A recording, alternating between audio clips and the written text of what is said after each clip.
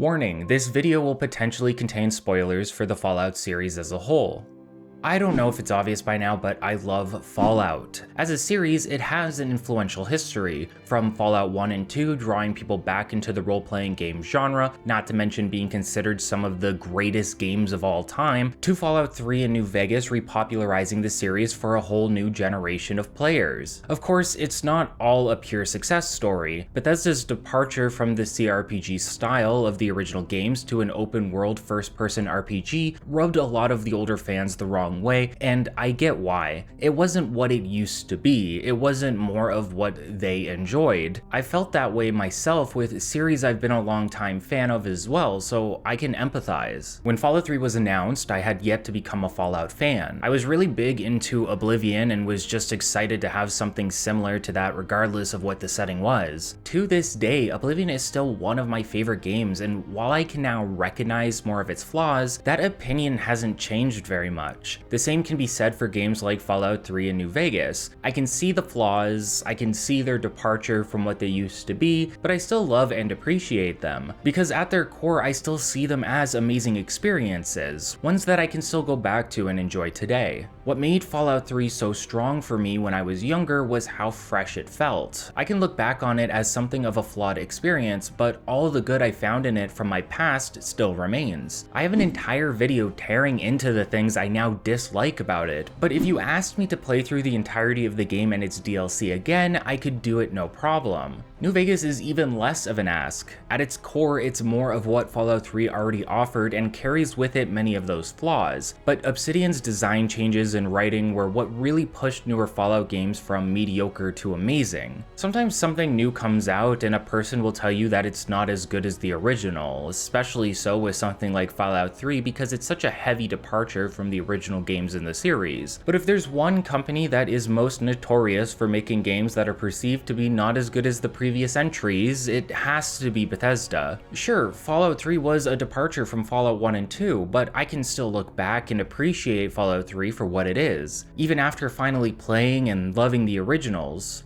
However, I wouldn't be able to say the same about Fallout 4. Fallout 4 is much closer to the third game than the third game is to the second and first. It's still open world and it's still a first-person shooter, and while improvements have been made to both the graphics and gameplay, more and more of the experience has been simplified and sanded off. It's lost its edge. It's always easier to compare two similar games than it is to compare two completely different ones, so when we finally got a sequel to Bethesda's Fallout, it was easy to look back and see not only how much they have progressed, but also regressed as well. Fallout 4 is where I began to realize Bethesda games were going downhill. Maybe you realized this before I did. Maybe you don't agree with that opinion at all, and that's fine. But Fallout 4 was what solidified for me that Bethesda games were actively becoming worse experiences overall. Skyrim was kind of the real start for me, and Fallout 4 was the nail in the coffin. Perks were changed, skills were removed, dialogue options were simplified. The main character was now voiced. The entire aesthetic of the world and game had this rounded, glossy sheen to it in comparison to the dirty and rugged aesthetic of Fallout 3 and New Vegas. Settlement building was a larger focus than I thought it should have been, and radiant quests were so prevalent that it felt as though they actively ruined the impact of your typical tasks, especially with factions. Todd mentions in an interview that they don't try to reach a specific target or wider audience with these changes, and it has no relevance to the RPG mechanics in their game. They just like to experiment and make the games better in ways they feel are working. That sounds like a half-truth to an outright lie to me. Marketing lingo designed to put older fans' minds at ease. In truth, especially with a company as large and successful as Bethesda, reaching a wider audience is almost a necessity to be deemed successful. More sales are what makes success for executives, suits whose job it is to make sure more money is made with each new product than the last. They do try to see what works better for their games in that regard, and oftentimes that is through simplifying something robust. We've seen them backtrack on some of these changes after all. Changes like the dialogue dialogue system in Fallout 4. Todd has admitted that the dialogue system in 4 didn't work as well as they had hoped, and we can see that they went back on this in future Bethesda releases, like with Starfield. But while that may be somewhat true, to say that it isn't about trying to reach a wider audience when it happens so consistently with so many developers and game series, and with how they try to make more and more money through things like the Creation Club, it feels disingenuous at best. Like Fallout 4 is a half-truth of a game. All of this to say that I enjoy Fallout 4 to an extent. Fallout 3 and New Vegas, I could play through them again at any time. Oblivion, absolutely. Fallout 4, though, I've tried and tried, but my initial playthrough was the only time I have managed to fully complete the game until this retrospective. There's something about Fallout 4 that's too much. That's an issue with a lot of Bethesda games, quantity over quality. Fill the game up with a lot of content, simplify it, and throw the player in there. It's one of the things Starfield is most heavily criticized for. A lot of places with nothing to do, and what there is to do lacks any impact. It creates an exhausting experience, one without purpose or direction, and while that may work in a more open-ended game with less directed goals, such as survival simulators, it doesn't work as well in a game with an established narrative that expects you to follow. What made the previous Bethesda titles so good in my eyes was that quest lines and content were limited, and when limited, it allowed them to build better storylines and mechanics. Many will tell you that Oblivion has some of the best side quests in the series. Fallout 3 had some great quest lines as well as DLC. Skyrim and Fallout 4 are the outliers here. The games where Bethesda really wanted to fill their worlds with content, but didn't seem to consider how all of that procedural garbage would affect those handcrafted elements that people are actually here for. It doesn't help that the game barely feels like an RPG anymore. Todd Howard mentioned that Fallout 4 feels like a good action game in your hands, but that it does have those RPG systems we would expect to be present within a, RPG. So what is Fallout 4 then? Is it an RPG at heart, or is it something else entirely? And that's what we're going to look at today. Fallout 4 as it is now, a departure from Fallout 3, but also its own game and experience. And with that, look at how Bethesda has been slowly expanding upon what I consider to be the wrong aspects of their games while limiting other aspects that made the previous entries so gratifying. If you enjoy these videos, please consider liking, commenting, and subscribing, as it helps me continue to make them. With that out of the way, I'm Super Rad, and this is the big Fallout 4 retrospective.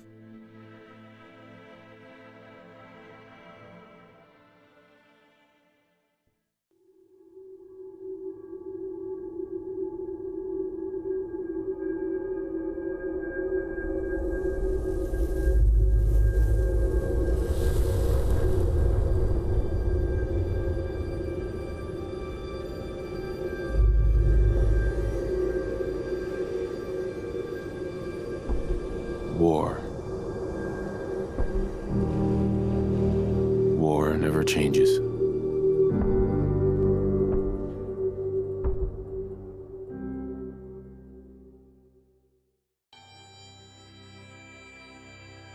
Development for Fallout 4 started its planning phase in 2009, but true development began in 2013 after the release of Skyrim and subsequent DLCs. The team wanted to offer commentary on the American ways of life and thought, something the previous games had heavily commented on and criticized as well. In terms of setting, development originally started in New York but would end in Boston. One of the reasons for this being that a bunch of games were taking place in New York at the time. Plus, the seeds for Boston had been planted back in Fallout 3 with quests like the Replicated Man, where the concepts of the Railroad and Institute factions, as well as synths, were first introduced. Emil Pagliarulo, yes, that Emil Pagliarulo, the lead writer and designer for the game, happened to be from Boston and was potentially the most excited to be working within the setting, especially since he had intimate knowledge of many of the city's landmarks and geography. The team wanted to try recreating as much of real-life Boston as they could, but with the retro-futuristic pre-war aesthetic the Fallout series is known for. And IGN has a video showcasing many of these examples that I'll link in the description for you guys. The team wanted to be obsessive over all the details within the world, from the textures of the buildings to the labels on some of the junk you'd be picking up along the way, and boy, there's junk to be found. There's junk to be found, and you're going to have to go find it, whether you want to or not. They also debated about the colors of the world, as they didn't want to have a sweeping green gradient over everything like in Fallout 3, which explains why the colors pop so much in Fallout 4 for better or worse. And just to get it out of the way, I don't plan on delving too deep into Emil's history with the series. I find the discussions around Emil to be incredibly overblown, misinformed, and not something I want to focus on. That doesn't mean there isn't criticism to be leveled, or at least discussions to be had over his contributions. Emil is an individual who has become notorious within parts of the Fallout community to an almost mythical, conspiratorial level. Generally, if there is ever a gripe with the series lately, whether justified or not, Emil is considered to be the cause.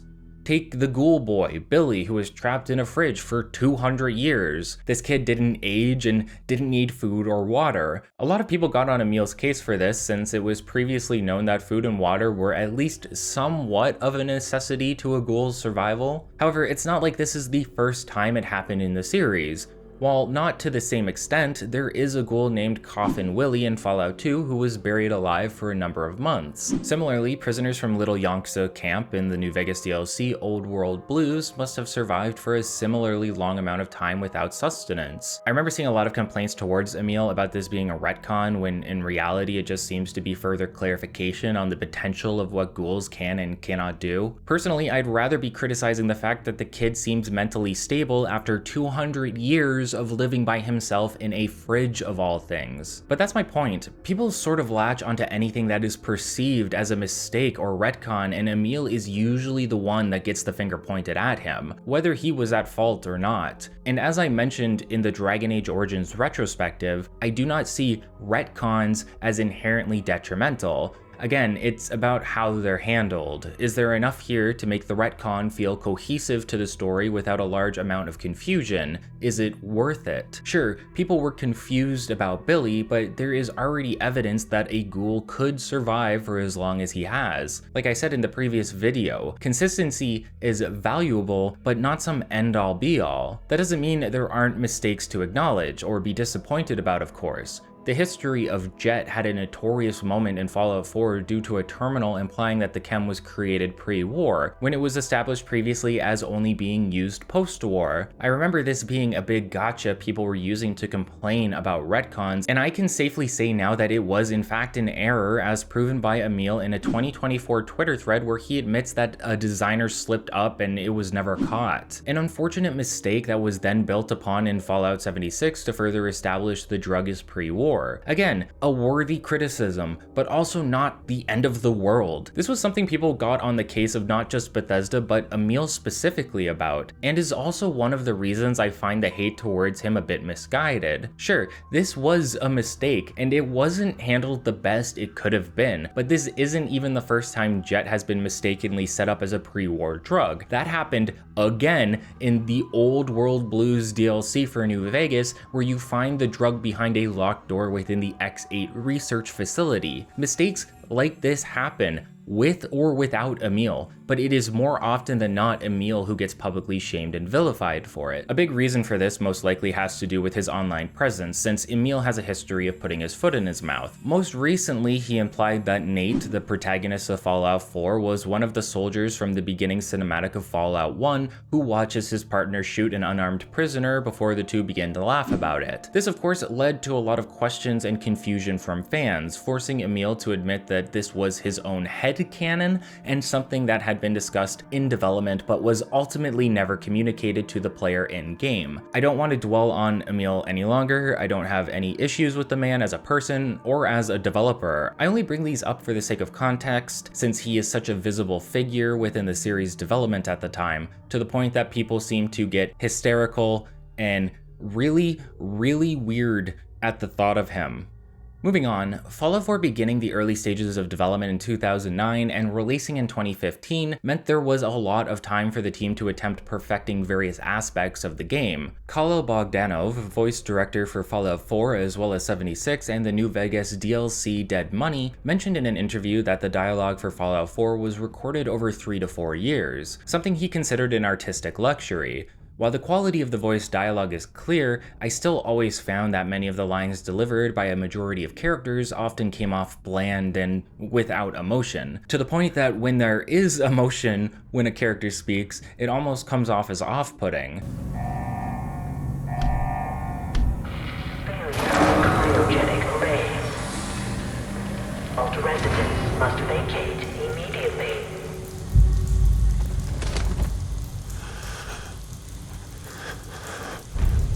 Come on! There has to be a release! Come on, come on, come on! Oh God!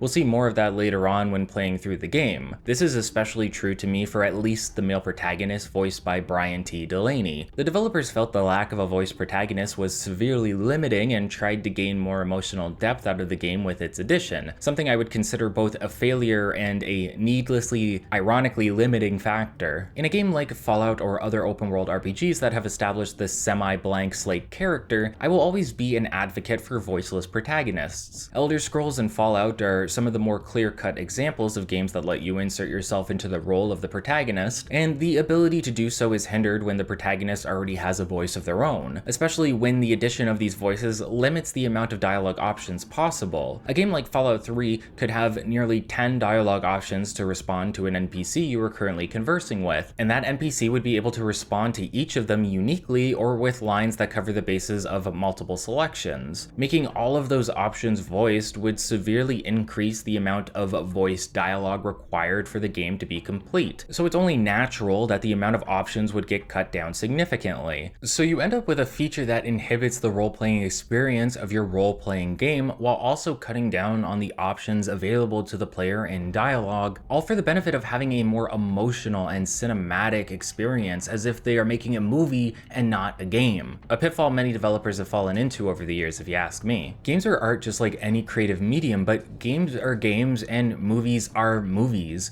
You can try to emulate a movie through the medium of a game and it can be good, but some features of games do suffer because of it, and I feel as though we will see Fallout 4 suffer from a lack of understanding of its own identity. While trying to be an open world survivor looter shooter while also attempting to make cinema, it suffers on both sides. A lot of Todd quotes here, but he has mentioned that games like Minecraft and Terraria helped to inspire the settlement building aspect of the game. But whether that was a creative choice or they wanted to add in a mechanic that was the main concept of one of the most popular games of all time, who's to say? Even Grand Theft Auto 5 is referenced as inspiration in interviews, which I find odd considering the only things that I see similar between the two is that they are both open world and they both had companion apps for your mobile device on release, which was super great. That's right, Fallout 4 had a companion app. You could run an app on your phone beside the game so that your device would act as a Pip-Boy. It was a bit of a nothing burger and seemed included solely to help sell collector's editions of the game, as they came with a Pip-Boy enclosure for placing your phone inside of it. This collector's edition was, perhaps unsurprisingly,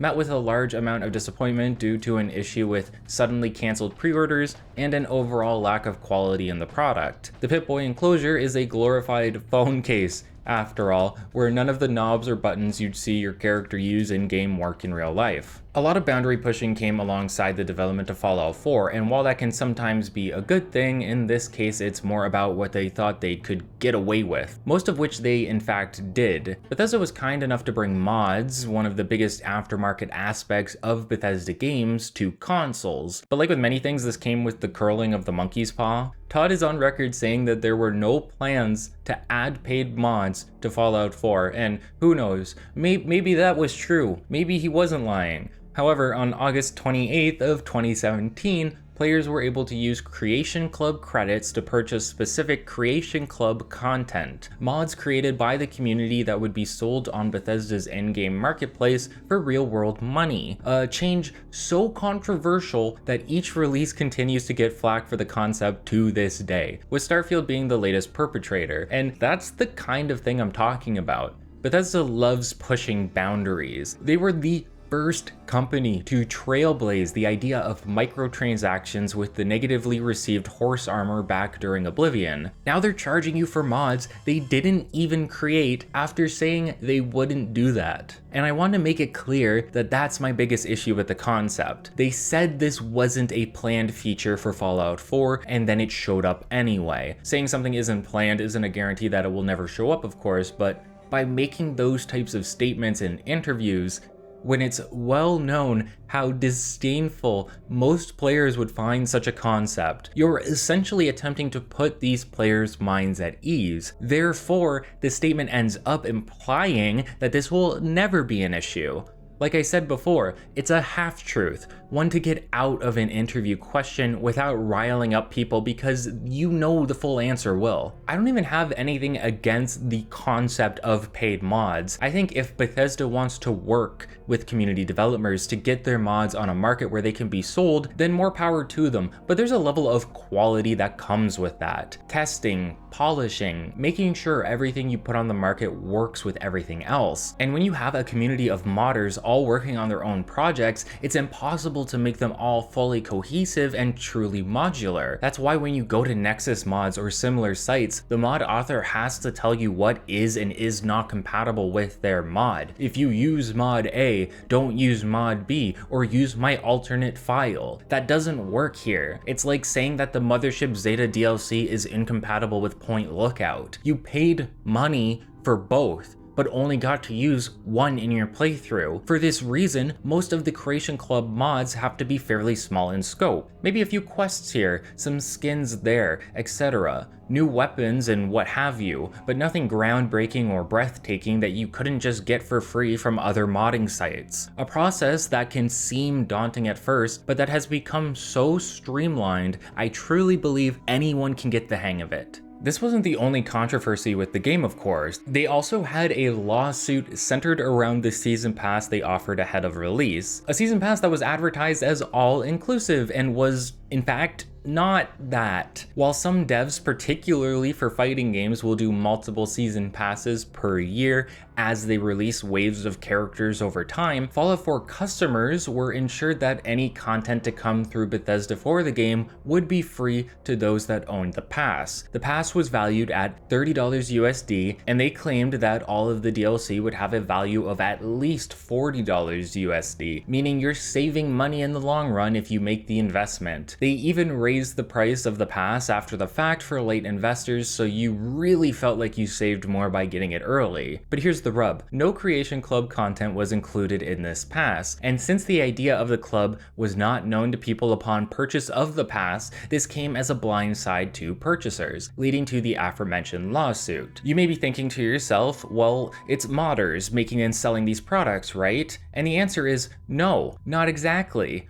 All purchases for Creation Club content go through Bethesda using their in-game currency you purchase with real-world money. Of course, Bethesda is going to profit off of it in some way. To make matters worse, at least at the time, the majority of the club content wasn't made by modders, but rather in-house by Bethesda. For all intents and purposes, the Creation Club content we would normally classify as mods can now be classified as DLC, and therefore should have been covered under the season pass, or so the lawsuit argued. Whether right or wrong of them, the practice feels a bit scummy in a multitude of ways. It's just more half-truths meant to skirt criticism while making the most money off of the players. And yet, that's still the tip of the iceberg. Fallout 4 was rife with performance issues at launch, something Bethesda seems notorious for lately, with Todd commenting on Starfield's perceived lack of optimization by saying that fans may need to upgrade their PCs, which sounds like such a bad statement out of context. Then we had the high-resolution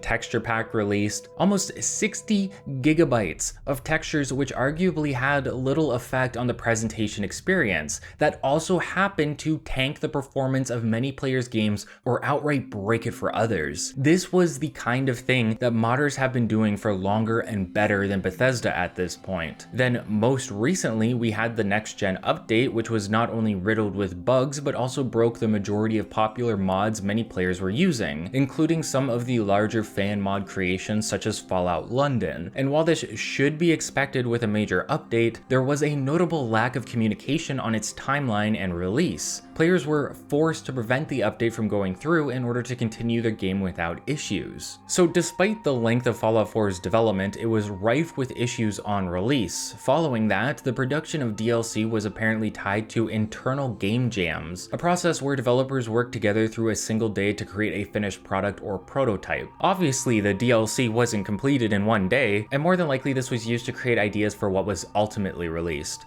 However, these game jams may explain the perceived lack of depth found within the DLC in comparison to games like Fallout 3 and New Vegas, but we'll get into that a bit later. And what is there to say about the reception of the game on release? Of course it received accolades, 9 out of 10s, and praise from every reviewer that played it. But that seems to be the case with every Bethesda product regardless of the overall quality. Starfield 2 was full of issues at launch, but that didn't stop it from having countless positive reviews calling the game near perfect.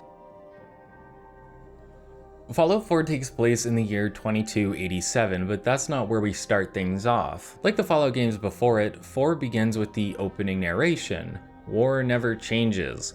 We've heard it before, multiple times if you played through the entire series, and almost every time this narration is voiced by none other than Ron Perlman. It's an iconic line from an iconic actor. Everyone who is a fan of Fallout has come to love and expect a Ron Perlman narration at the start, and potentially at the end of a playthrough. But then you hear it, that iconic line, from the lips of someone else. Someone who's not Ron Perlman, a non-Perlman if you will. This is the first point where we see Fallout 4 is going to be different from what we expect of it. This isn't Bethesda simply building off of what they have done before, the heavily reimagined take on the Fallout games. This will be different, a reimagining of sorts, straying even further from tradition and the norm. And you might ask yourself, is that alright?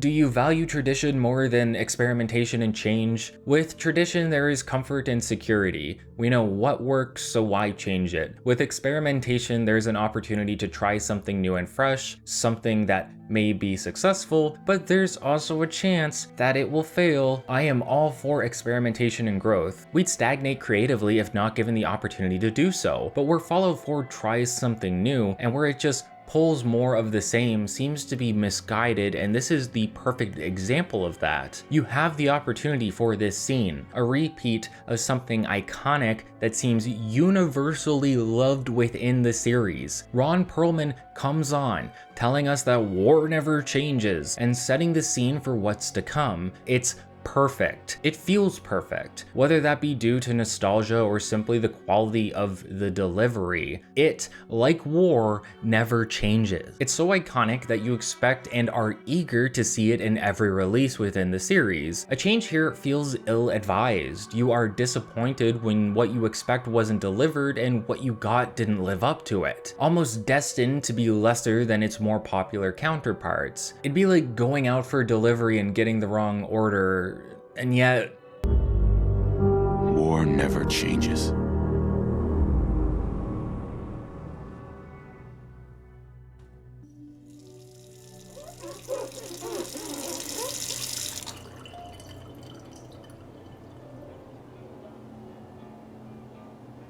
War never changes. You're gonna knock him dead at the Veterans Hall tonight, hun. You think?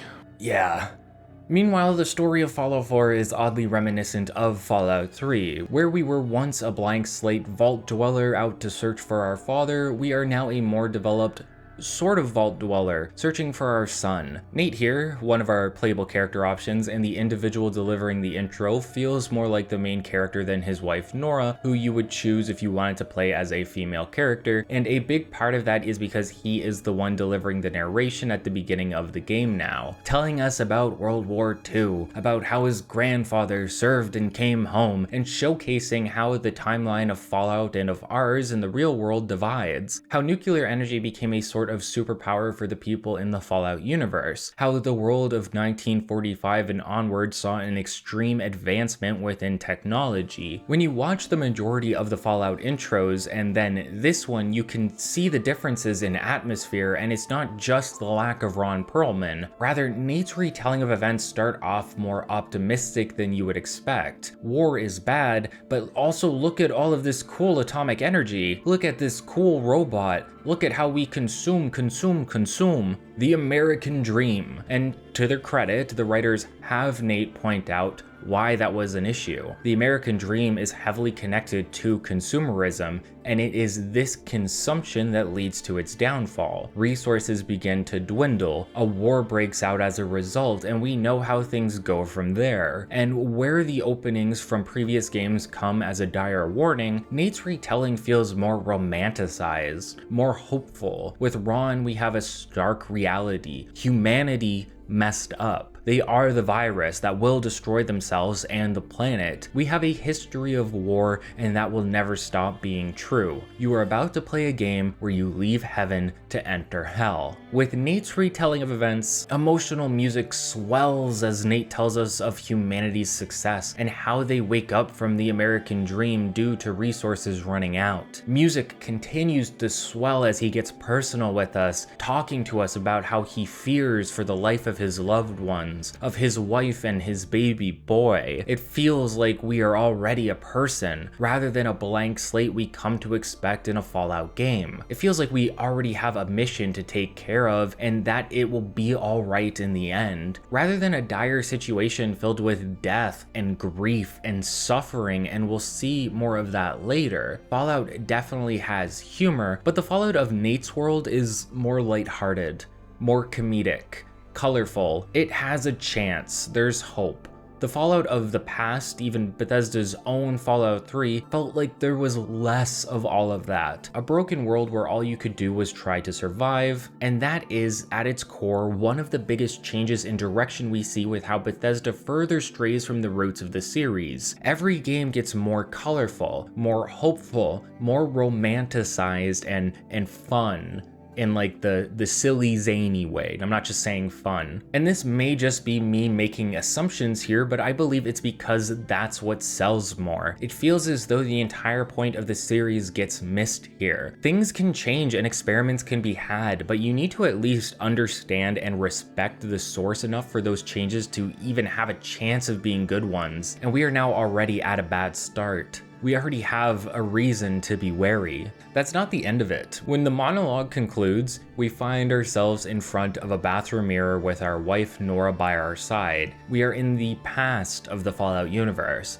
The bombs have yet to fall, and this fascination with the past is something Bethesda began to focus heavily on, both within Fallout 4 and in the new Amazon Prime television show that released somewhat recently as of writing this. What better way to explore the world of the past than by showcasing it directly and then playing as a character from that era? That's what Fallout 4 is really about, a fish out of water story that allows us to both explore the past of the Fallout universe while also giving us the clear goal of searching for our son. It's 2077, the year the bombs fell. You now have the option of playing as either Nate or Nora, two pre-established characters with their own backstories and lives. Nate is a veteran of the Sino-American War, the War for Resources, and Nora is an attorney. Again, it feels almost as though you are expected to play as Nate. He provides the opening monologue, he has action-packed combat experience. It's like Nora's backstory is more of an afterthought, in a way that makes Nora a more appealing character to me. I discussed this in prior Fallout retrospectives, but I always prefer to have a character that is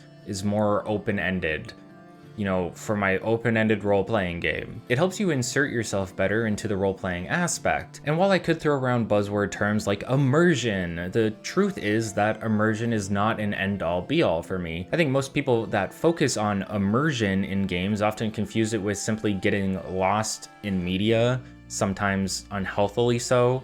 like when you put on a movie and you get completely lost to the world around you. Many games do not benefit from that concept in a way that makes it a necessity in every experience. However, Bethesda games feel particularly focused on that design aspect. They want to place you into a world where you can do whatever you want and be whoever you want. They want you to roleplay your own story. That gets increasingly difficult the more backstory that they add to the games. You already have a wife and a son. You're already a war veteran. You have a voice instead of being a silent protagonist. All of these things are little hindrances to the role-playing process and are usually used minimally or as background flavor when designing a character, usually with multiple backstory options so that we at least get to choose. The more that is pre-established, the more difficult it is to mold it further. Fallout 3 got away with this by giving us the opportunity to grow up within the backstory. We have a father, sure, but how we interact with him and the people around us is up to the player. We get to control over the shaping process somewhat,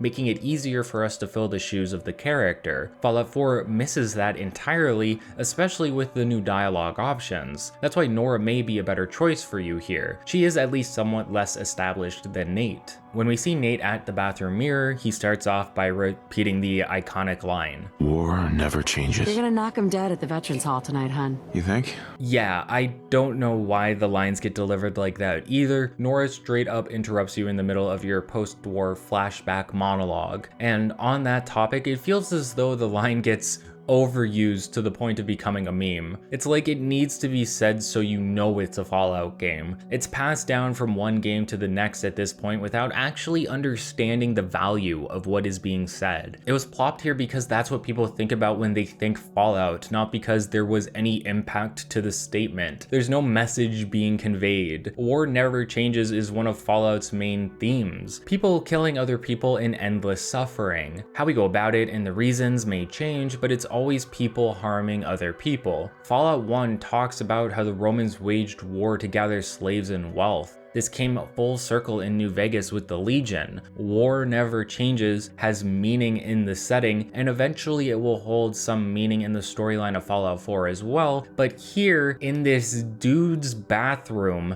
it rings especially hollow, almost like a joke. It doesn't help that it's immediately interrupted by Nora for what feels like comedic effect. And don't get me wrong here, if Bethesda didn't want to take the concept seriously, that would be one thing. If the game was meant to be a lighthearted look at the concepts established in previous games, that'd be pretty weird, but at least I'd understand why things are the way they are. That isn't the case though. There's plenty in the story that we are expected to take seriously. Plenty of concepts and situations that are meant to have emotional and thematic impact. And as we will see, this scene of Nora interrupting us at a vulnerable moment is not the last time we will experience issues with delivery within this game. This section of the game is where you get to create your character. I'd say the characters of Fallout 4 arguably look better than those of previous Bethesda titles, especially during character creation, although the oddities are still there from time to time. I don't have much to say on the sculpting process though, other than some thoughts on it being a sculpting process in the first place. At some point, character creators took a turn from sliders to a more dynamic sculpting method.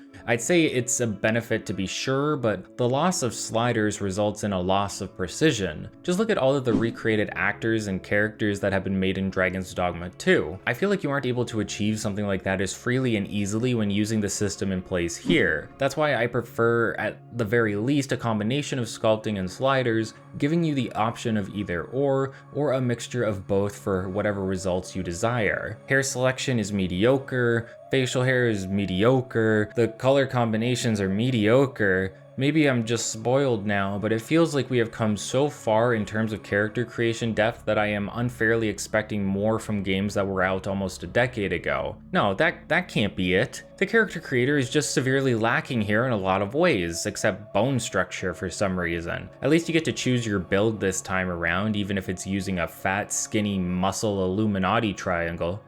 I said the past of the Fallout universe is the first major feature of the game as it opens up, but that's a half-truth of my own. You're really confined to your home for the grand majority of this scripted segment, which felt disappointing to me. If they wanted to feature something that is never or rarely seen in the Fallout universe, I would have preferred a full day in the life of our main character, allow us to explore surrounding areas of Sanctuary, the town we live in, allow us to be in a vehicle, to meet our neighbors, to see how America is dealing with the issues that will lead to the bombs falling, show us signs of the pitfalls. After all, Nate already informed us of the issues with consumerism and the American dream. Let's see that firsthand. Let's see the propaganda in action. And I just thought about this now, but since Nate and Nora technically have different jobs, different lives, you could potentially choose to play as Nora and have a completely different experience in the opening segment than you do as Nate, which could be, that would be really cool. Bethesda, I don't know, if you're watching this video,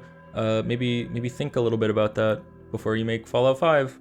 Thank you. Unfortunately, this scripted segment is as confined as can be. After our character is made, we spend some time meandering around the house, talking to our wife, to Codsworth, our Mr. Handy, and to our infant son, Sean. Everything is designed to give you a sense of the ideal home life without going into the underlying issues of American society at the time. That is, of course, except for the bombs, which will fall shortly during this segment. For the most part, the scene is uneventful. It seems to be a means of helping you bond with your family, with Nora and Sean, but it fails at doing that by being so short. You get to know Nora and Sean for all of 5 minutes before you are swept away to the vault. There's no time for us to build a connection with these pre-established individuals on our pre-established character, meaning we may feel no sense of urgency when it comes to locating Sean in the future once he's kidnapped. That's good and bad. A lack of urgency for the player can help you feel more compelled to go and complete side content. It was one of Oblivion's bigger issues. A world-ending event is about to transpire, and here you are playing murder mystery and skin grad for the Dark Brotherhood instead. I appreciate a lack of urgency in games like this, but you need to set it up in a way where it makes sense for it to be that way and not just a failure of your own making. Instead, we have a situation that should feel urgent, locating our infant son, but it falls flat in its urgency because you have no emotional bond to the character. Your character does, but you as a player do not, because there is little to no narrative built up to facilitate it. It feels unintended.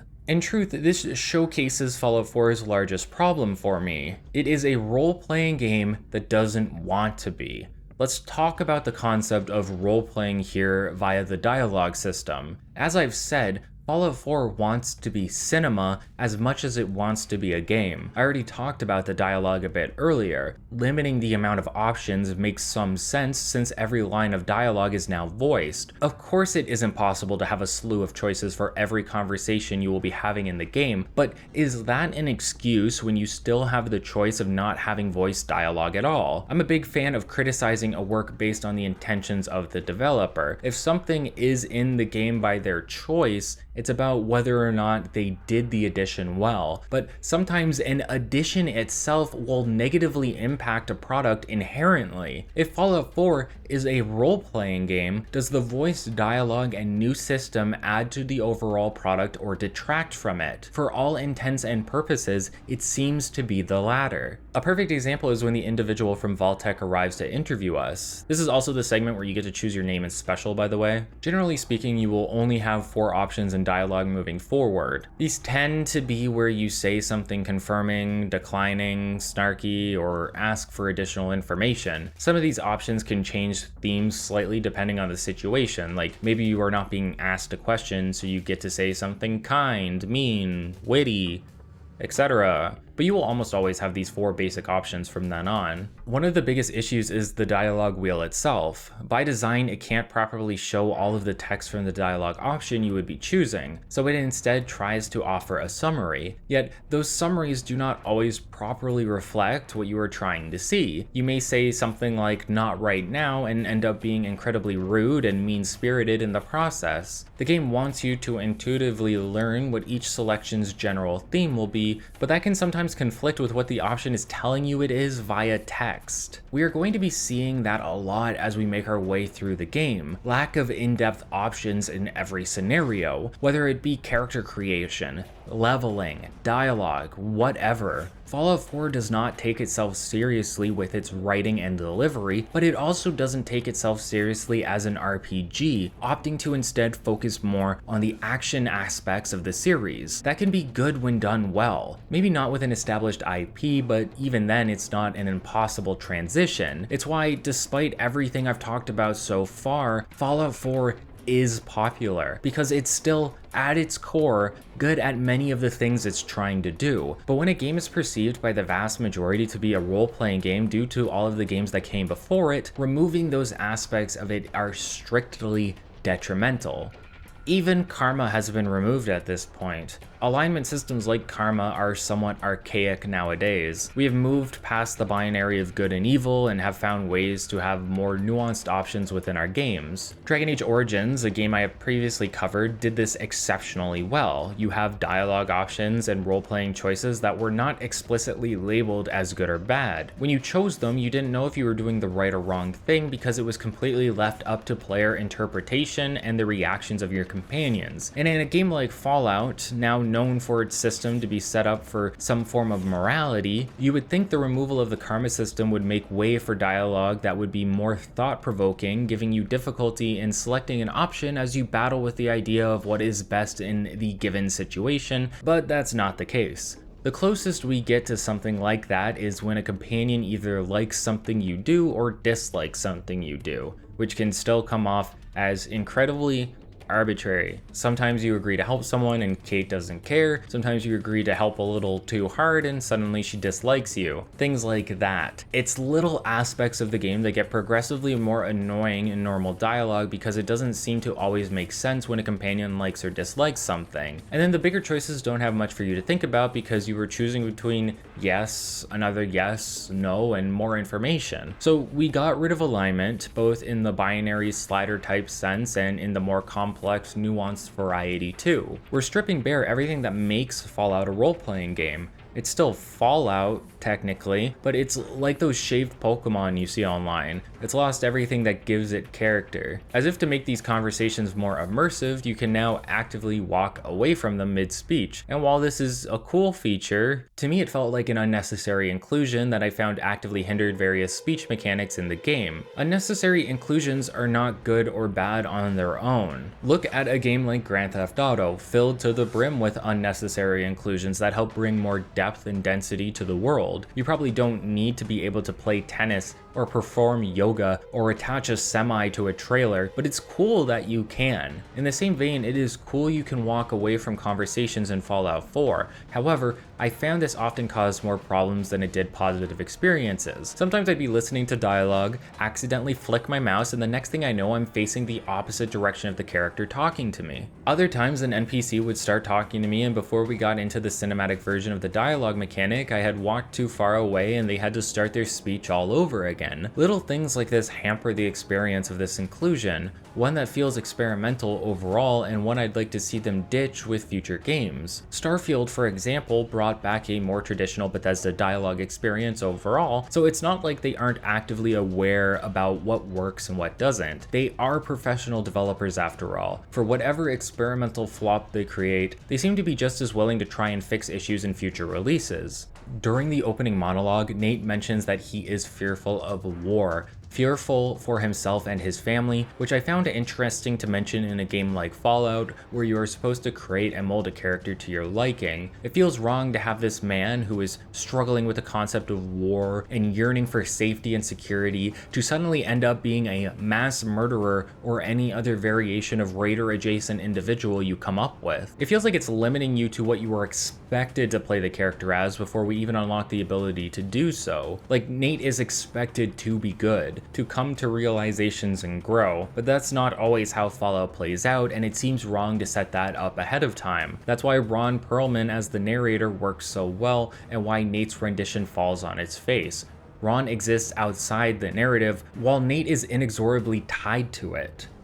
So it's the Great War. We're stuck inside for the majority of the segment with nothing to do except interact with the objects around us. All of the interactables are used for throwaway voice lines and nothing more, and taking in our surroundings, we get our first taste of the game's new aesthetic in comparison to Fallout 3 in New Vegas. Everything feels too rounded and too clean, even after the war when we start playing in the post-apocalypse. The setting still continues to have this rounded plastic sheen to it. In this way, everything feels fake. It's like it's telling you that you are playing a game, or you are playing with toys in some action set. And that can be aesthetically fine for a game like Army Men or similar, but not for something like Fallout that seems to at least be attempting a semblance of realism. You can see this in the characters as well. The way they look, their mannerisms, everything feels fake. It doesn't help that there's just a lot of standing around before you actually get to do anything. Compare this to Fallout 3, where you spend several years of your life within the vault, going to class, getting bullied, having a birthday,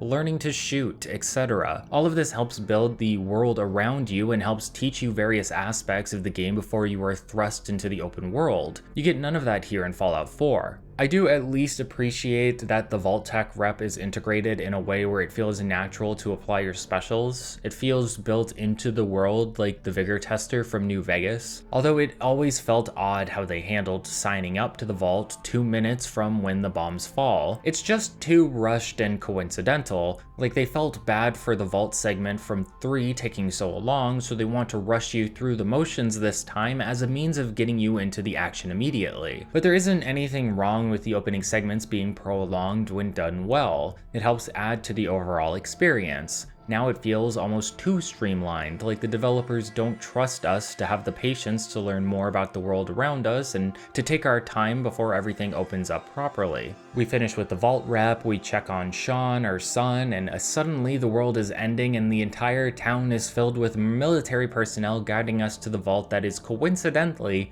only a few steps from our house, allowing us to get inside the vault just in the nick of time for cinematic effect. It just feels abrupt and forced. We get rushed into the vault, and as a humorous look into the mindset of Vault-Tec, we see the rep from earlier not being allowed in despite being an employee. Vault-Tec is bad, guys. I don't know if you knew that by now. If not, here's your reminder, I guess. We are immediately taken through the vault with no time to acclimate or search around while the area is still in its prime. This is explained away by the vault experiment having to do with cryostasis, and the scientists wanting to get us to set up as fast as possible. But design-wise, it continues this trend of trying to force us into the action. It's seriously so fast. Bombs fall, we head into the vault, we put on a suit, we are in cryosleep, bing bang boom. We then wake up from cryosleep, however it's meant to be ambiguous on how much time has actually passed. I always found it seemed to be super obvious that years had gone by this point, but that may have to do with having knowledge of previous Fallout games, since Kellogg and a group of scientists show up to take your son away from you, waking your wife up and leading to her death when she refuses to give him to a bunch of random strangers. Great job shooting a gun right in front of a baby, Kellogg. You probably blew his brand new eardrums wide open. Super useful to you now, I'm sure. Technically he would still be super useful, actually, because he actually wouldn't need his ears for what they wanted him for. And how are we supposed to feel here? This woman we've known for all of 5 minutes is dead now. That sucks, sure, but it's Nate and not us who is truly upset about it because we've had no time to bond and grow with her. In Fallout 3, we had time to grow up with our father, and then when we finally found him, we had time to have him by our side before his demise later on. There's no emotional impact here, and I think it's funny how easily Bethesda is failing at this aspect when they seem to want to add this cinematic flair to their game so desperately. So wife's dead, we fall back asleep, and then we wake up once more. The idea is, to Nate, he feels as though barely any time has passed from entering cryostasis to now. Obviously, he realizes it's been around 200 years once he leaves the vault and talks to some people, but it's more complicated than that. Nate believes that his son was just kidnapped and he would be looking for a baby and not a fully grown old man. and that's because, to his perception, the event of his wife's death and him exiting cryostasis happened at the same time. If you played the game, you would know that to not be the case, but I always found it odd that Nate was never able to come to this conclusion himself, or at least theorize about it. I get it's supposed to be a big reveal later on in the storyline, but if you slept for 200 years and then you exit cryostasis to see your wife is not only dead, but suddenly a popsicle, along with everyone else inside the vault, you might start to put 2 and 2 together. Even if you were to look for your son now, how do you know how much time has passed from the kidnapping to this moment?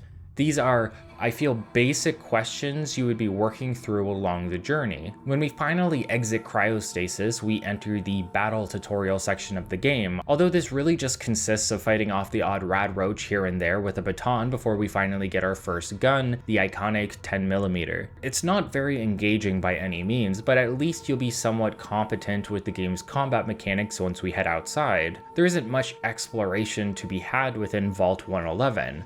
We can interact with our wife, and as a nice touch, we can take her wedding ring to hold on to while promising to find our son. You can check out a few of the other cryostasis pods as well to see that most people have been frozen to the point of death, as if some sort of mass malfunction took place. You may also notice that the vault here is more colorful and branded than you may be used to in previous games. Branding is incredibly important to the themes of Fallout 4. With them trying to add in more detail to the surrounding areas that you explore, it's important for the details to have meaning. Vaults in previous entries looked more like scientific dungeon caves to be explored. Now they seem designed to be sold, which makes sense considering Vault-Tec is a company. It's a corny design, but they would want the vaults to be appealing to the masses and to potential investors, and you would see that in the aesthetics just like in the real world. It's not just the thematics though. There have been several visual upgrades for things like terminals and Pip-Boys as well. You feel more like you are using a CRT when interacting with the objects. There's more depth to them, more digital detail in the screens. Hell, the entire UI has been upgraded around this concept, with the Vault Boy continuing to be front and center as some sort of mascot for the game.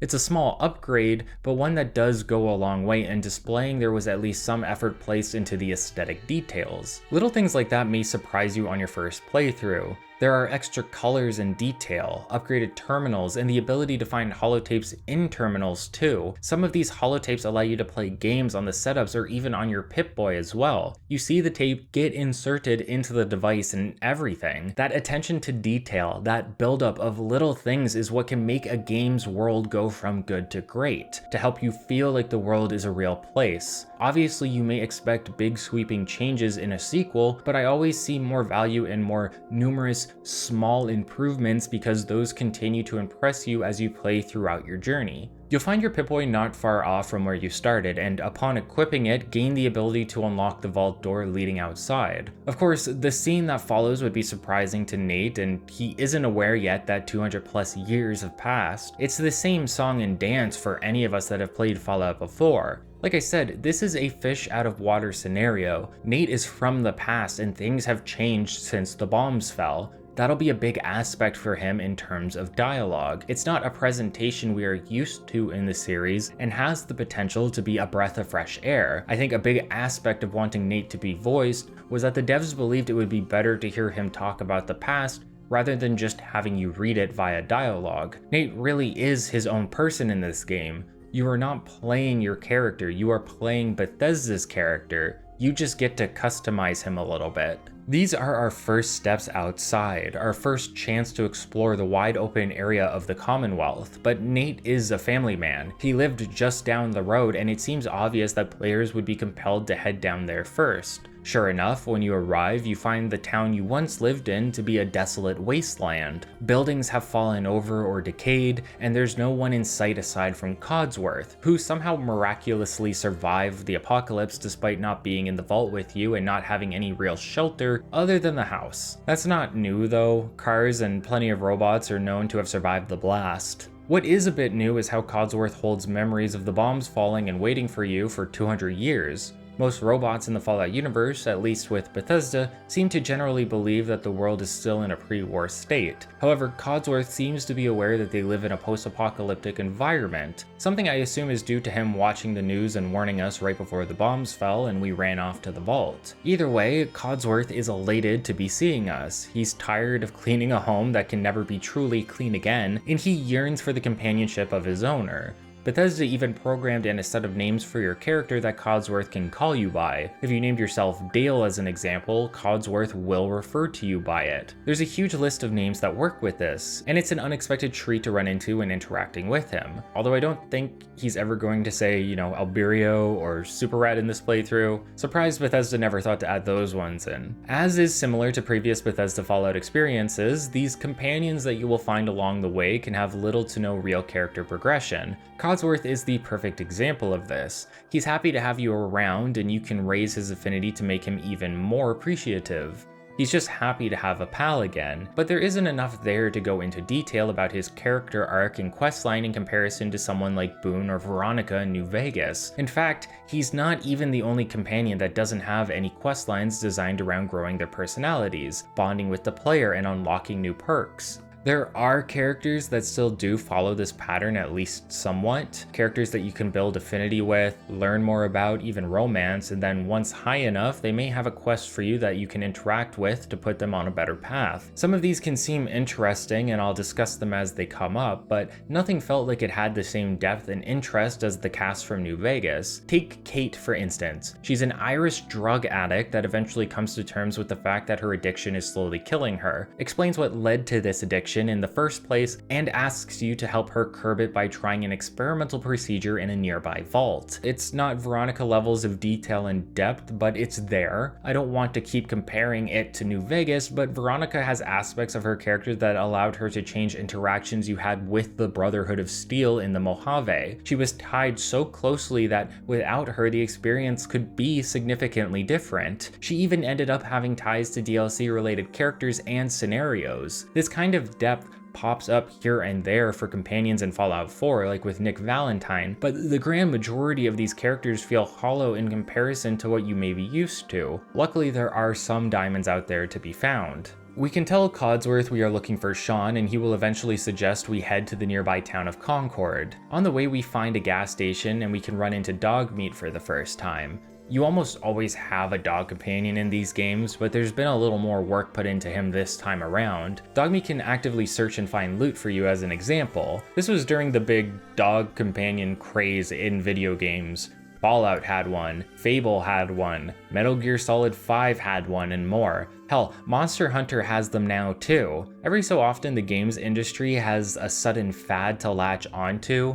Dogs are one of them. At one point it was bows and arrows. Another time it was father figures. The downside of trying to capitalize on the fad like Bethesda does here is that it feels uninspired and worn out. I'd say it feels boring here and makes it feel like they are just following trends, but technically they have had dog companions in previous entries and I think in like almost all of them, if not all of them, so maybe Bethesda's the trendsetter here, who knows. A bit of the open world within Fallout is randomized. Well, a lot of it is, of course, but what I mean is there are certain locations where you could find yourself running into enemies or instead into a group of settlers, and this can change every time you load into the specific chunk of the open world. It helps keep the Commonwealth feel a bit more dynamic and alive, since you never know what you may run into on your travels, but it can also cause a bit of a whiplash effect when you die and reload only to find the Deathclaw you were fighting is now replaced with a group of traitors. The game is rife with exploration opportunities. Many of the buildings you come across in the more densely populated town have the ability to be entered and looted, and that's the name of the game in Fallout 4, unfortunately. Enter as many places as you can and loot the ever-loving shit out of them. Loot even harder with the new quick loot system where you don't even need to go into the menu. Loot ammo,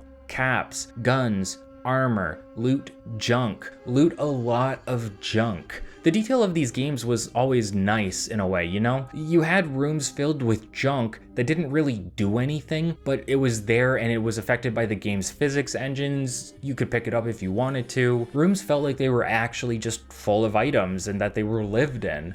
You could look around and knock something down here and there, but that was usually the gist of it. Junk is much more annoying in this game due to the advancements of the crafting system. Crafting requires materials, and every piece of junk you find can now be broken down for some. And there is countless crap to be found, meaning you may feel incentivized to pick every area clean, even more so than in previous games, so that you can upgrade equipment or build up your settlement. I talked about this in the other Fallout videos, but I think open world games that want to place a boatload of junk everywhere do not end up being complemented by a crafting system. It's not necessarily bad that it's included, but I often never found myself using it when you can more easily just find weapons and items on the road. Even mods in Fallout New Vegas were found or purchased rather than crafted generally, making it easier to explore and plan out upgrades. Now crafting has become more important. It's a key part of the game and one of the main features in increasing the effectiveness of your character in combat, and that can be important depending on how you choose to level yourself up. We'll look into crafting more when we revisit Sanctuary after saving Preston and the gang,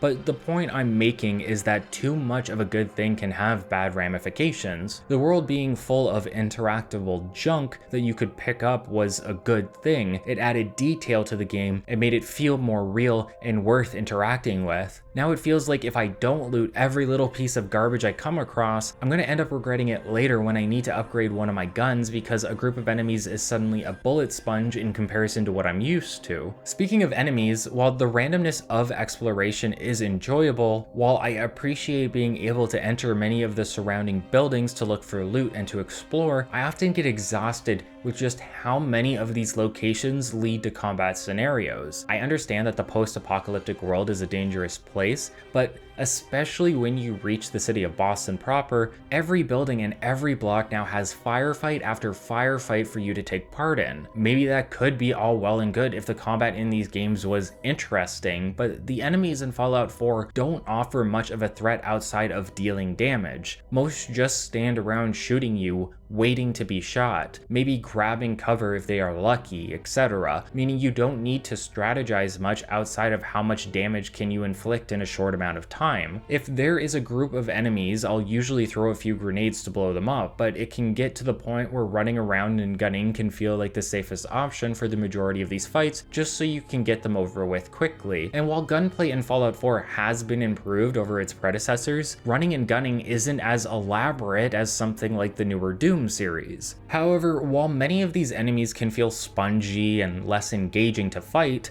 certain creatures and machines have been upgraded to make combating them more appealing. Human enemies that lose limbs usually do so when they die. You can cripple a limb, but it won't explode off of their body unless their health bar depletes. Ghouls are one of the exceptions to this. Not only are they more volatile and aggressive in their movement, making aiming at them more challenging, you can also shoot off their limbs a la Dead Space, and this will have various effects. No arms forces the ghoul to tackle you and attack with its head, no legs forces it to crawl on the ground, etc. Similarly, most robots now take active damage and lose parts of their armor or chassis as you destroy them.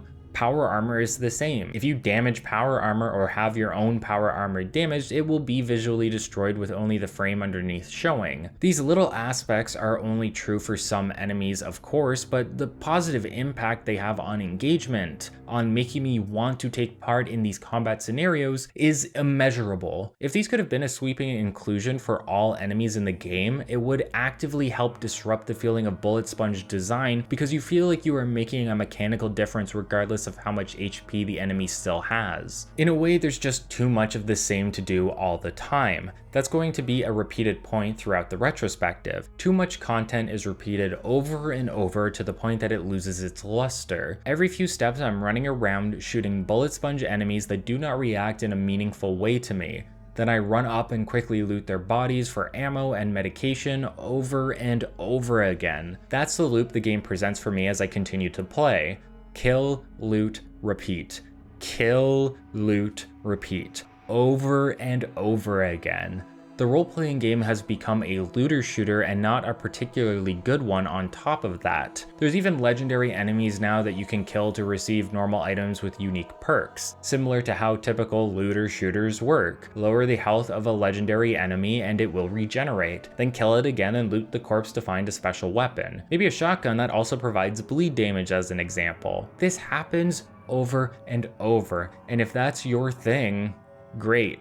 But I find it lowers the value of actual unique weapons that we can find throughout the world. The bullet sponge dilemma seems to be tied directly to Bethesda products. Oftentimes there are ways to be more effective against enemies, but many players do not utilize these. The old leveling system in Oblivion is a great example. Enemies can start to hit hard and take forever to die if you never learned how to use the leveling mechanic effectively. In a way it's similar in Fallout 4, but much more clear and easier to understand. There's even a perk that shows you the enemy's weapon-based weaknesses if you target them in VATS, meaning you can choose the right weapon for the job depending on what you are fighting. This helps alleviate the issue somewhat, but it can still feel incredibly annoying running into a raider and having to unload an entire magazine of pistol ammo into his head only to find out that he's still not dead.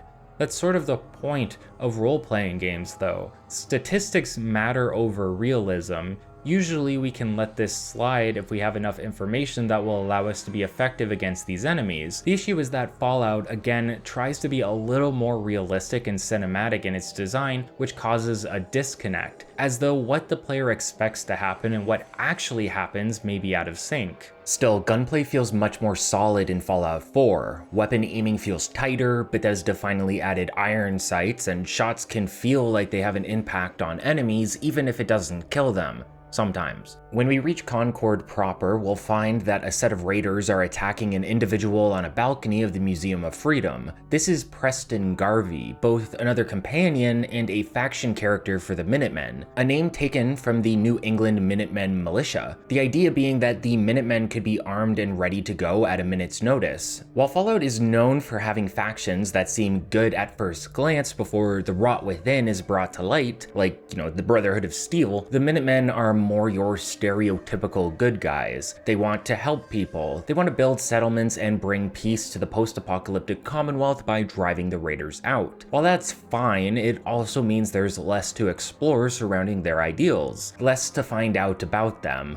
less to fix or ruin morally, and through that, the game seems to be without a means of giving this faction truly meaningful quest lines. Before that, we can offer Preston help in defeating the raiders that have breached the interior of the Museum of Freedom. He offers us a laser musket, one of the newer weapons in the game, made to fit thematically with the faction. Once we're inside, we can clear out the raiders and make it to Preston's group of settlers. This is one of the first times where I really started to notice how non-consequential the dialogue options in the game are. If we question the concept of the Minutemen, mentioning how we feel like we now traveled backwards in time rather than forward, Preston begins to give us a long spiel about the Minutemen that we didn't really ask for. We're still in an active combat situation after all. It seems weird to be giving us all of this personal info tied to a history lesson. In that way, Preston doesn't feel real. He doesn't feel like someone we are talking with, but rather is being talked at. He has things the developers want him to say, and he's going to say them regardless of how the conversation goes down. So it's more like we are watching a presentation than actively helping this guy. In fact, it's impossible to take any of these characters seriously, and not just the Minutemen, but many of the characters in the Commonwealth. Not because they are particularly funny, but rather because they feel poorly written.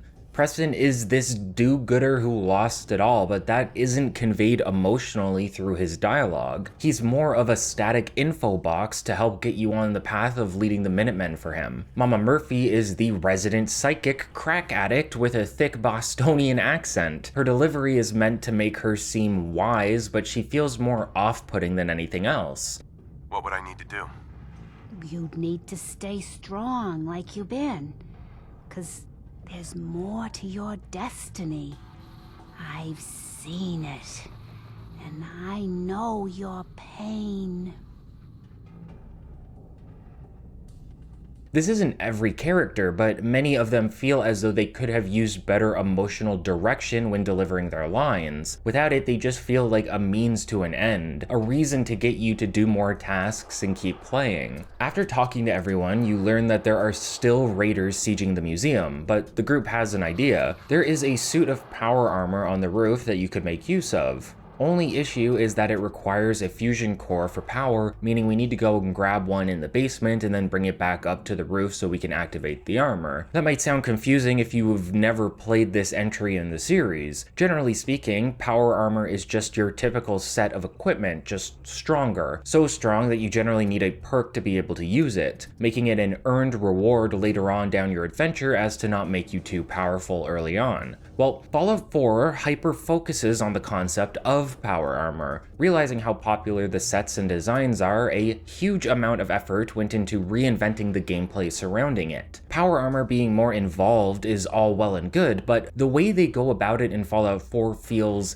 excessive. We receive power armor so early, and it has the opportunity to be so overused that it starts to feel like power armor is becoming a meme similar to when Nate starts spouting "War never changes" in the bathroom. The armor is now separate from equipment. It has a frame, and you can enter the frame usually regardless of what you are wearing. Your HUD will then change, and then you can pilot the armor, gaining the benefits of additional defense as well as the ability to jump from any height without taking fall damage. Pretty good, right? Well, not so much. To me, the reason power armor was so cool and sought after was not just because it was the poster boy for the series, but because of how difficult it was to receive. Or, if not difficult, it at least took a lot of the story to get through before you could wear any. Power armor is supposed to be a reward for progression, or for going out of your way to acquire it, but that isn't the case in Fallout 4. Instead, we receive power armor almost immediately, and therefore the developers have to change aspects of it to make it balanced, meaning that while power armor is strong, it now needs to be limited in some way. So how do we limit power armor? The answer to that might be obvious from what I already mentioned, but it's through fuel. Power armor now needs fusion cores to be functional. If you drain a core, another will automatically be equipped from your inventory, meaning there's no downtime, but if you run out, that's it. No more power armor for you. This is a bit of a retcon in the series since power armor used to have fusion reactors that were known to last for hundreds of years. Now you get about 20 minutes in-game per core. I shouldn't have to explain why this is the way it is, right? Power armor has changed significantly, and having it be powered indefinitely could be overpowered from a gameplay/design perspective. Fallout 4 wanted to feature power armor front and center, and in order to make that work within an open world looter shooter, which I keep saying, some changes need to be made. We need to limit the player's use of the armor, and we need to make it weaker than they would expect it to be. Then give them the opportunity to upgrade it so that the armor feels more personal, as though you are advancing and progressing with it alongside you. Retcons like these can make Fallout heads especially incredibly frustrated. As I've said before, I'm not inherently against retcons, as long as they make sense, and I think from a design perspective, this was a natural change that had to be made in order for power armor to be the way it is today. That said, I think it's worth asking, should power armor be that way then? Was the change to power armor a worthwhile reason to retcon the lore? And to that I'd answer no, as I much preferred how power armor used to be in the series.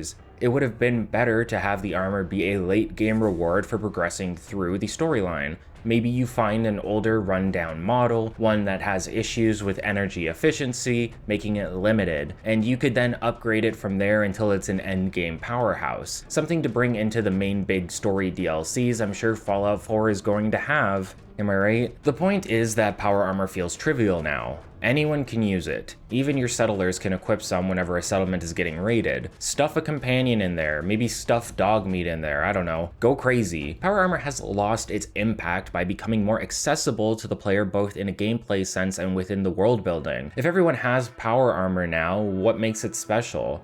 The world, storyline, and acting matter more to me than giving me a power armor fantasy, and unfortunately those are all suffering as well.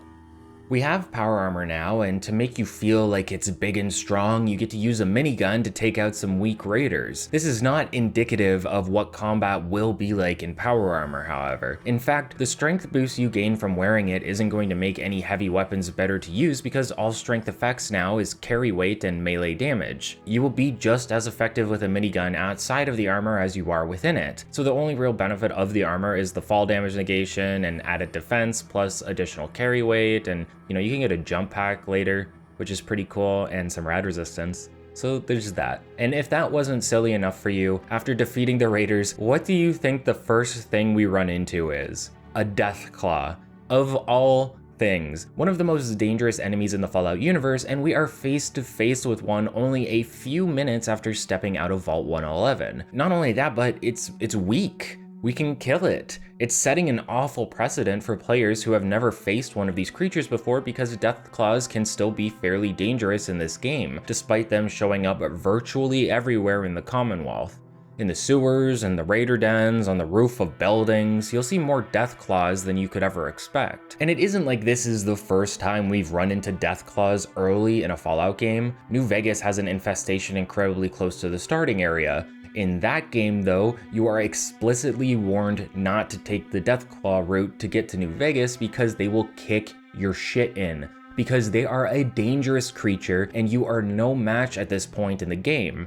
In Fallout 4 though, you're being taught that Deathclaws are nothing. You are a big hero. You are the superhero in power armor, and even the mighty Deathclaw in the beginning of the game where you are at your weakest is no match for you. Sounds boring. Sounds like there's nowhere to go from here. We are already the best, and then you walk a few miles to the east and get absolutely rocked by radioactive creatures you can't kill effectively, power armor or not. These impressions clashing with the reality of the game world make it feel increasingly frustrating to explore. It's not so much that Deathclaws have been ruined, I don't really care about that, but that the perception of the world for the player is not realistic in comparison to what they will actually be dealing with. From a narrative standpoint, it at least seems somewhat reasonable. For Nate at least, he is a veteran of the war. He should have some experience with combat, but still, I'd imagine a Deathclaw is a little out of the scope of what he is used to. Once the creature is defeated, we can meet up with Preston and the others inside the museum. From here, Mama Murphy can give you some psychic insight as to where to head next, suggesting we check out Diamond City within Boston proper. While that may be our next stop for the storyline, you can also agree to escort the group back to Sanctuary, and again, there's just so much on the nose writing here. Mama Murphy says something like, "Sanctuary awaits for all these people on a pilgrimage, and then we take them to a town called Sanctuary." Like, come on, man, please. Okay, let's take a bit to talk about leveling. In the previous Fallout games, you'd usually have a level cap, and each major DLC that released would up said cap by a few levels so you could continue to progress while playing. Things are different now. Leveling in Fallout 4 is virtually unlimited, and that tells us something about the progression system. Namely, whatever you want to build for your character, you no longer need to be specific. You no longer need to worry about what perks you can have and what perks you can't, because technically you can have all of them. Now that doesn't mean that you will. There will be a point where levels start to become few and far between because of how much experience is required. About an extra 75 EXP per level. So how are perks and skills designed then? Well, unfortunately, skills have been completely removed from the game. Players have 3 main categories now in terms of progression: your level, your special, and your perks. And you can select a perk per level up rather than every 2 or 3. The removal of skills in Fallout 4 feels like one of the more egregious attempts at streamlining the game for a wider audience. Things like medicine and repair have been removed completely. Medicine is now tied to a set of perks, and repair isn't a feature in the game unless attempting to repair power armor specifically, as pieces of power armor are now like the only items that have durability. Melee, guns, unarmed, science, every skill has been either fully removed or reworked into the new perk system. To make up for the loss of skills, skill books have been removed and magazines have been changed to offer up new permanent perks whenever you pick them up. This leads to perks being oversaturated with choices, explaining why you get one every level and why levels are now virtually unlimited. Bethesda seemed to figure with Fallout that players really like perks. It's why we got perks in Skyrim, and why perks were brought further to the forefront with Fallout 4. Let's discuss an example. You have a perk chart now. The ability to earn a perk is based on your special level. For each level of special you have, you unlock the ability to select a new tier of perk within its category, usually with some sort of level requirement. Most of these perks can be selected multiple times because they too have their own tiers of effectiveness. Every time you upgrade the lockpick perk, you unlock the ability to interact with a higher tier lock. Eventually, you unlock the ability to have bobby pins not break on you, similar to the skeleton key in Elder Scrolls. You can even spend a level on upgrading a special so that you can reach a new tier of perk for whatever you selected. So the idea is that you can dump a lot of levels into a specific set of perks to specialize, or you can select a wide margin of perks to have bonuses and a little bit of everything without being particularly effective. A jack of all trades, right? Well, it's not really like that. Sure, if you go wide early on, you may suffer from some difficulty spikes here and there, but you level up exceedingly fast in Fallout 4 and it course corrects itself quickly. Even by level 30, which isn't very far into the game depending on your playstyle, you can have enough perks to be a powerhouse and still have the entirety of the chart to fill out at your leisure, getting even more powerful in the process. Every player has the ability to cover all major combat perks that they would need to be effective, plus as many utility perks to help them upgrade items or find more ammo or even regenerate health as they need. There's no real room for customization anymore, it's just about what you want first, what is a priority to you. It's an illusion. In reality, customization and playstyles have been removed from the game almost entirely. Like I said, skills are the biggest issue for me. Instead of having a setup where you would attempt to build up your skill with guns or energy weapons, you now have a perk with multiple tiers of percentage-based damage bonuses when using pistols specifically, or rifles specifically, or automatic weapons. Instead of a speech skill, it's tied entirely to your charisma special stat. There's no longer a feel of customizing the advancement of skills in the game because perks are skills now, and there's so many perks to choose from that they no longer feel special when you unlock them. The scarcity of perks is what gives them their charm. It feels like Bethesda just saw that people liked perks and never asked why that was. My theory is that when leveling up and adjusting your skills, we love the idea of something getting a small bonus for our character via perks. Every couple levels, you get something unique that will make your character stand out from the rest. And that's the biggest appeal. Perks are rare and they make for unique builds. Now perks are everything and you can have all of them. They no longer provide the same brain chemicals to select as they did previously because you will be selecting them at every level. Sometimes selecting the same perk over and over again. It's just another task to complete in the game and no longer feels like you're actively building the experience of your character. You know, I'll give them lockpicking and hacking at the very least. Having those as skills makes sense from a real world perspective, but mechanically, lockpicks and terminals have always been based on tiers of difficulty, and you were only ever able to unlock specific tiers if you met the static skill requirements. 25, 50, 75 skill points, etc. These probably stayed skills because of how the perk system used to be. You wouldn't want to waste a valuable perk on a new tier of lockpicking, and lockpicking is a skill, so it makes sense. In this new system, lockpicking fits way better as a perk with everything else, but that's just one positive. Perks and skills have been merged, but that's not what perks are supposed to be. Perks aren't supposed to be skills. They are supposed to be fun bonuses, sometimes nonsensical ones, the mysterious stranger, cannibalism, etc. Things to make your character unique. And that's one of Fallout 4's biggest problems. No character is unique. Just as every Skyrim character is eventually a stealth archer, a Fallout 4 character is eventually able to do everything the most effective way, and most people will want to utilize that playstyle because it is so effective. We lose karma, we lose unique dialogue selection, we lose character building, we lose role-playing in general. Fallout 4 is by no means a role-playing game in the role-playing sense. You level up, increase your stats, whatever, but there is nothing there for you as the player to customize in a way where your character character is going to feel your own because they aren't your character. They are Nate and Nora, and you are simply watching their story with small amounts of player interaction in between. This is a game about combat, about looting enemies and finding unique weapons and armor, about picking up all the junk you can find. It isn't about how you build your character,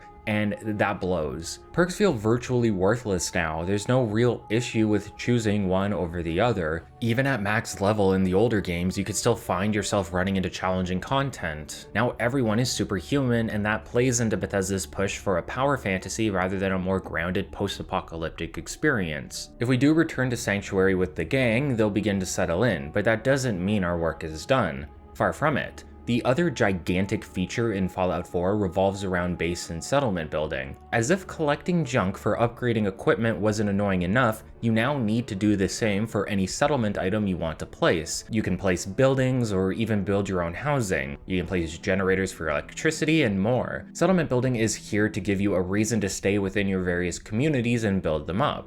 Customize them in a way that wasn't possible before. It's basically playing Minecraft, as that was a big inspiration for the inclusion. As a concept, settlements are a great addition. You get to build virtually whatever you want. There's an entire electricity system, computer system, etc. There's a lot you can get away with using your imagination. In practice, I always felt like Fallout was a game that benefited from this the least. Fallout 4's world has random elements, but it's also partially static. This isn't a procedural world like Minecraft. When it comes to building a house, a furnace, etc., in Minecraft you go out and find wood and stone. Very simple ingredients that are easy to come by and easy to build. With Fallout, even a simple object may need glass, rubber, oil, and more. And these objects can be harder to find because you don't necessarily know what you are looking for. If I need glass in Minecraft, I know that I need to collect and cook sand. If I need glass in Fallout, I'm not completely sure what will offer it and what won't. Will an oven offer me glass because of the window that lets me look inside while I'm cooking, or will it only be considered steel? Will paint offer me oil? Will a painting count as only wood, or would it also give me cloth? Is there any reason to hold on to some of these junk items that are weighing me down, or should I fast travel back to a settlement to drop them off? This is the issue with Fallout 4. Settlement building is fun, collecting materials is a hassle, and for a mechanic that is overly an unnecessary inclusion, I never feel like building settlements because the main point of the game is to go out exploring and to complete the various quest lines. Anytime I search for random junk that can be broken down into who knows what, I am being taken away from the core experience for an arguably worse one. Settlements in Fallout 4 are at their best when you already have an abundance of materials. You just build and experiment, make a nice house or some sort of light system, build defenses and set up trading posts. All of those concepts can be enjoyable. Meanwhile, other aspects of the settlement system feel tacked on. Farming is basically just picking up food from your adventures and then plopping it back down on the ground within a settlement. A settler will then take care of everything for you. Water is just about spamming pumps around your property, and comfort is just about having enough beds. You are expected to keep your settlers happy by providing enough food, water, and defense, but there's not much more to it other than providing the furniture and features I mentioned already. Put a bunch of turrets down anywhere and you'll have plenty of defense. Have a ton of beds indoors and you'll be covered there too. It's easy and boring. Building is at its best when it comes to free-form creative excursions. The other aspects of the settlements are basically chores that need to be completed whenever you unlock one, and then you can leave it alone and never return unless the settlement gets attacked by raiders, meaning you sometimes need to stop what you are doing and fast travel back. As a concept, there's a lot of good here. If settlements were more automated, there could be a lot of potential for watching the growth of them and seeing them grow based on the actions of the player. There's even mods for this exact idea. Imagine you unlock a settlement and you provide them various resources they need. Maybe one settlement needs a food source, another a water source, etc. Every time you meet one of these needs, more people move in, more buildings get built, and the settlements begin to grow around you. This would give the player a feeling of satisfaction because they are directly helping these settlers, but are not having to take their time to build every house, every bed, every generator, and more. Exploration wouldn't feel as exhausting because you wouldn't need to supply all of your junk to build all of these features. Maybe there's a periodic list of small items that a settlement requires, and every time you provide them, they rank up.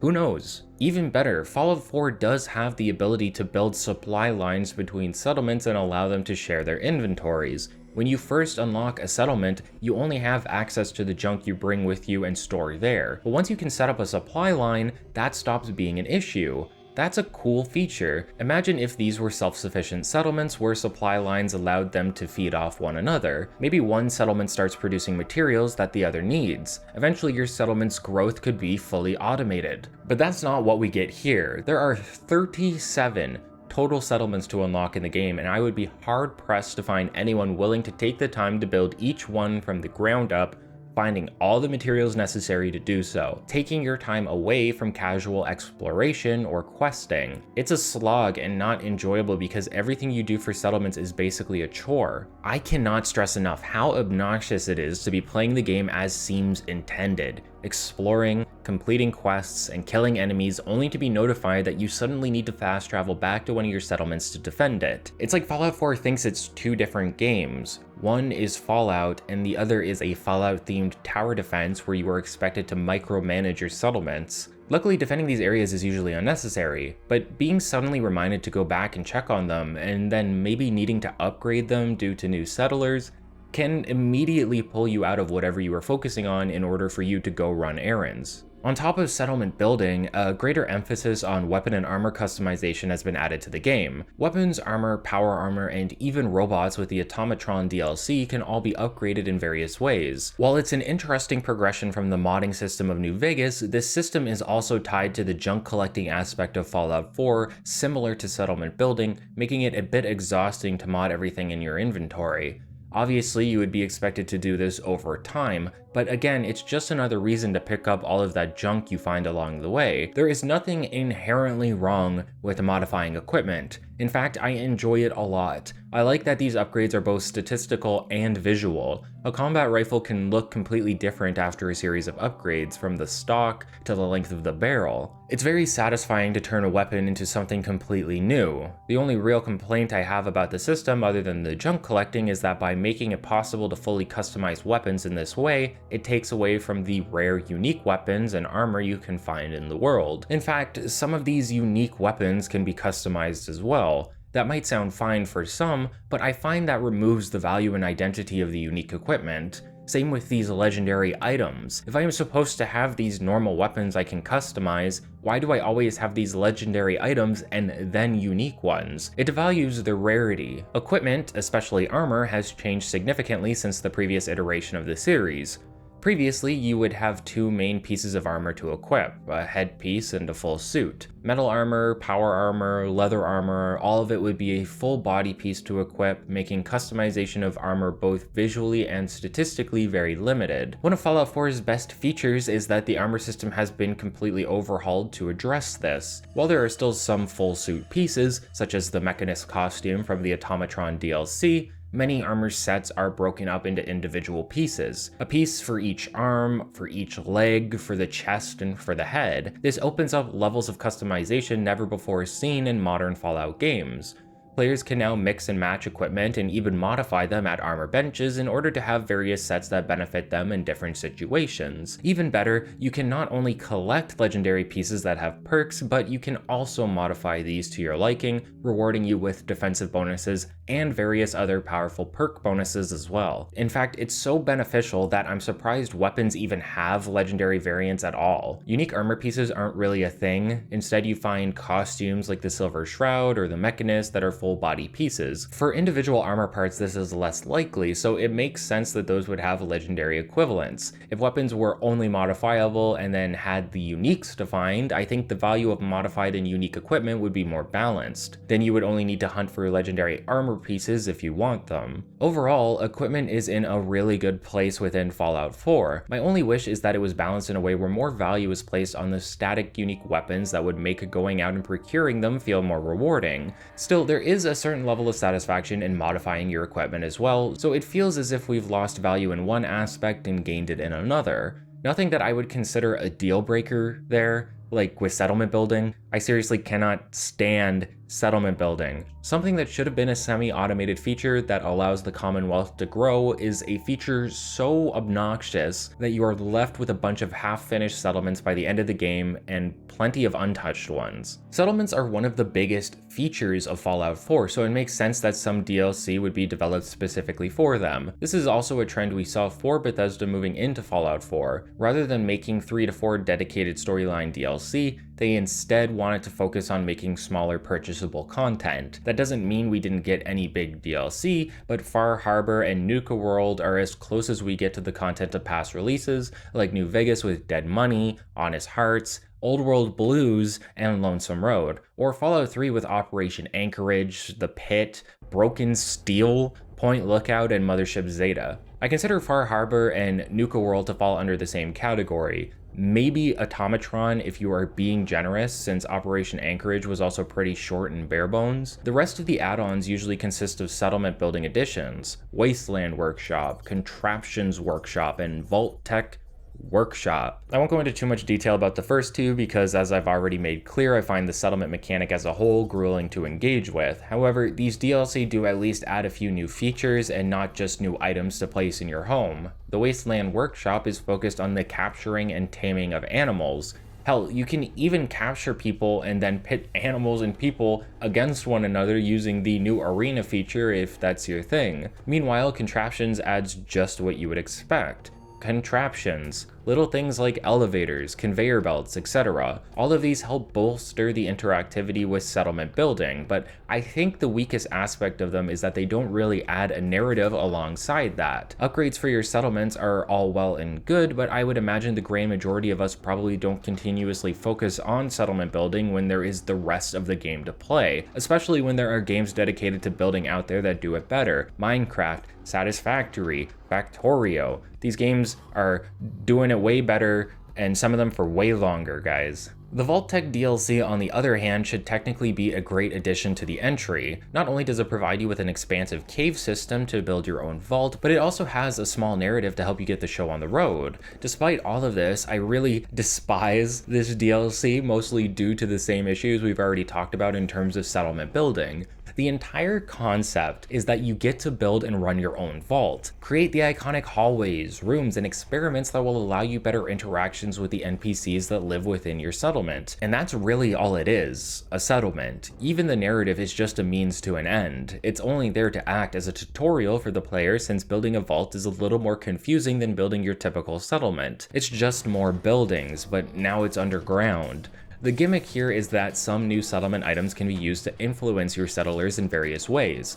For example, while the vault naturally has a large amount of power at its disposal, you can create a prototype of a power cycle that settlers can ride to generate energy for your vault. And once the prototype is completed, you can select various changes for it that affect how it will function when you build future ones, such as extra energy generation at the cost of potentially killing a settler. It's like playing The Sims. That's kind of the idea of the new items. Do you want efficiency at the cost of human life? Do you just want to create a death trap for people? Now's your chance to experiment. Now you are Vault Tech. A fun little concept to add a bit of variety to settlement building, which, for lack of a better phrase, means we are just polishing a turd. Plus, the actual execution of the vault building felt very nonsensical to me. Trying to build large enclosed areas in the vault was significantly more difficult than outside, as it can be difficult to reach where you need a ceiling to be placed. The vault houses more power than you will probably ever need, yet we now have a power cycle that produces 2 to 4 units of power for a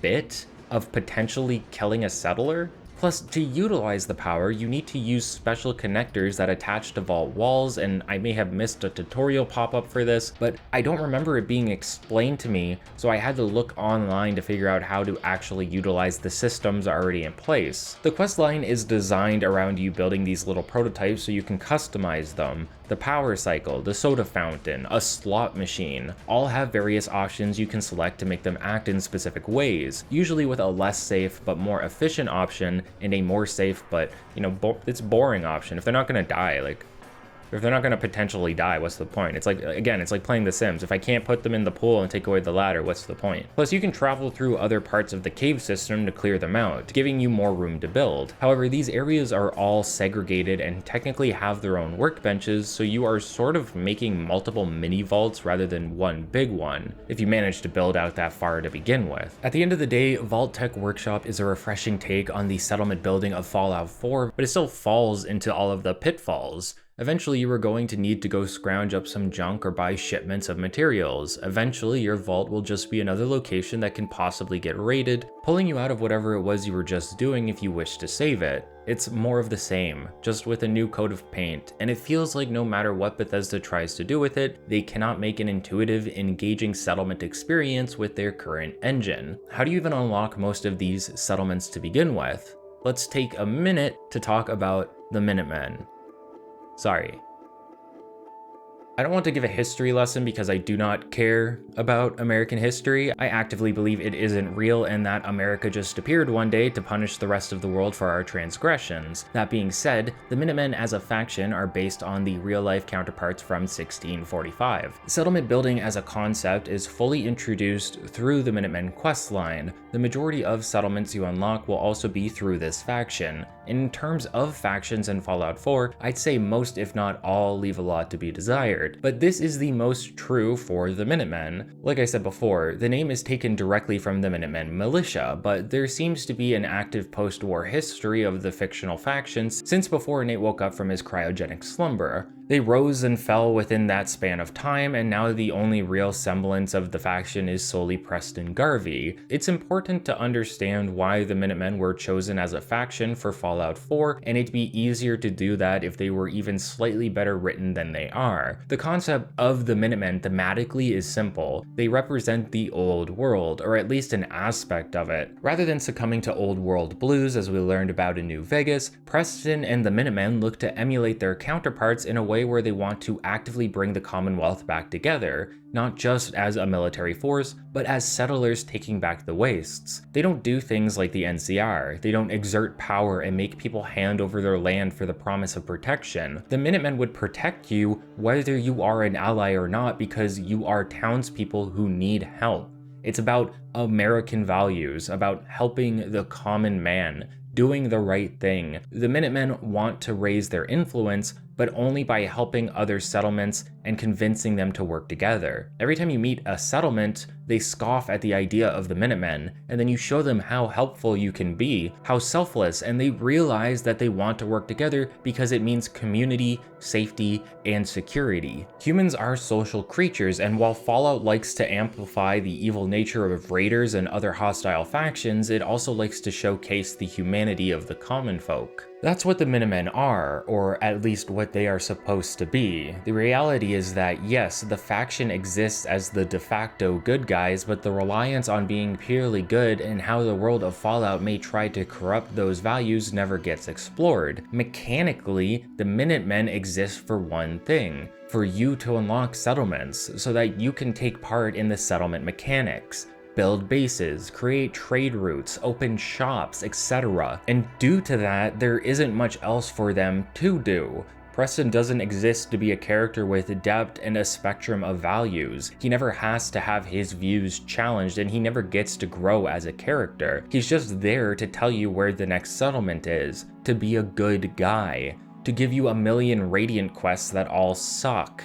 Preston is by all accounts the most NPC character in the game. He is only there for mechanical reasons, nothing else, and that makes him boring, especially so when you consider that he can be a companion. And while you can raise his affinity by doing nice things around him and actively keeping him around, and in doing so get more details about his backstory, it's all just more of the same. We learn that Preston has no aspirations of leadership, no willingness to do what has to be done to get his faction back to where they once were. That's why we're here after all, to do that for him. He found his low point when the Minutemen fell apart and blamed himself for it, but wasn't willing to do anything about it. For all accounts, Preston didn't have it in him to try. He blamed himself for the collapse of the Minutemen and was willing to die in Concord against the Raiders because he felt he deserved it. Preston's entire point as a character is to be saved by you. His development is that of someone who is willing to die and learn to value his life again thanks to you, but you don't really get to see that. From the get-go, Preston is ready to get things moving. He's ready for you to be in charge, for you to get the job done, and then it's only after you hang out with him enough that he suddenly mentions how he was in the process of giving up and that he believed nothing mattered anymore. I would have loved to see that in the initial interactions with the character, a defeated man who doesn't believe the Minutemen could exist anymore, but can be convinced to keep going, rather than a man who is already ready to get the show on the road. Look at Boone from New Vegas, a broken man right when we meet him. He's cold, keeping things from us. His wife was sold into slavery, and we start to learn what that did to him mentally, what he had to do to save her, and his past with the NCR that led to a traumatic encounter with the Great Khans. From the get-go, we know there is a lot to unpack with Boone, and by going to the right places and doing the right things, we can break through his walls to learn more about him as a character and watch him grow. It's not like that with Preston. In fact, it's not really like that with any companion, since they all build affinity with the player passively just by being in the party. You can influence it with certain dialogue choices or tasks to complete, but unless you go out of your way to do so, eventually a companion is going to want to spill their guts to you. It doesn't feel earned, and it feels like we never get to build a real emotional connection. It's just part of the game. We're just going through the motions. I think most people would tell you that the Minutemen are the most boring faction, and that is true. They have the least development and only exist to unlock settlements and provide Radiant quests. Even their main quest line is extremely short. Going all the way to Act 3 only unlocks about one additional quest with them after unlocking our first few settlements. We get Preston and we get him to Sanctuary. We unlock a few settlements and then he asks us to retake the castle, which used to be an old Minutemen base. We do so, and this unlocks a new radio station for us to, you guessed it, unlock more settlements and complete more Radiant quests. You also eventually unlock artillery bombardment by finding the armory within the castle, but this is a basic feature that almost every faction has some form of. If not artillery, maybe a vertibird or, summoning synths or something. There's nothing unique for the Minutemen to do. They exist outside of the main story and the main conflict until it's time to deal with the Institute at the end of the game, and only if you want them to, which you usually won't because there are far more interesting factions to interact with. You don't feel like you have a purpose with this faction. Everything is a set of errands for you to complete. And worse, it's the same errand over and over again. Go to a settlement, learn about some raiders, kill those raiders, and repeat. To be fair, there is some slight variation here and there. Maybe you need to clear mirelurks out of a water plant. Maybe you need to find a toy factory for a ghoul that has too much time on his hands. Who knows? It's still a faction that actively falls into stasis, ironically enough, until you complete more of the main questline. And while the same can be said for the Brotherhood to a point, they are more actively involved as early as Act 2 and have much more to offer to the storyline than the Minutemen could ever hope for. What is the storyline of Fallout 4 anyway? We discussed the opening, but what is our primary goal here within the Commonwealth? Just as Fallout 3 was about a child finding their father, Fallout 4 is about a parent finding their son. That is the initial conflict we learn about, and one that will expand and grow as we progress. Really, Fallout 4 is about much more than just finding our son. There's a greater conflict that we start to learn about while traveling. Most settlements live in fear of an Illuminati-style group known as the Institute and their synths. If you played Fallout 3, you may know of these people already. Synths are created by the Institute in the Commonwealth. For all intents and purposes, Generation 3 synths cannot be distinguished from a typical human being, and in that way they seem to think and feel. They seem to have a soul, and many of these synths feel like slaves to the Institute and wish to escape. We saw this in Rivet City with Harkness, or A321, who was on the run from Dr. Zimmer of the Institute. We even learn of the railroad during that questline, all things that were expanded upon to become the main focal point of Fallout 4. The game is broken up into 3 acts. The first is the initial search for our son, and the one we will be focusing on for now. It will eventually lead us to Kellogg, the man who kidnapped Sean and killed our wife. And from there, we will move on to Act 2 and finally Act 3, with the DLC being explored along along the way. The acts of Fallout 4 are paced in an odd way. Act 1 is especially limiting. For example, if you really wanted to, you could head to Diamond City, learn about Nick Valentine, and then investigate into the location of Kellogg to complete Act 1. And that would take maybe an hour of casual playing if that's what you wanted to focus on. During that time, there are plenty of side quests to complete that are detached from the main quest line. But there's also the introduction of all the factions, most of which only have 1 or 2 quests to complete before they begin to bombard you with Radiant quests. So you have this weird scenario where you spend a boatload of time completing side content and barely any faction content before all you are left with is Radiant quests. Then Act 2 starts and you are bombarded with faction quests to complete, depending on which factions they are. The Brotherhood of Steel has a higher assortment of quests than the Minutemen as an example. Not counting the faction quests that can tie directly into the story, there's around 11 quests total to complete, so the acts come one after the other at extreme speed if you focus on the main quest line even a little bit. But since there's so much side content, it forces the faction to sort of become stagnant in comparison to a game like Oblivion that lets you complete guilds whenever you want, and they all have their own dedicated quest lines to complete. It makes factions feel hollow until it's suddenly their time to shine, but by that point you may have forgotten all about them until the Pridwin shows up directly in your face to say, hey, remember the Brotherhood of Steel? Yeah, they're important now, I guess. We need to find our son, and that means heading further towards Boston proper, but as you do, you may come across a distress broadcast at Cambridge Police Station. Members of the Brotherhood are overrun with feral ghouls and are asking for help to quell the horde.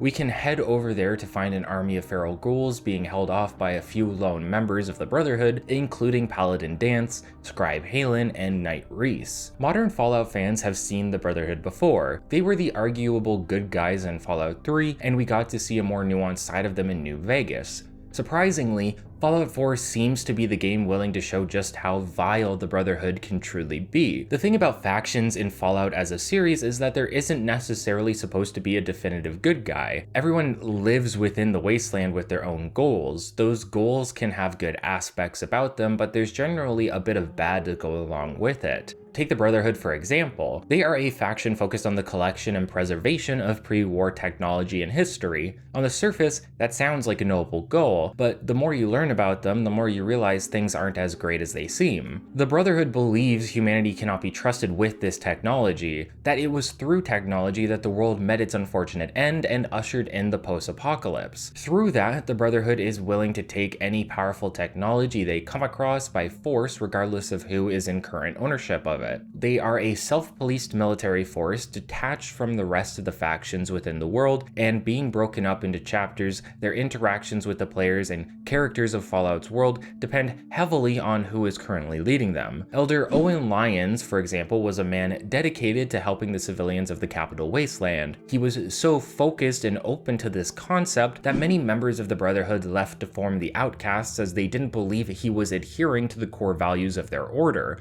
Elder Nolan McNamara, meanwhile, deals with hostilities towards the NCR and fears them so much that their chapter within the Mojave has been under lockdown. A lockdown so long that it is slowly starving out his chapter and killing them from within. Father Elijah was a man so obsessed with powerful technology that could help the Brotherhood that he would do anything to obtain it. He tried to get his hands on Archimedes, a space laser that would bolster the power of the Brotherhood. And when that didn't work, he left his people to hunt down the Sierra Madre, believing the hidden vault to be the perfect fortress. The Brotherhood has values, but those values shift rapidly depending on who is running what chapter. In that way, the perception of the Brotherhood to the player can change regularly from the good guys to turbo racists to genocidal maniacs. The Brotherhood have adopted a large swath of American Christian conventions. They aren't just a military, but a religious order of believers ready to die for their cause. Technology is a god to them, and while they worship it, they also fear it and wish to have it under control, willing to kill anyone that gets in their way. They are a force of the wasteland, and one that people must tread lightly around because they have the power to exert their will, and this usually causes them to butt heads with other factions similar in nature and power, such as the New California Republic. Ironically, the Brotherhood is the living, breathing equivalent of everything they hate. All of the technology they fear for destroying the old world is the same technology they utilize to exert their will. Their entire existence is a grand irony meant to show that even the good guys are never truly as good as they seem. The good guys are still humans, and in groups of incredible power, there will always be those that take advantage of said power in awful ways. Every depiction of the Brotherhood wants to show you their failings in some capacity. Even with Elder Lyons, he was trying to do good in a group so dedicated to the contrary that he had a fraction of his faction leave to start their own. Even now, in Fallout 4, we will see just how far an Elder is willing to go when it is hatred that drives them. However, before we get the chance to experience that side of things, we only really get a small intro into the Brotherhood here at the police station.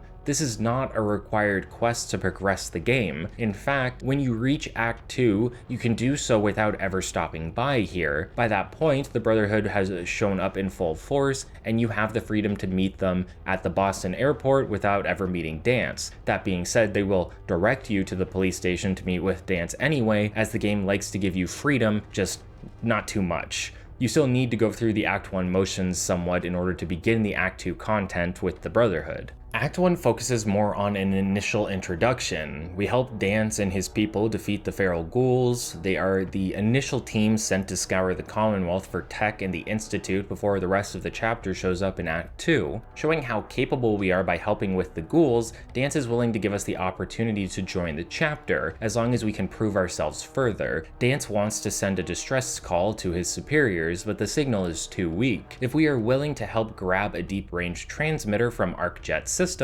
Dance is willing to vouch for us and help us join. This turns into a dungeon quest where we team up with Dance to take on some Institute synths within ArcJet, and it is probably the first point you run into synths within the game. The Institute is the big bad at the moment. They are the ones causing problems for everyone in the Commonwealth, so they are the ones everyone fears. Who you hear the most about, and considering the synths are technology, of course the Brotherhood is investigating them. It's more than that, of course, but we don't get to learn much during these initial missions. Paladin Dance is a true Brotherhood fanatic, a ride or die sort of guy, willing to do anything he can for the Brotherhood and believing they are an ultimate good within the wasteland. If you try to get money out of him or fail at persuading him on things similar to that, he is often there to badger you about how it's important to do the right thing. Helping the Brotherhood is the ultimate goal in saving the wasteland, at least in his eyes.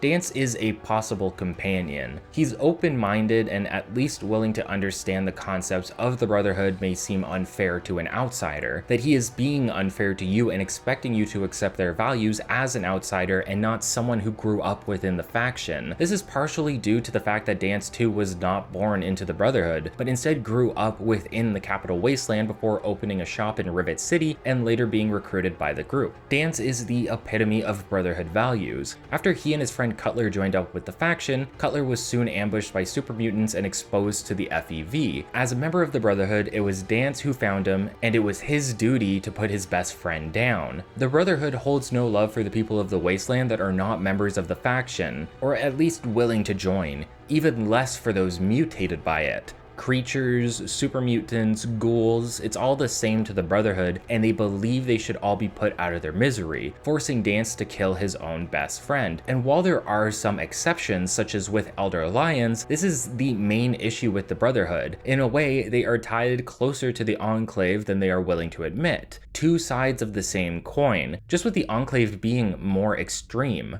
Even Maxon, the current Elder, seems to at least be somewhat tolerant of sentient ghouls, but the Brotherhood as a whole does not see any mutated life as worth saving, something that Dance has to struggle with personally due to the death of his friend at his own hands. The Brotherhood are not inherently good people. They are a militarist, zealous force that are blinded by the values of their traditions and by whoever is leading them at the time. Even someone as viciously prejudiced as Maxon, who influences the rest of his chapter to be fueled with just as much hatred as he has, and we'll see examples of that later. Dance is on the other side of that. He follows and believes in the values of the Brotherhood, but he is also someone who questions if he is pushing his team too far. He forced Halen to put another soldier out of their misery, and this seemed to break her in a way, something he still deems as a necessity but does feel guilt over. Dance is meant to seem like another perspective of the Brotherhood, one that will be shaped with time over the course of their faction quests, although this happens very abruptly as it can with most companions in the game. As I mentioned, there's only 4 that really have any companion quests to help develop them. Dance is not one of them, however there will be a faction related quest later on directly tied to him that sort of acts as the same thing. Moving on, we enter Arc Jet, fighting off some synths and getting a scripted segment where Paladin Dance has to survive a jet flame that kills the rest of the synths around him.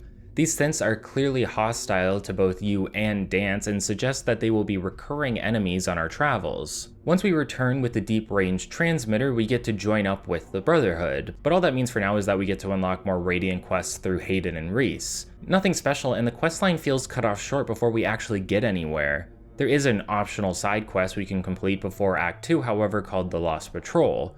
The quest can be given to us by Dance, or later by another NPC, or we can find the distress signal ourselves to start it.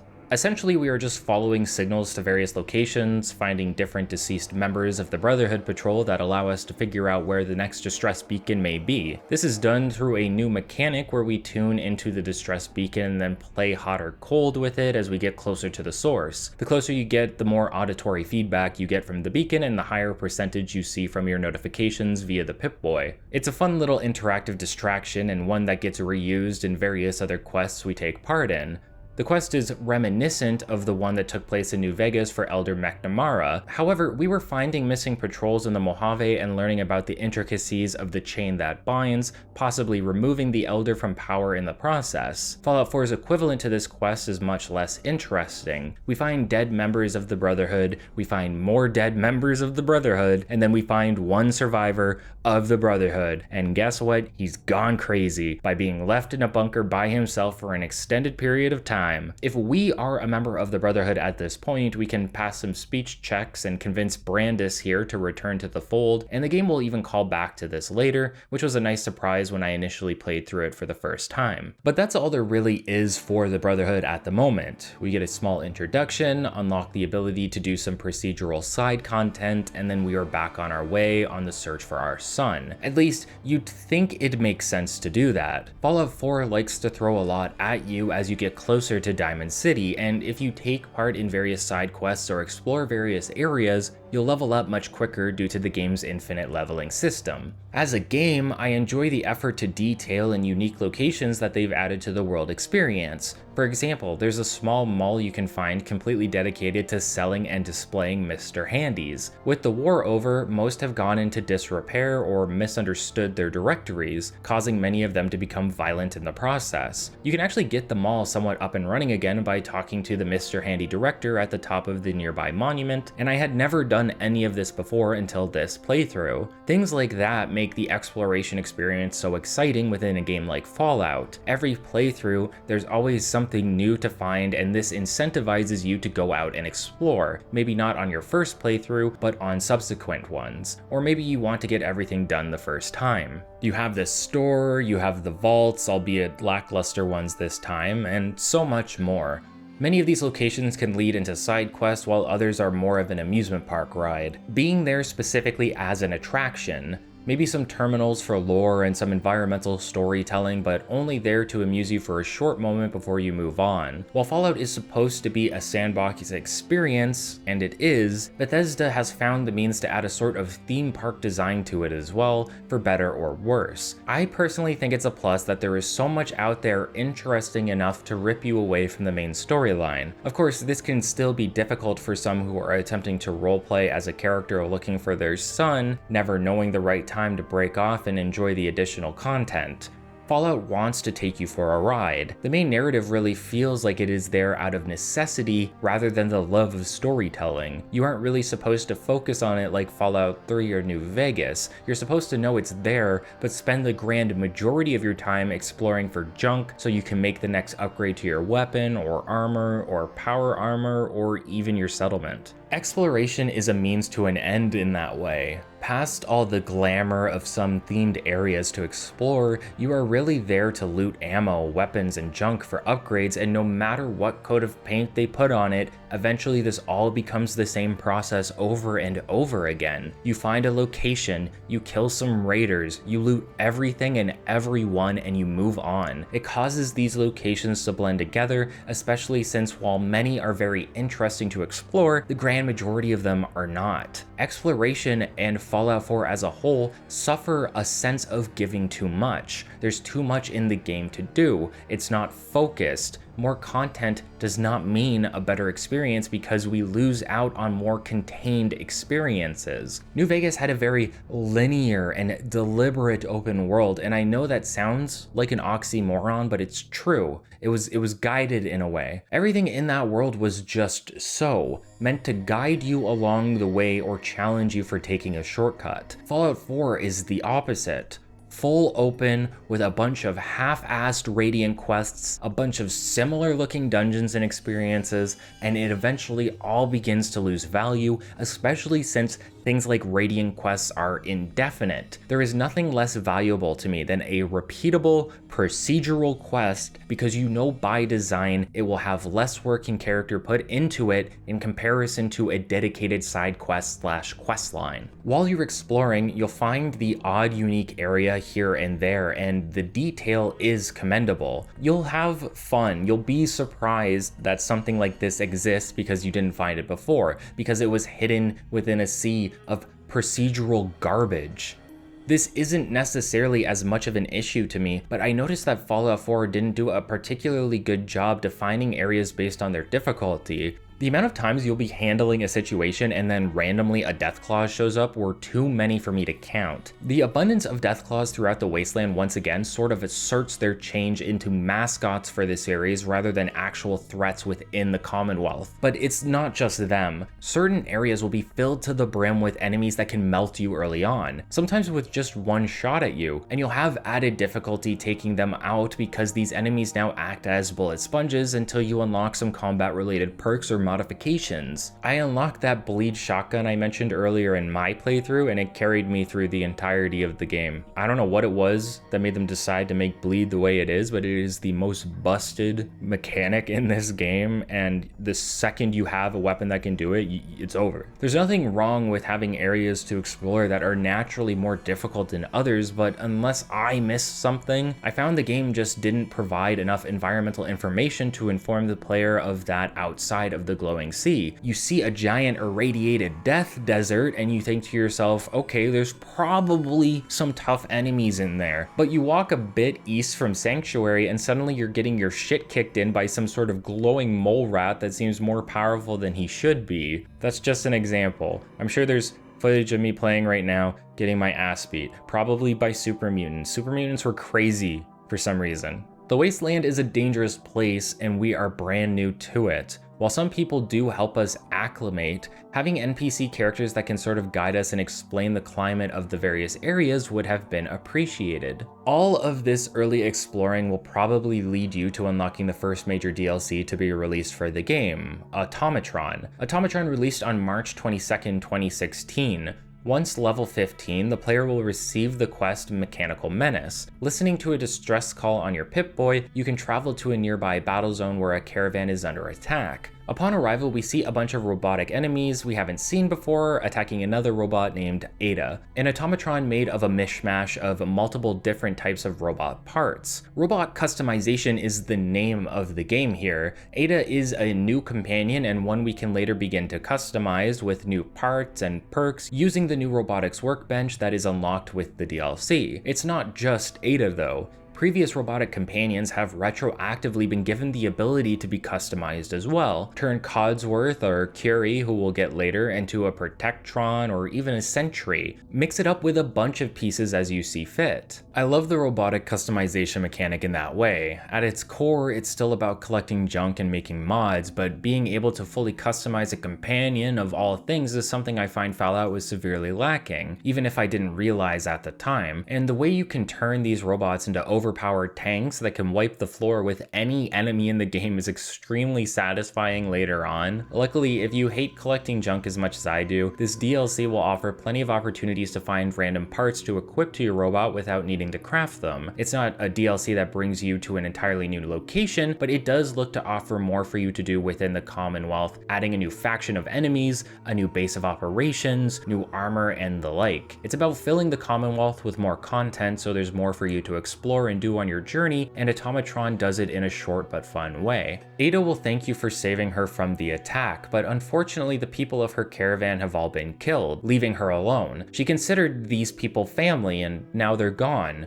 Something that seems to cause her genuine distress and emotion. These attacks have been becoming more and more frequent, and thanks to the preaching from iBots in the area, we know this is the work of the Mechanist. That may come as a surprise to some of you. The Mechanist was an established character from Fallout 3, I believe originally assumed to be a comic book character that was adopted by Scott Walensky from Canterbury Commons, or a creation of his own. The Mechanist now has an established background as one of the villains from the radio show The Silver Shroud. In Fallout 3, the Mechanist was a sort of pest that was bothering the town by getting into fights with the antagonist. For all intents and purposes, the Mechanist was trying to be a hero during these times. Finding out later that the character is considered a villain in Fallout 4 is a little confusing. Even more weird, this current Mechanist seems to also want to save the Commonwealth and protect humanity using robots. So two separate people knew of the Mechanist as a villain and decided to adopt his costume as a hero. To be fair, the Mechanist now is committing some villainous acts, killing indiscriminately with their robots. Maybe this Mechanist is a villain and is trying to wipe out the Commonwealth despite what they say. Maybe things are as they seem. Spoilers, maybe it's all a misunderstanding and a mistake. Either way, this feels like a retcon to me in some ways, and while I'm not against retcons, I keep saying I'm not against retcons, and I'm not, this one felt particularly confusing to me. It felt like they made the Mechanist a villain just so that they could feature him in the Silver Shroud radio station. Now we have this DLC where we will later learn, once again, that the Mechanist is trying to be heroic. A more interesting way of having the Mechanist's legacy persist would have been to briefly mention the events of Canterbury Commons and the legend of the Mechanist that grew from that, not retroactively making him a part of history. It would have been more fulfilling for players that are playing Fallout 4 after experiencing Fallout 3. Ada wants justice, but you can suggest this is more for revenge via a persuasion attempt, suggesting that Ada has programmed emotions that she is unaware of or is not willing to accept. This isn't explored much as a concept here, but we can slowly persuade Ada into opening up about her emotions more and more, and exploring her own motivations for wanting to stop the Mechanist. The DLC consists of 3 quests that are all sort of the same. Ada wants us to hit up General Atomics to kill some of the Mechanist robots, and get a radar beacon that they are using so that we can turn it against them and track down the Mechanist lair. You find the first beacon and install it on Ada, but then she will inform us that we need 3 total to make it work, meaning we need to find 2 more.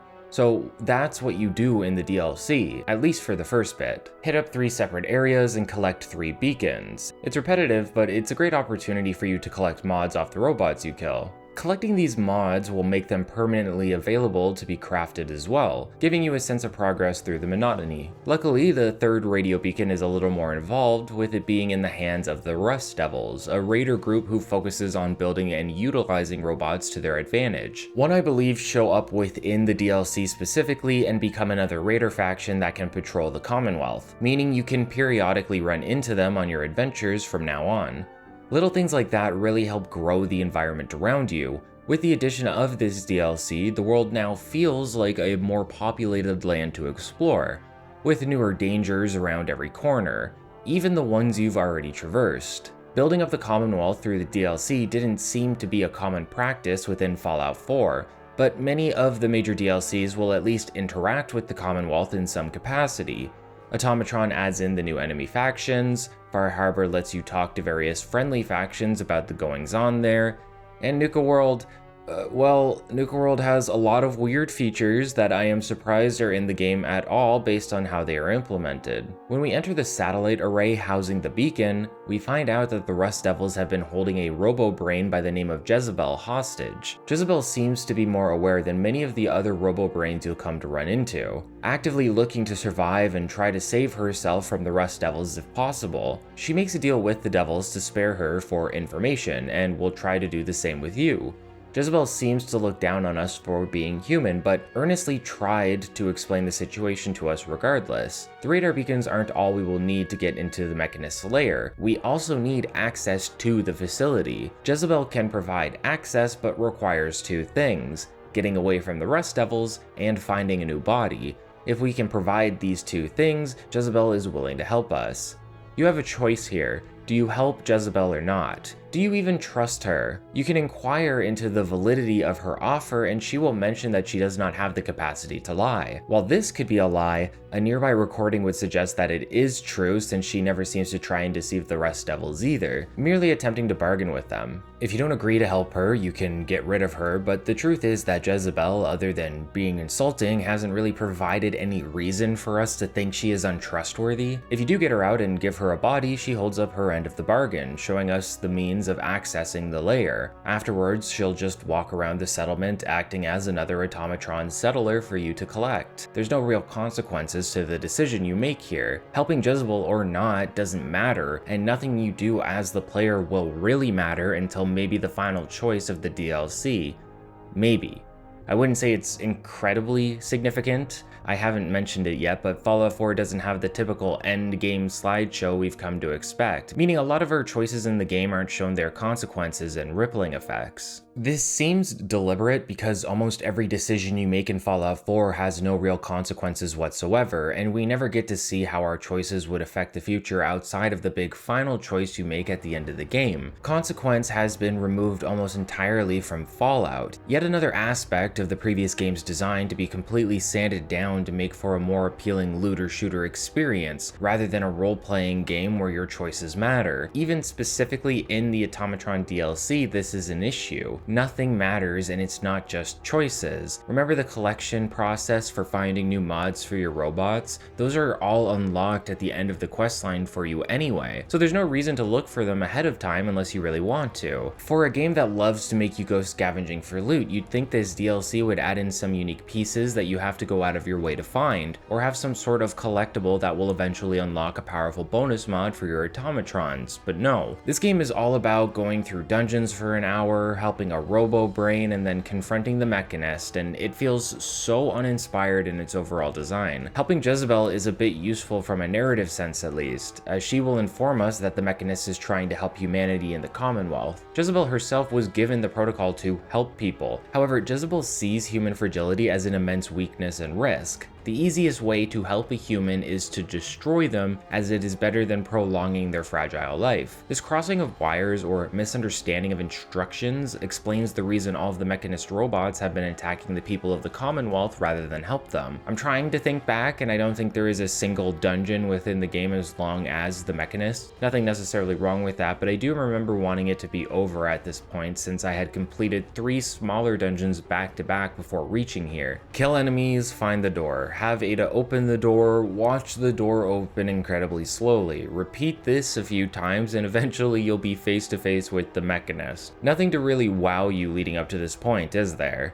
This all culminates with a giant battle between you and the Mechanist, or rather the Mechanist's army of robots. Wave after wave of robots will attack you until the power consumption of the facility reaches its max and forces it to shut down. Alternatively, you can sneak up on the Mechanist by finding 3 holotapes and disabling a security lockdown, but I always found the lost experience to not be worth it. As an aside, you can dress up and talk like the Silver Shroud here if you have the costume at this point, and I assume you're on the Silver Shroud quest, since the 2 characters are from a related literary work. We don't have it yet, but we will grab it a bit later on the way to Goodneighbour. Once the Mechanist is out of power and robots, we can pass some speech checks to get them to talk to us face to face and to reveal her true identity, that of Isabel Cruz. Isabel here wanted to make the Commonwealth a better place by using her knowledge of robotics to create an army that would aid humanity. Unfortunately, she hasn't been keeping tabs on her robots and isn't aware of what Jezebel had informed us of earlier, that this logic is warped and robots believe they are helping humans by killing them. Explaining this to Isabel makes her realize that there is a possibility the logic in their programming could lead to this scenario. Isabel can admit fault and ask to be spared so she can make amends, or you can choose to kill her.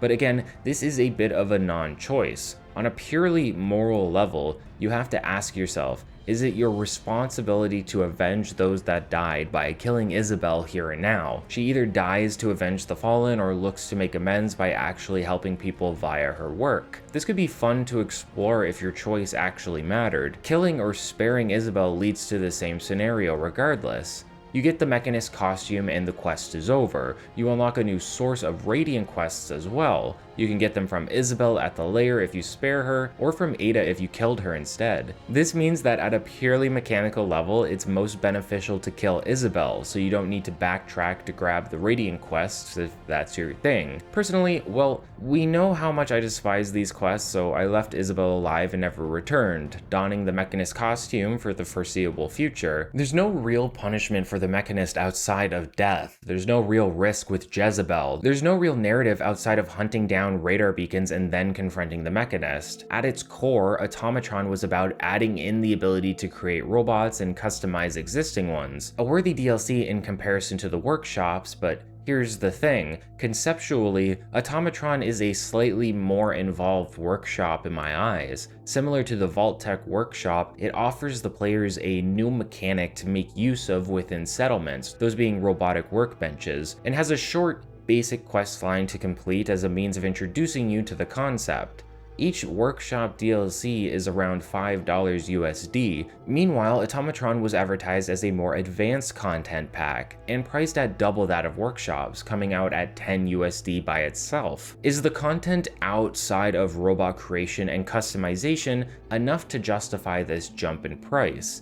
Was the quest involved enough? Were there new locations to explore, new weapons to obtain, and new armor to earn? Overall, yeah, there's some new weapons to find, there's the Mechanist costume, there's a new voiced quest line that adds 2 new enemy factions, and there's the whole robotics mechanic on top of that. In terms of the amount of content, the price point does seem to make sense, but in terms of quality, I could have lost the entire Mechanist subplot and quest line and received just the robotic workbench and seen that as a worthy purchase of $5. The quantity is there for $10, but that doesn't mean that what is within is an enjoyable experience by any means. The only real reward for even completing the quest line is the Mechanist costume, which, while good, pales in comparison to some of the rewards we used to see in previous DLCs. Anchorage gives you a unique power armor and the Chinese stealth suit. Automatron gives you a costume you used to get in Fallout 3 for completing a single side quest. A side quest that could give you 2 cool superhero costumes if you played your cards right. It's a DLC where nothing really happens. Mechanics are unlocked,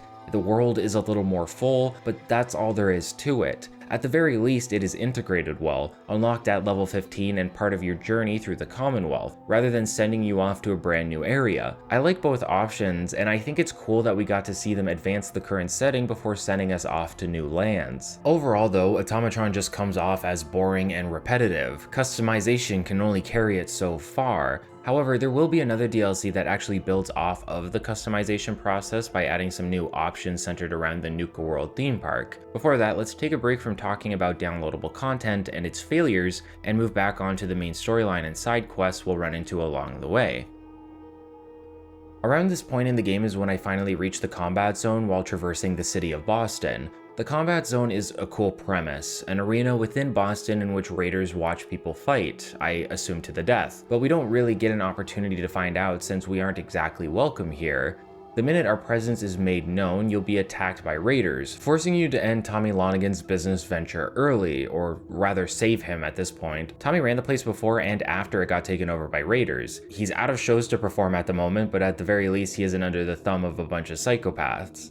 Tommy and Cait here are the only two left over after we clear the place out, with Tommy unsure if he should be happy about the development or angry at us for ruining his income stream. Either way, Tommy has more problems to deal with, reprimanding Cait for constantly being drugged out of her mind during a fight, to which she responds that, you know, she still won the fight. Cait is one of our potential companions and one of the only companions that has a quest tied to her affinity towards us. Tommy here sees these events as a reason to pawn Cait off onto someone else, seeing her as too much trouble, or so he says. Tommy suggests that we take Cait off of his hands while we get things back in working order here. A persuasion attempt asking why reveals that he is worried about Cait's apparent drug addiction and doesn't want to be the one commentating her fight when she inevitably goes down in combat. In a way, Tommy is trying to help Cait. He believes that she's going down a destructive path and wants her to get out of this place that facilitates it. By going with us, he is gambling on the idea that we might be of some help to her. Cait's not really a raider per se, but she's had a tough life and gives that back to the people around her. She finds it difficult to trust people and often will enjoy seeing you partake in hard drugs and alcohol while also pressuring individuals for more caps and the like, potentially even killing people depending on the situation. Cait doesn't want to sugarcoat things. She doesn't want to baby people, probably because she never received that sort of affection growing up. And so committing acts like helping people for no reward will often help put you on her bad side. That being said, this is Fallout 4 and it takes a lot to actively lose affinity rather than gaining it, meaning it isn't long before Cait begins to divulge information about her past to us. The reason Cait is the way she is, the reason she's so rough around the edges and addicted to substances, stems from her experiences with her parents, who seemed to show no love or affection for their daughter, even actively beating her. Cait grew up not understanding why her parents were this way, believing they must hold some love for her, but the truth was that they were just waiting until she was 18 so that they could sell her off to slavers for maximum value. Cait spent 5 years in a tortured existence as a slave, mentioning to us the indignities she had to suffer that still made her sick to her stomach today. Cait's addictions are thus a coping mechanism that she uses to help herself forget the pain of her past, a pain she was able to partially escape from after 5 years by saving up enough to buy her freedom.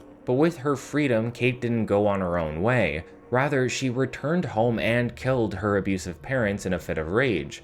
Possibly a justifiable one, although Cait is unsure if that's true or not. She questions if killing her parents was justice or simply murder, and she feels guilt for her actions, as if giving into her violent revenge didn't provide the solace that she was hoping for. I wouldn't say Cait is a particularly complex character. She's someone that has suffered through no real fault of her own, and that suffering is catching up to her no matter how much she runs through the use of drugs. In a way, that's going to be a similar situation for a lot of our companions. They suffer in some way, they tell us about it after walking with us for enough of a time, and that's that. Sometimes we get a quest to go alongside that, like with Cait here. After some time, Cait will tell us that her addiction has reached a point where it seems to be actively killing her. She can't quit on her own, and because she's been using for so long, a normal doctor couldn't help her. However, Cait has heard of a special machine in Vault 95 that is said to clean people up due to a social experiment revolving around trapping junkies in the vault and seeing if they get clean. In truth, the vault experiment looked to clean up a bunch of junkies over a 5-year period and then release a hidden stash of drugs into their ecosystem. An incredibly evil experiment, especially considering that the rehabilitation process was a success,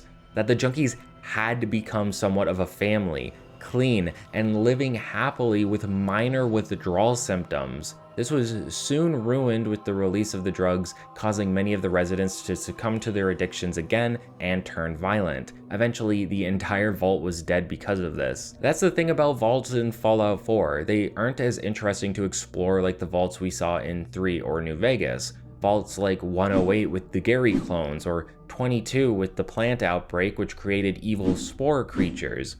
However, they do a great job at establishing just how cruel Vault-Tec could be to their residents. But their loss is our gain, and we can make our way through Vault 95 to find the rehabilitation chamber that Cait was talking about. She is having some misgivings about the situation. Cait worries that she will not recognize the self she was before the drugs. She's been clouded for so long. Being clear could cause her a tidal wave of mental stress and anguish. This is a possibility, sure, but if it's the risk versus her death, it doesn't seem like Cait has a choice. In fact, that's the issue here. There is no choice once again. You would think with how Fallout 4 is supposed to be an open-ended RPG, we could play our character however we want. Maybe we want to feed into Cait's addiction, keeping her drugged up and happy. Maybe we get one perk for getting her clean, or another perk for convincing her not to. Maybe the drugged perk has some really good upsides but lowers Cait's overall health. Maybe it no longer makes her an essential NPC so she could die in combat. Who knows? The idea of conscious and moral quandaries are at their best when the player is presented with two enticing options. If we don't help Cait, maybe we get something really good out of that. But we can still see how this damages her, how we did the wrong thing. Maybe we want to play a bad person, a drug addict yourself, and you want Cait to be the companion that best aligns with your values. None of that is possible here. Instead, if we take part in this quest, there is only one real way to end it. Getting Cait help. Placing her on a single trajectory. Think about Rose of Sharon Cassidy in this situation. A companion from New Vegas, Cass wants to seek revenge on those that killed her caravan. You can help her exact this revenge or convince her to find a more peaceful solution. Both routes lead to different rewards and change how Cass views the situation and how she grows as a character. It's not like that here. Almost every companion, if not all companions, have a linear storyline to go down and you are just there to facilitate it rather than to change it in any significant way. It's like we are watching a drama and not playing a game. It's unfortunate because there's a lot of potential here. Cait's doubts about getting clean, learning to grow from her past, or being forced to wallow in it. Plenty of scenarios that could change the conclusion of the quest, but none of them are available to us as the player. We are just here to watch Cait get clean and then get mad at us for continuing to do drugs in front of her because Jet causes a slow motion effect that is busted as hell. I'd say it's time to get back on the main questline again, and it sort of is because we are heading to Diamond City. However, there's plenty of side quests to take part in and some worth discussing. When you reach Diamond City or Goodneighbour, there are a lot of side quests. When you first get Sanctuary up and running, you'll have plenty of Radiant quests, etc. There's enough to really keep you detached from the main storyline here, and plenty of interesting content that is surprisingly worthwhile. One of the biggest aspects of modern Fallout games in my eyes is seeing how society has managed to develop after the war. Bethesda likes to do that by showing off creative concepts for cities in the wasteland. Megaton was a town built around a crater of an unactivated nuclear bomb. Rivet City was inside a broken aircraft carrier. Obsidian revitalized the city of Vegas within New Vegas and more. This design of towns and seeing how people would rebuild is a huge aspect of the games. Diamond City is no different in that regard. Building a settlement out of an abandoned baseball stadium for the Red Sox, I'm guessing?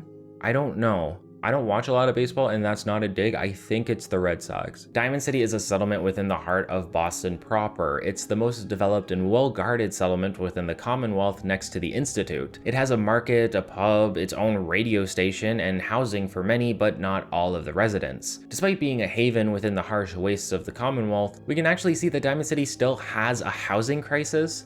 Despite this being the end of the world, we still are a capitalist nation somehow, and through that we still see many individuals unable to afford proper housing. And considering when this is coming out, let's just get this out of the way so you guys don't think I'm sidestepping it. Tim Kaine, creator of the Fallout series, recently said in a YouTube video aptly titled Capitalism that the critique of capitalism was never the point within the original games. Tim's reasoning for this being that the game went out of its way to say that other countries were also behaving poorly. Sure, the big capitalist society is doing bad things, but look, so is the communist one. What some people don't seem to know is that Chris Avallone has recently said something similar as well, predating Tim's video with his review on the Fallout television show from Amazon. Both creators wanted to be clear that it wasn't their intention to make a critique of capitalism specifically as the main focus of their series. The original Fallout games have a central theme, that war is inevitable, and it's inevitable because it's basic human nature. Now, this has already incensed a few fans of the series into attempting to suggest that the entire series has never been about capitalism at all, but I think that's an insane surface level look at the series overall. I'm not going to throw the death of the author at you, but just because Tim says he doesn't see the capitalist critique in his series doesn't mean it isn't there, especially when he even says, people will interpret my games in all kinds of ways, and that's okay. Everyone brings their own perspective, and a story can mean different things to different people. Fallout as a whole is going to be interpreted differently by different people. An artist or author may see their work in a certain way, but others may be able to extrapolate more out of it. Tim sees that humanity is doomed to war, but we can look at what motivations led America to this point in comparison to China, how they seemed steeped in consumerism and capitalism, and with a game focused on the American way of life and its failings, considering that's the setting and not China, you are going to inadvertently be saying things about America's systems when critiquing the humanity within. All of this to say that while I respect Tim as the creator of the series and understand the intentions with the themes of the game, I believe there is still valuable critique to be found within, even if it is inadvertent. What I find really funny is that people are pointing to Fallout 3 onward with this gotcha mindset. Fallout 3's themes shifted dramatically when Bethesda took over, for better or for worse, and I believe I showcase how many of the themes from the original game persist, but there is added focus on capitalist critical aspects as well, even with the new television show, although I'm not planning on spoiling that show much for you guys here. Bethesda has put more of a focus on the idea of capitalism's success and failings with their iterations of the game. Even New Vegas seems to look at observing different economic and political systems to see the same thing. Before I get another comment from someone about how I'm wrong about Fallout 3 because of what Tim Cain said about Fallout 1 and 2, and like maybe I am, I'm not infallible. Just remember that my videos are about different games in the series, and even if they weren't, the observations we make off of media are valid and worthwhile, as pointed out by Tim himself when discussing this exact concept. Despite the world being rebuilt and people trying to settle down once again, civilization is still experiencing pitfalls. The concept of earning and ownership via capitalism are still leading to a homeless epidemic. Is capitalism partially at fault here, if at all? Is it the main source of humanity's struggles in America? Is Bethesda trying to say anything with these observations? That's for you to decide. I'm deciding for me and conveying that to you, but it's for you to decide. As Tim states, everyone brings their own perspective. Personally, I don't think there's a big message to be had here when you see random homeless settlers. Bethesda likes to be way more in your face and obvious when attempting to produce a theme to explore. But those little details came from somewhere, right? They came from our experiences in real life, and those experiences are based on the systems in place and how they affect us. Therefore, our perspective and the perspective of the developers is going to inherently tell us something when we look at their work. But this is besides the point. The real problem to focus on with Diamond City is not the economical struggles of the people living there, but rather the overwhelming sense of paranoia that permeates throughout the community. As we reach the entrance, there might be a battle taking place between some Diamond City guards and some more hostile members of the Commonwealth. If you have a keen eye, you may be able to spot Deacon among the guards here. Deacon is a member of one of the joinable factions known as the Railroad, and he can be found throughout the game sort of spying on the main character every so often. I saw him here in front of Diamond City, I saw him later within the Memory Den, and there's multiple other locations that he may pop up. Something that took me a few attempts at playing through this game to actually notice. My game seemed to skip a beat where Piper, another companion of ours, is trying to get led into Diamond City, but once we are inside, we're met with the hostile Mayor McDonough, who seems to have a particular problem with Piper due to her being the main source of news within Diamond City, as it's her and her sister who make the paper. A paper that asks a lot of questions about those who have gone missing due to the Institute. That's where the paranoia comes from, and paranoia is going to be one of the main themes explored in Fallout 4. People go missing all the time, and people blame this on the Institute, a boogeyman of the wasteland that steals people away and potentially replaces them with perfect lookalikes known as synths. The people of the Commonwealth view synths as a threat, and since they look exactly like humans, it can be impossible to know who is a synth and who isn't, meaning you may find yourself always looking over your shoulder, trying to discern if someone is truly who they say they are. Worse yet, there's no way to know for sure unless you kill somebody and search their corpse for components. This is something Piper wants to investigate into, and something that Mayor McDonough is trying to not bring attention to, apparently because he wants to keep everyone calm within the city.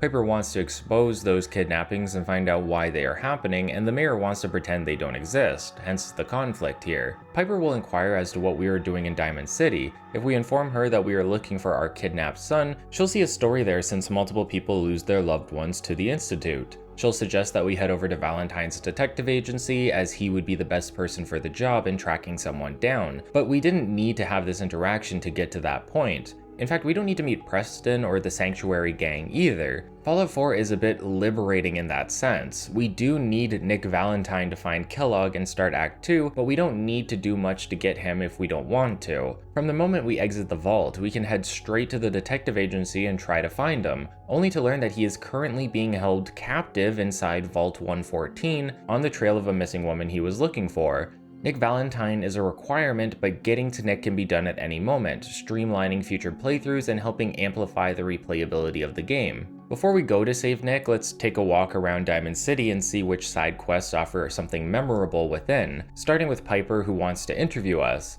Piper has a nickname for us. For the rest of our time with her, she'll be referring to us as Blue, referencing the fact that we are a vault dweller. If we ask how she knows this, she'll point out our Pip-Boy and just our general demeanor. However, the game does consider the chance that you are wearing your vault suit still, and Piper will then point out the obvious. Little things like that help bring the world alive, help make it feel like what you're doing at any given moment matters and could affect things. It's kind of an illusion since this barely ever actually happens in the game. Even better, your answers to Piper in this interview will be reflected in a paper released the following day that you can collect and read. But really, this is just about being sarcastic, truthful, hopeful, etc. It's a little side task that is meant to help flesh out your role within Diamond City, and I like that how you dress or how far you are within the main storyline can affect something as unimportant as a random interview. Again, Piper is a companion that can join you throughout your journey. She's probably one of the better ones to bring with you if you want a companion more heavily tied to the main narrative. As a journalist, Piper is invested in finding out more about the Institute, so she will have more of value to say when brought on these excursions. However, between her and Nick, I always find that it is better to bring Nick, as he is a mechanical requirement for some of the tasks necessary to find Kellogg. He's a synth, so he's directly tied to the Institute, and he has plenty of interactions to explore within Far Harbor once we get there. For all intents and purposes, considering Fallout 4 could have been seen as a big detective case in its first and second acts, Nick is probably the de facto companion to have with you along the journey. Additionally, Piper is another character who doesn't have a quest tied to her affinity. Just like other companions, she does have periodic affinity dialogue that help flesh out her character a little more. She's not a very popular person, namely because a lot of her work in the paper focuses on trying to educate people into the concept of synths, their dangers, and how Diamond City may be infiltrated by synths already. People find Piper exhausting. Many people want to live their day-to-day lives and see that reflected in some way within the news. Piper's news is a little more depressing than that, and people get tired of it.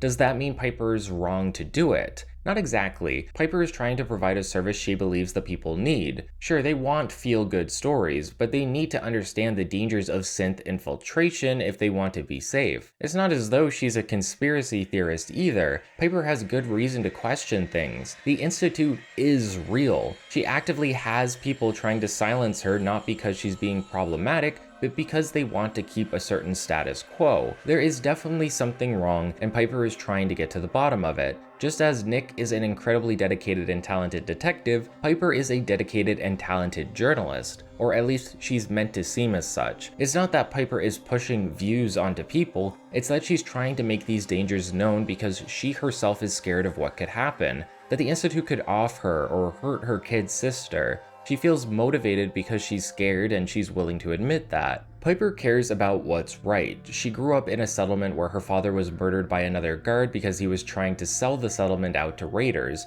She was the one to bring this to light and get him punished. She understands the value of doing the right thing and appreciates tagging along with you if that's what you are trying to do, trying to make the Commonwealth a better place. That's pretty much all there is to her development. Piper is happy doing the right thing, worrying about her sister and hoping she doesn't grow up to be like her because it isn't safe, but coming to terms with the fact that her sister is her own person. It's contained within dialogue, but Piper does at least get some development here and there. Some smaller quests include Out in Left Field or Painting the Town. There's a bunch of little quests like this all over, where you're asked to collect something or do a small task for some caps. I'm only even mentioning them because they all share a similar mechanic. Almost every one of these quests will let you perform 3 to 4 persuasion attempts in order to raise the value of the reward you are offered. Every single time you may find yourself constantly going back and forth trying to earn a little bit extra. Don't get me wrong, haggling is cool. I like being able to get more value out of the individual I am talking to, but repeating the same process in the same way over and over again is particularly grating.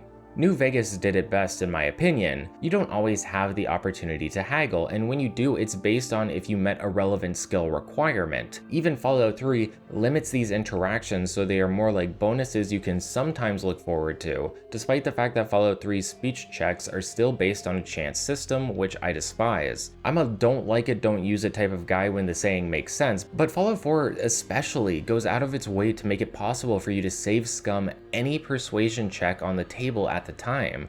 The minute you see one, you can press F5 to quickly save and then keep repeating from the exact dialogue selection you left off on, rather than starting the entire conversation over again. I don't have an issue with save scumming. I think you should play the game the way you want, but I think the game is a better experience when the developers help to remove the incentive to do this, making it more annoying to revert a save, not letting you save during dialogue, etc. These things help prevent the player from wanting to backtrack, and therefore they are more likely to accept the failure of their persuasion attempt. Or they could have just had hard requirements, which I will die on the hill as being a better system overall that made skills way more useful in dialogue. Now we are stuck reloading our save because our charisma stat wasn't high enough to give us a 100% chance to receive 25 more caps from Larry or whomever. Another quest that can actively change the world around you involves helping the local radio DJ Travis gain some self-confidence. If you ever listen to Diamond City Radio in your playthrough, you've probably heard the meek voice of Travis hosting in between songs. A citizen named Vadim and his brother own the Dugout Inn, which is conveniently in one of the stadium's dugouts. Clever, right? Vadim is tired of hearing Travis on the radio. Dude's too much of a downer, doesn't have anything interesting to say, can't get a sentence out straight. It's depressing to the clientele, and honestly, yeah, Travis sucks. Vadim wants to do something about Travis, but it's not what you may be thinking.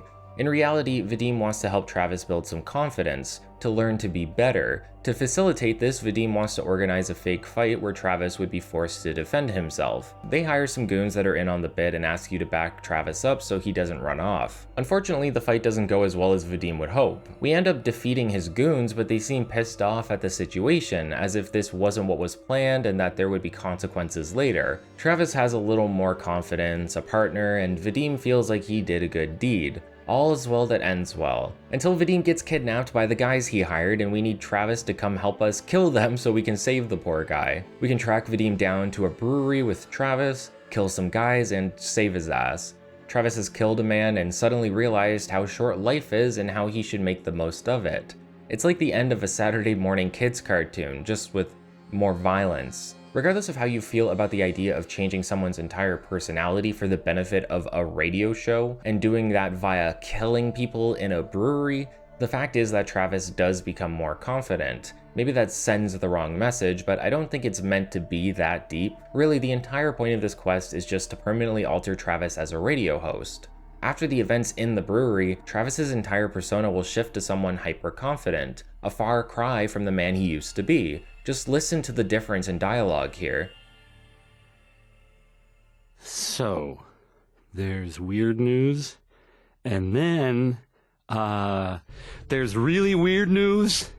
Oh boy. Okay. Here goes, and I swear, this is what I was told. I mean, what I heard. I mean, obviously, if I was told it, I heard it. Apparently, a Chinese submarine, oh boy, a Chinese submarine was seen off the coast, heading out to sea. I guess we should be glad it wasn't going the other way, huh? I mean, I know I said it was going to be weird news, but that would be weird. I swear, I'm not making this up. Folks, I think by now we're all used to a little weirdness every once in a while. This tidbit really takes the cake, and you gotta believe me when I say I'm not making this up. There have been reports of, I'm dead serious now, a Chinese submarine seen off the coast, heading out to sea. How long it's been here, and what it's been up to, are anyone's guess, but I think we should all be thankful It's apparently on its way out. Like I said, hard to believe. But there you have it, folks, the latest, craziest news from Diamond City Radio. I love that change. I always love when the DJs are real people and you can affect their station by interacting with them. It's like killing Three Dog in Fallout 3. Similarly, Travis can be killed in Fallout 4, and this freaky little bald kid named Shane Kowalski will take over for him. If you enjoy listening to the radio at all, I recommend keeping Travis alive just to save you the pain of having to listen to Shane on the air. God bless you, Travis. Keep up the good work, and I'm glad we could make a difference in your life, even if you do eventually have a falling out with your new girlfriend. Can't be a winner every time, buddy. Another quest allows us to help a man stop himself from being a cuck. Oddly enough. Diamond City Blues is a weird quest, not because of the cuck thing I just mentioned, but because it can lead into another quest under very specific circumstances. Paul Pembroke asks for our help. There's a bar near here that his wife frequents to the point that she is rarely if ever home. He also believes that said wife, Darcy, is cheating on him with the bar owner, Henry Cook. We can actually witness the two men get into a fist fight within the bar, which is one of the triggers that makes the quest available. This is one of the more freeform quests, having a couple paths we can go down and crossing between them depending on the choices made. We can agree to help Paul and confront Cook together, we can persuade Paul to let us confront Cook alone, or we can choose to not help Paul, but see how things turn out. Any of these options are valid. There's no right or wrong way to go about things here. It's just about deciding how you want to deal with the situation. Do you want to help the sad-looking guy with the cheating wife, or do you want to help the bartender who seems to have naturally better charisma? Regardless of whichever path you take, the natural conclusion is that we interact with Cook either with Paul or alone. Cook not wanting trouble suggests that we take part in a big drug deal with him that would make enough caps for Cook to skip town and no longer be a problem for Paul. You can find out about this alone and agree to work with Cook, or you can even have Paul tag along. Either way, whether you take part in the second part of this quest is determined by whether or not you let Cook live. Cook's deal sounds pretty lucrative too. There's a man named Nelson who is the son of the powerful Malcolm Latimer, one of the more wealthy individuals in Diamond City. Cook helps Nelson use his father's money to buy drugs, but now Cook is willing to pull one over on everyone, taking both the money and the drugs for himself, and you if you agree to tag along. Naturally, we can agree to this whether Paul is there or not, and ambush the drug meet between Nelson and one of Morawski's men, Trish. Morawski is the big drug dealer within Boston and someone we can actually find within Goodneighbour. There's pretty much no way this doesn't lead to violence, meaning everyone in the meeting is going to die except for Cook and I, since it was just the two of us who went along. That means Nelson is a goner, and the only survivor after the battle is Trish, since she's flagged as essential. We can either get the location of Morawski's chem lab from her as a deal, kill her, or get the info and kill her anyway. Regardless, Cook doesn't seem to like Trish very much and attempts to get rid of her. I'm kind of with him on this one. No witnesses sort of deal, you know? Unfortunately for Cook, that means we got to get rid of him as well. There's no real moral dilemma here. Well, you kinda have to decide if what you were doing is right or if that even matters. The game isn't asking you to think about your actions, it's just offering you the means to take part in a drug deal or to ambush one anyway. Mechanically, that's a really cool concept, and I don't see why you would want to pass that up unless you were role-playing a saint. And as we already established, Bethesda doesn't really respect your want to roleplay in this game anymore. It's more about creating theme park rides for you to experience. Many aspects of this game feel on rails, even in a quest like this where there are multiple options for us to choose from initially. After everything's said and done, there is an absurd amount of drugs for you to acquire from the stash. It's seriously just too many drugs, especially if you actively use them in combat. You won't need to purchase any for like the rest of the playthrough. Or you can sell them to make a large amount of caps from various vendors. If you get Trish to divulge the location of the chem lab, you can get a few more from there as well. If Paul comes with you, splitting the drugs 50-50 with him will allow him to take over the tap house instead of Cook, something I would consider the good ending of this scenario, but that's not really what makes this quest interesting. What's interesting is all of the potential follow-ups that exist within it. There's something like 3 follow-ups to this quest. 2 of them are NPC interactions that may lead somewhere, but one leads to its own side quest called the Morawski heist. Let's say we took part in the ambush. Eventually, Cook's daughter Colette may start showing up around Diamond City, looking for information on her father's whereabouts, and hearing you may know more. Maybe Cook left and you can inform her of that, maybe he's dead and she'll press you for more info, forcing you to try to talk her down, or persuade her into believing you had nothing to do with it. This can lead to multiple encounters where Colette will eventually find out the truth and try to kill you. It's even more involved than that though. Say you screwed over Paul during the ambush and gave him a bum deal on the chems. Maybe Paul is more willing to rat you out now. Maybe you were good to Paul and informed him of Colette's suspicions. Then either of you can decide to assassinate her before things get out of hand. Since Nelson is dead, his father will also be looking into who did it, and that means he'll eventually track you down for answers. Apparently Malcolm is supposed to just be looking for his son since we left no witnesses, but this didn't seem to be the case for me. Malcolm knew his son was dead and believed me to be the culprit. From there I could convince him it was Paul or Murawski. After convincing him of Murawski, I was able to go and assassinate the guy in Goodneighbour. Although Nick didn't like that very much since he was in my party at the time. Even weirder, as I mentioned, this quest has a follow-up in the specific situation that Paul has died during the events of the initial quest. I had to look this up, and according to the wiki, this has to be during the quest and not during the follow-ups, which explains why, and I believe many others have not seen this quest, let alone heard about it. It's one of the only quests in the game that has such an obtuse way of unlocking it. You have to complete a specific quest a specific way, and this never really happens again in the rest of the playthrough. Something like that. The obtuseness of it all. That's actually something I love in my role-playing games. I love playing Vesperia and going to a random alleyway in a random town to find a kid in a cow costume who, if you talk to enough at the right moments of the game and don't miss him ever, you get some rare rewards. I love shit like that. So of course I love knowing there is a sort of missable quest in the game. However, since this sort of thing never really happens in Fallout 4, it can get a bit frustrating to completionists since you never really expect this to happen. Locking yourself out of a faction ending / questline comes with its fair share of warnings, but you don't get any notifications here, so it's not very consistent within the design of the game. I didn't even realize it was a requirement when doing this playthrough. I had the quest listed down to complete since I never had before, but I ended up missing it because I couldn't kill Paul. It's not even a particularly involved questline, just offers some lore you would have missed otherwise. Paul's wife will ask you to find out what happened to him.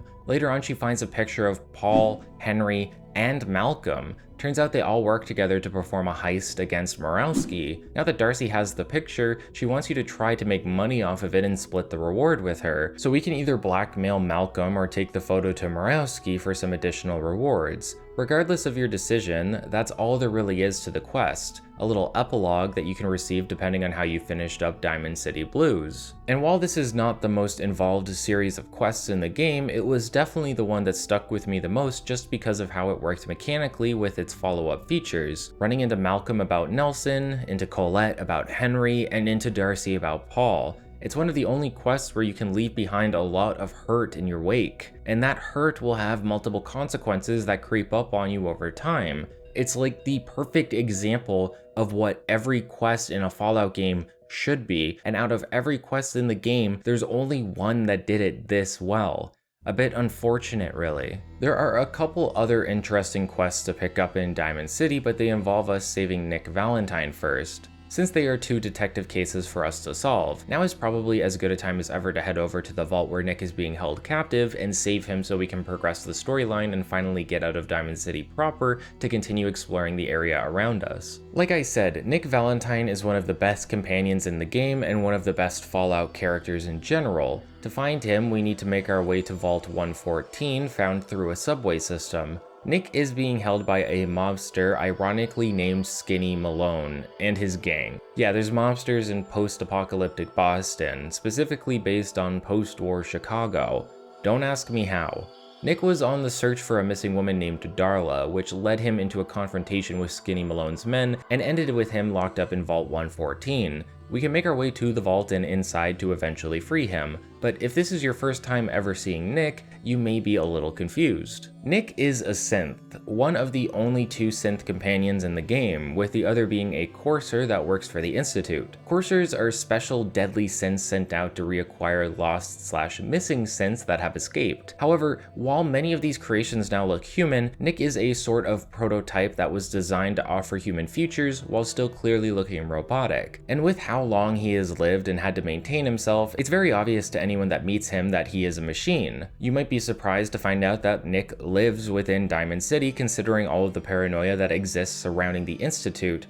But whether it be because of his looks or his ability to help individuals as a detective, Nick has earned a sort of trust with the people of the Commonwealth, since he clearly isn't hiding the fact that he is a synth. It most likely makes it easier for people to trust him, although there is still some obvious animosity he feels with various parts of the population. Some people can look past him being a synth and judge him based on his actions, but others aren't so willing due to prejudice and fear. We haven't really touched on it yet, but for all intents and purposes, synths are people, or rather that's one of the main arguments that is had within the game. The Institute sees their creations as purely robotic, programmed individuals who are designed to believe they think and feel, but that do not actually do so. The question is then, where is the line drawn? If a robot can think, feel, maybe even dream, if they can hurt and yearn, if they experience emotions, are they not something we can perceive as human or at least human adjacent?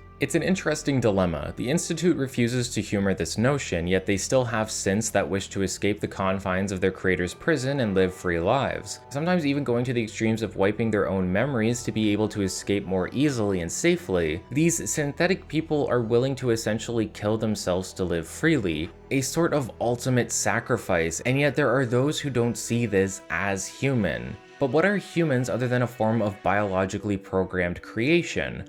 Everything we think, feel, and remember is stored within our brains. We develop over time, learn more, and store aspects of our lives that help mold us as human beings. If synths can do this as well, who are we to say they aren't human just because they were created in a different way? If a biological human had their memories wiped and became a completely new person, would we not consider the death of the individual? Memories are what tie us to reality. They are what it means to be alive. To lose those means to be reborn as someone else, as the you that existed before no longer does. Synths in that way live a tortured existence, born to be slaved to the Institute, yearning to be free, to live a life of their own volition, even if that means a sort of death in the process. What is more human than that? Does the soul exist, and do synths have one? It's something to stew over as you play through the game so you can come to your own conclusion. Personally, if a being can suffer, even if not biological, that is enough for me to not want to put them through that. If you have the means to feel, to have respect, compassion, empathy, etc., I believe you deserve the right to receive that back from others. Nick is an older generation, as I mentioned, one of the initial prototypes to have thoughts and memories. His memories come specifically from a biological individual of the same name, Nick Valentine, a detective for the Chicago Police Department before moving to Boston with his fiancée. There's a whole backstory involving Nick's old memories that we'll talk about in a minute, but let's talk about Nick the Synth personally first. Nick is a cool and collected individual. He's someone that wants to get to the bottom of situations and do the right thing. Rarely do we see him get heated or lose his temper, but there are still some things that trouble him. Mainly the loneliness of being a synth in a world of humans, and the difficulty that can entail, but also the fact that he is aware his memories don't belong to him. Nick has had enough time to make his own memories since his creation, but he still houses the memories of the real Nick Valentine, and despite being aware of that, he still struggles with the emotions that these memories feed into him. The need to take out Eddie Winter as an example, a criminal that killed Nick's fiancée pre-war. Apparently realizing his time was up, Eddie ghoulified himself before the bombs fell and sealed himself away in a shelter so that he could live forever. As we have already established, the longevity of ghoul life seems to have changed from previous entries to now. Ghouls can live seemingly forever now with little to no food or water, meaning Eddie could very well still be alive and out there somewhere. The only thing is that Nick believes he is still locked up within a shelter, which sounds like an absurd notion to me, considering he would have to have been in there for 200 years, which you would think would drive the dude mad. However, that ends up being the case. Eddie had these holotapes that had incriminating info on them. He sent them out to fellow mobsters, and the original Nick Valentine was trying to track them down. For whatever reason, maybe just because he could, Eddie hid the code necessary to enter his shelter on the holotapes. If they were all collected, they could be used to enter. That makes up Nick's companion quest. Your goal is to find all the tapes and then confront Eddie in his shelter. Luckily, finding the tapes isn't too much of a needle in a haystack. You get a lead on one of them at Cambridge Police Station, and there are terminals near most of the other holotapes that point you to the others that were in police custody. It's an adventure, but definitely not one that requires you to aimlessly search around. Sure enough, when you find the holotapes and get the code, you can head to the shelter and unlock it to find a ghoulified Eddie Winter inside. The implications here are crazy. The first ridiculous concept is that Eddie figured out a way to ghoulified himself before the bombs fell, and somehow knew that this would give him immortality. This is most likely due to the effects of radiation being studied pre-war, since Rad-X, Rad-Away, and similar medication already existed at the time. The information must have been out there, at least in theory, so it is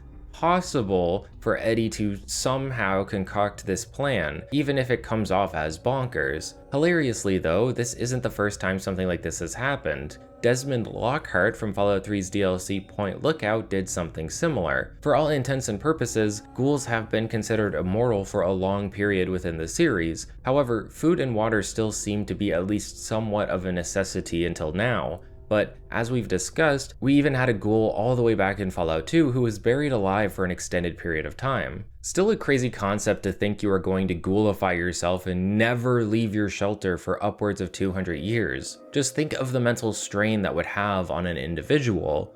Locked away from society for 2 centuries, you'd imagine Eddie must have gone feral just from that. But no, oddly enough, Eddie is a perfectly sane individual when we find him. It's as if being in the shelter has had little to no impact on his psyche nor his memory, which seems incredibly disappointing. Both Eddie and Billy, the ghoul kid locked in the fridge, don't seem to suffer the mental repercussions of their seclusion. Even worse for Billy, since he was stuck in a fridge where he couldn't move. At least Eddie can exercise, I guess. I don't know, I think this would have been a much more satisfying conclusion if Eddie wasn't there anymore mentally. Think about it like this. Nick resents the fact that his memories are not his own. He appreciates that the memories have made him someone personable and able to get by, but he doesn't enjoy how they drive him to certain emotions. He recognizes that Valentine's wife wasn't his own, but he still feels an intense urge to avenge her. Nick hopes that by ending Eddie, by getting revenge, that he will somehow come to terms with this, as if to calm the intense memories of his artificial past. Imagine how Nick would feel if he found Eddie already gone, potentially feral or at least lost within his own mind. What would his motivations be at that point? Would Nick want to pull the trigger? Would it even matter? Nick feels completely justified in killing Eddie currently because nothing about Eddie has changed. He's still alive, he holds no remorse for the things he has done, and he has a perfect recollection of them. If let out, Eddie would probably wreak havoc once again. Nick never hesitates in taking him out because that's not the point for him for some reason. There's no real exploration into whether or not revenge is something Nick truly wants. He just accepts that the previous version of himself would want revenge and goes about it no problem because he thinks it will help the current version today. There's no real lesson about revenge here for Nick to experience. Rather, he realizes that it wasn't about his memories of the past Nick that drove him, but about justice instead. Nick is driven by justice, and killing Eddie was exacting that justice in his eyes. I would have just liked to see a character like Nick, one who feels so real and developed, to have a harder time coming to this conclusion, to pull the trigger on this man. And I think if Eddie wasn't in the mental state to feel remorse for his actions, to feel the fear of death, this would have been a harder action for Nick to take and allowed him to come to these conclusions in a more realistic way. Listen, I'm no lore purist. I accept that ghouls are basically just superhuman because to me it doesn't really matter if they are or not. What I would like to see though is a more realistic representation of solitude and the effect it has on the human mind, how that may affect the characters around us like Nick. There's more to say in this quest, and it sort of gets sidelined so it can be your typical revenge story with nothing to really chew on. I don't get much of that in Fallout, and it's one of the game's biggest weaknesses. It feels like Bethesda wanted to take this entry less seriously. Situations that could normally cause a lot of strife and thought seem to be built for a laugh or just built to get the job done. Nick definitely feels a lack of purpose with the job done, but through that he realizes his true calling, to deliver justice, to do the right thing, and by helping Nick out with that, you've sort of given him a new lease on life. More motivation to keep going, to tread his own path and be his own person, artificial or not.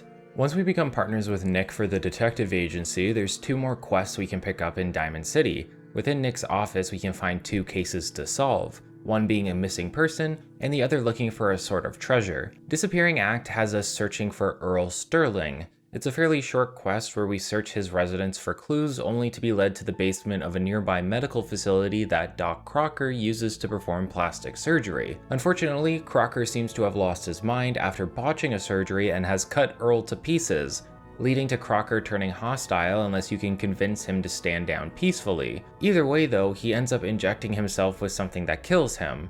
I was always worried this would remove the plastic surgery option, to be honest with you, but Dr. Sun ends up taking over the practice, meaning you don't have to lose access to the mechanic. Similarly, we have a quest called the Gilded Grasshopper, where a friend of Nick's asks him to help him work on a lead to find said grasshopper, and maybe some treasure along the way. When you reach Marty's last known or suspected location, he's unfortunately been killed, but you can still find the grasshopper and read a note inside to lead you to a nearby grave that houses the body of Shem Drow, with the reward being his unique sword. Neither of these quests are particularly elaborate, but they do at least let you somewhat roleplay as a detective in the Commonwealth. I would have loved to see this fleshed out more the most. A full faction questline as a detective, solving a bunch of small mysteries that lead into a bigger one would have been an incredibly satisfying inclusion considering Nick can be one of our companions, slowly making the agency more popular, getting more and more jobs to solve, and eventually bringing to light some long-time mystery that you have heard whispers about. It was the perfect opportunity to do something like that, and it's not like the developers are adverse to non-faction quest lines. Cabot House, which we will talk about later, is a series of quests that end with a pretty interesting conclusion. Hell, if anything, this would have been the perfect place to have some of those Radiant quests I despise so much. Create procedural mysteries to solve as a fun little gimmick, but I imagine that would be too intricate for what the developers wanted out of Radiant quests to begin with. They wanted to give us slop, not something actually worth engaging with. We got Nick on the team and we can start working on finding our son, or we could start some more side quests around the Commonwealth, at least the interesting ones anyway. One area I don't think I ever explored until this video is Vault 81. It's one of the only vaults in the game that is not only still functional, but actively lived in by vault dwellers. If you reach the vault and try to access it via your Pip-Boy, you are almost immediately interrogated by security, who are surprised to see you even have one, especially since they never heard of Vault 111. The Overseer will take over and ask you to earn access into the vault by helping them, but there's a speech check that lets you bypass this so you don't have to backtrack, and thank God. I love when these quests let me skip the menial tasks by using a different mechanic. Once we are inside, we can see that the vault is in surprisingly good repair. While the vault dwellers here are cautious of strangers, they aren't fully secluded and accept trade from people within the Commonwealth, a sort of necessity so any vault can survive. This isn't the only reason they thrive, however, as one of the previous overseers took it upon themselves to go against Vault-Tech's experiments for the vault, allowing people to live. The experiment involved scientists using a secret section of the vault to perform animal testing on mole rats to create diseases and cures. These would then be tested on the human residents of the vault. The overseer and fellow scientist, Dr. Oliviette, locked the other scientists in the secret section of the vault with enough food and water to live until they died of old age, and sabotaged the nozzles that would be used to disperse the viruses and cures within the vault's main living section. This didn't prevent experiments from continuing on animals, however, and the scientists created a deadly disease that would be carried by the mole rats. No one within the vault currently knows about this setup. However, there is a man, Bobby DeLuca, who found a secret entrance to the other side of the vault and used it to store his drugs as he's addicted to Jet, getting most of his supply from his sister, who is a dealer, but regrets getting her brother hooked on the stuff. We can go through the vault to talk to residents and explore. We can find a lost cat and even talk about our exploits in the Commonwealth to a class of kids who are very interested in death claws of all things. The dwellers are open to communication and trade with the outside world, but few if any actually step out into the wasteland, leading to to a bit of a culture shock as they get to learn more about us. Most of these quests are fairly small in design and just there to offer interactions between a wastelander and a community of vault dwellers. There is a longer and more elaborate quest to take part in. If we donate blood to one of the doctors in the vault so they can test a wastelander, we can later return to find a boy, Austin Engel, has suddenly contracted a deadly disease that is quickly killing him. The doctors have no antidote for this and are at a loss as to what to do. However, Bobby, the jet addict, mentions to the doctors that he assumes Austin broke into the secret section of the vault and there may be a cure in there. Everyone is surprised to learn about this secret section, and it sounds like the mole rats within must have bitten Austin, leading to his current state. We can offer to go into this secret section and look for an antidote. As it turns out, the entire secret section of the vault has become infested with mole rats that have been left to reproduce uninhibitedly. In fact, if we get bit by any of them while we are exploring, we will succumb to the same illness that Austin has. A debuff that permanently lowers our health by 10 health points if we don't find the vaccine and use it on ourselves. It's engaging to see the contrast between the two sides of the vault. One is clean, bright, and thriving, while the other has been left in disrepair with the death of the scientists that lived within. At least they seem to live a full life here, so we are seeing the after effects of their deaths. We eventually find a room housing a Miss Nanny named Curie, who was reprogrammed by one of the scientists to help with the experiments. The good news is that Curie has spent her time making vaccines for the mole rat disease.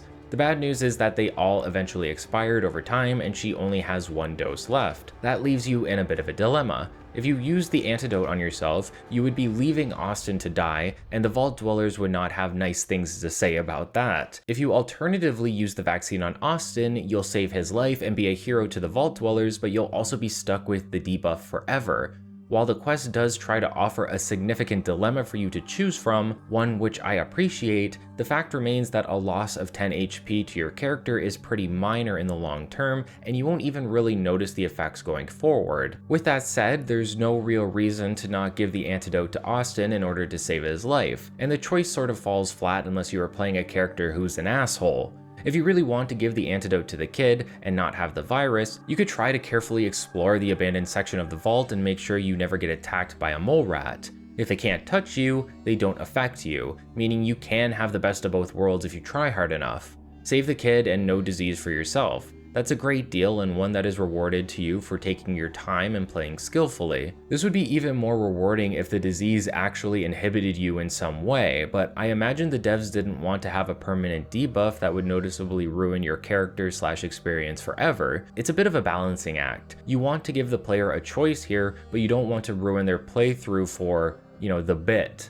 I personally think they should have gone all the way with it. It makes for a better choice at the end of the quest. If the disease is that bad to your character that it could nearly kill you, of course you may decide to use it on yourself and not save the child. You'd be losing an ally in the form of Vault 81, but at least you'd be healthy for the remainder of your time playing Fallout 4. Regardless of what you choose, Curie will ask to join you on your travels, becoming another robot companion for us to take along and customize. Curie is one of the other companions that actually has a quest tied to her affinity with you. She wishes to progress her research and do good for the people of the Commonwealth. She feels inhibited by her robotic nature and wishes to experience what it means to be human so she can continue working. This leads us into a quest where we can find an individual willing to transfer Curie's consciousness into a synth. But that requires us progressing through the main story to the point that we go through what I think most people consider the worst part of the game, the memory den.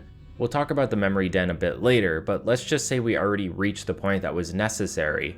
Dr. Amari is a memory specialist and believes she can transfer Curie's mind into a synth, but it's not that simple. Synths are, by all accounts, people. To put Curie into the mind of a synth would be removing the mind and memories of whomever was currently within it, basically killing one person in order to give life to another. Synths that get their memories wiped to escape the Institute sometimes have the surgery botched and end up left in a vegetative state that they can never escape from. Their mind is permanently fried, but the housing within their body seems to be intact. Amari can get us a vegetative synth to perform this experiment on, but you still have to decide if that's the right thing to do. Sure, you'd be giving Curie a new life, but you'd be erasing the other personality within the synth, whether they are vegetative or not. It's like pulling the plug on someone in the hospital. It's a big ask, and it's an even bigger ask if you are going to get permission from someone that knows the victim. That can actually happen here. If you are within the Railroad faction and made some progress, it will be Glory, another synth that delivers her, and you have to actively convince her that this is the right thing to do, that it is acceptable to use this body and wipe the old personality within, allowing the body to live again, even if it's with the personality of Curie and not Glory's friend here. But maybe you never met with the Railroad, or maybe you've been ousted by them. The game takes that into consideration and will send a random NPC to deliver the synth instead, one that seems to be less emotionally connected to the victim and doesn't need convincing to let the operation commence. So it's up to you. Is this the right thing to do? Does it matter since the synth is effectively dead at the moment anyway? Who's to say?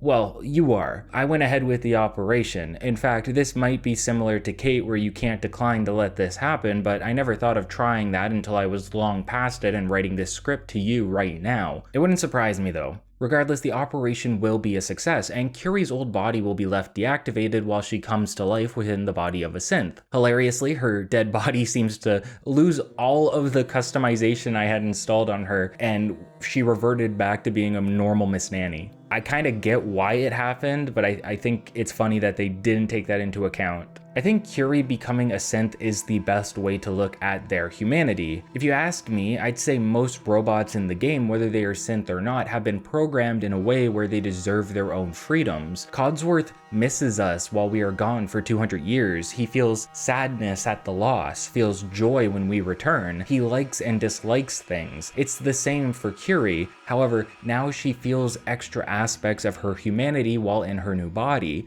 Curie can feel, or at least recognize, that she has insides now, that she is acting as an organic. She feels sadness at the death of Dr. Burrow and the other scientists trapped within the secret section of the vault. Her emotions are more elaborate now, and many of them foreign to her, things Curie needs to get used to as she slowly becomes even more human than she already was. Curie as a character is one of the less interesting in comparison to the others we've seen so far, but in terms of quests, Curie has one of the most interesting, as it allows us to explore the concepts of humanity through the lens of a robot that has been transferred into the body of a human, or rather the closest thing to a human that you could transfer her into. By the way, after we have completed the events in Vault 81, we can talk to Bobby's sister to learn that his jet addiction has gotten worse. If we convince him to quit, his sister will thank us, and we can actually convince the two of them to move out of Vault 81 and into one of our settlements. Cool little way to get some new, unique settlers if you want them. There's still plenty to see and do around the Wasteland, guys. Let's move on to one of the more involved side quests that isn't technically tied to a faction. I love Cabot House. It's a short series of quests, but one of the only ones willing to explore the paranormal side of the Fallout universe. We had a bit of that back in Fallout 3 with things like the Dunwich building, and there's even a similar Dunwich location in Fallout 4, but Cabot House is a dedicated adventure into the unknown, where we get to learn about a family of individuals who have spent their lives hiding a dangerous secret. In a way, I call it more involved than some of the factions included within the game, specifically the Minutemen. Cabot House is an easy enough questline to start. A ghoul named Edward Deegan will approach you either in the Dugout Inn, back at Diamond City, or within another bar found in Goodneighbour. If we agree, we can head over to Cabot House to start the quests proper. The house itself is in pristine condition. It's a bit out of place within the Commonwealth considering everything was blown to shit by a bunch of nuclear bombs. For the house to look the way it does currently, someone would have to have been taking care of it for quite some time over these past 200 years. A little bit of foreshadowing surrounding the mysteries and secrets of the house and the Cabot family. We first get to meet with Jack Cabot, and while you may get the feeling that Jack and his family are hiding something, he still comes off as a genuinely nice person. Jack is a scientist, and usually therefore a smart man. He has the knowledge and funds to have a group of people working for him around the clock. I like Jack a lot. He kind of just comes off as a major nerd, but he's also trying to keep his family together despite their difficulties, which we get to see later on. There's more character development with Jack than there is with some of the other actual faction members and even some of our companions. Jack has a question he likes to ask all of his new employees.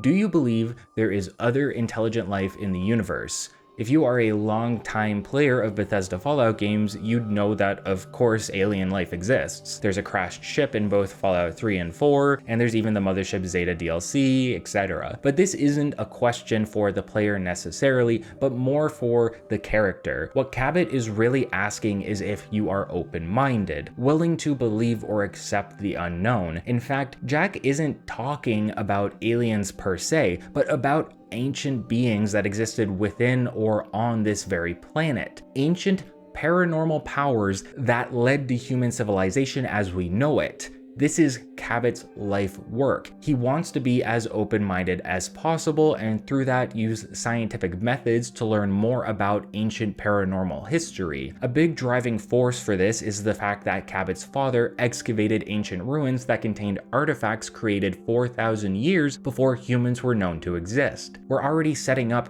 where this journey will take us. Cabot believes in something that existed before humans, something that had power, and he wants to understand what this is from a scientific point of view rather than just refusing to believe in it. And there's a good reason for this. It's not just that Jack is open-minded, he's seen these things firsthand. Our first job for the Cabot family is to hit up a mental asylum they have under their control. A package that was supposed to reach the asylum has gone missing and Edward wants us to track it down. If we head to the asylum, we learn that some raiders seem to have apprehended it. Finding the raiders, we can see that the package seems to be gone, but there is at least one vial of a mysterious serum that we can bring back to the family to complete the quest. This mysterious serum is a mystery to us currently. Looking at it, we can see that it removes up to 36,000 points of radiation, an absolute absurd amount. This is really a removal of 10 rads per second for an hour of time, meaning it's great to use somewhere like the glowing sea or other heavily irradiated locations like Far Harbor. We can even lie and say the shipment was completely gone, meaning we get to keep it for ourselves. However, we can get our hands on it later, so I like to just return it now anyway. It's useful, but not extremely so why bother? Still, the serum has a sort of narrative effect. You can't make use of this effect mechanically, but it's an important aspect of the serum that the Cabots need to survive, and we get to learn a bit more about it through our second job for the family called Imogen Takes a Lover. When we return to the house, we will find Jack in an argument with his mother, Wilhelmina. Apparently, Jack's sister has gone missing, and Wilhelmina wants Edward to look into it for her. Jack believes Edward has better things to do than search for his sister, since she seems to run off periodically when she meets a new man. Eventually, she gets bored and makes her way back to the house. Regardless, Wilhelmina is worried about her daughter, and so it's our responsibility to track her down. With Goodneighbour being the location she usually spends time in, that ends up being our next destination. This is technically our first real reason to stop by Goodneighbour in this playthrough, and there's a lot to do there similar to Diamond City. We'll hold off on that until we finish the Cabot storyline though. Imogen spends a lot of time at the Third Rail, a local jazz club in the settlement. We can head down there and talk to the bartender to learn that the local singer, Magnolia, was the last person to see her and is our best bet at finding out where she's gone. If we talk to Magnolia, we can use the opportunity to flirt/sleep with her if we want, but I found this hilariously annoying since she wouldn't actually talk to me about Imogen until she got back to the club. I thought this would have had some sort of charisma check to get her to explain to me some things post-coitus, but no, the devs just added in the ability to sleep with her and then expect you to return later to get the news if you haven't already. It's weird. As it turns out, Magnolia is a synth, and I don't think you actually find this out unless you kill her, and there never seems to be any reason to do that. Not a bad thing though, it adds to the world building. People aren't just paranoid for no reason. There really are synths that live among humans, either working for the Institute or hiding out with their memories wiped. The fears of the populace are at least somewhat justified, and every so often you'll kill someone and loot their corpse to find a synth component. Sort of an oh hey, look at that moment spread throughout the game. As another extra bonus / cool aspect of this interaction, hearing Magnolia sing will have her songs permanently added to Diamond City Radio's playlist, which I never picked up on during my previous playthroughs, but it's a nice little addition, nice little bonus. Magnolia will explain to us that Imogene went off with some sort of preacher and can have Ham, the ghoul bodyguard within the third rail, give us a flyer so we can track them down. Imogene has joined up with a cult known as the Pillars of the Community. Funny story, but by this point in the playthrough, I have actually already run into them. You can kind of go through the whole process to get scammed if you want. You'll meet Brother Thomas, he'll try to convince you to join, and you can hand over all of your belongings. The only way of getting these back is by pickpocketing the guy or killing him, forcing you to kill all of his followers as well. It's a messy little setup with no real peaceful end unless you want to successfully pickpocket your entire inventory back, which could take forever. But if we killed Brother Thomas, who the heck is Imogene with then? Well, that's the funny thing. We didn't kill Brother Thomas. In fact, Thomas doesn't even show up until we start the quest. Instead, there will be an identical NPC that can be named randomly between Andrew, Simon, Matthew, and James. This is according to the wiki. This is who you will first interact with if you visit the cult before the Cabots. With the quest active, the game spawns in Thomas and seems to put the cult back together even though we murdered everyone around it. I can only assume that this line of reasoning happened for one reason. The cult was tied to a quest line, but they could also be dismantled by the player character. Rather than making the leader an essential NPC, causing some problems with getting your stuff back, this revival as a twin NPC was probably a design fix / patch that the developers decided to use so that your experience would be smooth during both encounters. Realistically, it would have been better to have Imogene somewhere else, but if she has to be at the cult, it would have been nice to find her upon our return to their settlement, just waiting for someone to come pick her up. Maybe when we get there, there's a note left behind explaining how the brother died, how she got bored and headed back. Just would have made a little more sense than this dude having a random set of twins or triplets or whatever who decided to remake the cult we just burned down to the ground. It's a bit of a silly quest, but I do like that it offers excuses to check out some of the areas you may not have explored yet. Specifically Goodneighbour and getting to meet Magnolia, adding her songs to the radio if you haven't done that. More importantly, once we free Imogene, we can inquire about her age in comparison to our perception based on what we heard. Imogene is Jack's younger sister, but she looks noticeably older than him. If we press her on why this is, we will learn that the serum we found earlier seems to have a sort of anti-aging effect. It partially restores one's youth and prevents them from experiencing the effects of getting older. This is something the Cabots have been using for a long time, allowing them to live for hundreds of years before and after the bombs fell. However, we are also seeing the effects of not taking the serum, which seems to streamline the process to try and catch up to the user's original age. If you run out of serum, there's a good chance you are on the fast track to dying. A serum like that is incredibly rare and powerful. Something like it would have been a great use to Eddie Winter, for example, saving him from ghoulifying himself to become effectively immortal, but no one seems to know about it except for the Cabots, so where did it come from? Is it from some sort of excavation, an experiment of Jack's made through some immoral testing? Who knows? Well, we will in a minute. Once we have Imogene on our way, we start really learning some shit about the Cabots. When we return, we find Jack and Wilhelmina conversing with Edward over the radio since he seems to be defending the asylum from invaders. We lose contact with him and Jack requests we go over there to help out. Whatever is in the asylum, the people attacking it must not get their hands on it, and to make sure everything is okay, Jack decides to join us.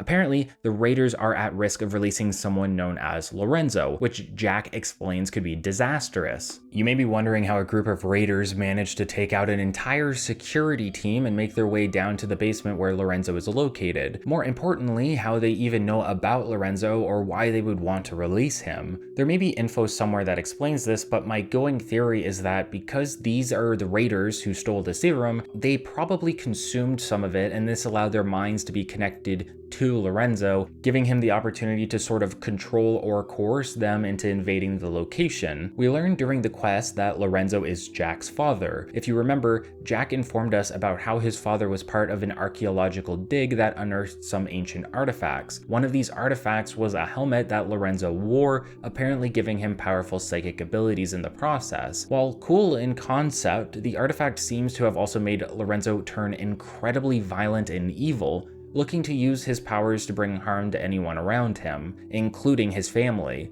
Jack found a way to imprison the now immortal Lorenzo within the asylum, and the dude has been here ever since, for something like 400 years now. The serum that we have been talking about turns out to be the extracted blood of Lorenzo, which now has superhuman properties, such as the ability to keep those who use it from aging. This explains how the Cabots have managed to live for so long. As we make our way through the asylum, we will find an injured but not mortally so Edward, who has managed to hold off the majority of the raiders for us. Unfortunately, some have still managed to make their way into the lower levels of the asylum, meaning we have to head down and stop them. Jack has invented a device known as an Abremelin generator, the name a reference to the real-life Book of Abremelin, a fictional autobiography telling the story of Abraham of Worms and his journey from Worms, Germany to Egypt, where he learned about magic under the tutelage of a man named Abremelin the Mage. Yeah. This device has been keeping Lorenzo's telekinetic powers at bay for some time, and now we need to stop the raiders from ruining that. But why is Lorenzo trapped anyway? Like I mentioned, it seems the artifact has altered his personality. Lorenzo most likely wants to use his powers to rule over the world, and Jack understandably wants to prevent that. While you may think Jack is doing this for selfish reasons, having effectively unlocked the ability to be immortal, it's more nuanced than that. Yes, they do utilize the blood of Lorenzo, but Jack has been doing so because he needs the time to figure out how to remove the artifact. If he had died of old age, he would be leaving Lorenzo in a chamber with a generator that would eventually fail, freeing him from his prison. Thus, Jack figured out a way to create a serum of immortality that would allow him to continue his research and prevent his father from causing anyone further harm. Unfortunately, this seems to have made Lorenzo more bitter, being stuck here for so long, and he even claims that his powers have become more powerful while housed within the generator's field. But was this the right thing to do? Jack technically has the ability to kill his father. There's a failsafe we can use to kill Lorenzo without releasing him. Was all this time he kept his father locked up? 400 years, worth the amount of pain and turmoil he potentially put his father through when he could have just killed him and been done with it. Securing the relic and being able to move it somewhere where no one would ever get their hands on it. It's an interesting question, but this isn't really a quest about morals. No, we do get to choose who to side with here, but it is very clear that Jack is trying to do some good in the situation, and his father just wants out so he can go cause more strife around the wasteland. So we have options here. Do we free Lorenzo or kill him? Even if we know that he's going to do wrong out there, can we at least take him at his word that he'll reward us for freeing him? Seems like too much of a risk for me, and I usually find myself killing him just because it seems like the right thing to do. If you don't kill him, Jack will head back to Cabot House and you can invade it with Lorenzo to kill the remainder of the family. This route offers you a lifetime supply of the mysterious serum, meaning your character can become effectively immortal within the narrative if this is what you decided to do. Even if you did free Lorenzo, you can change your mind at the house and save the family to get a similar ending and quest reward to if we just killed him back at the asylum. If we opt to help Jack kill his father, he will be appreciative of our efforts and will even work to turn the artifact into a gun that we can pick up a week later. Unfortunately for the family, without access to the serum, they will begin to rapidly age, with Wilhelmina dying, and Jack looking noticeably older, but not dead yet. I imagine it would take some more time for him to finally succumb to his rapid aging, and I think it's a great showcase of how selfless and nice Jack is. In a way, it's a very sad tale. Jack spends all of his time trying to save his father, only for the serum that allows him to keep researching to be the catalyst of his father's demise. Now, with his father dead, Jack is out of serum and his family is on a sped up clock to their own demise. Everyone loses here, but at the very least, we can take solace in knowing that the world is a safer place, right? Either way, I really enjoy this series of quests because it's one of the rare times the game wants to actively explore the paranormal within Fallout. It's existed forever, but we don't always get such a direct look at it to the point that we eventually get a superpowered magic gun. Plus, with the bittersweet ending, you leave the quest wondering if what you did was right, and if it was right, was it worth it? Was it worth watching Jack and his family die? Are they willing to accept that? Jack was, of course, but what about the others? Do you feel bad for them dying like this despite the fact that they were pushing 400 plus years old? Cabot House is a little adventure. It feels like a filler arc in a television show or anime you've been watching for some time, but it offers enough of an interesting look into the world's lore that it feels worth going through it. Plus, the rewards can be considered huge. Helping the Cabots gets you a unique, powerful weapon, while helping Lorenzo can make your character immortal, even if we don't get the opportunity to see that mechanically. It offers a glimpse into Fallout from the side of magic and the paranormal, rather than the post-war apocalypse we are used to, and through it we get to experience being part of a group of individuals who are like us, a pre-war family who all experienced when the bombs fell. But what's only 3 quests leaves you feeling like you experienced so much more. I was surprised to see it was only 3 upon returning to it because my memory of the questline was that it was so involved. I think that speaks volumes about the level of care that was put into these quests specifically. They aren't too special on their own, but together they create a fun adventure and a mystery to be unraveled that really lends itself to the appeal of Fallout, a game about role-playing and exploring. We stopped at Goodneighbour during the Cabot quest line, but now it's time to take a look at what else the settlement has to offer. In terms of towns, Goodneighbour is the biggest in the Commonwealth next to Diamond City, but it's a little more rough around the edges than you may be used to.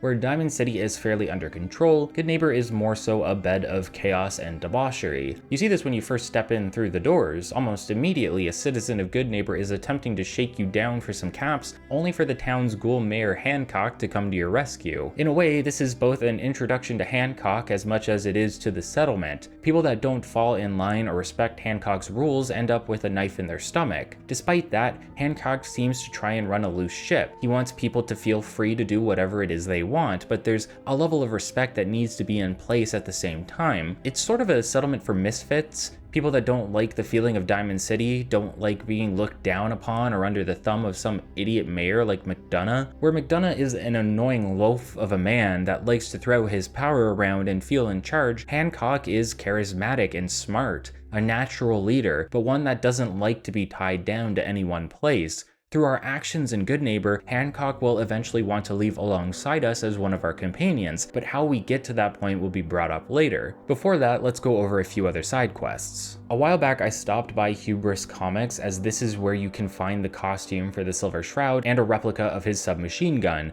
You can also find a unique armor set for Grognak the Barbarian and his axe. Both Grognak and the Silver Shroud were popular comic book characters within the Fallout universe, with the Silver Shroud seeming to be particularly popular throughout the Commonwealth. Silver Shroud Radio is a station run by Kent Connolly, a big fan of the Silver Shroud and post-war radio shows. His entire station is dedicated to episodes of a radio play surrounding the Shroud. There's even an episode focusing on the Mechanist, like I mentioned previously.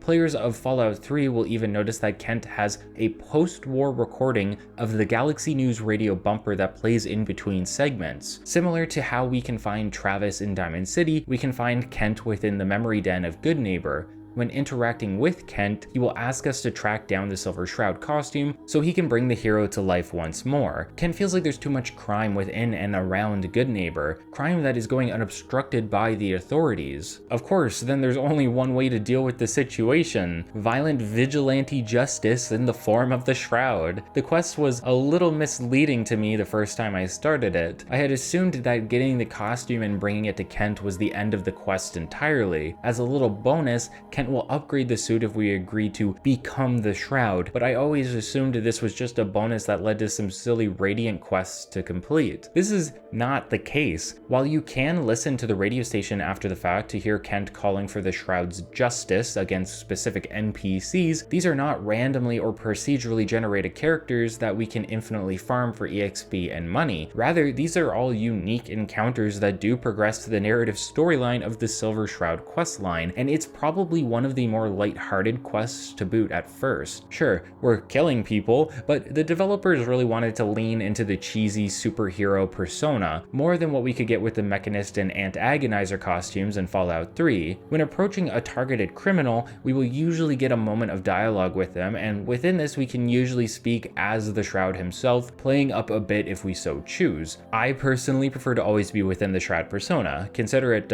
method acting. We go out, kill a bunch of dudes, and do it all while in the mental state of the Shroud. I'm like Joaquin Phoenix as the Joker on Joker Pilled. Then we drop a calling card on the dead body so everyone knows that the Shroud is back and the evil that walks the night will soon perish under the boot of our justice. It's a very short experience when it's all said and done, but I loved watching people not take us seriously at all, only to take a bullet to the brain. Eventually you get to see the fear in the villain's eyes as we approach, not believing you to be real and now worried that you are. It reminds me of Batman stalking criminals in the night. Criminals are shocked to find out that such a legendary individual in fact exists. I'm sure someone in the comments will tell me that the Shroud is actually a reference to some other hero, but I do get big Batman vibes from him, despite the majority of our encounters ending in a firefight. One issue with the quest I did have was that at one point Hancock wanted to talk to me about it. In order to progress the quest, I was supposed to go find him. Unfortunately for me, I had already made Hancock a companion and sent him off to Sanctuary, meaning I had to fast travel back there, find him and try to talk to him. Only, for whatever reason, the game wouldn't let me talk to him about the quest. Instead, I got the generic companion dialogue asking me if I was ready to hit the road. So I had to go back to Sanctuary, talk to Hancock, learn I couldn't talk to Hancock unless he was in my party, drop off Nick Valentine, grab Hancock, and then finally talk to him about being the Shroud. It's just oddly convoluted and not the first time something like this has happened to me. There's a quest involved with the Far Harbor DLC where you can inform the Brotherhood about what's going on there. Even after completing the DLC, you still have the option of doing this, which can be annoying since Captain Kells, who you need to talk to for multiple quests, will sometimes prioritize that specific dialogue even if you didn't want to bring it up to him. That's another issue with the dialogue system in this game. It has to prioritize different things to make conversations feel more natural when you approach someone. Compare this to Fallout 3 or New Vegas that would have a list of options to choose from, and some of those options would lead into specific dialogue trees, allowing you to decide when you talk about certain topics, or whether you choose to talk about them at all. You don't get that here, and the effect is messy situations like with Hancock or Captain Kells. All this so Hancock can inform us that the people we have been killing, exacting justice on, all work for the same guy named Sinjin, and that we should be careful. He suggests taking out two of Sinjin's cronies in order to figure out where he's hiding so you can all hit him where it hurts and put him out of business. Unfortunately, it's not all smooth sailing. After taking out those dastardly ne'er-do-wells, tuning into the Silver Shroud radio show has Kent get interrupted by one of Sinjin's men who have shown up to kidnap him. Even if we rush to the location, we are too late and Kent has been taken away. Sinjin gives us his location on the broadcast so that we can finish our business with him and we can head over to try and save Kent. The rest of the quest plays out how you'd expect. We kill some raiders or gangsters or whatever, and eventually we reach Sinjin and his men holding Kent captive with a gun to his head. Kent can die here if you're not quick enough. Even if you act as the Shroud in a way that spooks his men, Sinjin will still try to kill Kent, and you need to stop him before that happens, otherwise you lose out on some rewards later on. I miss when things were like this more in Bethesda games, when not every semi-important NPC was essential. Even Dogmeat used to be unessential, and they added a perk later on that allowed you to get one of Dogmeat's puppies whenever he died. One that even leveled with the player, making it a much more useful companion at the time. Can you believe Dogmeat apparently didn't level with the player in Fallout 3? What a useless companion. Now, there are rarely situations where you need to rush to save an NPC or to be careful not to put them in danger. In most situations, an NPC will either be essential or their death will be performed in a way where we can't intervene. It removes a lot of agency from the player during these segments in series from a developer that was known for creating games where you could soft lock yourself from ever completing it if you weren't careful. That sounds a little harsh, and I believe there is some balance to be found there, but every new entry from Bethesda games gets safer and safer, and that continues to remove a bit of the magic. Kent can die, but we can also save him. Saving him provides the best rewards after all, and it's not like there's some reason reason to kill Kent that we have to hinge our morals on. This is a point where we can accept a bribe to not deal with one of the criminals, but that's about it. Kent will feel deep sadness that he wasn't able to make a difference in the world through the power of the Shroud. All it did was put him in danger, and he realizes that he is too weak to do anything should that ever happen again. To be fair, he was tortured and at death's door until we saved him.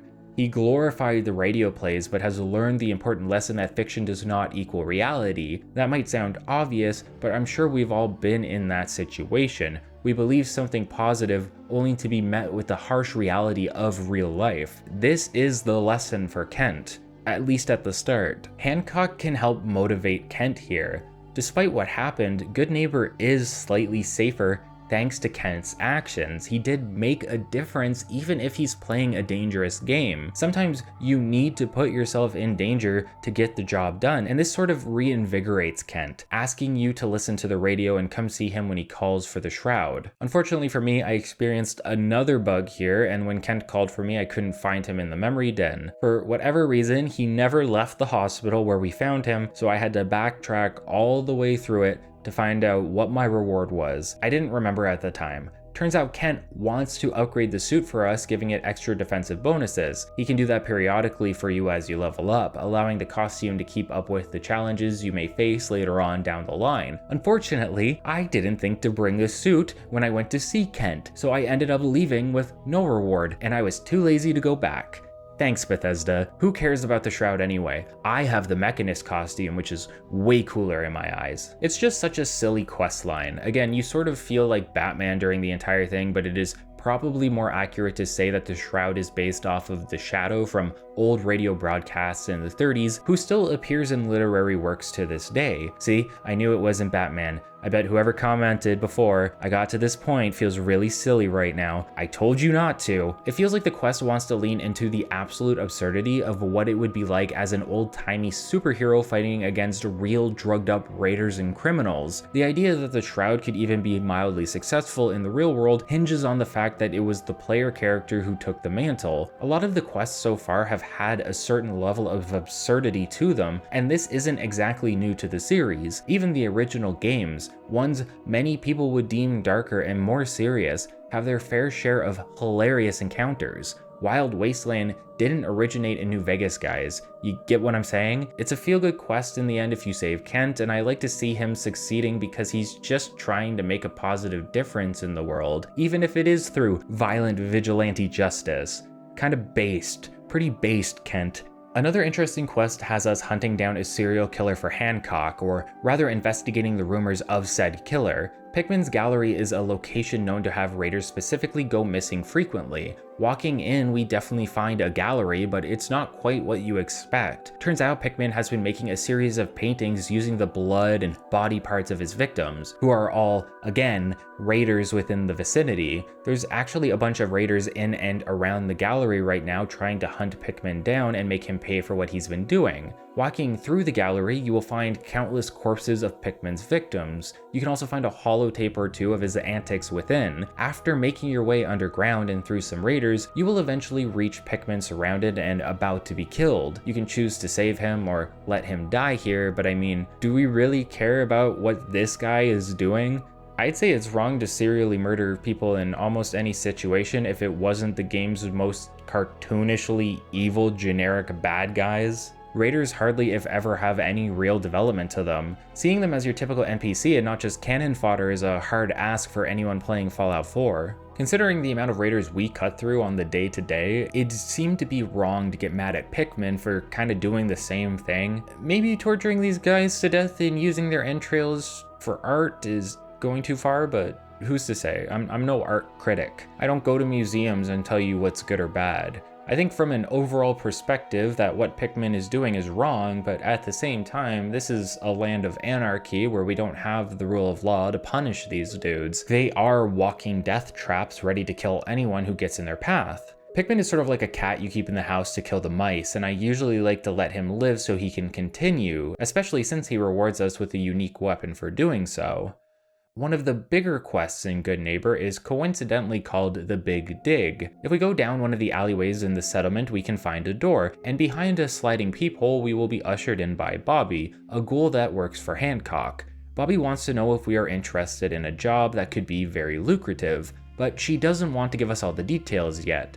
That's a recurring thing with Bobby here. Anytime we press her for more info, we are going to have to pass some speech checks. Bobby has a lot to hide, and that doesn't really bode well for us since our new employer here could be keeping important info to herself that we would deem necessary to know, or could be completely pulling the wool over our eyes. That sounds very alluring, right? Like another mystery to be solved, something new to find out, so how could you ever fathom at passing it up? Bobby already has some people working for her. If we head into her residence, she will show us an entrance to a dig site. What the dig site is for is unknown to us at the moment, but we are going to get paid to help out. The best we get out of her is that you could call it digging for treasure. Either way, our job is cut short when we enter the dig site and find it infested with mirelurks, causing the other two workers to panic and quit on the spot. After we deal with the mirelurks, Bobby will come down to investigate what happened, giving us a promotion in the process. We are now her new gun and should be getting a fair cut of whatever profits there are to be had. However, Bobby believes she needs one more employee for the job. Frustrated with how far being cheap got her, she wants us to meet her in Diamond City so we can hire someone worth the money. Ghouls are apparently not very welcome within Diamond City, so when we arrive to meet with Bobby, we find she's wearing a gas mask. Yes, even now, ghouls still suffer from prejudice from the people of the wasteland. You hear about it less, but it is still very much a factor. Something I was curious about, though, was whether or not ghoul synths existed. Not human synths turned into ghouls, mind you, but synths created to look like ghouls. From what I can find though, the only time a ghoul synth ever existed is if they are a randomized settler within a settlement. More likely than not, I'd assume synths that look like ghouls are rarely if ever made, considering how the Institute feels about the outside world. The ones within settlements are probably a sort of missed case that the developers didn't think about. Alternatively, ghoul synths do exist, but I mean, who knows? Bobby has a tech guy named Mel that she wants to bring onto the job, but he's currently locked up in Diamond City security for reasons unknown. She wants us to get him out of there one way or the other. We do have a few options here at least, which is nice. When we find him, it turns out he's being released in a day, so we can either waste that amount of in-game time or try to bribe/persuade the guards to let him out. There's always the option of violence as well, so it's up to you. I personally didn't want to wait, nor did I want Diamond City security on my ass, so I just persuaded the guard to let Mel out so we could head back to the dig site and get this over with. So the job is explained like this. Bobby is breaking through a tunnel system underneath Boston. The plan is to get under the Diamond City strong room and blow your way in from below before taking whatever you can carry. It's a heist mission, but a pretty mediocre one if I'm being even a little generous. See, the build up to this point didn't really give us anything to go on. Bobby needed help, and we helped. But those tasks so far were killing mirelurks and freeing Mel. The build up and planning of a heist in a video game is half the fun of the heist itself. If you don't set up the means to properly plan and get ready for the heist, the rewards can feel a bit undeserved. Grand Theft Auto 4 has you rob a bank as an example. It's fun, but there's not too much there. A little planning and then you get the job done. San Andreas, on the other hand, made a real spectacle out of the process. You need to go out of your way to complete an optional set of missions, buy optional property, etc. Even then, you only unlock the ability to complete this quest after the fact when you return to Los Santos near the end of the game. There's a lot to it, and it feels so satisfying to get it all done. The payoff isn't the money you make, but just the act of pulling something so elaborate off. For the majority of this quest, we are in the dark.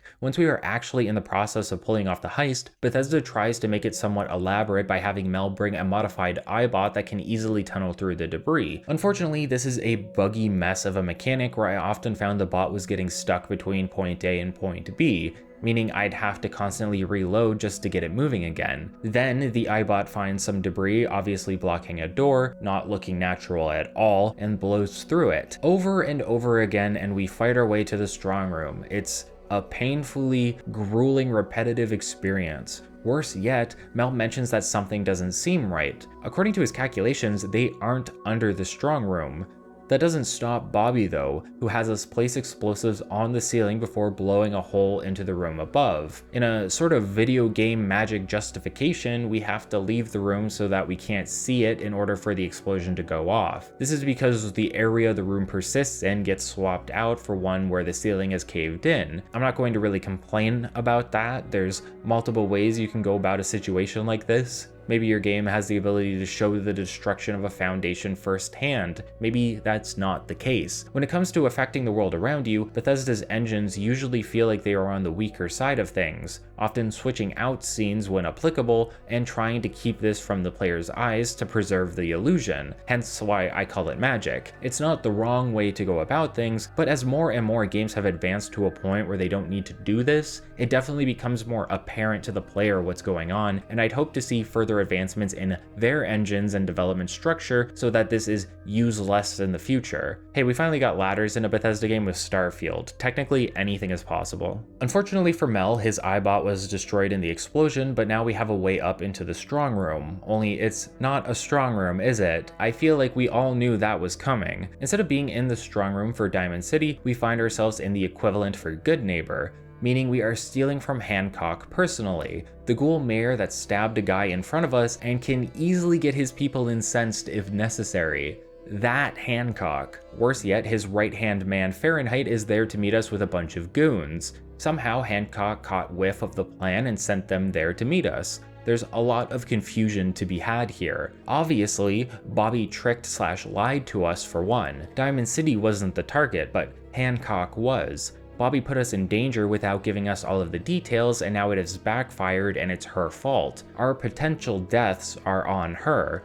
Fahrenheit seems to realize this and offers us a deal. We can all walk away and everyone will pretend like this never happened. Alternatively, we can turn on Bobby for getting us into this mess, or stick with her and kill everyone inside, leaving no witnesses. It all falls down on what you think is best. Do you think you can forgive and trust Bobby at this point? Even if it's not Diamond City, this is still a storage area for Goodneighbour. There is stuff to find here. There should be a fair bit of loot, and we were promised a reward. If you can't trust Bobby, you could at least try to talk her down, or maybe you're just fed up with her and want her gone. It's not an elaborate choice, but it's nice to have so many differing options. I personally am greedy and chose to side with Bobby so we could get a reward. This meant killing everyone inside, but you do get a nice unique weapon from Fahrenheit on top of Bobby's mediocre reward. That's the worst part of this quest. This heist doesn't even pay out very well. Something like 250 caps with a persuasion check. Chump change considering Bobby seems to be taking everything for herself within the room. So we had this mediocre heist quest with a mediocre build-up and a mediocre reward. A setup that historically has fantastic potential falls flat here because it feels like it was added in the most half-assed way imaginable. There's no real preparation. The process of completing the heist is just more waiting and shooting, and then we get no real reward other than 250 caps and the Ashmaker minigun. There is a bit of an epilogue on this quest depending on how things go at least. Hancock will want to talk to us when we revisit Goodneighbour. Seems there were plenty of people who knew we did it and came to let Hancock know.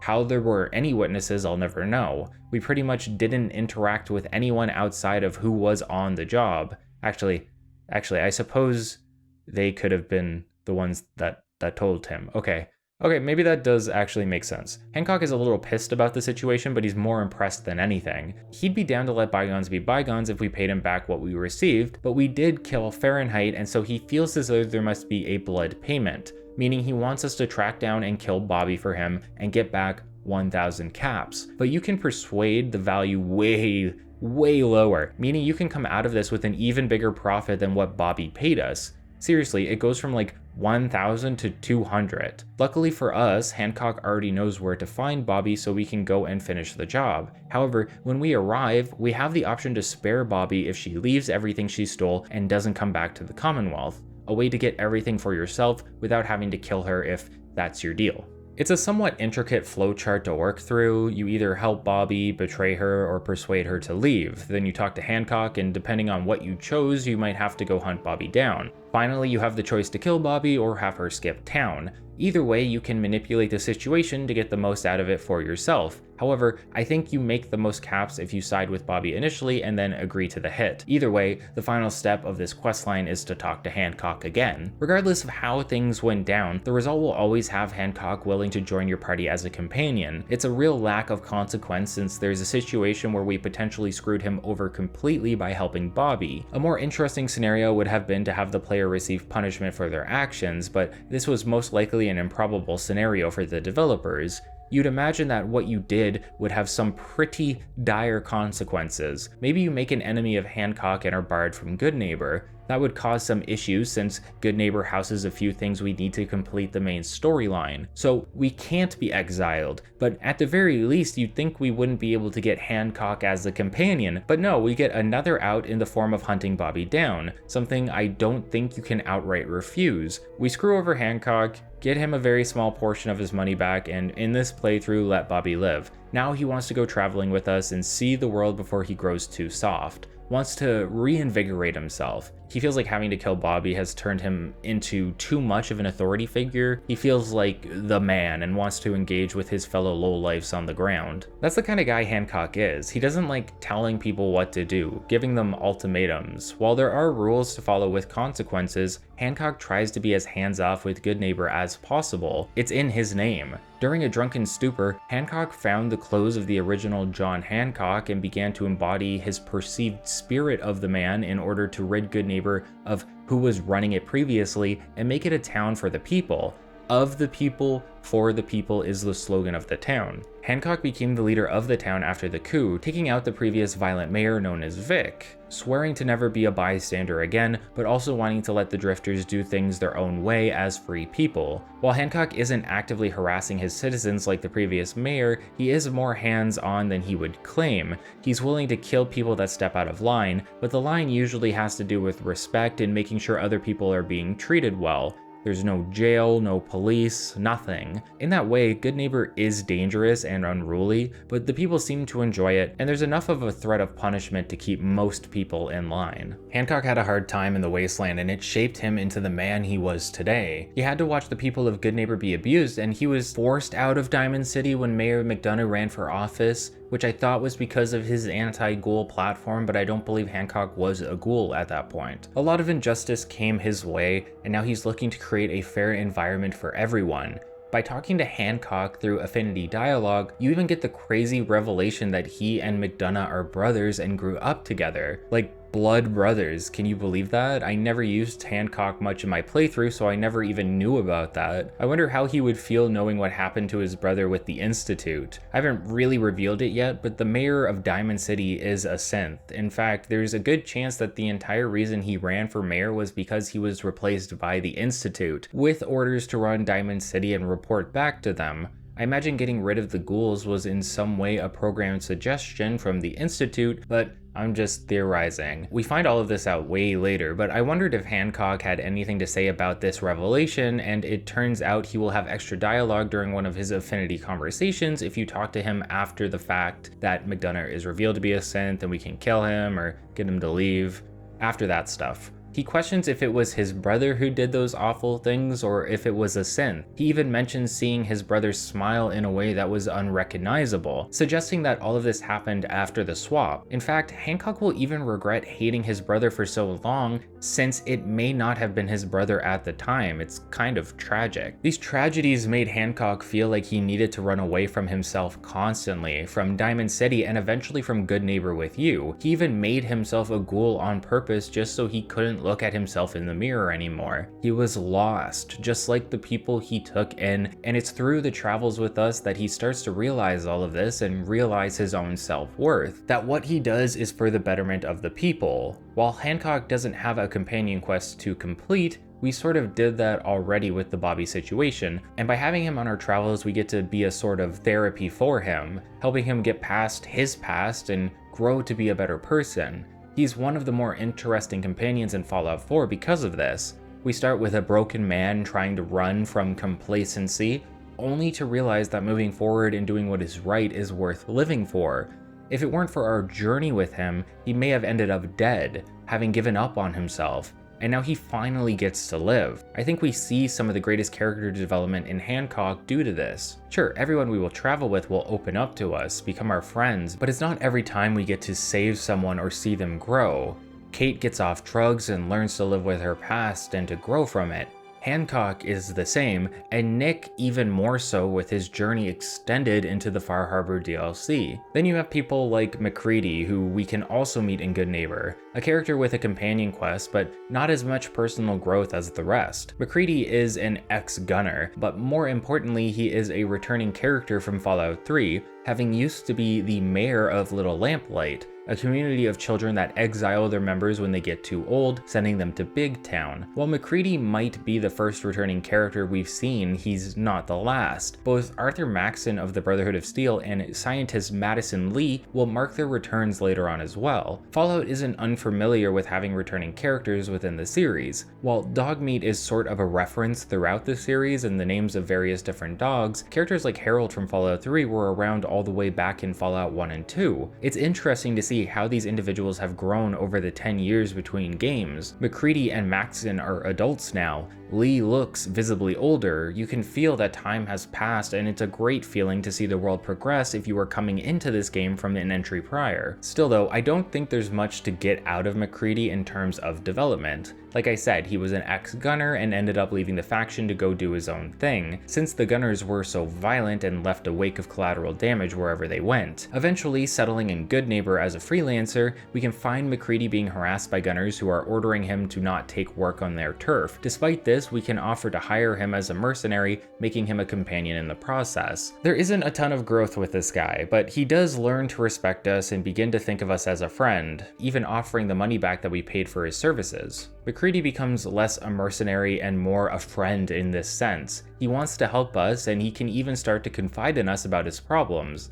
namely with the gunners. In fact, we can even help take out some of the individuals that were harassing him to get the gunners off of his ass. You can't wipe out the entire faction, of course, but you can at least make MacCready seem like someone you wouldn't want to mess with. Later, MacCready can explain to us that he was originally trying to earn money for his son back in the capital wasteland, as the boy has contracted a deadly disease. Unfortunately, there was no cure to be found, at least until MacCready met a man named Sinclair, no, not that one, who had a partner suffering from the same illness. She unfortunately died, but Sinclair had found a potential lead within medtech research. MacCready tried to breach the facility, but there were too many feral ghouls for him to do so. Now that he trusts us enough, he asks us to help find the potential cure so we can send it off to his son. We can find a vial of MedTech Prevent within the facility, and MacCready will be elated, having us give it to Daisy back in Goodneighbour to be sent off on a caravan to the capital wasteland. That's all there really is with this guy. We learn about the problems of his past and how he's willing to deal with them as long as he has the right person to back him up, but there's not much more interesting about MacCready other than that.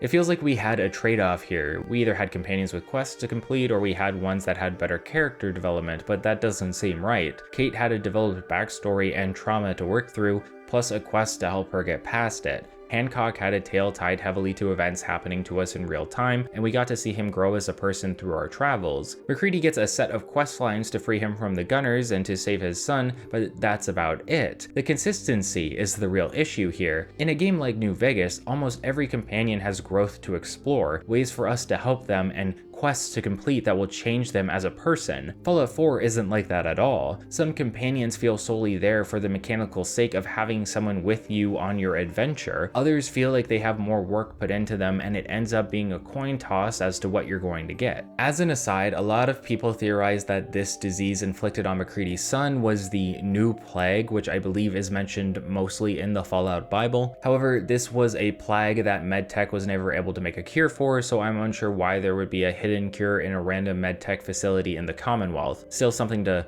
ponder on if you want some more backstory and lore. There's a few more small things we can do in Goodneighbour before moving on, but I won't focus on them for too long, namely because one of them glitched on me and prevented me from completing the quest. There's a side quest where you can find a brewery robot for someone, but when I found it, it wouldn't follow me and the quest was permanently bugged. It's a pretty small time one anyway, so it's not a big loss, but I was still upset about it. I still got mad. We can also clear out a library of super mutants for Daisy, who we gave the cure to. I believe there's a bobblehead in the library, but you can additionally return overdue books for tokens that can be exchanged for prizes if you were looking for something extra to do with all that free time you have in the game. Finally, we can stop by the memory den and actually make use of the services. In concept, the memory den had the potential to be a very cool mechanical addition to the game. The ability to step inside a pod and relive some past memories, and maybe memories of someone else, could open us possibilities for DLC or side quests that had us experience the world of Fallout within different settings and time periods. This was something already done partially through Fallout 3, where we got to enter a virtual world to save our father, or a combat simulation with Project Anchorage. When I found the memory den, I assumed that this would be the natural evolution of that.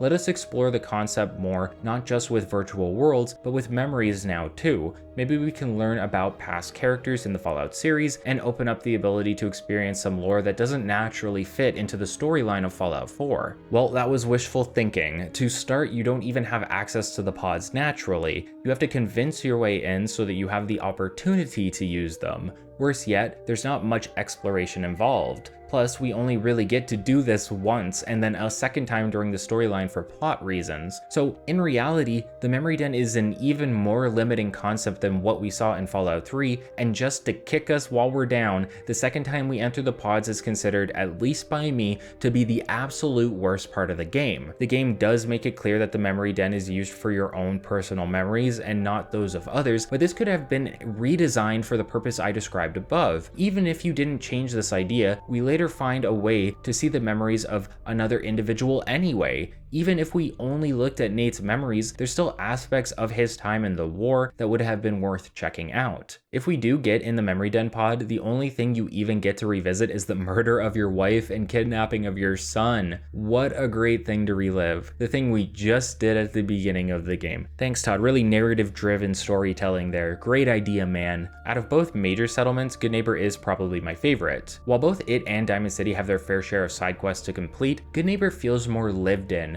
more alive than Diamond City. And while we do have reason to come back to the Diamond every so often, I find the game has an easier time naturally walking us through Goodneighbour from time to time. It's a life for drifters, but a pit stop for someone like us, and we have reason to come and go here throughout the game without the need for settlements and periodic raids, etc. Goodneighbour has character. John Hancock has character. Even MacCready offers a two-step companion questline in the end. The third rail, the memory den, there's plenty to explore and see, but while these two settlements may compete for my favor, they aren't the only two out there. While smaller, you may come across another town within the Commonwealth known as Covenant. Covenant is a fantastic setup for both a quest and a moral dilemma that the player needs to think about. The town of Covenant is non-instanced, meaning it exists within the Commonwealth's open world without us needing to go through a loading screen to access it. For that reason, it's pretty tiny and dense, a small walled-off community that seems to be very protective of who they let in, not necessarily because they think you are a raider, but because of something else that you can't quite put your finger on here yet. They're a little too protective, a little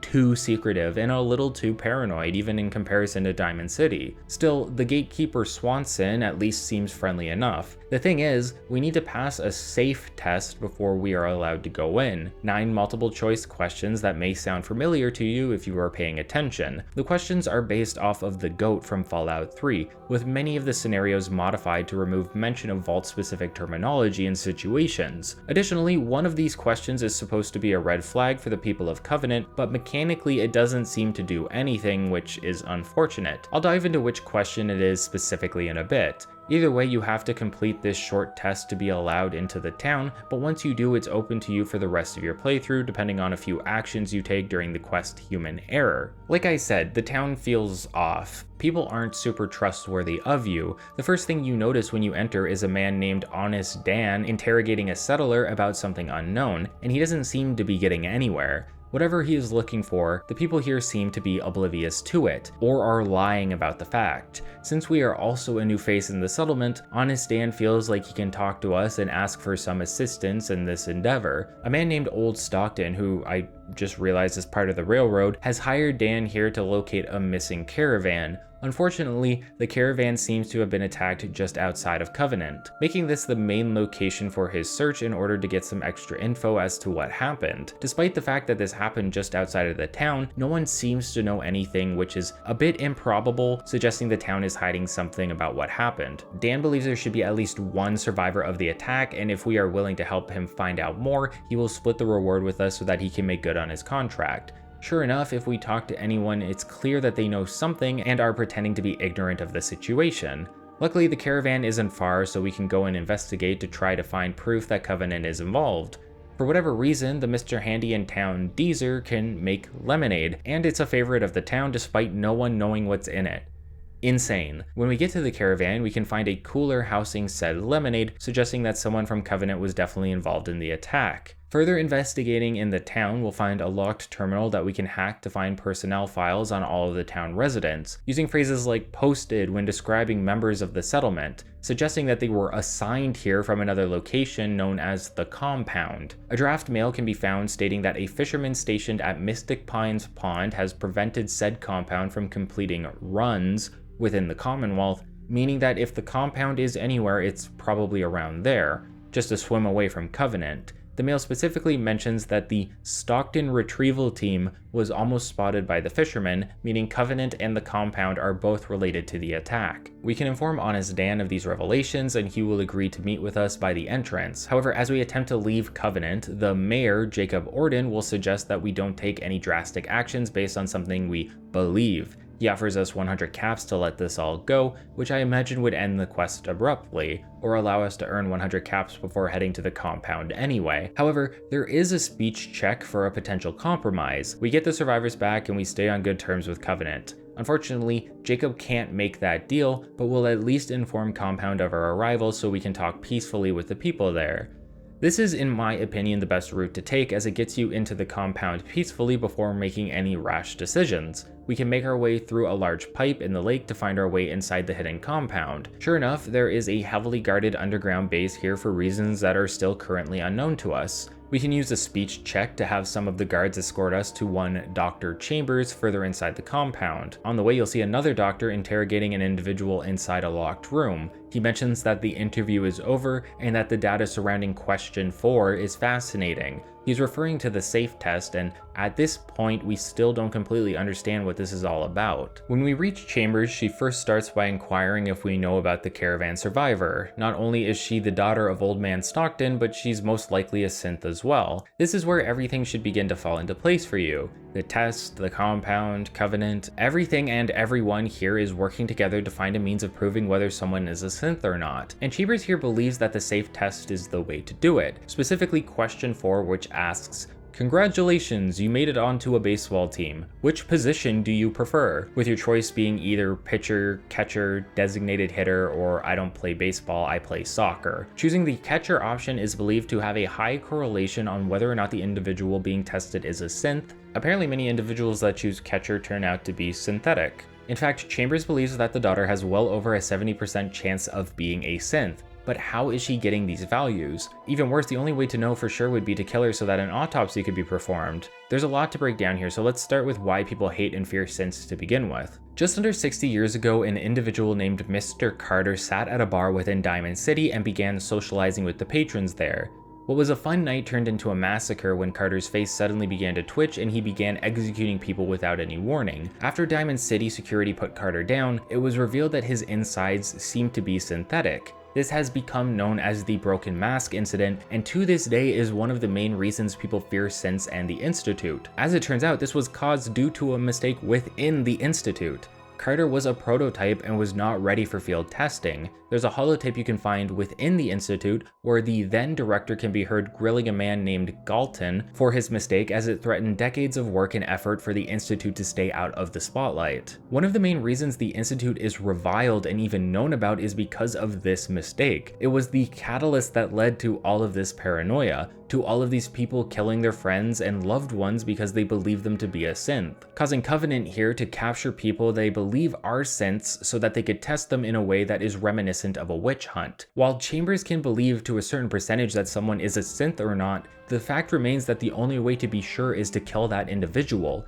If you were believed to be a synth and you were caught by the compound, your life is over regardless of what the truth is. These people seem to believe they are doing this for the greater good, that these mistakes and casualties will eventually lead to a guaranteed way to spot a synth, but this doesn't seem to be working. Chambers admits that there are 4 to 5 false positives per found synth, and that the test is nowhere near perfected yet, but there's no way for them to actually know if this is working or not because it's lacking a lot of follow-up and means of detecting false positives and negatives. They are performing a figurative coin flip. While Chambers suggests there's a 70% chance that this girl is a synth, it's more accurate to say it's 50-50 and that this test is a load of bullshit. Despite this being the case, maybe you think there is value here in the future, that this test could eventually be perfected and we would eventually be able to tell who is a synth and who isn't. Maybe you want to side with Chambers, the Compound, and Covenant. Chambers makes a deal with us. If we let her dispose of the girl,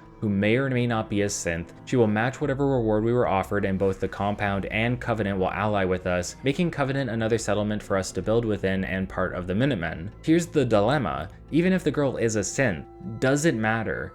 Do you value the life of a synth as a tool to be tossed away or as a human being that can think and feel? If she is a synth, is it right to kill her when she has done no wrong? Should you let paranoia get the best of you? And what if she's not a synth? Do the ends justify the means in this scenario? Is it okay to kill all of these innocent people for some greater good that does not have the guarantee of ever being successful? It's the GOAT test, for Christ's sake. Maybe you do ally with synths, but you believe the ability to identify them still matters. Is that worth the loss of both human and synth life? These are all great questions that the quest asks you. Do you side with Chambers and kill the girl, or with honest Dan and free her? And just to make it more interesting, let me tell you something. Killing the girl reveals that she was in fact a synth. Does that sway your decision now? Do you consider her death justified or deplorable? Human Error asks you to figure out what your values are in this situation. In fact, it's just one of the many stepping stones to this topic. There's an entire faction dedicated to helping synths, while many others seem to detest them. Where do you align on this thought process? Where do your morals fall? And if not you, the character you are role-playing, what is the best choice for them in this situation? Personally, I would destroy the compound and free the synths. That's because to me, synths are no different than human beings at the end of the day and deserve the same freedoms that we have. And doing so will make you an enemy of both the compound and Covenant, although luckily you can wipe out both locations and Covenant can still become one of your settlements if you were worried about losing that opportunity. So really no consequences. No consequences for anything you do in this silly game. However, in this playthrough I had MacCready with me, and siding with Dan caused him to lose a lot of affinity, so I ended up siding with Chambers for the mechanical sake of it. A decision purely made on me gaining affinity with my companion, since I knew there would be no lasting repercussions by doing so. Still not the choice I would normally take, but one I chose this time because I needed to. It's a game. After all, you aren't going to be branded a terrible person for siding with Chambers. Just a funny situation I ended up in. And when we side with Chambers, we unfortunately have to dispose of Dan, as he also had a job to do and we are betraying him at this point. Returning to Covenant, the settlers there will be happy to see us and agree to join up with the Minutemen and become a working settlement for us to use at our leisure. It's cool to obtain a walled off community that you can build in. Covenant is a very unique location, so I'm happy you can at least take it over even if you didn't side with the compound. Human Error ends up being one of the more interesting side quests in the game. It's a mystery to solve with questions it needs you to answer. Where do your morals align? What is right and wrong to you? I find role-playing games are at their best when they constantly do that. Constantly have you battling to do what you think is the right thing. Dragon Age Origins was full of this, as we explored in the previous video, but Fallout 4 often lacks events with much depth.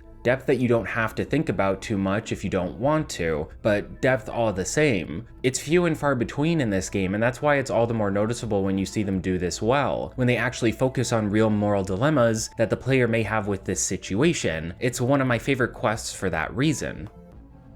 With the main settlement quests out of the way, I want to discuss some of the more miscellaneous side quests that can be found within the open world of the game. I won't be mentioning all of them because some aren't that interesting, but for example, there's the quest Curtain Call that we can pick up by listening to a distress signal from Rex Goodman, who is currently trapped within Trinity Tower, a skyscraper infested with super mutants. The quest itself is pretty basic. You just fight your way up the tower to save Rex and another super mutant named Strong before making your way back down.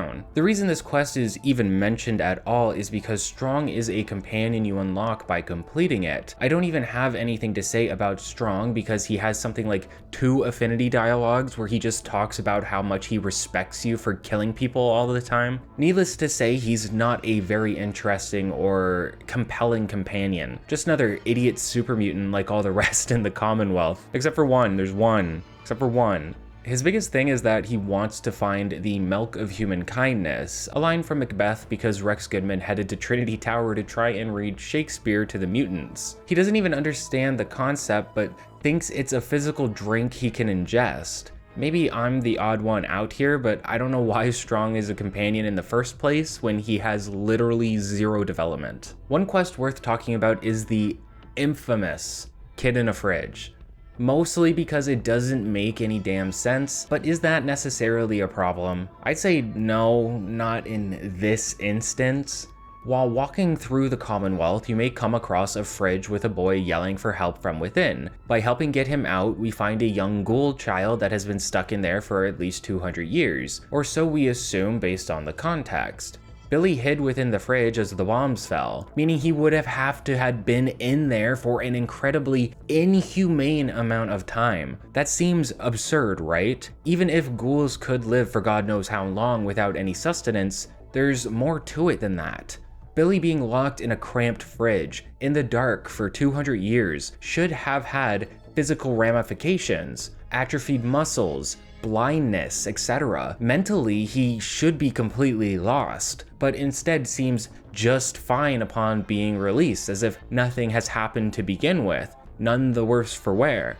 That's absurd, right? Based on everything we know about Fallout, this shouldn't be possible, so I understand why some players often get mad at this absurdity, because it doesn't seem to flow with the rules established beforehand. But the way I look at it, as stupid as this is, and I am agreeing that it is stupid, this was most likely some joke that got brought up in development and turned into a quest for the fun of it, because it would be silly and goofy when the game breaks the established rules for legitimately silly / comedic reasons as a means of offering a joke to the player. That is not something I often get mad about or care about, because I am able to take myself out of the experience for a moment and enjoy it. It doesn't ruin the experience for me, nor the immersion that some people seem to hold so dearly. I acknowledge that this is probably not something that matters in the grand scheme of the Fallout universe, and I move on my way. We can criticize that it doesn't make sense, but I often see people seething at the concept of this, that Bethesda would poke at the established lore of the franchise as if they don't respect it at all, and often I think it's those people shouting that don't actually have respect for the work the developers are putting into this. It's a joke quest in an absurdist fantasy that has been absurd since the very first entry. Just because something got changed or maybe even retconned for a joke doesn't mean it's the end of the world, nor is it an excuse to vilify the developers. Criticism is okay, blind hatred is really weird, and I think you are weird if you are like that. The funny thing is that this quest continues to be more and more absurd as we go. Billy believes his parents are still alive and in Quincy, a nearby town. We can try to convince him that this is almost impossible, but he'll want to see for himself all the same, and we can travel through the Quincy ruins to his old home. Along the way, we run into a gunner named Bullet that wants to buy Billy for slavery. You can agree to sell him, which seems to annoy Billy more than anything, or you can refuse and be on your way. Getting through the ruins is surprisingly more difficult than you may expect. A lot of high-level gunners were infesting the area, and the firefight took me longer than I was imagining to get through. Either way, we can reach Billy's old house, which is still standing, and find that his now ghoulified parents are standing there, waiting for us to arrive, surprised to see their son. That's right, not only did Billy get ghoulified and trapped in a fridge for 200 years, but his parents also ended up as ghouls and stayed in the same home, surrounded by gunners, for this same amount of time. That's what I mean here. It feels very obvious to me that we are not meant to take this quest seriously, it's just a joke. Whether it's funny or not is up in the air, but it's clearly meant to try humor for the sake of it. After we return, Bullet will appear outside the home with more gunners, now demanding we hand over the family. You can either fight them off or convince them that the boy and his family have left, and for some reason, he won't even take the time to just check. See, nothing about the quest makes sense, and if it was just one thing, I'd be more willing to see this as a mistake or a lack of understanding surrounding the universe's lore and just how people work in reality, but everything about this quest leaves you scratching your head one event after the other. It's too on the nose, so obviously it's a bit, and there's no point in looking into it any deeper than that because the developers did not plan for it to be that important. It's just there to be a laugh. If anything, my biggest criticism of this quest was taking something subtle like finding Indiana Jones's hat in a fridge if you had the Wild Wasteland perk back in New Vegas, and trying to redo that joke with a crazy quest slapped on top of it. Feels like they were just riding off the coattails of someone who did it better, and we're gonna see Fallout 4 do that a lot with like New Vegas specifically, multiple times. One of my favorite quests is just as, if not more absurd than the last. At the very least, it's more imaginative. Last voyage of the USS Constitution sees us helping a ship full of robots prepare to take off again so that they can reach the sea. If you can't tell by the footage, the ship is in the middle of the city somehow. This is also the actual USS Constitution that is displayed in Boston to this day, I think. I guess it got some upgrades from all the way back then to the futuristic era of Fallout pre-war. Now with rockets attached to the back or stern or port or whatever you call that part of the ship, the Constitution seems to have flown from the museum to the roof of a bank. Now, without the means of repairing the ship themselves, a group of sailor robots asks for your help as they recognize us as a member of the 108th Infantry Regiment. Captain Ironsides here truly believes that he is the captain of this ship and that it is our goal to get it back into the ocean so that they can sail away. Ironsides informs us that repairs are underway in order to get the ship's rockets working again, but they need the help of someone either tech savvy or able to go and grab the materials necessary. Luckily for us, this quest actually has skill checks and lets you bypass many of the material needs when repairing by having a high enough intelligence value. It's a fun little quest that doesn't really offer much in terms of content since it's a lot of scavenging and repairing. However, this is another element to the quest that showcases how the devs wanted to go a little extra here. After talking to Ironsides, the ship gets attacked by scavengers from below. You can shoot at these scavengers to get rid of them, but you also get the opportunity to fire the cannons, which is incredibly satisfying when they connect with someone. Some big Fallout 4 Black Flag energy here. Coincidentally, we need to eventually grab a guidance chip, and it's the scavengers who are holding on to it. If we go to meet with them, they can ask us to turn on Ironsides so that they can plunder the ship, and we then have the choice of sabotaging all of the items necessary for repairs or sticking with Ironsides to get the job done. If I'm being real with you, I would never understand why you would side with the scavengers, but I also know that they betray you anyway at the end of the quest. I imagine these guys would betray you regardless though. Greedy ass scavengers trying to steal a ship from a bunch of harmless robots trying to shoot their ship across the skies of Boston so they can go sailing. Leave them alone. If we take the guidance chip, the scavengers turn on us. Then it's all about finishing the repairs and driving off some more scavengers before we are set to launch the ship back into the ocean. And can you believe it? They actually launch it into the sky across Boston, all the way into another building. And while I feel some quests would end there, this is not one of them. The Constitution lands on top of a nearby skyscraper. If we head over to the building and take an elevator up, we can actually reach the ship again. You may expect Ironsides to be disappointed, but he's fairly elated that they made any progress at all and plans on continuing towards the water for the foreseeable future. He even gives us his captain's quarters as a reward for meeting them up here, making it one of the more unique player homes available to us, although I don't believe you can do any building on the ship. I feel like this is very comparable to the Kid in the Fridge quest, but where one seem reviled, I've never seen many people complain about the Voyage quest. Why is that? Well, one of these quests just isn't very good, and I think that's the main issue. Sure, I defend the idea that the absurdity of the fridge situation has its merits, and it's not something I would see myself getting heated about, but it still fails at what it tries to do. The quest seems to be a joke, but it wasn't very funny to me.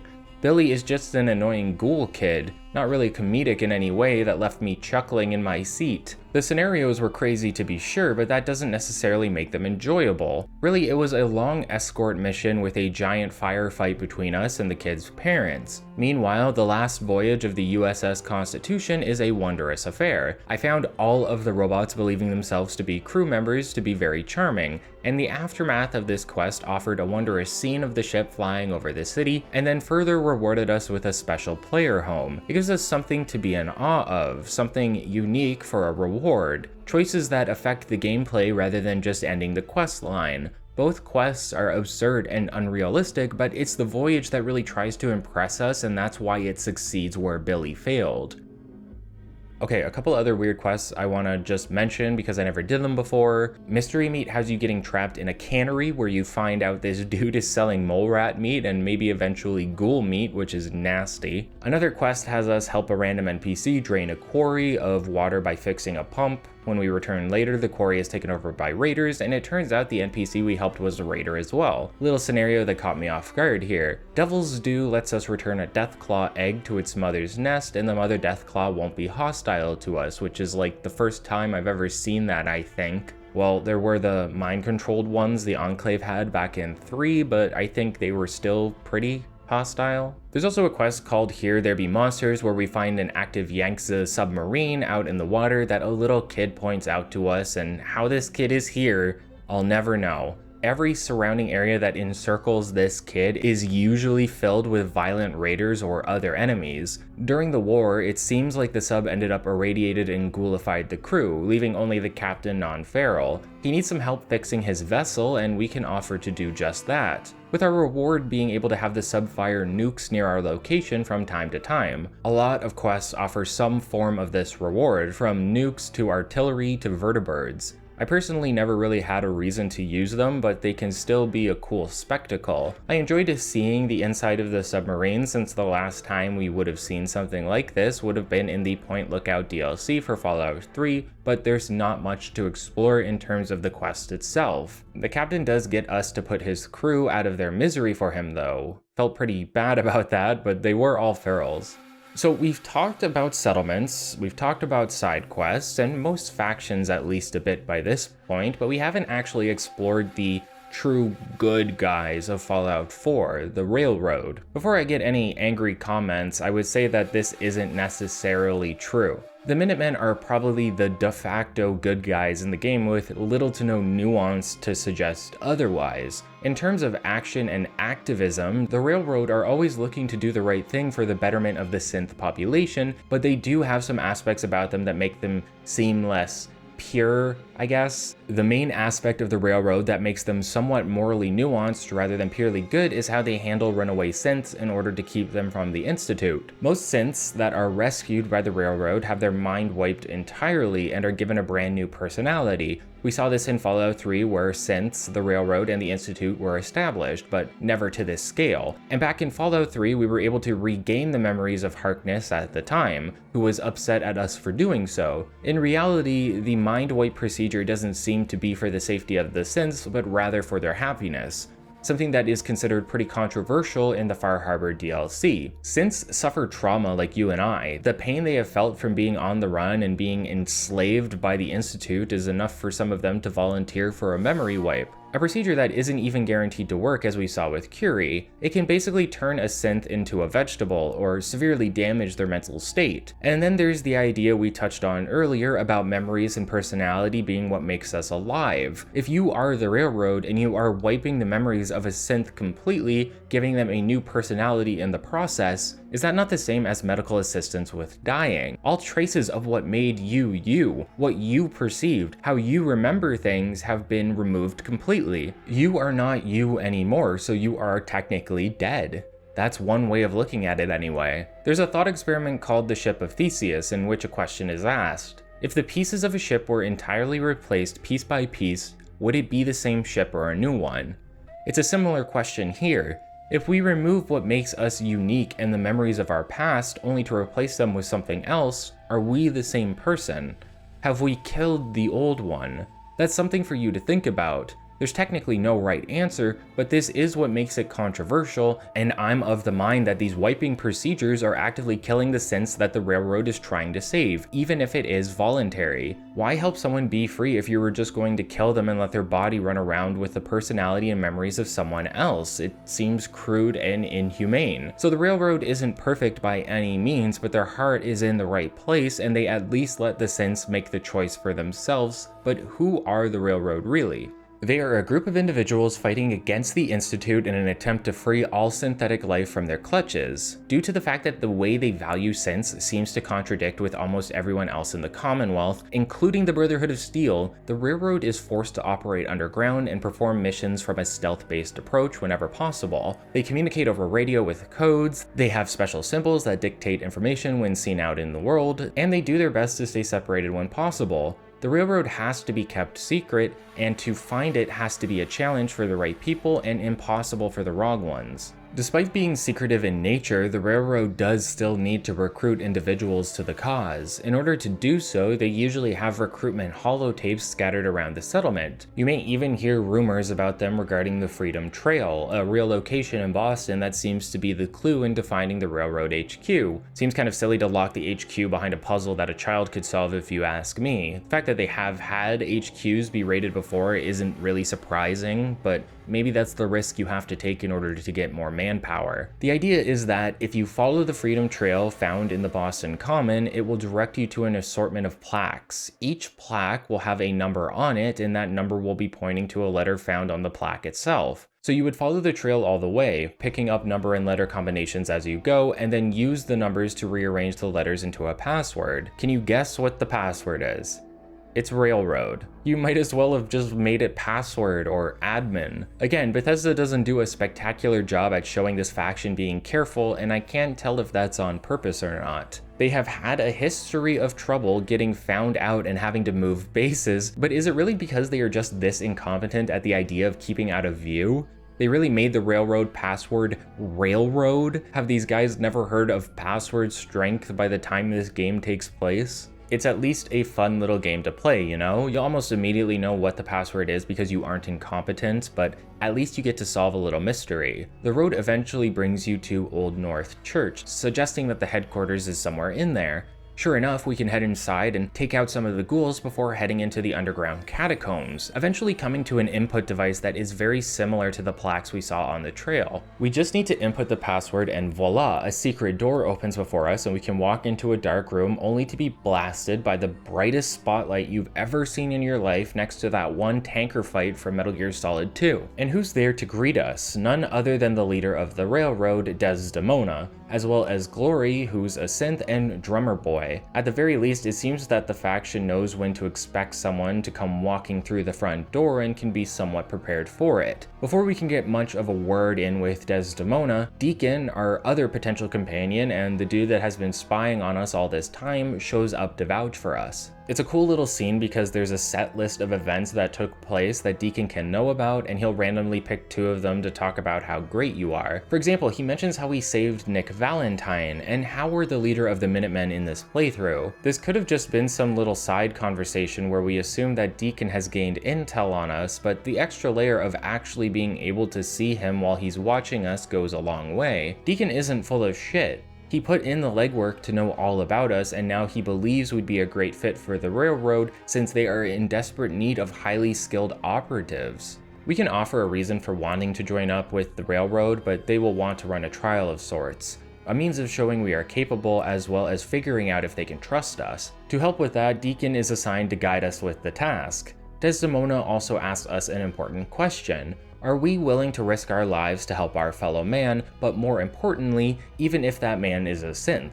It's a crucial question for your character and for you since you're role-playing them. I believe synth life is equatable to human life, but do you feel that way?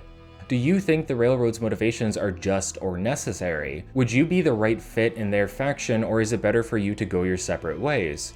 Regardless of your choice, we need to see this through for the video. The Railroad are also my main faction I like to ally with whenever I play through the storyline, so I have a bit of a soft spot for them. With Deacon tagging along, we can get some more information out of him, such as why he knew so much about us. The answer being that it's his job to know. Deacon vouched for us because he saw a dangerous enemy and a valuable ally should we join. To make matters worse, the Railroad is in desperate need of people, so they sort of have to take a chance on you. Out of all the potential companions, Deacon is probably the most charismatic next to Hancock and the most secretive.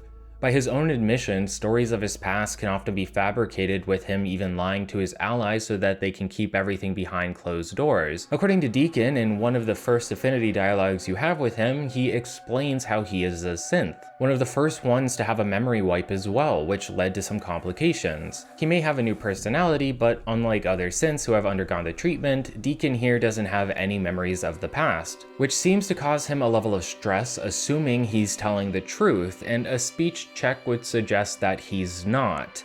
Even going so far as to give us his recall code for the Institute, Deacon can be pressed and then admit that he was lying about the entire thing. Deacon wants to see you succeed within the Railroad. Even if he lies about his past, you can tell he does care about the faction and saving synths. In a way, this lie was a test or a lesson, a means for him teaching you that even the most sincere storyline can be fabricated. But was it fabricated? What is the actual truth about Deacon's past? He's so aloof that no one seems to know, although Desdemona does suspect that Deacon is an individual known as John D., one of the original members of the Railroad from 60 to 70 years ago, who was a long-time member of the Railroad and a big factor into how things are run today. That might not sound possible, but we learned through traveling with Deacon that he often gets cosmetic surgery done in order to keep himself hidden from prying eyes, and this seems to be the case. While his face may always look the same to us, we can often find Deacon in a variety of different outfits and get-ups whenever we fast travel from point A to B. Deacon even mentions about being the true figurehead of the Railroad, one of the original founders, although he admits that this is a lie as well through another speech check, but is it? It's hard to tell what is real and what isn't with this guy, even when he admits to a fabricated story. That's the fun part about Deacon as a character. He is an enigma, a mystery not to be solved, but to trust in. You aren't supposed to know if he's telling the truth or not, but you are supposed to decide if you can get along with someone like that. Evidence of his actions shows he's on your side, that he values doing the right thing, but can you trust that this isn't all an act? The first time we seem to get some semblance of truth from Deacon is when he explains how he joined the Railroad.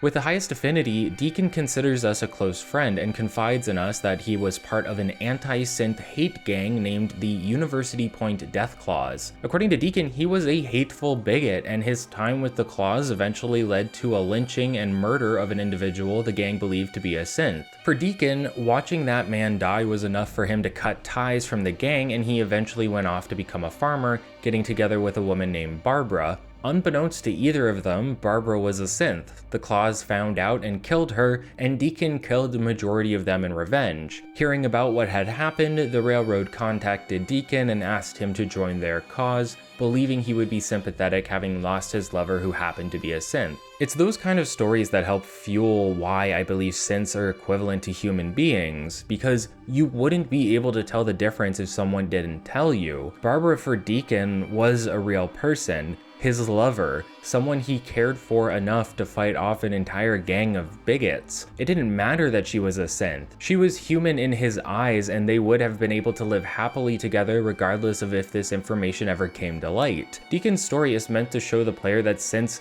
do exist in this world, and they do it in a way where they can coexist with biological humans, even if there would be some complications here and there, considering they were trying to have a kid. But with how much Deacon has lied to us, can we really trust him now?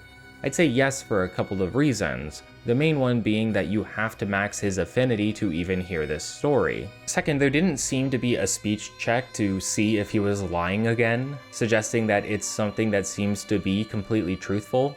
Even if you can question him on it, Deacon doesn't admit to lying this time, but he understands why you wouldn't trust him. In a way, it opens up a bit of his mysterious facade, shows that he has grown and is willing to trust you, explains why he is so closed off to people and unwilling to tell them the truth. because he hates his truth, and he tries to make up for the actions of his past, his hatred, every day by helping synths be free. No one has to forgive Deacon for his actions, and he knows that. He just wants to do the right thing moving forward, and you don't see many characters like that in these games. Previous bigots looking to make up for their past, to make amends with themselves if not with others. Deacon is a complicated individual in that way, more complicated than many of the other companions in Fallout 4, and in that way it strikes a chord. We've all done things we regret. The best way of dealing with that is to try to be better. He feels real in that sense. Anyway, Deacon is taking us to Slocum Joe's, where their old hideout used to reside. Apparently the Institute found them and destroyed the place with many casualties along the way.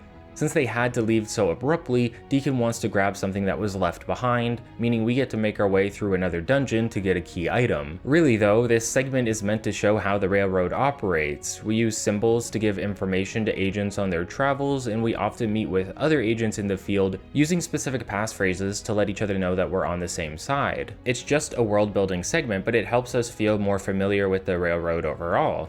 You even find the corpse of Tommy Whispers, one of the better agents for the faction, who has one of my favorite guns in the game, a silenced 10mm semi-automatic handgun that I ended up using for the rest of this playthrough. Once we make our way through the old headquarters and retrieve a key item known as Carrington's prototype, we can head back to the new HQ and talk to Desdemona to become a full member and agent of the railroad, which comes with some perks. Namely that we now have full access to the HQ and get to meet all of the other members. But we additionally can now use a back route out of here, or alternatively fast travel to and from the location despite it being indoors. This is reminiscent of the Dark Brotherhood lair in Oblivion, although a more lazily put together mechanic. Back in Oblivion, you could eventually earn the right to use a secret entrance out of a well, making it easier to come and go without being seen and without having to travel through the abandoned house in Shadenhall. It felt earned and like a real part of the headquarters, like it made sense they had added this route. While the railroad does have an added route out of the catacombs, it's a long one and not worth taking, hence why the developers opted to just let you fast travel to and from there rather than giving you an in-world alternative that helped make the location feel more developed. As I've said in the past, I'm all for fast travel, but not when it comes at the cost of adding to the overall world experience within the game. These games are at their best when fast travel feels unnecessary or they compel you to explore without it. They shouldn't just be a means of speeding up the process of entering or exiting the HQ.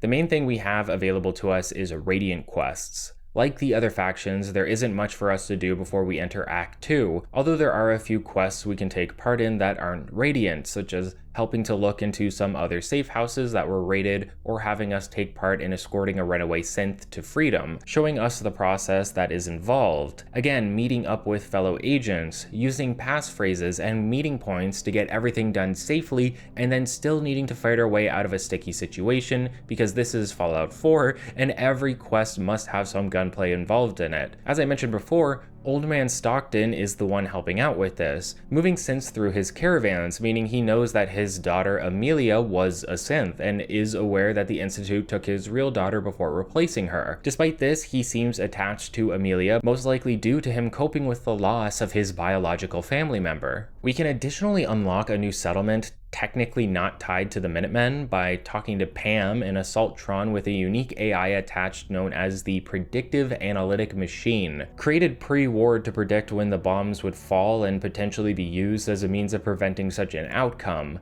Now Pam has been made a railroad asset, and she will mention the need for a settlement to be built to help expand the reach of the railroad. This can be any of the potential Minutemen settlements we would typically unlock, I believe, and seems to be random, being dubbed Mercer Safe House once completed. Other than that, it's mostly Radiant quests until we get into the further acts of the game, with some quests not even unlocking until after that. Out of all the factions in the game, I'd say the Railroad has at the very least the most personality in comparison. Every member is unique in their own way, from the grump Dr. Carrington, to the hyperactive and reckless Tinker Tom, to the synth Glory and the Assaultron Pam. More importantly, this is a group where I feel you may bond the most with them as a family. Sure, there are unique characters in the Minutemen, specifically with the Sanctuary citizens, but you rarely if ever interact with them after the initial introduction to settlement building. Meanwhile, since the railroad is so small in scope, it's much easier to get to know everybody and see all of their interactions with one another, to help them and earn their respect, to feel like you have a place among them as a peer, and unlike the Minutemen, you get a companion with an interesting backstory instead of whatever Preston is supposed to be. With all of the factions partially explored and most side quests talked about, I think it's finally time we took the steps to make it through Act 1 and out of what we would consider the intro to the real plotline of Fallout 4. If you forgot by this point, I wouldn't blame you,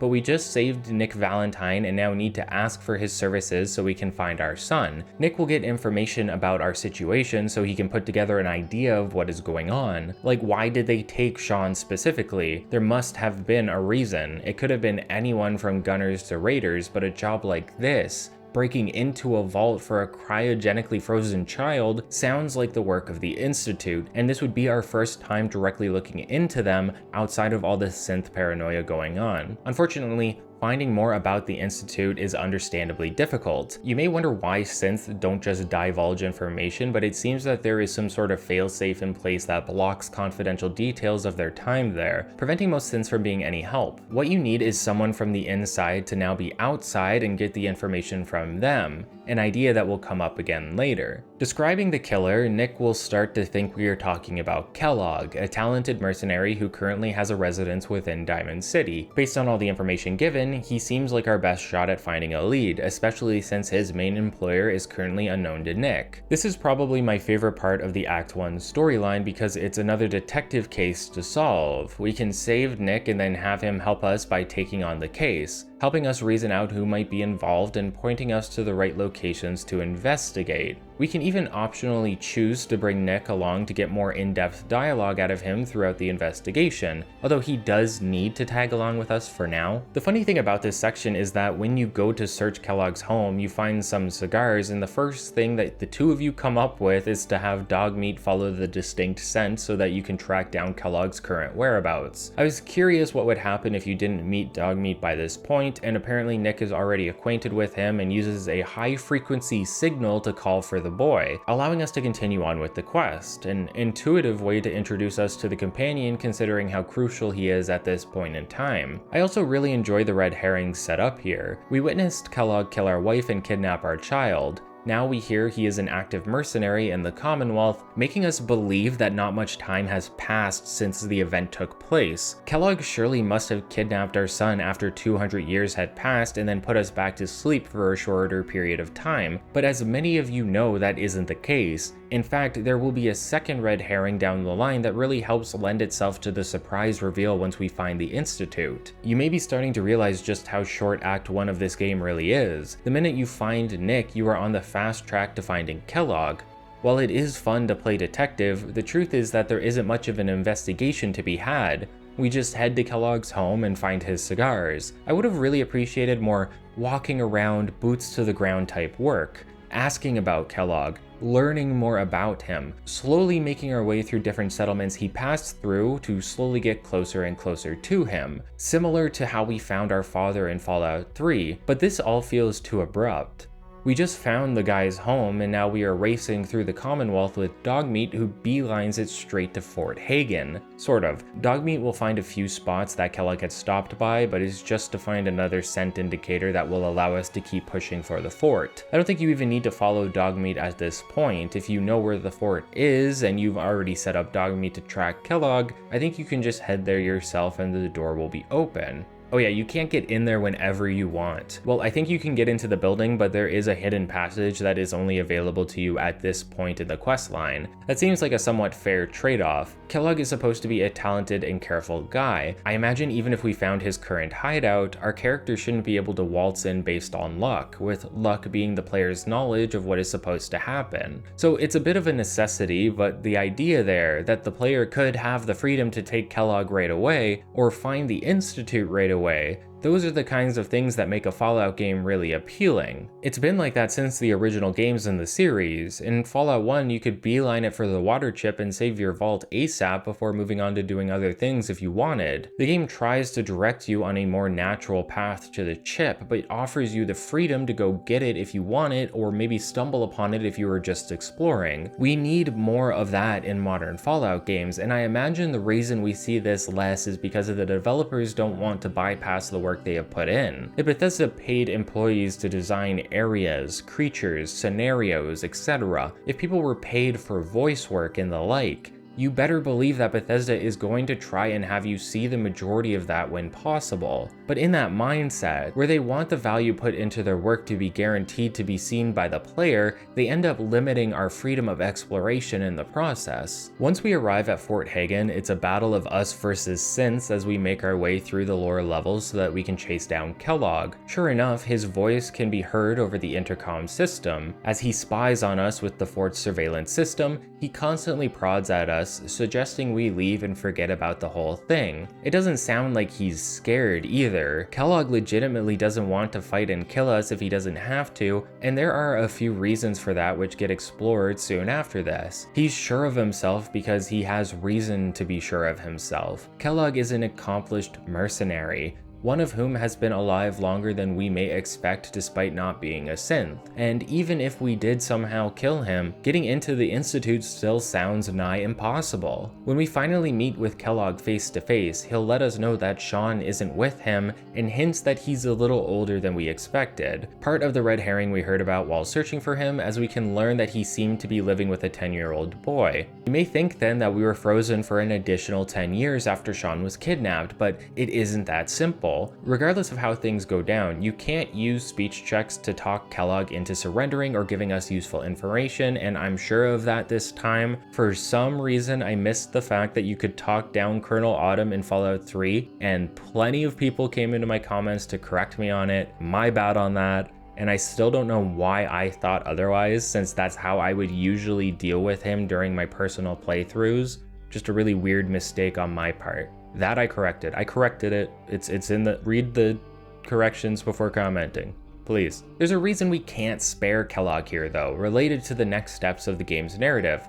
But I don't really see that as an excuse. If killing Kellogg is necessary to move forward to find Sean, since we need part of his brain for the upcoming Memory Den segment, you'd think the devs could have instead given us a second option. Talk Kellogg down, get him on our side maybe, or maybe kidnap him and bring him to the Memory Den so we can find out our info without killing him. When the developers find alternatives like that, even if they are a little bit messy, they make these big plot points in the story more entertaining, as if you could go anywhere. But we don't have any option like that here and now. We have to find Kellogg, and we have to wait until a specific part of the questline to do so. We can't talk him down, and we have to kill him. Having to do these things, while sometimes understandable, are limiting our options every step of the way, and you start to take notice the more it happens. So no matter what, we find Kellogg. He gives us no real information, and then we enter combat, being forced to kill him in order to avenge our wife. And when we do kill him, we can loot his corpse to find a cybernetic brain augmenter, sort of explaining how Kellogg has been alive for so long. You may be thinking that Kellogg was maybe of normal age, and we may have lost Sean 10 years ago, but thanks to cybernetic enhancements, Kellogg has been alive for much longer than that.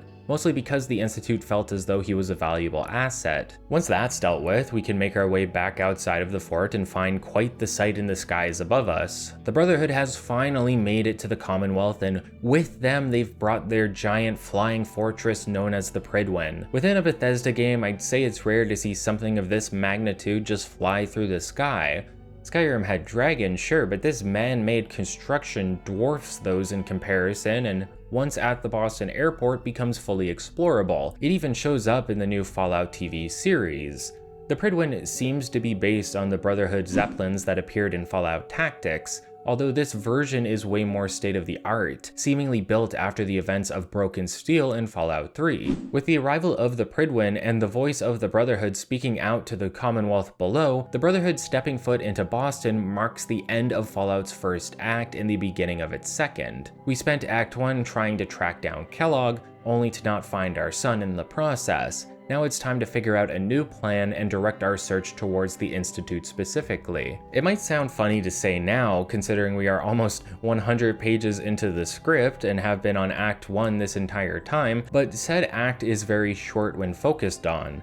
We managed to discuss the majority of settlements, side quests, and the beginnings of each faction, which makes it seem longer than it actually is. The more you explore, the more you find that is new, the longer something is going to feel, and I think that Act 1 sort of banks on that. It really feels more like an intro into the main storyline backed by your discoveries during your first trip through the Commonwealth. I think that's why I have such a hard time going back and playing Fallout 4 specifically. I often find myself bored with what feels like an undeveloped act and pelted with constant radiant quests to try and elongate the experience. In reality, Act 1 is you leaving the vault, finding Nick Valentine, and then finding Kellogg. It's really just a 3-step process. In that way, I think Fallout 4 relies too heavily on its side content while throwing the main storyline by the wayside. I think that's a typical criticism you'll see about most Bethesda open world games, but it feels especially so in Fallout 4. All they had to do was beef up some of the concepts that they were trying to introduce to us. Don't make it obvious that we need to head to Diamond City near the start of the game. Try to lead us there through various plot points while also giving us the freedom to explore on our own. Don't immediately tell us where Nick Valentine is so we can go rescue him. Give us more to investigate when it comes to finding Kellogg's whereabouts. Little things like that make the journey feel more realistic and worthwhile, but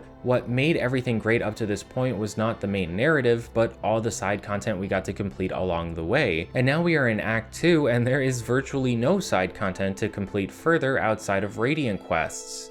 The world of the Commonwealth has developed somewhat at least, and this does mean that there will be more to complete with each faction. But before we get back into exploring them, let's figure out what we are going to do with this brain matter we took out of Kellogg's head. We can return to Diamond City with Nick and head over to Piper's to discuss everything we have learned. Piper makes a comment about Kellogg having his brain blown out, and this gives Nick the idea to bring the implant we found to Dr. Amari back at the memory den in order to see if she can analyze it for us. Be warned, this leads us to what I think most people would consider the worst part of the game, a potential wall for repeat playthroughs that is both boring and unskippable.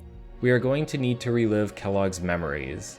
I've already expressed my disdain for the memory den due to the lost potential it had when we were first visiting it. As if to rub salt in the wound, the game now wants us to experience the most prolonged flashback simulator imaginable in the form of traveling through Kellogg's memories. While nothing like this has been done before, Amari believes she could hook up the implant into Nick and we could then run through the memories using one of the pods. A hack job, but one that would allow us to see what Kellogg had seen and potentially get a lead on getting into the Institute. What follows is an actual walking simulator. I know that term gets thrown around a lot, but they completely take away all mechanics you normally have and stick you in a random instance full of neural pathways that we can traverse to watch scenes of Kellogg's past play out, periodically pausing them to get commentary from Kellogg about different people and objects found in each scene.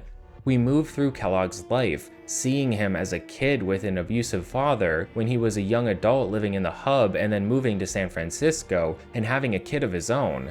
How his family was murdered due to his work, how he got revenge and eventually became a bitter, tired mercenary before hunting down the Institute himself and basically forcing them to give him a steady job, as insane as that sounds. This all sounds at least somewhat interesting, right? Really cool lore to explore if we weren't stuck in these tiny set pieces full of monologues and nothing for us to do but sit there and wait until it all plays out over and over again. There's no option to skip this segment, no fast forwarding through the scenes. You are stuck in here watching this over and over whenever you start a new playthrough in the game. And what makes it even more frustrating is that it could have been so much more. Could have been a great way to have an interactive lore dump. Maybe we could have played as Kellogg. Hello? Oh, he's from the hub? Cool, give us a scenario where we play as him within the hub. Let us see Bethesda remake the hub in their modern open world engine. Show us San Francisco. Let us get revenge for the death of his family. Let us hunt down the Institute.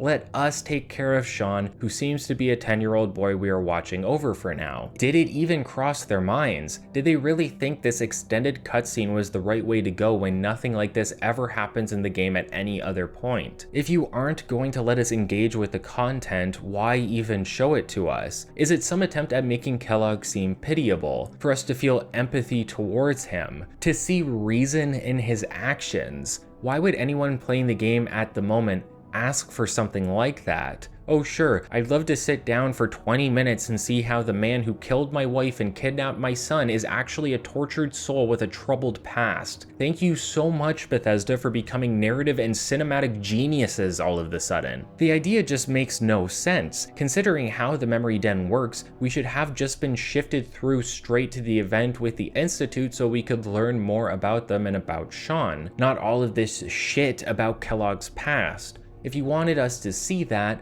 let us actually play through it. Maybe we need to reach points within his memories to find doors into other ones, rather than just sitting and waiting until Amari finds another neural network for us to walk down so we can watch another scene about how sad this guy is. What were they thinking? Seriously, out of everything in this game, this is by far one I consider the most frustrating. Truly scratching my head and trying to understand how someone at Bethesda thought this was a good idea in their open world role-playing game that they turned into a looter shooter. All of this so we can watch Kellogg kill our wife for the third time, mind you, before we actually get to see him taking care of Sean. Again, this being another red herring, making it the most interesting part of this entire scenario. While watching over Sean in Diamond City, Kellogg is visited by an Institute Courser, and if I didn't mention before, they are the most deadly weapons the Institute has, used to retrieve runaway synths for the most part. The main takeaway from this interaction is that a man named Brian Virgil, who worked as a scientist within the Institute, seems to have left and is now being hunted down, with Kellogg being assigned to find him rather than act as bait with Sean. They don't even want to get Virgil back. They just want him dead since he was working on something highly classified, something that I think shows just how bullshit the Institute's holier-than-thou mentality actually is, but we'll get there. The scene also shows us the agents of the Institute come and go via teleportation, suggesting that there is no entrance. Hence why no one has ever found one. Except there is a physical entrance that you find during one of the faction endings, so I'm not completely sure why this was even an issue to begin with. Technically, Sturgis from Sanctuary only finds this out through intel gained from within the Institute itself, but it still seems very silly to me. No one was ever able to find this physical entrance over all these years despite all the searching that took place. Okay, so we know two things after this awful experience. We need to teleport into the Institute, and the best way to figure out how to do that is to find Brian Virgil. But how would we go about doing that?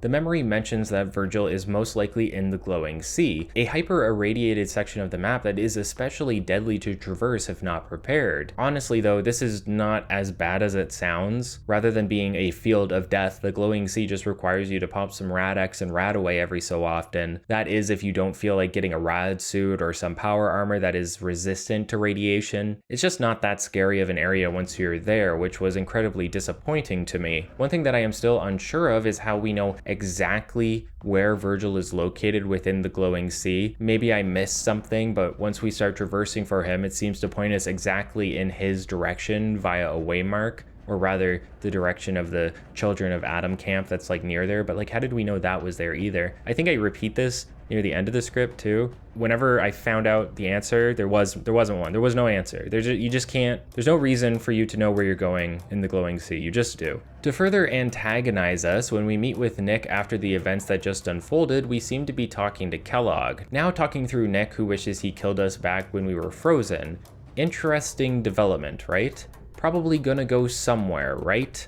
No, this goes nowhere. This means nothing. They show us this to say, oh, maybe Kellogg is now a part of Nick's memories and personality, and then they never follow up on it again. Ever. As far as I know. Why even have this if it doesn't mean anything? Events that take place in games and movies, etc. are generally always purposeful. When you see a certain shot in a film or hear a conversation, there's a reason that you heard it. They wouldn't put it in otherwise. It's saying something about the events that have taken place, that will take place, and often offer a better understanding of what a developer or director is trying to convey in their work. Yet something as significant as Nick potentially having the ghost of Kellogg inside of him is just a one-off nothing burger there to make us curious and then never follow up on it. Why? For what reason? Are you torturing me? Was there going to be a follow-up that just got scrapped? Why was this left in if that's the case? I remember being really excited since I thought this was going to lead somewhere and then ending up at the end of the game and remembering that nothing happened. Stop doing this to me, Todd. Same to you, Emil. Stop tricking me into thinking you guys actually know what you're doing with the narrative. Stop getting my hopes up. So at this point in the game, we have an idea of where we need to go to reach the Institute, and the majority of the factions still don't have anything new for us to do. That is, except for the Brotherhood, who have called us back to Cambridge Police Station now that they've made their way over to Boston. So let's take some time to further explore them and their ideology. When we reach the police station, Dance informs us that we'll be taking a vertibird to the Prydwen. This is probably the most fantastical aspect of the game, as we get to sit in the gunner's seat during the flight and watch the city of Boston pass under us from above, sweeping shots of the city until we make our way to the Boston airport, where we get to see the Prydwen up close. A giant flying warship, the likes of which we have never seen in this game before, and it's fully explorable to boot. A giant floating battleship for us to walk around on and within. They even facilitate getting you back up there within another vertibird if you want something to help accentuate the role-playing aspect of the game. You see that? Bethesda can add things to a game that help convince you to not fast travel, to add worth to traveling on foot or within a vehicle, worth taking the time to explore and get around without doing so through your map. Why couldn't they focus more on this aspect of the game throughout? When we land, we are first greeted by Lancer Captain Kells, who is in charge of the Prydwen. Apparently Dan sponsored us and Maxon placed us under his charge as a recruit. As you may expect, this doesn't give us a lot of leeway with the Brotherhood. Trust has to be earned after all, and we will get our opportunity to do just that with the coming missions. We are sent to watch Elder Maxon address the crew of the ship, congratulating them and explaining why they are here. There is only one reason: to destroy the Institute, which Maxon sees as a blight, a malignant growth on the world. But why is that? It's no question that the Brotherhood has been fanatical for a long time. While there are those like Elder Lyons who wish to do right by the civilians of the Capital Wasteland, time and time again we have seen members of the Brotherhood become incensed over their need to acquire and make use of new technology, while turning a blind eye to those in need. For that reason, the Brotherhood can often shift from game to game and chapter to chapter. Where they may be staunch allies and a force for good, such as in Fallout 3, they too can have members of their chapter that take things too far. McNamara in the Hidden Valley of New Vegas, or Elijah within the Dead Money DLC. Even within the same chapters, values can shift between elder to elder. Again, Lyons was so focused on helping civilians that there was even a subsection of the Brotherhood known as the Outcasts created. People who saw more worth in the core values of the Brotherhood, such as acquiring technology and keeping it away from the public. However, members like Maxon, who we met as a boy in Fallout 3, can go the complete opposite direction, trying to corral the people of the Commonwealth so that they can deal with the Institute threat by any means necessary. That might not sound so bad at first. From what we understand at the moment, the Institute is a blight on the Commonwealth, but can the same be said about every synth in existence as well? The Brotherhood, under the rule of Elder Maxon, would say yes. No matter how you act, what type of person you are, if you are a synth, you deserve to die. You are an abomination of humanity and a blight on our history, and Maxon cannot trust that. You may be surprised to hear that Maxon is in charge. As far as we are aware, it should be Sarah Lyons leading this chapter of the Brotherhood currently. That was the case for a time. Owen Lyons died soon after the events of Broken Steel, and unfortunately Sarah died soon after as well, leaving room for Maxon once he was of age, as early as 16. In theory, Maxson has reunited the entirety of the Brotherhood, from the Eastern chapter to the Outcasts to the Western chapter as well, although I don't know how much influence he would have over the Western chapter considering how apart the two are. Make no mistake, Maxson is a powerful leader. He has vision and the mindset to persevere, to not second guess himself and to push forward. That was enough to turn the Brotherhood into a mobile militaristic force in the East, and that is no small achievement. But that is where we see his biggest flaw. Maxson is so sure of himself and of his values that he has shut himself off from empathy. He has lost a willingness to listen, to see when he is wrong, if he is wrong, and this leads to a very delicate tightrope to walk for our character, because you have to remember that these people surrounding us would die for this man. The Brotherhood has learned to not ask questions and to only obey, or rather they relearned this after the death of the Lion's family. Going against the values of the Brotherhood, even questioning them, could lead to exile, imprisonment, or even death if it comes to it. To question Maxson's perception of synths could put you in an incredibly dangerous situation. He is the Elder, and this isn't a democracy. What he says goes, and if you disagree with him, you may be branded a traitor. You need to understand what I mean when I say the Brotherhood is constantly shifting in values and beliefs. The initial inception of the Brotherhood was to help others and eventually became about preserving technology and history of the past so it wasn't lost to time. Eventually, the Brotherhood rarely let in outside members, starting to hold animosity towards those in the wasteland. Eventually, it wasn't just about preserving all of this technology and information, but about actively keeping it out of the hands of people outside of the faction. Seeing the technology as a threat to humanity, people became so focused on these ideals that they saw themselves above the common man, not a force for good, but an authority over those outside of their ranks. The Brotherhood became less a military force and more a religion, with believers who would die for their cause.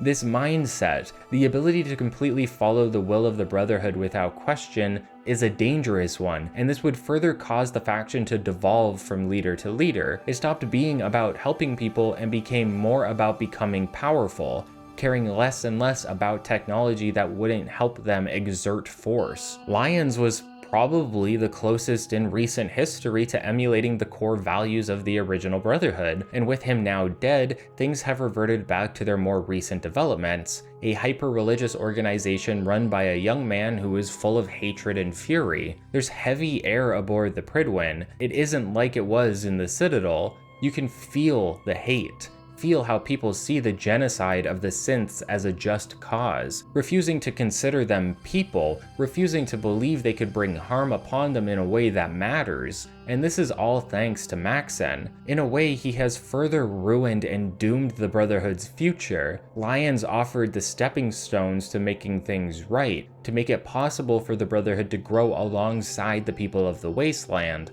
Maxson decided to spit on his grave. All that work for nothing. Maxson is scared of things he can't control. He grew up believing that technology outside the control of humankind would lead to disaster, to ruin similar to that of the Great War, so we understand where his hatred comes from. He hates synths because he can't control them. But is it because they are technology, or is it that Maxson has a yearning to control? A desire that pushes him forward. Surely he doesn't want to be seen as a god like his ancestors, but his desire to be perceived as purely human, as a pure human, is almost Enclave levels of prejudice and puritanism. The Enclave hated all mutated life, anyone affected by radiation, seeing them as lesser than and not worth saving. Now the Brotherhood feels the same way about the synths, a machine run amok that can't be controlled and could potentially wipe out humanity. Forget that synths feel. Forget that they can love, have memories, values, etc. Forget that they can feel pain and get scared. Even if they aren't human, even if they are different from us, they still have what makes us empathetic over other life. And now, through Maxson's hatred, the Brotherhood is blind to this idea. They refuse to see it. They must eliminate all synth life. They have reverted to being fanatics. The amount of blind faith you need to have to be a member of the Brotherhood is concerning. They are now a militaristic cult, a hostile religion. For the Brotherhood, it's not that the Institute has done some wrong to the people of the Commonwealth, it's the fact that they have the technology at all. The Brotherhood, or rather Maxon, believes that tech like that should only be in the hands of their own faction, or destroyed. No one gets advanced technology unless it's them. When you first get to talk to Maxon, he bestows upon us the rank of Knight and our own suit of power armor to go along with it, not that we need it. Normally receiving power armor would be a reward for the amount of progress and work you put into the game. It'd feel like everything you had done has led you to being able to wear this now, but not in Fallout 4. No, the game gave us power armor right away and plenty of time to upgrade it, meaning that any future rewards of armor are a bit lackluster unless they are specialized in some way, such as the aesthetic differences between certain versions. We are also asked to meet with all of the department heads so that we can get a better understanding of how things work on the vessel. That's not very eventful, however, we can run into Brandis again, who we met during the Lost Patrol quest. That is, if you were able to convince him to come back to the Brotherhood. Now all cleaned up, Brandis has begun to acclimate within the ranks again. It's crazy to me that this is a surprising event to occur. Rarely does it feel like the actions we take in quests within Fallout 4 will lead to any real consequences later on. Helping Brandis earlier and seeing him now is very rare in this game. Sure, there's also Diamond City Blues and the multiple follow-ups that can spawn out of that quest, but I can count the type of these quests like this on one hand. Ingram is the most interesting character we get to meet because she will be the one we work with the most in the later stages of the faction quests. However, she also has the most unique character design out of anyone else here, wearing a power armor frame due to the loss of her legs.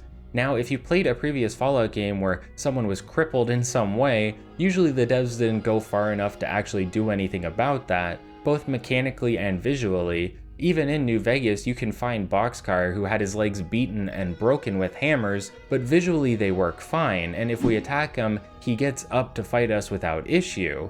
It's cool to see extra work finally go into a character who is known to have a handicap in some way, and to Obsidian's credit, they did cripple Boxcar's legs using the mechanic that is built into the game, but it's still silly. Once we're done meeting with everyone, one of the first tasks assigned to us is to clear out some super mutants in a nearby fort so that the Brotherhood can commandeer the armory there. Hilariously, this quest is called No Mercy, which really encapsulates what the faction is supposed to be currently. We even get a fun little minigun segment a la Call of Duty or Grand Theft Auto Vice City. I'm sure there's plenty of others, but those were the first two that came to my mind. We even get to kill a super mutant behemoth from the skies, which is stellar. Did I mention behemoths are back yet? Yep. Pretty underwhelming, but they are there. That's pretty much it for the main faction questline until we find the Institute, but there is a side quest worth discussing that is now unlocked. I'm talking specifically about the quest Duty and Dishonor, which I believe does a great job illustrating the mentality of the Brotherhood at the moment, as well as the toll it can have on some of the faction members. Apparently someone is stealing food from the supply room in the airport, and we are asked to perform an investigation to figure out why this is happening and who's at fault. We learn that it has to be someone from logistics since access is limited to the logistics detail, and everything is observed and recorded whenever it makes its way out of the area. By asking around, we can learn that Initiate Clark has grown a bit distant after the battle for the airport when the Brotherhood arrived. To clear out the base of operations, the Brotherhood had to mow down dozens of feral ghouls. This seemed to have caused a change in Clark, and he now slips off by himself periodically behind the supply room. If we trail Clark with this information, we can find him entering some nearby ruins attached to the base. Unfortunately, we miss him just as he enters an elevator that requires a keycard, forcing us to find another way down to wherever he went. The ruins are infested with ferals, suggesting that the Brotherhood didn't clear out the entire base,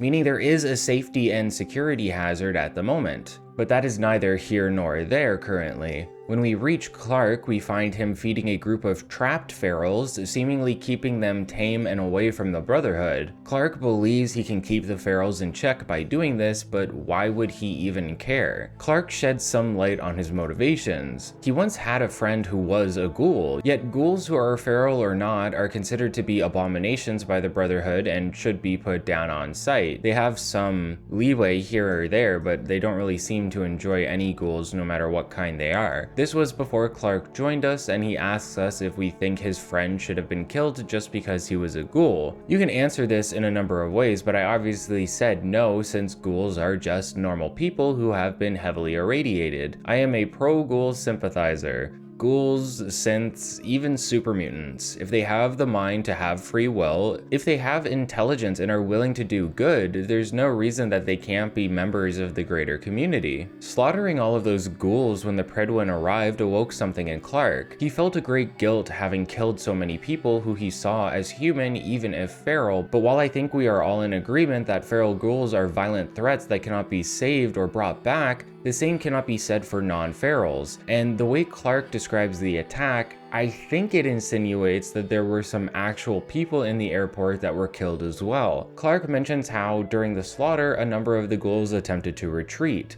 to run away. Most ferals seem to be purely aggressive from everything we've seen so far. The idea that they would run seems somewhat unlikely to me. Since normal ghouls can exist alongside ferals, there's a good chance that there was some within the airport during the attack that tried to escape, only for the Brotherhood to follow them and hunt them down. I think Clark realizes this to an extent. Ferals are threats, but they were once people. He was friends with a ghoul and he is empathetic towards them. If Clark had to kill not only ferals but innocent regular ghouls, that could be enough to shake his resolve for the Brotherhood's beliefs, and that seems to be what has happened here. To cope with the situation, Clark now feeds the ferals trapped in the ruins, hoping desperately that they will regain their humanity because he wants to believe that it's still in there. He has to keep moving forward, but through that, Clark has committed the crime of stealing from his brothers, and this could cause him some big problems if it were to be found out. You can keep Clark's secret, turn him in, convince him to run and leave the Brotherhood, or kill him and the ferals here and now. On one hand, the ghouls are a safety hazard that the higher-ups need to be made aware of. On the other hand, the Brotherhood's belief structure has broken Clark in a way that seems unfair. Does he deserve jail time for what he has done? The way I usually look at it is like this. The ferals could pose a great risk to the Brotherhood if no one knows they are there. Lives could be lost. At the very least, these need to be dealt with. The easiest way to do that, I believe, is to convince Clark to turn himself in or convince him to leave. If he does either, the ghouls can be cleaned up after the fact either by the Brotherhood or by us. Clark gets punished or set free, whatever you think is best for him. I personally had him confess during this playthrough, and we will actually get to see him again later if we take this route. The Brotherhood breaks people. It's part of the process. They need to do that to have full compliance.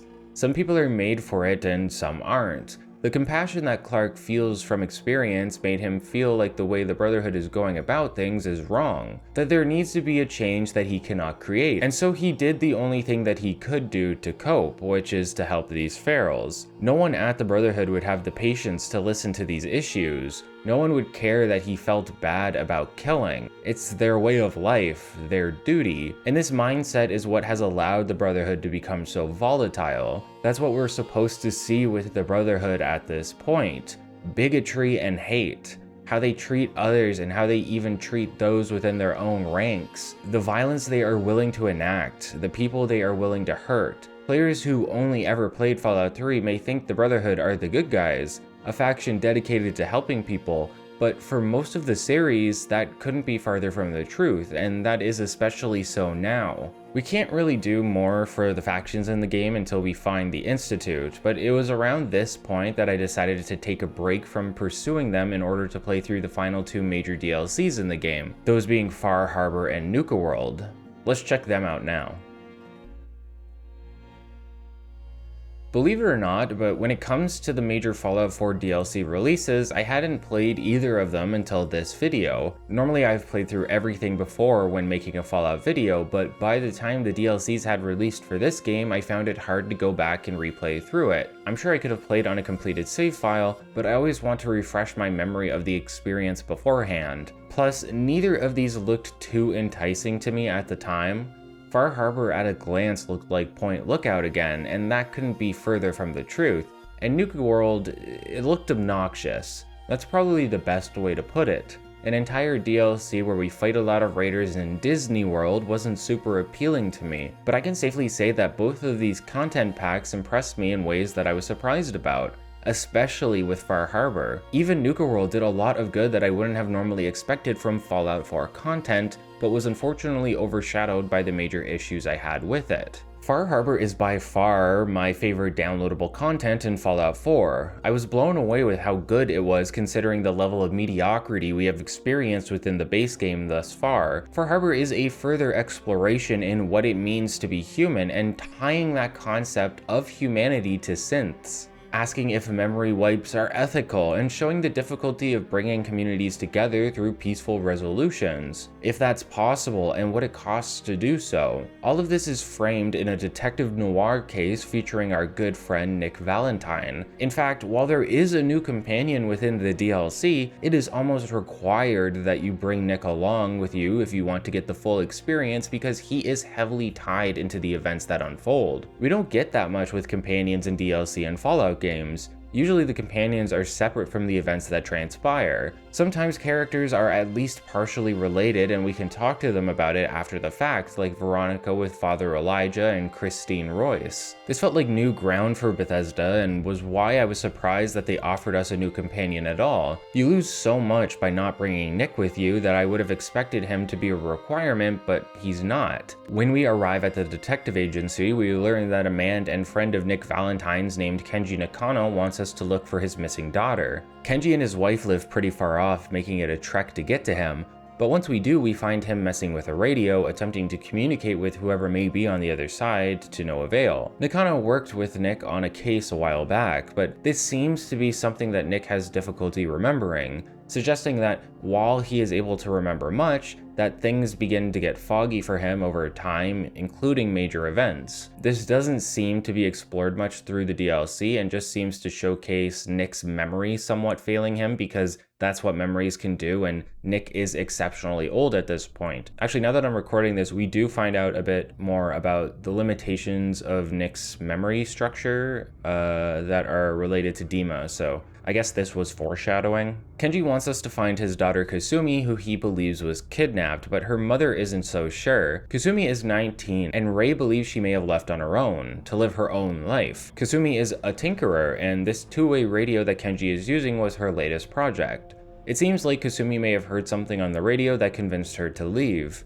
Kenji believes this isn't the case because his daughter would have at least told him something before disappearing. So what we have here is your typical missing persons case. Technically our third if we count Sean, and the man who was mutilated by that plastic surgeon. This one is of course more involved than your typical side quest, and so we start our search by investigating the abode and finding things that belong to Kasumi, namely holotapes used for project logs on the random things Kasumi worked on within the house. However, there is a final holotape we can find in the nearby building on the pier, a final project log Kasumi made about herself. With the radio Kasumi was able to fix, she got in contact with a settlement north of here, across the water, apparently made up entirely of synths. A refuge where synths can live together and be accepted, rather than vilified like in the Commonwealth. This seems to have caused Kasumi to begin questioning things. Is she human or a synth? She has things she can't remember about her past when she was a child and has been having strange dreams lately. These aren't particularly weird occurrences. We rarely remember a lot from being a child, and strange dreams are something that affect all of us. If Kasumi was a synth or not, this evidence hardly leans towards either option. Do synths even dream of electric sheep? If not, then this would mean that Kasumi is definitely human. However, there is a conversation to be heard with Alan Benet of the Institute where he observed synths potentially doing just that. He even says the following: "But we can't just ignore the question. If a synth can dream, why can't it have a soul? And if a synth has a soul, then it is a living person by every standard we can measure. Of course, it's far more comfortable to think of them as machines, so we can do what we want with them." There is a small amount of evidence to suggest synths can dream, that they have souls and are human by every standard other than the biological one. So could Kasumi be right? Is she a synth, or is this just a factor of growing up? Of being 19 and being unsure of who you are as a person as you get older and discover more about yourself? Is the idea of being a synth, of going up north to a refuge, away from your family, a means of escape for Kasumi so she can process things? Who's to say at the moment? Either way, we know where Kasumi has gone, and since we are on the case, it's our job to go after her and figure out what's happening. The Nakanos give us access to their boat, and we can make our way to a brand new map. We can finally head to Far Harbor. However, I should mention that we have some options now. With the knowledge of the Synth Refuge, we can begin informing various factions of this news, specifically the Railroad, the Brotherhood, and the Institute if you met them by this point. Telling the Railroad doesn't do much. It should, but it doesn't. Having a refuge for synths could give the Railroad the means of sending synthetic refugees to a safe haven where there is less a reason to have their memories wiped, but nothing really comes of it. Telling the Brotherhood or Institute is different. Both want to either reclaim or destroy the synths, and continuing to feed them information can lead to a raid later on down the questline that causes you to miss out on a lot if not handled and timed correctly. For that reason, I'll say that I am glad the inclusion is there for role-playing purposes, but it isn't one I really expect anyone to utilize outside of wanting to see what happens. To get the most out of the DLC, you either need to walk a tightrope or not tell them anything. So why even have it as an option at that point? One of the nice things about the DLCs is that they are mostly detached from the main game. That's not always good, but it does allow the content to go over very important events without messing up things in the Commonwealth, Mojave, or Capital Wasteland. Mostly there are the odd connections here and there, launching the nukes in Lonesome Road or talking to Veronica after Dead Money. These are small epilogues that tie the narrative of the main game to the additional content slightly. Far Harbor goes a little too far with that by allowing the factions of the main game to potentially ruin things for you in the DLC. Nuka World goes even further, forcing you to ruin your relationship with Preston if you want to experience and achieve everything there is to do. It's a balancing act. A nod to the DLC in the base game is the best way of going about it to me. As you try to connect the old with the new, things get a little more complicated and messy, and this can lead to a confusing and frustrating game experience when you help the Brotherhood and then realize some quests you wanted to complete are now completely locked off. I guess the best thing you can do is just save often on multiple different save files. I like that they at least tried what they were doing here, but it didn't feel executed well at all, and it only gets worse in Nuka World as we will see later. As we board this ship and head to Far Harbor, the atmosphere immediately changes. A deep fog holds the island hostage as we approach the nearby fishing village. The music moans and wails to set the mood. Things are dark here, dreary, and people need help, meaning there's going to be a lot of side quests for us to complete, thank God. Once we land, we will meet with Avery, who is the mayor of the town, and Alan, who seems to hate outsiders. Unfortunately, before we can get to know anyone, the town is under attack and we are forced to help out. New creatures we haven't seen before breach the fog and begin attacking the settlement, causing us to fend them off while trying to save as many stragglers as possible. You'll use this time to notice a few things. The settlers all seem to be used to this way of life, defending the town from attacks and trying to get by. The fog seems to be the cause of this and seems to have been here for a long time. You'll also notice these odd lampposts that seem to be used to condense the fog around us. There's a lot to understand about this place so that we can get acclimated, and once we finish killing all of these beasts, we'll have our opportunity to do so. The harbor people of Far Harbor have been dealing with the fog for as long as they have been here. Some days it's not as spread out, but lately it's gotten worse than it ever has, with the town being one of the only safe havens left. That's because the clouds of fog that we see are radioactive. Where the fog came from or why it has spread is unknown and will continue to be unknown. But this is the harbor people's way of life right now. Tired, scared, and untrusting of outsiders. Clearly we came at a great time. There are three main factions on the island: the people of Far Harbor, the Children of Adam, and the Synths of Acadia. We obviously want to get to Acadia, but the fog makes that somewhat difficult, or it would if we weren't so highly leveled. Avery will suggest we ask a man by the name of Old Longfellow to be our guide, as he makes trips to Acadia periodically and seems to know how to navigate the fog. Now the first issue here is the fog itself. While it is radioactive, that's about all it is. Pop a Radex and be on your way. You are rarely, if ever, going to have an issue out there dealing with it. The more dangerous aspect of the fog is the monsters that live in it, but I expected the fog to be more alive, more threatening to our character, as if it was a hostile entity that would actively try to kill us.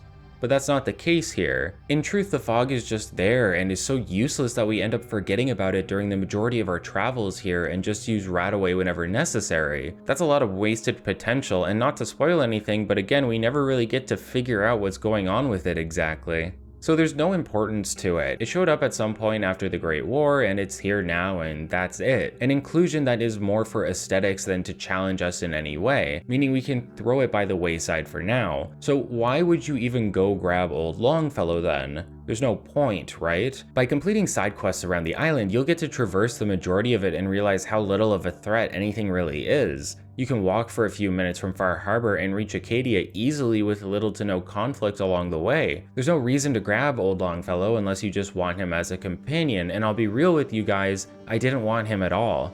Not only is he useless, but Nick is so crucial to uncovering some of the backstory here that you'd be punishing yourself for not bringing him. Just to bring it up, I think this game would have benefited heavily from allowing multiple companions to be in your party at the time. At least 2. I get this would have required balancing, but it would help a lot with making sure you get to hear all there is to hear in this game.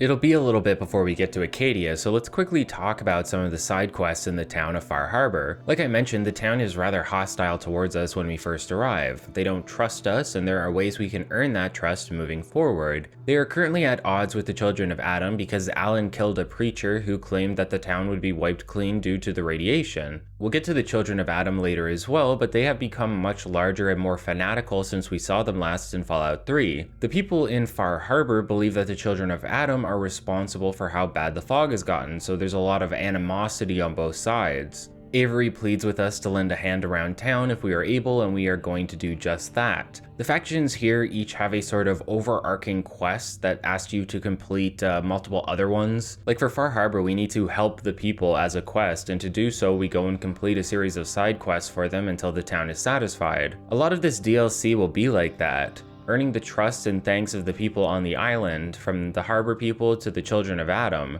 It's all the same, but many of the side quests are varied in design, making it a worthwhile experience. You get to explore the island and take part in non-repetitive content. Pretty rare for Bethesda's Radiant Quest Simulator. One of the main people we can help is Velma Dinkley, or the Mariner as she calls herself. The Mariner seems to work on maintaining the town as its handyman, and she could use help in that regard, starting with us finding some power tools for her. Apparently you can run into a man who wants to buy the tools from you for some caps, as they are rare, but I never actually ran into him for some reason, and ended up delivering them to the Mariner anyway. Along the way we run into plenty of ghouls, mutated creatures, and trappers who are humans that seem to have been driven mad while within the fog, and those are going to be the main enemies we run into moving forward. After some time, Mariner will have another couple jobs for us. She wants us to secure a nearby freighter that is being used as a base by some trappers so that she can take parts of the hull and weld them to the defenses surrounding the town, and she wants it done quickly. If you press her on this, it turns out that she is dying of a terminal illness and wants to do everything she can for the town before she passes. She'll later want us to collect some Mirelurk carapaces as well, ending the quest line but opening another with her called the Great Hunt. There's a legendary beast known as the Red Death, said to be out in the water, destroying boats that come and go. Mariner believes the stories and wants us to go and help take care of it once and for all. We can agree and take a boat to a nearby island where we do find the Red Death, but it turns out to be a miniature Mirelurk with glowing red eyes, and not some giant beast for us to fight. I have to say that I was extremely disappointed with this. I thought it'd be an optional super boss to fight for doing everything Mariner asked for, but it just ended up being a joke. Jokes like that can be funny, but this was the opportunity to give us something really unique to fight in the game, like the Mirelurk Queen and Super Mutant Behemoth. Maybe even a fight where we have to fend it off from sinking our ship. All of these thoughts were racing in my head as we sailed off, only to have them all ruined once I realized what was happening here. Bethesda didn't want to make a cool boss fight for this section of the game. Hell, I doubt they even could. They just wanted to tell a funny joke and waste our time. I felt pretty bad after the fact too. Mariner thinks she'll be a laughingstock if people find out. We can suggest lying about it by either embellishing the tale or saying we never saw the monster, or we can convince Mariner that the right thing to do is to tell the truth. I felt so bad about this because sure enough she tells the truth and everyone laughs at and mocks her. The terminally ill girl who is spending her final days making the town a better place is getting actively mocked for trying to continue doing just that. How messed up is that? It's so nuts. Mariner is one of the reasons I am so amazed at how many options there are near the end of the DLC and how our actions here with the Mariner can affect some of them. Selling the tools off could be enough for her to hate us, cutting us out of the rest of her quests and having her refuse to listen to us later on during a crucial moment in the storyline if you end up going that way. Most of the other immediately available quests aren't anything special, but they all contribute to your relationship with the townspeople. Once you have finished everything, you can take part in the follow-up quest known as Rite of Passage, used to further earn the respect of the harbor people and unlock further quests to complete for them. It just consists of killing a number of mirelurks with witnesses nearby to see the feat. Eventually, a queen appears and we kill that too, allowing us to complete the quest with everyone liking us more. They think we're pretty cool now. Pretty simple, but the appeal is that we can actively see ourselves earning more respect with everyone around Far Harbor. Slowly we go from an outsider to a member of the community, and the growth is satisfying from a role-playing standpoint. Once the rite is complete, we can help retake the island somewhat, helping individuals create settlements in areas that are covered in the fog. Namely, we can clear out a lumber mill in order to make a new home for some of the villagers, and install fog condensers so that it's as safe as the main town. At least in relation to the fog, still plenty of nasty beasts and trappers out there to watch out for. Again, this unlocks some more side quests that I don't think are really worth mentioning. There were also 2 other Far Harbor side quests I wasn't even able to activate for some reason, named Brain Dead and Shipbreaker respectively. I'm not sure why I never saw them trigger, as I seemed to meet the requirements for both, but no matter what I tried, I could never access them, meaning I have to skip them for this retrospective. Thematically, Far Harbor feels like something we've seen time and time again in media, a fishing community that wants to be self-sustainable, but that sustainability is dependent on nature itself. The weather, if food is even available to be caught, etc. The fishermen struggle with this and suffer because of it, but are generally too proud to ask for an outsider's help. By finding ways to help out anyway and integrating ourselves into their society and culture, showing respect for them along the way, we can not only help the fishermen, but see them thrive, and there was no better feeling in the DLC than watching as we became part of the community, because it felt like the world around us was growing thanks to our actions, like it was alive. With the village left in the best state we can finally start making our way to the other major settlements in the game, those being Acadia and the Nucleus, a submarine bunker where the children of Adam reside. As I brought up previously, the fog is not the threat mechanically that the NPCs make it out to be within the narrative, and you can easily find your way to each location on your own. However, it is worth having old Longfellow guide you to Acadia the first time, just so that you have the opportunity to use him as a companion if you want to. I imagine you can use him regardless of if you brought him along or not, but this is the most natural way of going about it. Again, I don't really bother using him at all though. While he is sure to have ties to the storyline in some capacity since he is from here, Nick is just too important a companion to pass up for the events that are about to unfold. I don't really get much out of old Longfellow since I didn't want to use him during my time in Far Harbor. He's an old man that has lived in Maine for all of his life, from what I can gather. A grumpy old man, but wise and able to back up the attitude by being very good at what he does. Affinity dialogue seemed to show him softening up to the player character as time goes on, and sort of treating us like an adopted son or daughter, as he wanted to have a child to teach everything he knew to, but lost that opportunity when his pregnant wife went to join the children of Adam, only for their child to die of radiation poisoning before being born. Brutal backstory for this guy, so you can understand why he's a little bitter and hard to talk to. With no real companion quests to take part in, and with the value of Nick within the narrative, old Longfellow unfortunately feels like a useless and unnecessary inclusion, only there to make sure that each major DLC introduces a new companion for the sake of it. Does that mean he's not worth bringing along for everyone? Not really. This is the type of game where your party should be based off of what you like, not necessarily what you get out of it. Just because some characters offer more doesn't mean that they are going to vibe with you. Maybe you like old Longfellow, maybe you connect to his backstory in some way. Every companion is worth it in a sense. I just wish the developers spread out the value of each companion so that they were comparable. I don't know if it happens without old Longfellow, but as we approach Acadia, we can run into a child of Adam. Longfellow warns us of how the children have gotten more dangerous as of late, and the child warns us of Acadia, suggesting we steer clear, mentioning how they are subverting the will of Adam, and most likely referencing the fact that they are synths. Clearly, no one is getting along on this island. All of the factions seem to be somewhat at odds with one another, with Acadia and Far Harbor having the best relationship. That tension is the driving force behind the DLC's narrative. How can we cease hostilities between these groups? Do we even want to? Do the actions of these factions seem justified? You get the choice of siding with one of these factions or attempting to the best of your ability to bring them all together, and while that may be possible, we'll soon learn that peace may have to come at a cost, and you have to decide if that cost is worth it. As we reach Acadia, Old Longfellow will say his goodbyes, and that is the last we will be seeing of him for this playthrough. The faction of Acadia itself is the most interesting aspect of Far Harbor, the one that comes with the most thought-provoking questions, as well as backstory involving Nick to tie a lot of it together. It feels the most complete and like there are things actually worth thinking about. For the grand majority of our main gameplay experience in this retrospective, the most we actually had to think about so far was which faction we are going to align with, whose values best fit our own, and while there have been a few interesting quests like Covenant, this is still potentially the most on-rails feeling open world game I've ever played in terms of choice. That's why Far Harbor is so special to me.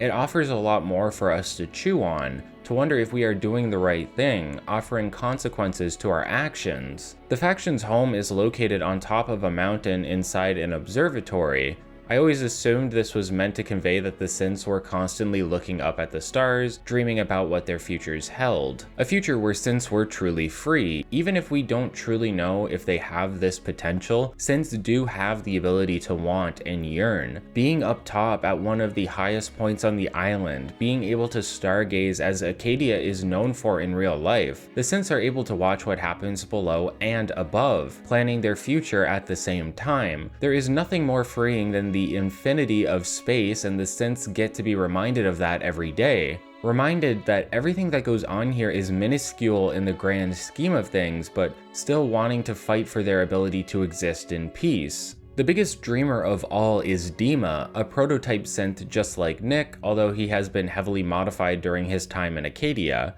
He might look a little freaky, but he's one of the chillest dudes you'll ever meet. Really gives off meditation yoga instructor vibes. The first thing he says to us is that we have entered a place of clarity. Where better to get clarity than within an observatory where you can see all the universe has to offer? Dima comes in peace, or so he says. He welcomes us as long as we welcome him and all synth kind. A gesture of peace, which is one of the things he most strives for. If you have Nick with you, he's almost immediately hostile with Dima, questioning why they look the same, believing he is the only of his kind and that Dima is trying to pull one over on you. But that isn't the case. Dima recognizes Nick, is shocked and elated to see him. Dima and Nick were the first prototypes capable of independent thought. In a way, they are brothers, and both of them have undergone significant trials while within the Institute. Dima's personality was grown and based on experience. However, as we know already, Nick's personality was implanted in him. In fact, the personality of Nick had to be imprinted in his head multiple times if Dima is to be believed. It lines up though. You can believe he is telling the truth if you have completed Nick's side quest by this point. Wiping personalities and memories, it's no wonder Nick doesn't recognize Dima. The time they spent together has been wiped over and over again.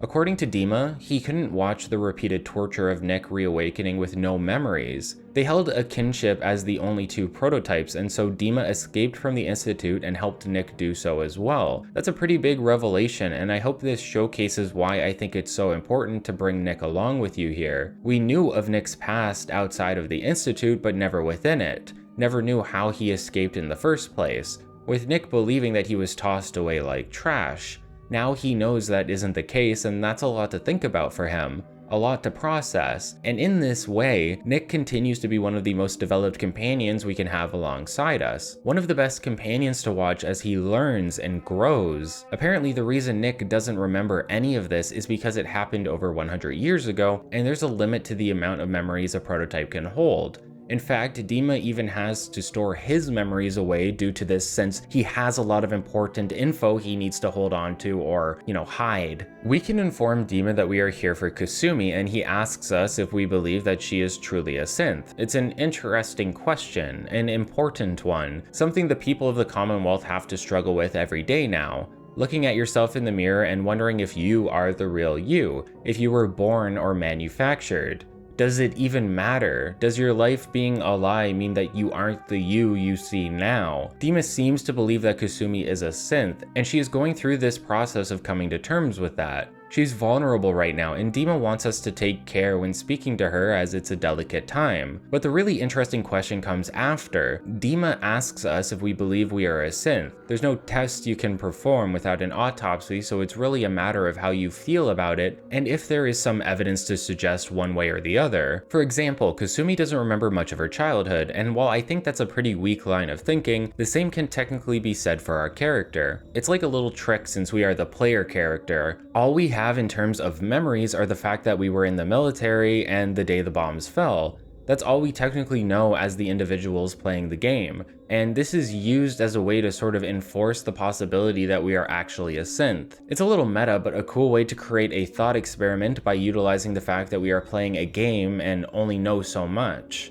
Dima asks us what the first memory we have is, and all we can really say is being with our family or when the bombs fell. Technically, Nate has a past, and you may have even conjured up a past for him through your headcanon. So this is sort of contrived. Maybe your Nate remembers a lot about his childhood, or maybe now you are realizing that your Nate may be a synth after all, killed in cryostasis with a replacement sent to be frozen all over again. Of course, there is evidence to suggest otherwise. Kellogg remembers finding us, wishing he had killed us when he had the chance. We never learn we have a recall code, and people within the Institute, when we get there, treat us as if we are human. There's plenty to suggest that we are not a synth, but this seed that Dima plants can fester in the back of your mind. The life of a synth can sound especially torturous. After Dima broke out, he just sat in a cave doing nothing for around a year until his personality sort of kicked in and suggested he do something for himself. Through that, he made this refuge, a place for synths to live free without fear of the Institute. We can bring up that we do something similar for the Railroad, but Dima seems to not be particularly fond of them due to how they handle synth escapees. Dima can't wrap his head around why a group dedicated to helping synths would use fear tactics to convince said synths that hiding is what is best for them. He believes the concept of memory wipes to be barbaric, even if not knowing that you are a synth may help you elude the Institute. This isn't a foolproof thing, and the cost seems too great for him. There's a lot to agree with here. Dima is right that memory wipes are barbaric, but he also has the privilege of living on an island where synths get to live free since the Institute doesn't know about it. It's not like the Railroad wants to control the escapees through fear. Fear is just a reality of the situation. The Railroad didn't have some sanctuary for synths, or the ability to combat the Institute head-on. Their last headquarters was just discovered and raided after all. What do you want them to do in that situation? Still, Dima is an open-minded individual. He may not understand why the Railroad does what they do, but he could probably come to get a grasp on it. He's even aware enough to make it clear that he is not one to judge due to his relative safety. Like, this dude is just incredibly progressive, and I love it until when all the murder happens. And maybe now in the future, the Railroad will have a place they can send refugees without needing to mind wipe them. Dima is incredibly welcoming, opening Acadia to us and allowing us to go talk to Kasumi and anyone else that is here currently. It's not that Kasumi was kidnapped. Her mother was right. She came here of her own free will, and she has the ability to leave whenever she wants. Before that, we can meet with Dima's seconds in command, starting with Faraday, who seems to help with the science side of things, upgrading and repairing Dima as well as other tasks here and there. He is an important figure in the community and will have some work for us moving forward. Similar to our time in Far Harbor, Acadia also has a series of quests to complete that help us integrate into the community. Faraday wants us to go get some data storage drives as an example. Normally a side quest like that wouldn't be anything special, but the location of the drives on a shipwreck on the island is also where we need to head for the quest, The Price of Memory. There's a synth named Jewel in Acadia who has dissociative identity disorder, with two personalities shifting back and forth during conversation. Now, normally something like that shouldn't be possible, right? The idea that the Institute would create a synth like that seems rare or improbable, so why is Jewel like this? Well, the best guess would be that her synthetic brain must have been damaged at some point. A synth named Cog will hear about our trip to the boat and ask us to talk to Jewel about it. Jewel will tell us she's been having dreams, suggesting that synths do indeed have some sort of dreamlike process while sleeping. However, these feel more real to Jewel, like memories, but not ones she remembers having. Jewel sees a boat on fire and hears what she believes to be herself screaming. Sure enough, that sounds like the boat we just visited to get the data drives. Jewel found a key in her possession that she doesn't remember owning, but feels it's connected to the ship. If we take the key to the ship, we can find a locked storage container that has a note in it from someone named Victoria. It seems as though the ship was being piloted by Faraday and a woman named Victoria. The note suggests that Faraday's terminal has more information, and so we can sneak in and check it to find out what's going on. It seems that Faraday took another synth named Victoria out on the boat, potentially to get the data drives. During their trip back, there was an accident leading to the wreck and Victoria was damaged in a way where her brain couldn't be saved without performing a memory wipe, something all of the synths are vehemently against. It's something Faraday struggles with. He wasn't sure if this was the right thing to do. To save Victoria's body, they had to remove everything that made her Victoria, her memories and her personality, the same as the railroad, and by doing so, Jewel was brought into existence, and either due to the damage or a botched wipe, she suffers the disorder I mentioned earlier, where she flows between two personalities during conversation, and so that's the question the quest is asking. Was it worth it to save Victoria, even if there is no Victoria left over? If you understand that you are removing the self from the body by doing so, why not accept her fate? No matter what you do, Victoria is gone. Why bring another existence into the picture because of that? Well, I think the answer is obvious. It's an emotion. We are emotional creatures. We don't rely simply on facts and logic, unlike what some weird grifters will tell you online. Morals, ethics, our own personal values, what we believe can change based on our own emotional state. Faraday is against memory wipes, but he knows how to perform them. The emotional turmoil he must have felt as he watched his friend die, seemingly because of him, was probably too great and superseded his feelings on the operation. Even if it didn't make sense, even if it wasn't logical, Faraday still wanted to save some semblance of Victoria by creating Jewel, and he struggles with that because he's aware how this goes against not only his values, but the values of the community, and worse yet, Jewel doesn't even know about this. She's just suffering with the damage and the dreams of her past self. Is what Faraday did right? Was it right to perform this operation without Victoria's consent? That's the question Faraday now asks himself, and one we can ponder on as well. It's a heavy topic, and one that I don't think has an easy answer. And the harder the answer, the more interesting the situation we find ourselves in while playing. When you return to Cog with this information, you now have a choice. Do you keep it to yourself to not stress out Jewel, or do you tell her the truth so she knows what happened to her in the past? I figured Jewel deserved to know, and so I informed her. Unfortunately, this convinced Jewel that Acadia is just like any other place in the Commonwealth and you'll get screwed no matter where you are. A pessimistic outlook, but not entirely inaccurate. Acadia is a blessing to synths for sure, but it's still going to succumb to the same pitfalls as any other community out there. Bad eggs, bad decisions, things that can cause people pain or harm. These will always happen within communities. It's up to those within them to know what to do about it when it happens. Rather than trying to find a means to get past this, Jewel decided she would leave and try to make it on her own. It's not her responsibility to get past this, it's her right to leave, but it's still a bit of a sad end since Acadia does seem like quite the haven. If you don't tell Jewel, Cog will keep it to himself and everything will go on as it always has, but does Jewel deserve that? Chase is the other right hand of Dima in an ex-Courser. She wants us to look into a missing synth that was supposed to arrive at the settlement some time ago, suggesting we talk to an individual in Far Harbor, showing how there is more of a connection between the two than you may have first thought. While this individual keeps to himself, he's there to help facilitate the moving of synth refugees to Acadia.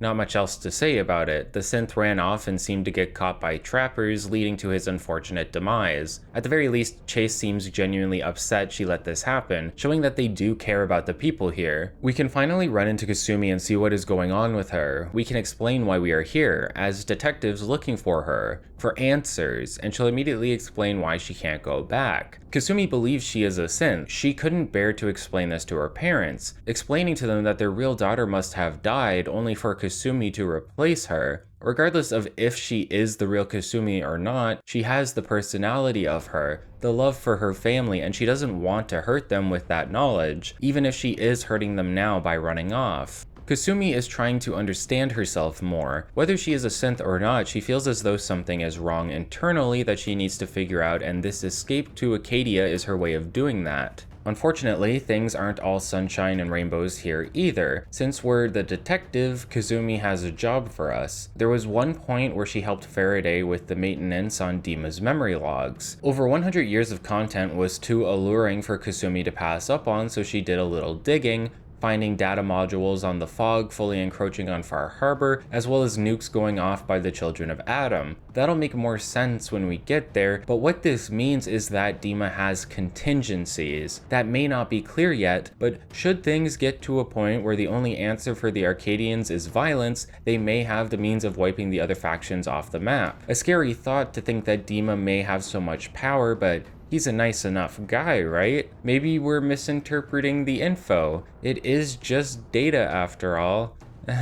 Kasumi mentions that Dima, Faraday, and Chase like to meet in a nearby room, and there's a storage location where we could spy on them. Even behind closed doors, when no one but the closest to him is around, Dima talks of peace, of wanting to avoid bloodshed, despite the misgivings of Chase, who believes the two other factions will wipe each other out. For all intents and purposes, Acadia wants to be a neutral party in this situation. However, the fact that they have provided fog condensers to Far Harbor would suggest otherwise, even if it was the bare minimum to keep those people alive. Dima does a lot for the people of the island. He gave the fog condensers to Far Harbor, and he gave a nuclear submarine base to the children of Adam, which is just an insane idea. Absolutely bonkers of him to do that, even if his intentions were good. What we see here is a struggle. Dima wants to help people, but he wants to be neutral, and he isn't neutral because he keeps helping each of the factions out, giving them homes and safety. These acts aren't seen as neutrality by the other factions, and it causes them to become antagonistic. It's like he's walking the ultimate tightrope, trying to calculate how he can possibly make peace between everyone work, and he keeps coming up short. If only he had a contingency for a situation like this. Worse yet, there are old memory banks stored in that submarine base, meaning the children of Adam could get their hands on them and find out who knows what. No, seriously, who knows? Since they were extracted, even Dima has no idea what is stored within the banks, but despite that, they feel they are important to retrieve and analyze. They could be important to us too. Memory banks stored in a fortified location like that could be holding some pretty juicy secrets surrounding Dima. Maybe the truth behind his actions. Chase can't go because they know she's from Acadia. If she's caught, that'll cause further tensions. If only there was a new person on the island that the children of Adam didn't know of yet. There's a few ways we can go about this. We don't have to let Dima know that we overheard him, and can steal a program from Faraday that is supposed to let us access the memory banks. Then all we need to do is break into the storage facility by either fighting our way in or infiltrating the children of Adam. Alternatively, you can talk to Dima to see if you can get some form of explanation out of him. With Dima seemingly being involved with everyone and everything on the island, plus the data Kasumi mentioned, he has a lot of explaining to do. Even though we confront him, Dima isn't very upset at the revelation that we heard everything he had to say. In a way, this is a very honest reaction and can tell us something about the synth. That the things he says are true to him, that he wants peace, that he tried to help out both factions the best he could, and that he would like to fix all of the issues on the island without bloodshed if possible. It's hard to think that this Dima is the same one who made the data analysis that we found out about with Kasumi, that he is willing to kill off an entire group of people in the name of protecting Acadia or finding peace. And maybe that's because this Dima is not the person who would do that, or maybe he's destined to no matter what, as will become more clear once we reach the memory banks. He will personally ask us to infiltrate the cult without hurting or killing anyone as to not start a war. Dima will even offer us the program we already stole, and we can tell him we already stole it, which I found amusing. Nothing gets past us, you bag of bolts. Okay, hoo boy, the Children of Adam. You most likely remember them as a pretty small group of religious whack jobs found in the town of Megaton, worshipping an active nuclear warhead that we can choose to disable or blow up depending on what you're feeling at the time. What started in Megaton has spread and grown throughout parts of the wasteland, with new sects forming around the Commonwealth, Far Harbor area, and more.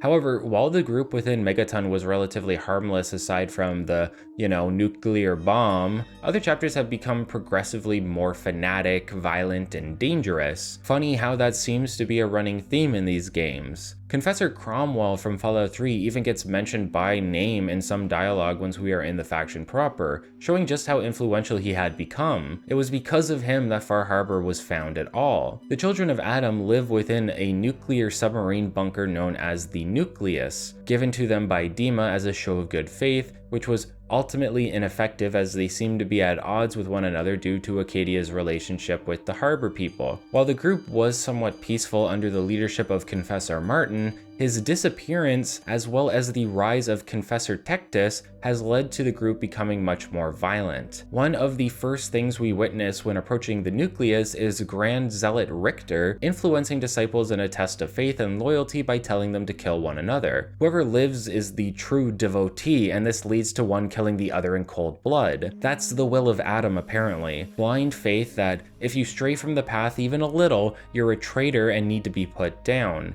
Weird how I keep comparing this to the Brotherhood. On a surface level, you can see the Children of Adam as the bad guy faction in the game, but as Far Harbor as a DLC has started to show us, things are not that simple. People follow the religion because they believe in it. Many of them are happier being a peaceful group than a violent one, and many of them are suffering under the rule of Tectus currently, as we will see shortly.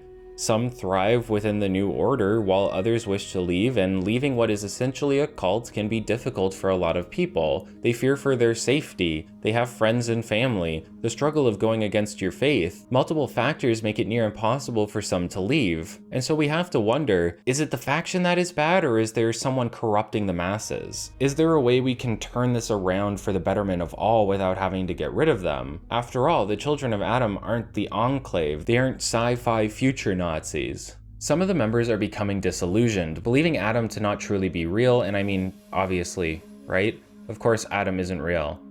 Or is he? Paranormal aspects exist within the Fallout universe, but I would say it is more likely that Adam is simply a creation of post-war individuals learning about radiation and nuclear power without all of the writing to put it into perspective. That doesn't mean the children aren't close to something paranormal though. In fact, Richter here will only let us join the cult if we drink from a spring of irradiated water and go on a vision journey. All we see now is a shadowy figure of a woman who leads us to a location where we can find an effigy of her likeness. This is the Mother of the Fog, who is said to be the one who guided the children from Far Harbor to the Nucleus after they were kicked out. The children revere her as some sort of deity and believe that seeing her means you are important to Adam. The fact that we have seen the mother is a big deal, and whether she is a real person or some sort of paranormal phenomena, the fact that we can recount witnessing her without having been informed of her existence makes Richter believe we are special in some way and immediately allows us to join the flock. So there is definitely something connected to the children's faith,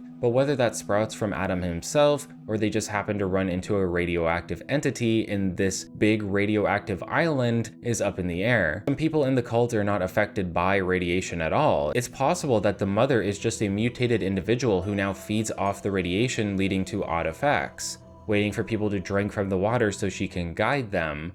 Oh yeah, that's another thing. Some of these followers are not immune to radiation, so they have to constantly take medication to stay within the nucleus. A show of faith to be sure, but these people are actively harming themselves for a god they believe to be real, but who most likely isn't. At the end of the day, the Children of Adam isn't just a dangerous cult to outsiders, it actively harms those within it, even when operating with the best of intentions. Just like the other two factions, we need to complete a series of side quests to be trusted within the ranks of the cult. Things like helping with maintenance, finding dissidents, etc. Actually, a person named Mai wants to fix the rad decontamination arches so they spew radiation rather than water or whatever they put in there. I don't know, I didn't watch Oppenheimer. We can actually sabotage her efforts so that the arches are activated again, but as they were intended to work, allowing us a means of freely removing rads from ourselves whenever we come and go. It's also one of the few quests with a skill check, as you need a 7 or higher int score to fix the decontamination system properly. Another quest has Where here, asking us to check on brother Devin, who has been on a fast until he sees a sign from Adam. Apparently that hasn't been going too well, and Where is getting worried. Worst part is that Devin isn't immune to rads, so he's speed running the process of ending himself, and everyone else seems to be pretty fine with that because of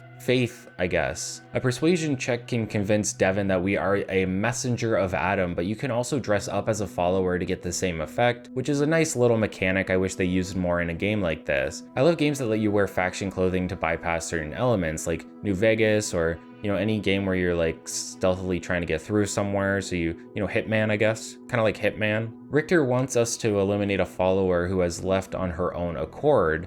Apparently, the refusal of Adam's grace cannot be permitted, meaning he is asking us to assassinate her for leaving, which is kinda like the children of Adam have become one of those things where if you are in, you're in for life, showcasing just how bad things have gotten under Confessor Tectus. In fact, Tectus is rather paranoid of his own people, believing some of them to be traitors. He even asks us to investigate the possibility that Aubert is a traitor. We can talk to her, and she seems to be the individual in charge of maintenance, and we can learn that the launch key for the sub's nuclear armaments is missing, meaning there are nukes still on the sub, but they can't be used. I wonder who knows about that. Doing some digging, we can find a note from her, a sort of diary entry where she talks about Tectus as he killed someone close to her named Edgar. She believes he was assassinated for being close to old Confessor Martin, and that Tectus's paranoia and insecurity led to it. Sounds like heresy to me, and we can confront her with the note, giving us a few options, such as convincing her to run away, which is what I decided on. The best thing for these people, to me, is to get them as far away from here as possible. You can also just turn her in by giving the note to Tectus, but I like to convince him that she is innocent, as it feels like I am giving her enough time to escape before he finds out she's gone. Plus we get the reward for doing so. You may be wondering if Tectus had Martin killed as well, and while that may seem like the obvious conclusion, I think there's a scene later on that suggests that this isn't the case. That's the thing with the Children of Adam. Most of these quests are designed around us helping the people escape from the clutches of the cult or actively repairing elements of the nucleus so they aren't dangerous towards normal people. You can either drink the Kool-Aid yourself or help others see reason. Sister Gwyneth, who we were asked to eliminate, seems to have started her own offshoot of the cult where her interpretations of Adam vary differently from the followers' current beliefs. It's another situation where you can choose to kill her or convince her to leave the island / return to the nucleus.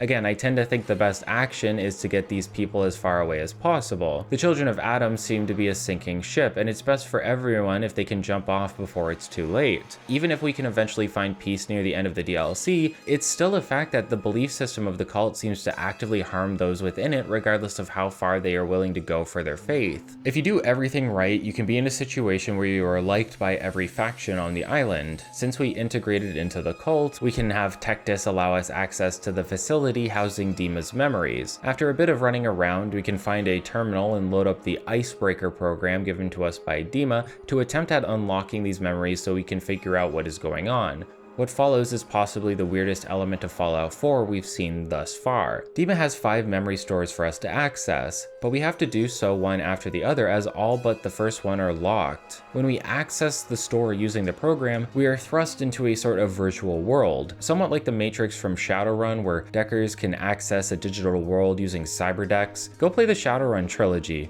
or at least Dragonfall. I'm honestly shocked I haven't made a video on those games yet, as they are some of my favorites. The mechanic itself is rather imaginative, although I wouldn't say it's executed very well. The developers seem to want to add in some sort of puzzle lemming style minigame where you built pathways for data bugs known as indexers to reach the encrypted memory file and break it. You do this by collecting voxel style building blocks that can be placed around the map. Various aspects of the map try to inhibit this by having barriers you need to remove using special blocks that shoot out laser beams of data, and you need to line those up at specific points to use them like a key. Once you make the pathway and the data bugs can reach the encrypted file, security bots will begin attacking the bugs in an attempt to prevent them from reaching back to the memory access point. You can place various turrets down to help defend them, turning this into a bit of a tower defense at the same time. All of this, for whatever reason, is tied to the building mechanics we would normally see within settlement building. Rather than creating a new mechanic that may have been more intuitive, everything is done through the build menu, and this can get a little obnoxious. Since it's the build menu, you have to go from the base menu and into a sub menu in order to access the only 3 items you are going to be using during this time. It's unnecessary busy work, and I often found myself accidentally exiting out of the sub menu and having to re-enter, or I'd want to close the entire menu to get a better look around, just like with settlement building, only for the minigame to ask me if I wanted to exit. Now, I'm not going to sit here and say this is the end of the world. It's just an annoying setup for what could have been a pretty fun building / puzzle minigame. I love the idea, I just wish they didn't tie it to a system that it wasn't made for, and instead designed something new. Who knows, maybe there were limitations that prevented that, but everything feels very rigid and the process suffered because of it. It's almost hard to describe, but everything about this feels hacked on, like they threw it together as best they could with limited time. The grid snapping, the block collecting, the actual core mechanics themselves all feel very buggy and lack fluidity. There would be times where I'd try to stack blocks to get the laser beam higher and I just couldn't manage to get one block on top of the other, or other times where the indexers seemed to just manage their way over a path before I even built it. Everything just feels so stiff and haphazardly put together the entire time you're in here, and while you can get used to it, I found it a pain to do so. The open-endedness of the virtual world can make finding direction for where pieces should go to be difficult from time to time, but often the pre-established route is enough for you to infer how things should work. I won't lie and say I never had any difficulty with it. Some of the puzzles left me scratching my head, which is an odd feeling in a Bethesda Fallout game, thinking that is.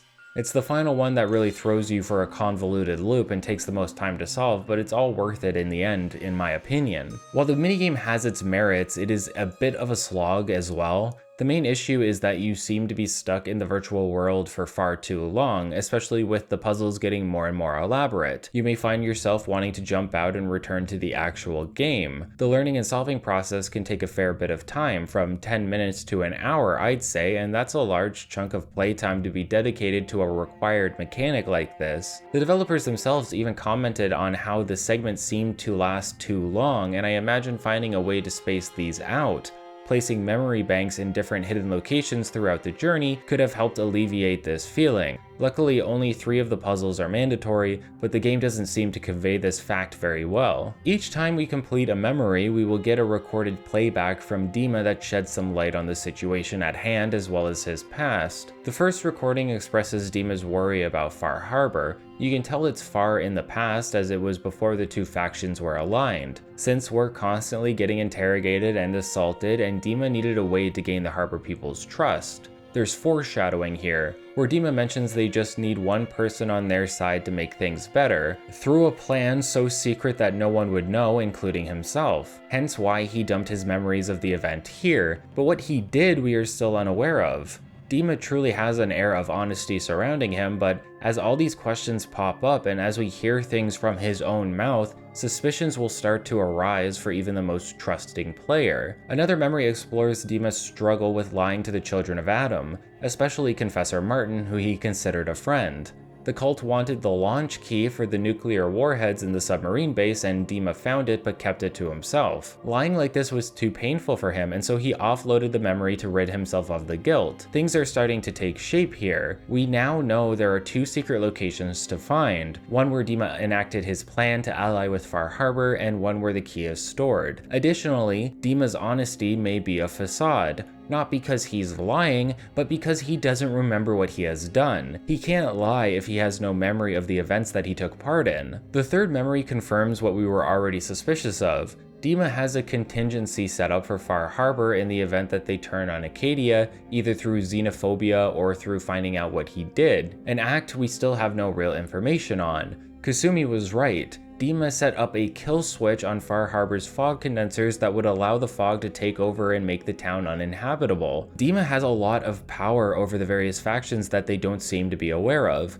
In a way, he is in charge of the island, a sort of secret ruler willing to do what he believes he must if anyone steps out of line. The more we find out he planned ahead, the more dangerous and scary he may seem. Still, this seems to be something he struggles with, wondering if the ends justify the means. In fact, that'll be the main question later on we need to ask ourselves. But since he can't handle it now, Dima wipes his memories of the events and stores a hard copy of the kill switch codes somewhere on the island, meaning that's another location for us to find if we want them, and I am sure you can see where that would go. The fourth memory is just a bit of backstory. It's the memory of Nick and Dima escaping from the Institute, with Nick having no idea who his brother is at the time due to the memory wipes. Due to how hostile Nick was being, Dima was forced to leave him and head out on his own. The fifth and final memory is probably my favorite just because of what it leads to. Dima found a pre-war file from Marines about special combat armor. Shipments of this armor were lost at the bottom of the ocean as the bombs fell, but were safely locked away thanks to sealants. We can head to these various locations and swim down to find the pieces of armor, which I believe to be the best set in the game. Maybe not statistically, although I'm sure it's close, but aesthetically for sure. I remember my favorite aspect of completing Operation Anchorage was getting my hands on the Chinese stealth suit. And Far Harbor now offers us something similar here. We even get a wetsuit to wear under it so everything's matching, and an optional tactical helmet that reminded me of the Chinese stealth suit. We're finally Sam Fisher, guys. We made it. It's Pandora tomorrow all over again.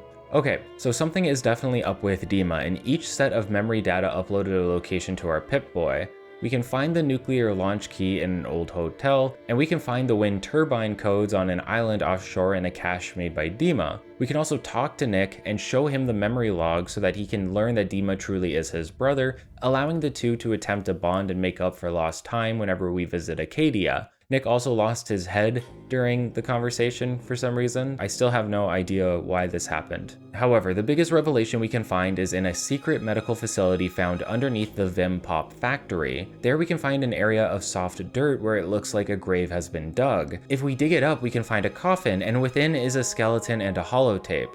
Within the holotape, everything comes together. The secret that Dima was keeping from Far Harbor was that he killed Captain Avery and replaced her with a synth as means of creating a bridge between the humans there and the synths in Acadia. And it worked too. With the Avery synth out there, Far Harbor became much more accepting of synth life, and through that, the synths were able to help Far Harbor as well with fog condensers. Everything seems to have gone off without a hitch, but Dima cannot make a new synth, so how did he create Avery? It seems a volunteer from Acadia agreed to have Avery's personality and memories uploaded into her brain, killing off her old self in the process. Something Dima has already vocalized as barbaric, and something that the people of Acadia don't align with. So Dima has betrayed two groups in this situation, both Far Harbor and his own. Just like when Faraday workshopped on Victoria/Jewel, Dima has done so again here, and we need to now ask ourselves, was it worth it?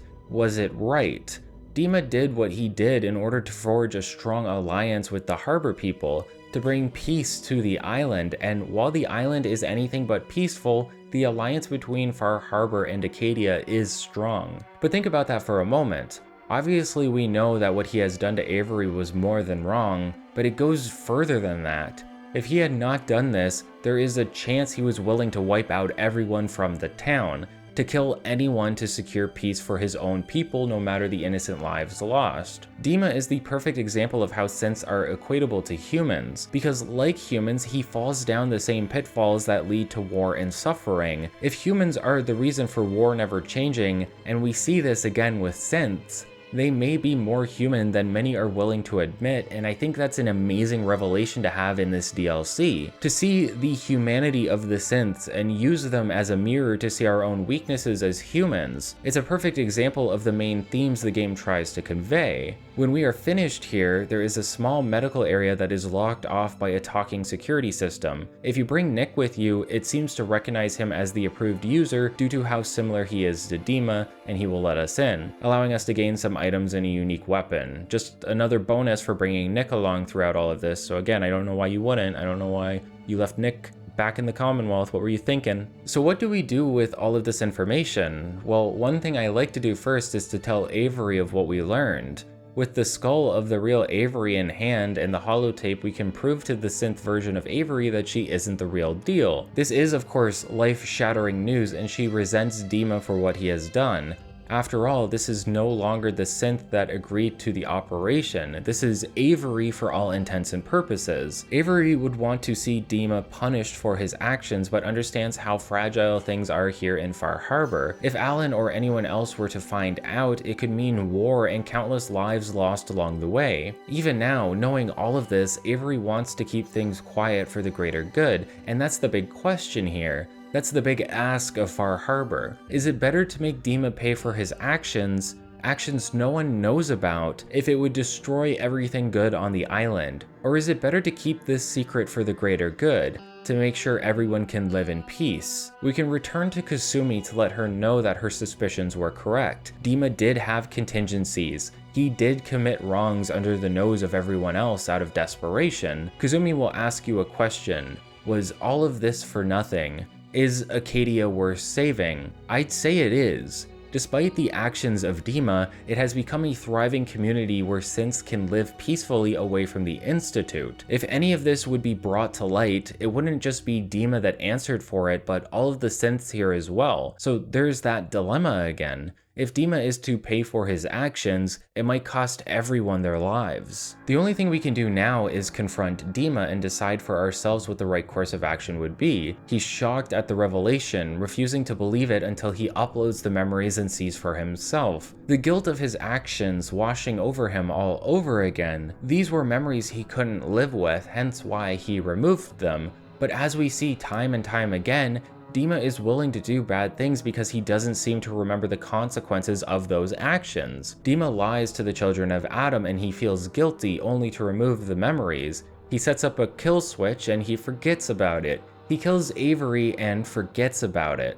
While we may be able to see eye to eye that synths are similar to humans, these actions Dima is taking is something a human never could. In a way, he's wiping his conscience clean, which is allowing him to commit singular wrongs over and over again. If Dima remembered all the guilt of his lies, would he be able to do everything else he had? Would he be willing to kill Avery knowing how guilt feels? Even with the guilt rushing through him, Dima pleads with us to keep this a secret. Not for his own well-being, but the well-being of everyone else in Acadia. If Far Harbor found out, they'd kill everyone, and that's not something Dima wants to risk. Now, you can convince him to confess, that is an option. And while you wouldn't know it at the time, this is guaranteed to lead to his death. Luckily, depending on your actions within Far Harbor, you can speak out against the town wanting to raise Acadia, and many of the villagers can support you with this, leading to Acadia being left alone at the cost of Dima's life. That's one way things can go down, but what if there was an option that was better for everybody, at least on paper? What if we did keep this a secret? What if with this revelation, Dima now had a plan to bring real peace to the island? Is that worth it? Is what Dima did something we can justify sweeping under the rug? It's the ultimate do the ends justify the means, and it's not just about us looking the other way. We will need to get our hands dirty as well to make this plan work. So what do we have to do? We have to do exactly what Dima has done before. Kill someone and replace them with a synth.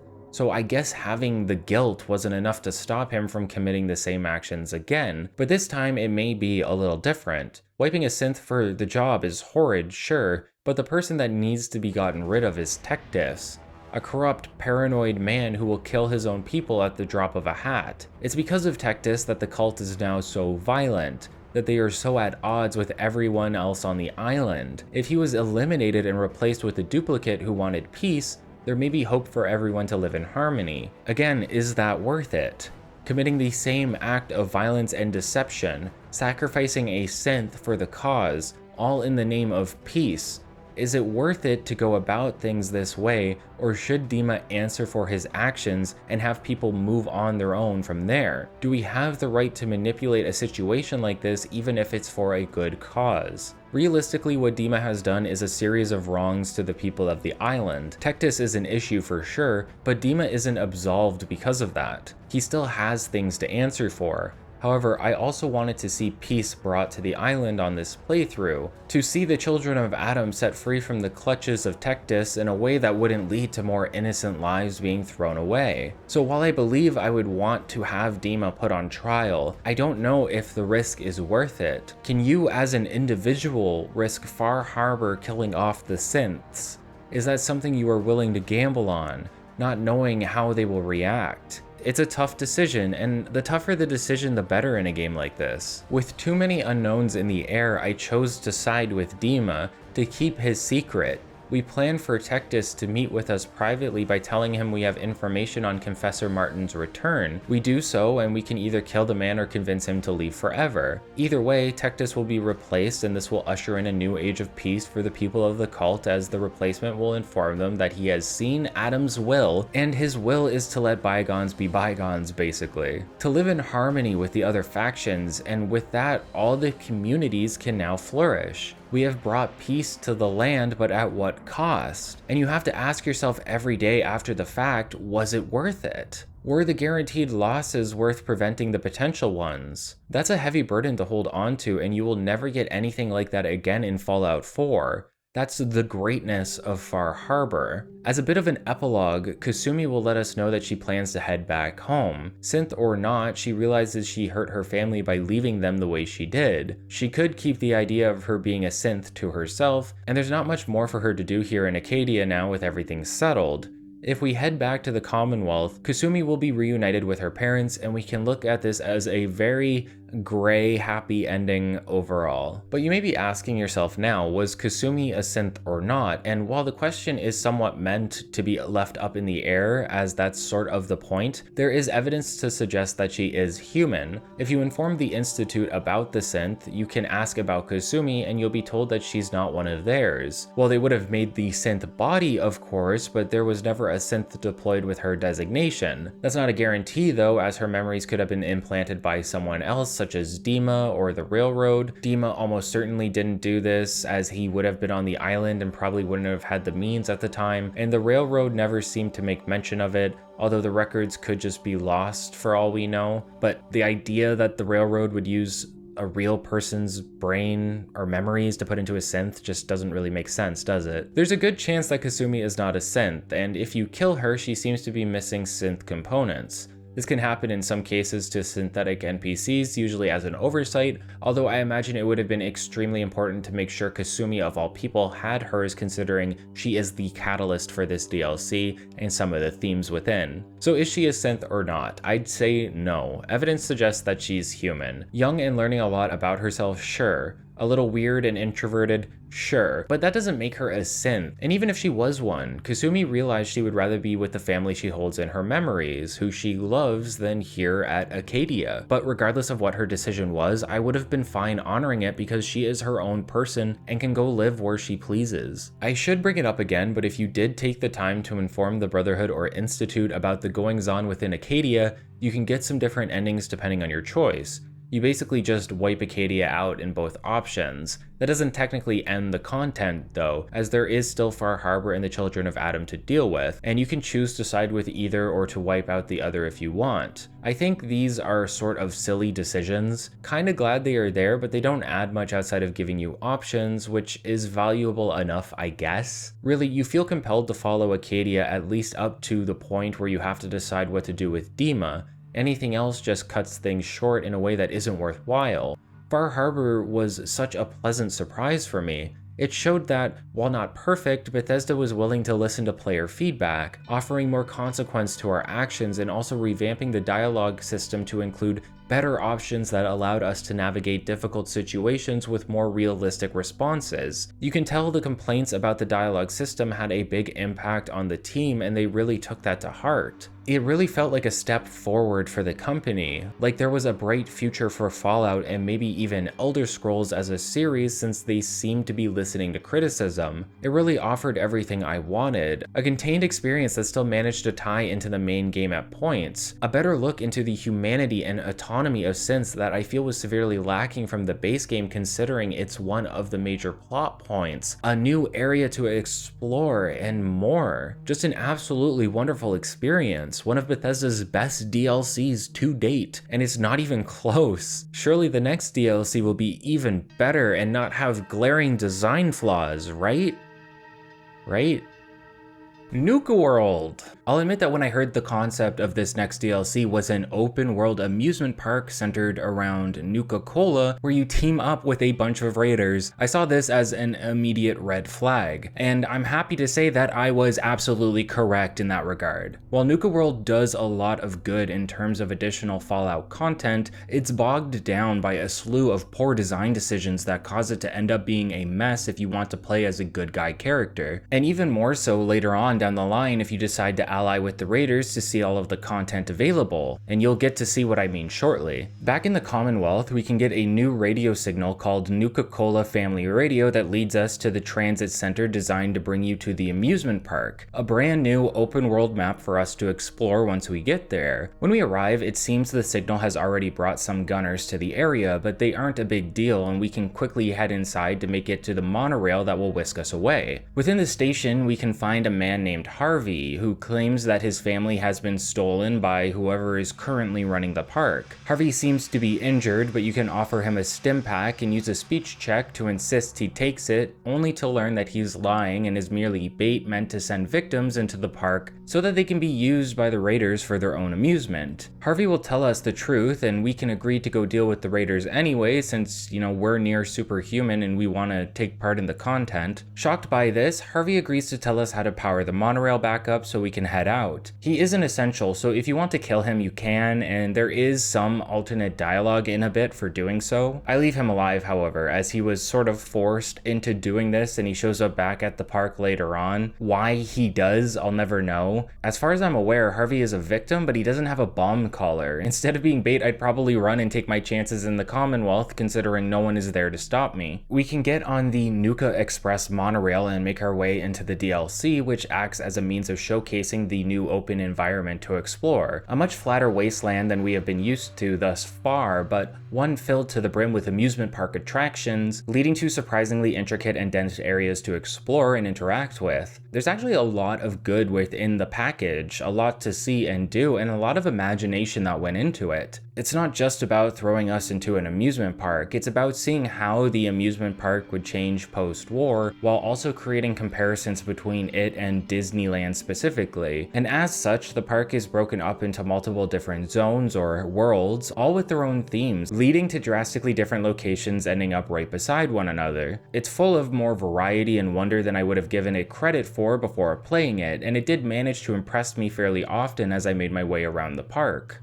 The intercom on the monorail will cut out and a man named Porter Gage will come on to talk to us directly. According to him, Harvey still left out some info and we are heading into a worse trap than we thought. The truth of it is that we are heading into a gauntlet, and I think it's probably the best introduction to the area that we could have gotten. Nuka World is overrun with raiders, so many in fact that they are broken up into separate factions. Raiders are eccentric to say the least. One of the ways that they have fun here is by getting new victims to visit the park and watching them run the gauntlet, a trap-filled obstacle course designed to kill you before you reach the end. Think Death Run maps in Counter-Strike if you've ever played those. The gauntlet isn't meant to be completed, but if for some reason you do, there's a final trial waiting for you at the end that is rigged against you, meaning you are doomed as soon as you set foot on the monorail. However, now we have Porter Gage, and he seems to want to help us somehow survive the gauntlet. The reasons for this are unknown currently, but with it being your best chance out of here alive, you don't really have much of a choice. The gauntlet itself is designed in a way where you get the opportunity to make use of your skills to bypass a lot of the traps along here. I had the perk that makes me immune to tripwires and mines, meaning nothing placed on the ground would actually go off if I walked past it, making the majority of this test a breeze.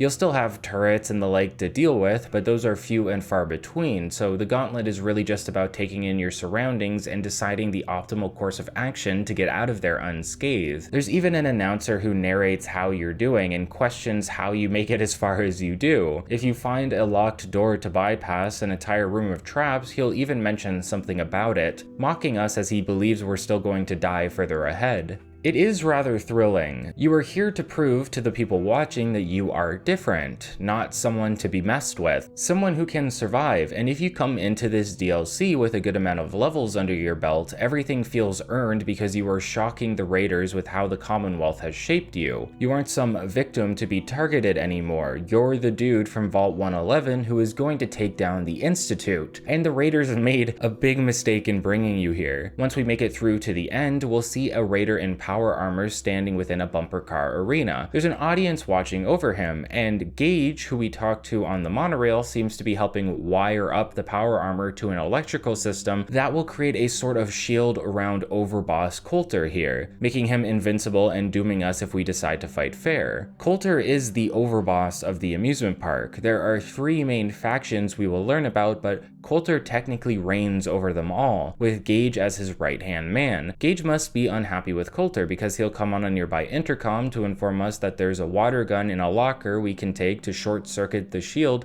that Coulter will be using, allowing us to beat him at his own game. This is probably the closest you get to a typical boss fight in the game next to Kellogg. You need to periodically remove the shield from Coulter in order to deal damage to him until he's dead. Nothing special really, but this is oddly rare to see in Bethesda Fallout games, at least from recent memory. After killing Coulter, you might think we'd be free, and you're sort of right, but these are raiders and things are never quite that simple. It seems that it's not just our lives on the line, but also Coulter's position as the overboss. For whatever reason, they have all decided that whoever kills the overboss in the gauntlet becomes the new one, meaning we've sort of made history here. Since this place has become a raider haven, Coulter has always been in charge. With him dead, there's new management, and this seems like confusing but good news for the raider factions watching, and especially good news for Gage as this is what he wanted. Gage informs us he's been planning this for some time, and now he's managed to give us the role of overboss, promising us that it will be worth it in some way. Obviously it'd be hard to trust him, right? He's a raider who just betrayed his boss. How could we ever believe anything he has to say? Well, the game doesn't really give us a choice on that, unfortunately. We sort of have to believe Gage is telling the truth, because that's the only way to move forward with the questline, as silly as that is. You might be starting to think to yourself, wait, I have to run with raiders? What if I'm a good guy? And to that, the answer is you're screwed, buddy. Pretty much fully screwed. There is an anti-raider way of going about things, but it will completely ruin the entirety of the DLC for you if you don't do it near the very end of everything. As we will see shortly, this DLC forces you into the role of a gang leader. We lead 3 factions of raiders, the Disciples, the Operators, and the Pack, all of whom have their own theming and specialities. Throughout your journey in Nuka World, we will be collecting territory within the various parks and divvying it up between the 3 factions, all while the normal people in the park suffer as slaves. See, Nuka World used to be a popular trading hub until the raiders came in. Now all of the traders like Harvey have bomb collars around their necks and are forced to work in servitude. Pretty messed up, right? You may be wondering if you can do something about that. You sort of can, but we'll talk about it in a second. Gage wants us to be overboss. He has plans that he will divulge to us later, but we need to trust him for now. A big ask considering everything that has happened thus far. He tells us to meet him at the Overboss's headquarters, which is basically our new player home while we are here. Before that, we can do some exploring around the Central Park area if we want, and I recommend it as there's a lot to see and discover. One of the first things you will see as you exit the bumper car arena is a slave being berated by an operator. These are raiders after all, scum that forced their will on weaker individuals that can't fight back. The raiders have a good thing for themselves here, but it's clearly unjust, immoral, and unethical political, though I'm sure there will be people that also defend them along with the Legion for some reason. The pain and suffering these traitors are experiencing under the rule of the Raiders is hell on earth, and I'd say the first thing I wanted to do when I got there was free them. So how do we do that? If we head into the nearby market, we can meet a traitor named Mackenzie who suggests that we either run things as Coulter did, or we could get rid of the Raiders altogether. A pretty crazy thing to ask of us considering that the park is filled to the brim with Raiders, but that is an option. It's just not a great one. See, Nuka World is completely open as a DLC. You can just kill all the Raiders and still clear out the surrounding parts and explore them. Technically, everything is still open to you, but you do lose out on a lot by going this route. From storyline points with the Raider factions, to gear, to perks. I imagine you'd lose Gage as well, who is this DLC's companion character, and someone I actually ended up using since I didn't want Nick to hate me the entire time I was here. A lot is lost by helping the traitors. In a way, you are actively punished for doing so because you aren't getting the true full experience. Now, let's make something clear.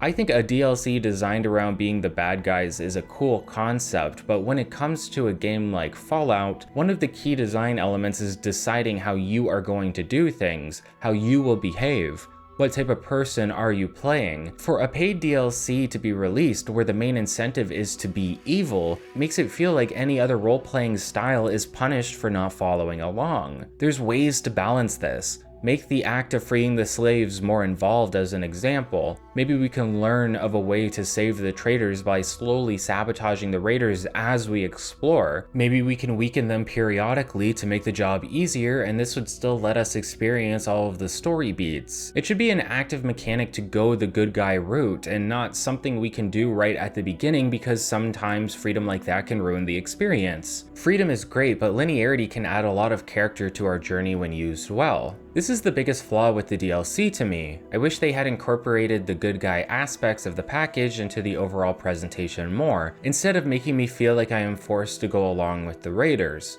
If we want to talk about immersion, Nuka World seems to actively pull us out of our character, ignoring all of our personal development and suggesting we just go with the flow. Try being a Raider, and if you don't want to be a Raider, fine, but have fun ruining the experience for yourself. It's just such an obvious flaw to me. Games like Fallout, Dragon Age, etc., we are supposed to have good choices, or ones that we see as more morally justifiable, ones that make us work, that make us think, that have interesting consequences. Helping the slaves has consequences, sure, but that consequence isn't anything anyone would actually feel validated seeing. It's just the removal of content, a neutering of the DLC. It's meta consequence and poor design, rather than something created to drive the narrative in a specific direction. Worse yet, if you really want to see things through until the end, this DLC will actively ruin an aspect of the Commonwealth for us later on, permanently altering our relationship with Preston Garvey and potentially locking away the Minutemen from you depending on where you are in their progression. That could be cool if that was the choice given to us. Work towards getting rid of the Raiders and you'll get some sort of reward for doing so, some sort of consequences as well. Instead, we have to work with the Raiders to see everything, and doing so punishes us. If you want to complete this content the proper way, you will lose something in the base game, and that's insane to me. Just so much that could have been done so better. This DLC could have been about walking the line. We could infiltrate the group of Raiders as a means of trying to beat them from the inside. Maybe we would need to balance choices between good actions and bad ones, trying to keep our respect with the Raiders so they don't kill us, but also trying to do the right thing. Finding a balance in difficult scenarios. A great example of this would be a game like Sleeping Dogs, where you play as a cop who goes undercover as a triad and has to balance gang life with being an officer of the law. There's a lot to explore there, a lot of interesting developments that could come out of it, and we get nothing like that here because I swear to God, I think the developers have no idea what they are doing narratively with this. But other than that, I think I don't have any major gripes with the content we are about to experience. In truth, Nuka World is for the most part an amazing DLC in terms of exploration. There's plenty of unique locations to explore, plenty of rare gear to unlock, and collectibles to find that lead to a really absurd yet interesting revelation in one of the side quests. One of these collectible quests actually kind of sucks. If I'm being real, there's a Nuka World mascot slash protectron known as Nyra, who wants us to collect medallions from some select rides, proof that we've been to those locations. The reward for doing so is just some Nuka-Cola, I believe, so nothing amazing, but it's cool to think this would have been something kids at the park could have taken part in while trying out everything there is to offer. The more elaborate side quest has us meeting up with Sierra Petrovita, a returning character from Fallout 3 who had the Nuka-Cola Museum back in the Capital Wasteland. 10 years later, and Sierra seems to still be a huge fan of the beverage, and she's finally made her way to the amusement park for a specific purpose. Surprisingly, she doesn't seem to have been enslaved like everyone else. I'm not sure how she got here safely, but the raiders seem to tolerate her as long as she keeps to the market, which she hasn't been because she's looking for something specific and could use our help in finding it. My only guess as to how Sierra is able to walk free here is that the raiders consider her a trader of sorts, and they do still need to offer trade in order to make money. If you just kill or enslave everyone that shows up, you probably are going to have people stop showing up at all. Our situation was a little different since we came on the monorail, which leads to the gauntlet. Since Sierra is from the Capital Wasteland, she probably arrived by different means. If we talk to Sierra, we can convince her to spill the deets. She's here to gain access to John Caleb Bradburton's office. Bradburton is the creator of Nuka-Cola, and they ran a contest in the park where you could find various images of Cappy, another park mascot, that would reveal a code to a keypad that allows you to gain access to his workspace in order to meet him. Obviously, Bradburton shouldn't be alive at this point, but as a fan of the brand, Sierra still wants to see his office and take any memorabilia she can find in the process. The glasses she's wearing are necessary to see the images of Cappy throughout the park. If we agree to help her, she'll allow us to keep them in order to find the code, and we'll use these throughout our adventures in the park before doubling back to finish her quest. Nuka World is broken up into 6 major parks. We start in Nuka Town, USA, which is a sort of neutral ground for all of the gangs. Then there's Galactic Zone, Kitty Kingdom, Dry Rock Gulch, World of Refreshment, and Safari Adventure. As we will learn from Gage later, we can clear these worlds out and make them accessible to the raiders, choosing which gang gets which world in the process, allowing said gang to move in and run things there, helping them like us more in the process. Nuka Town USA's major aspect is the market where all trade seems to happen, but it's also where all the gang leaders are situated, and we'll have to get to know them a bit later. It also has the jumper car ride area where the gauntlet takes place, and it even has a fully functional arcade, which kind of blows my mind. And yeah, a lot of the attractions in the arcade are fully functional, from shooting games to skee ball to basketball. And Fritch here has everything up and running. He even sells tokens which we can use on the machines to activate them and win tickets. And he has a prize machine where we can spend our tickets for rewards, with the more useful prizes costing an exorbitant amount of tickets to receive. The most useful items are weapons and armor that will come with randomized legendary effects, but by this point in the game we don't really need anything like that. As a neat attention to detail, we can actually cheat in many of these games. Since objects can be picked up in the world and manipulated, we can play basketball and just keep moving the ball in and out of the hoop until we have a high score, and no one will stop us because we are the new overboss. That's just one example though. You can cheat really easily at skee ball as well, and I don't know, it's a small thing, but I really like that they added that. The more small little features they fill the world with, the more character it has, and Nuka World seems to rely on that, so the developers knew what they had to add. There's the arcade, the ability to cheat, and you can even use some of the rides in the park later on once the power has been restored everywhere. Before we start exploring further, we need to go meet with Gage at the top of Fizz Top Mountain, where the Fizz Top Grill is located. The restaurant overlooks a huge majority of the park and acts as our new player home slash base of operations, even coming with a power armor work stand in case we need to make any upgrades while we are here. Gage explains why he decided to put us in charge. For one, he has no desire to run things as the leader of the raiders, rather helping out behind the scenes. For another, since we ran the gauntlet and survived, he figures we have what it takes to control the factions around here and progress their plans with the park, whatever those are. Seems Coulter became complacent as the overboss, and complacency led to nothing getting done. No exploration into the park, no developments, nothing.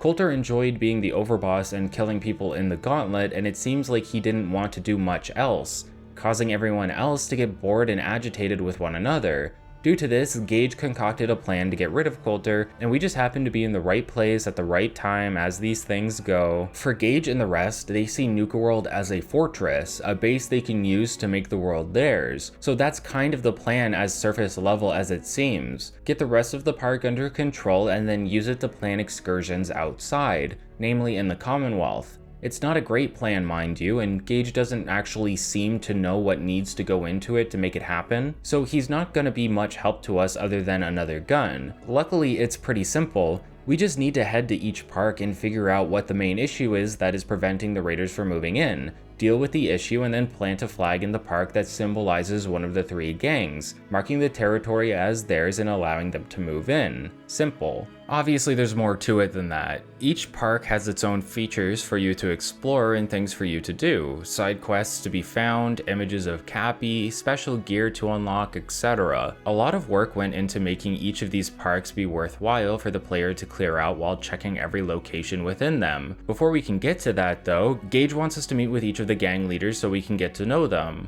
Let's start with the Operators.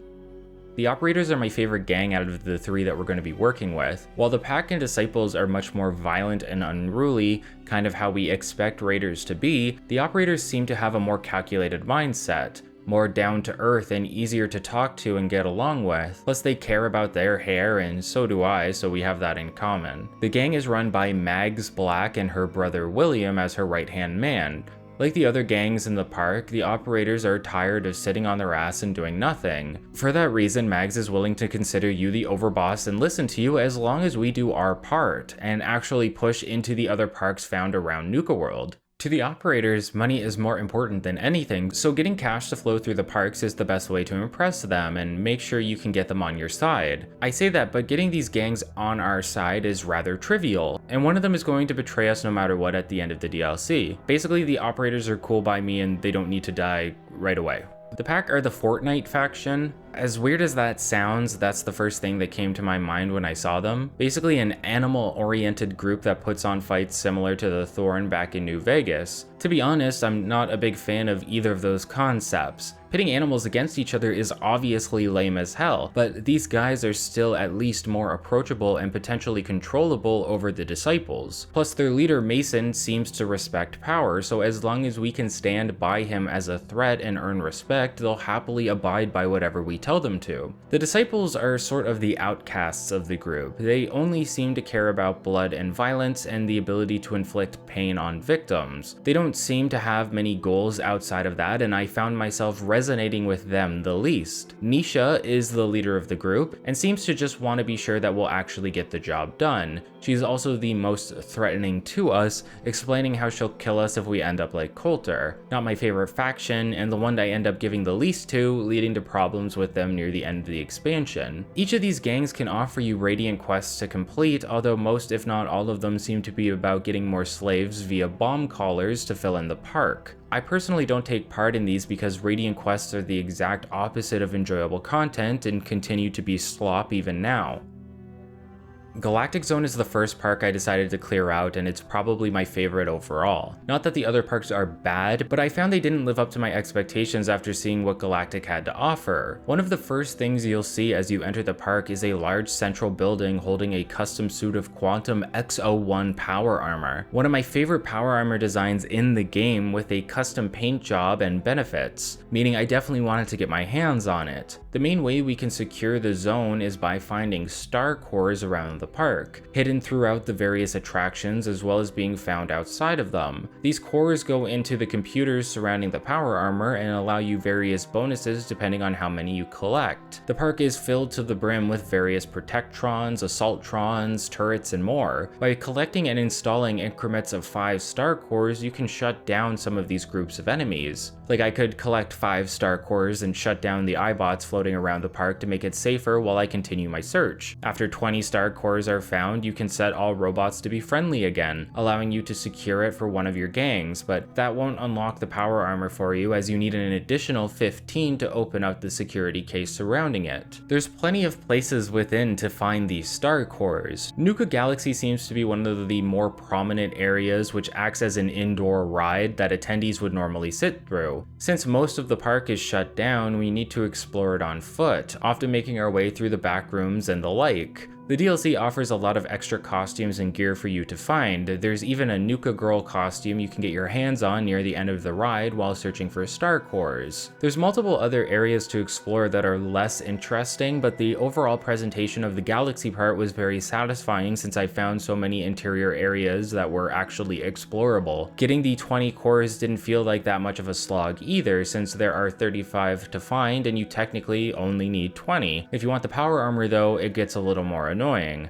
There's multiple waymarks telling you how many star cores there are in each building, but actually finding them can feel like a needle in a haystack as they tend to blend in really well to the surrounding area. Maybe an optional hack or interaction that would have made their location more visible to the player could have been a worthwhile inclusion, as I found myself scouring areas only to realize I passed a core multiple times. Around completing the first world, I began to realize that there was an entire outer desert type area to explore, with a few interesting things to do, most of which was running into a of all things, as these were a Church of Scientology comparison found all the way back in Fallout 2. I'm not going to get into all of their beliefs, but they seem to be centered around Dick Hubble, who made the religion pre-war. You can find a group of Hubbologists out in the waste surrounding Nuka World, and there's a quest to help them power up a spaceship, which is clearly an amusement park ride that they think will somehow be able to fly into space. What is it with these games and flying people into space? Most of the other areas around the waste aren't super interesting after that. The power plant isn't useful to us until near the end of the DLC, but there is a haunted house to explore in the middle of nowhere. Story goes that a little girl ended up possessed and killed her parents before she was found hanging in an attic. That seems to be a true story before the house got turned into a tourist location, as we can actually see Lucy running around the house every so often.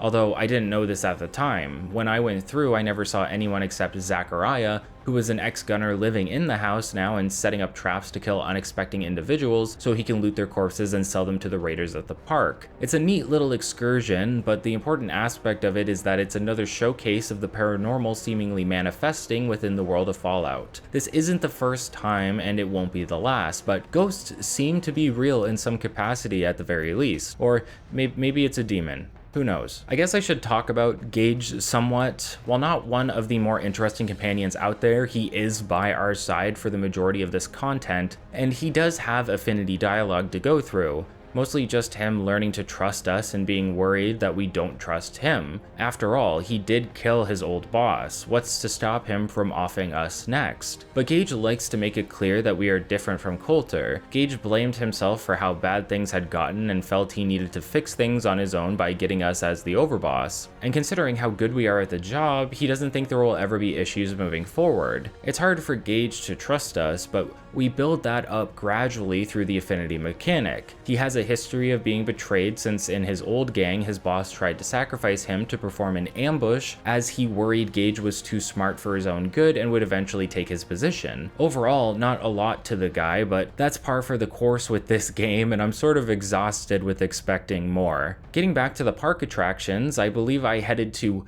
Kitty Kingdom next. I feel like the name says it all in terms of what you should expect out of it. A park themed entirely around rides designed for children. This was probably still the most exhilarating area out of all the parks, as it is absolutely filled to the brim with feral ghouls, and there seems to be a normal ghoul sort of pulling their strings. Worse, they've set up some sort of mist machine that is constantly spewing radiation at us as we make our way around the park, forcing us to really push through as fast as possible through countless enemies. It's very fast-paced. We need to hunt down a ghoul named Oswald, who is trying to protect the park and the ferals from all the raiders. I can't tell if this dude is actually magic or not, but every time we run into him, he performs a magician's trick with a smoke bomb or something and disappears completely. If you can't tell, I imagine he used to be a magician of some sort, maybe for the park itself, suggesting that he's over 200 years old at this point. Eventually, we can confront him at the top of Kitty Kingdom's castle.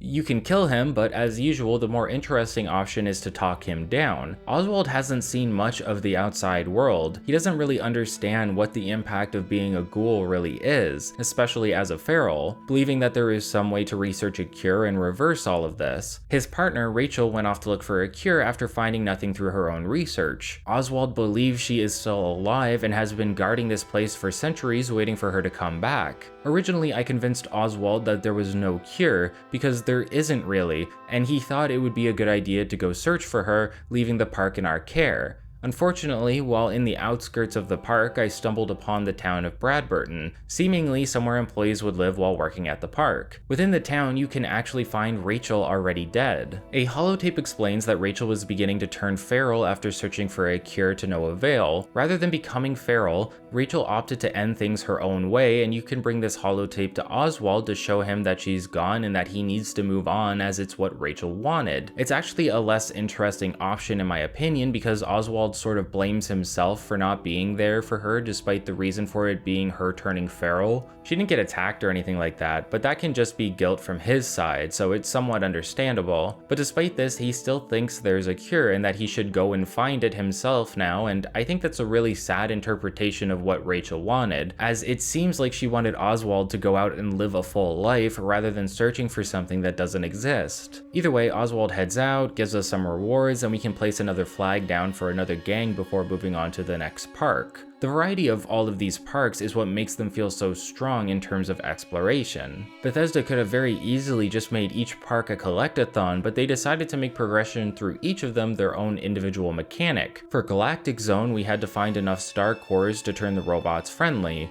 For the Kitty Kingdom, we had to chase after Oswald and unlock the ability to make it into the castle. Now for Dry Rock Gulch, which I keep writing as Blood Gulch by the way, we need to complete a series of tasks for the Protectrons found throughout the park so we can reach the final area there. By completing each activity, we get part of a code that opens a safe holding a key that leads into Mad Mulligan's mine. They're pretty trivial but inventive in their own ways. One of them is a mock duel in the middle of town where you need to draw and shoot at one of the Protectrons before he does the same to you. Hilariously, you don't actually need to have your weapon holstered and can shoot him as soon as he says draw. Even funnier, I guess the devs assumed you might not want to take part in these little games for kids and offered speech checks to allow you to skip most if not all of them. Which is what I did the majority of the time, sorry. Plus, once we actually get into the mine, all we have to do is kill a Bloodworm Queen, another new enemy, in order to consider the area cleared. Not very elaborate, but still worthwhile for the novelty if anything. I don't have much to say for World of Amazement either. It's a dark room ride where you learn about the history of Nuka-Cola, so in terms of value, I say it has some thanks to the lore dump, but that's about it. There's also another custom power armor set that is branded with Nuka-Cola vinyls if that takes your fancy, but all you really do here is clear out Mirelurks while exploring in and around the outside of the attraction, and it's not very elaborate. There's a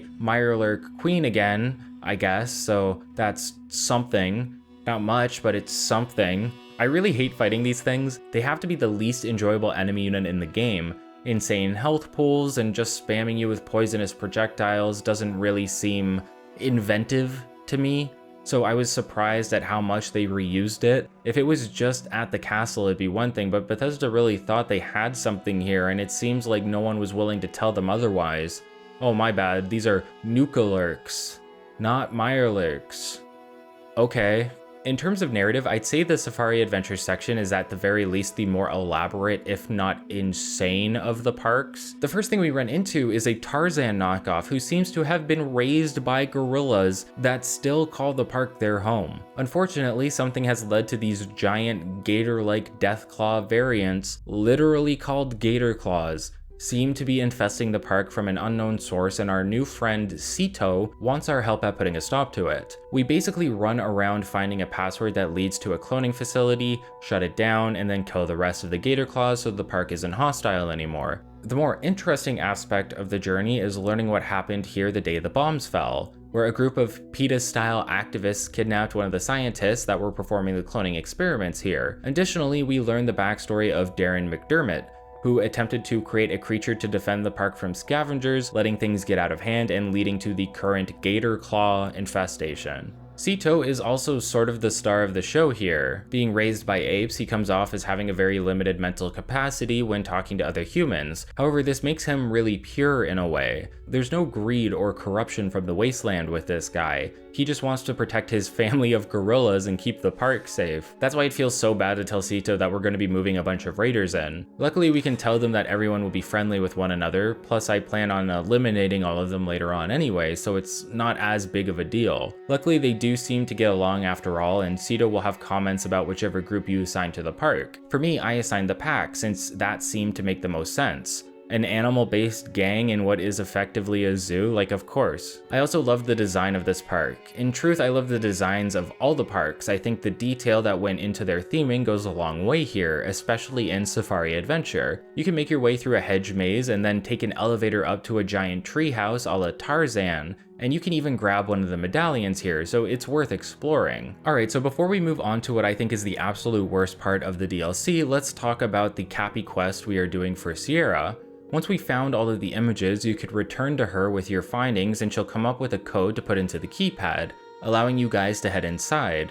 What seems like a normal Nuka-themed office ends up becoming much more. We can find a holotape that sort of reveals what was going on through Brad Burton's head pre-war. From the sounds of things, a military general is trying to commandeer Brad Burton's labs and turn them over to the US military. When grilled for what would allow Brad Burton to agree to this, he mentions wanting access to the Leap-X program.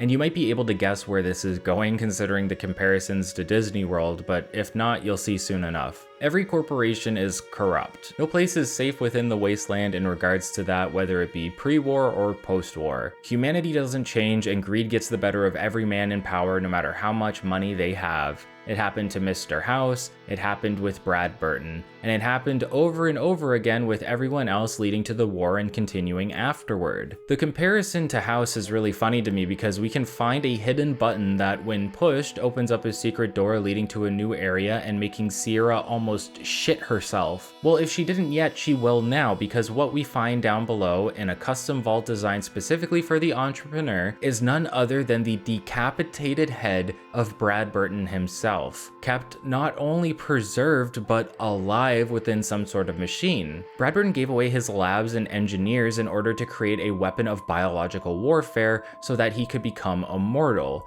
though I imagine it wasn't this type of immortality that he was expecting, being a head trapped for eternity in a vault that no one has had access to for 200 years. Imagine the mental strain that would have had on someone, except Billy in the fridge of course. If anything, it's sort of poetic. Brad Burton's betrayal against humanity, the creation of biological weapons, has led to his ultimate torture. His greed has gotten the better of him, and we are the first people to see him like this since he was put in the machine to begin with. Obviously, this is a reference to the frozen head of Disney being somewhere within the park, and I'm glad they went through with this little Easter egg quest because that shit's real. Disney did that, and he is alive somewhere in the park as a head. You can't convince me otherwise. Don't try. Brad Burton explains that he offered to create a weapon in exchange for this, but details were left out and he never would have accepted becoming this monster. Sierra asks why Brad Burton would make a weapon when he was a genius behind bringing so much joy to individuals. As Brad Burton puts it, genius is restless and has an insatiable need to expand, leading to him being interested in the idea.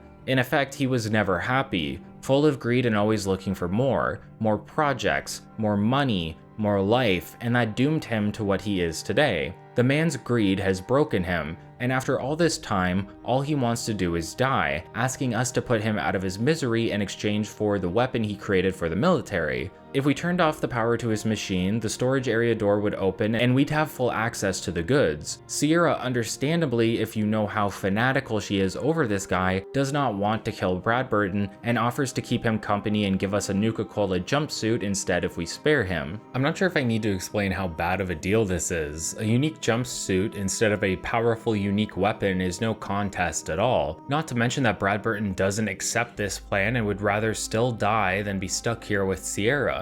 If the prize was more alluring, I think the choice between the two of them could have been more difficult, but really it seems that killing Brad Burton is the best route to go down, both for the reward and morally. Leaving this dude to his fate, never to move again, potentially ending up alone again when Sierra dies of old age. Could you live with yourself knowing you left someone to that fate?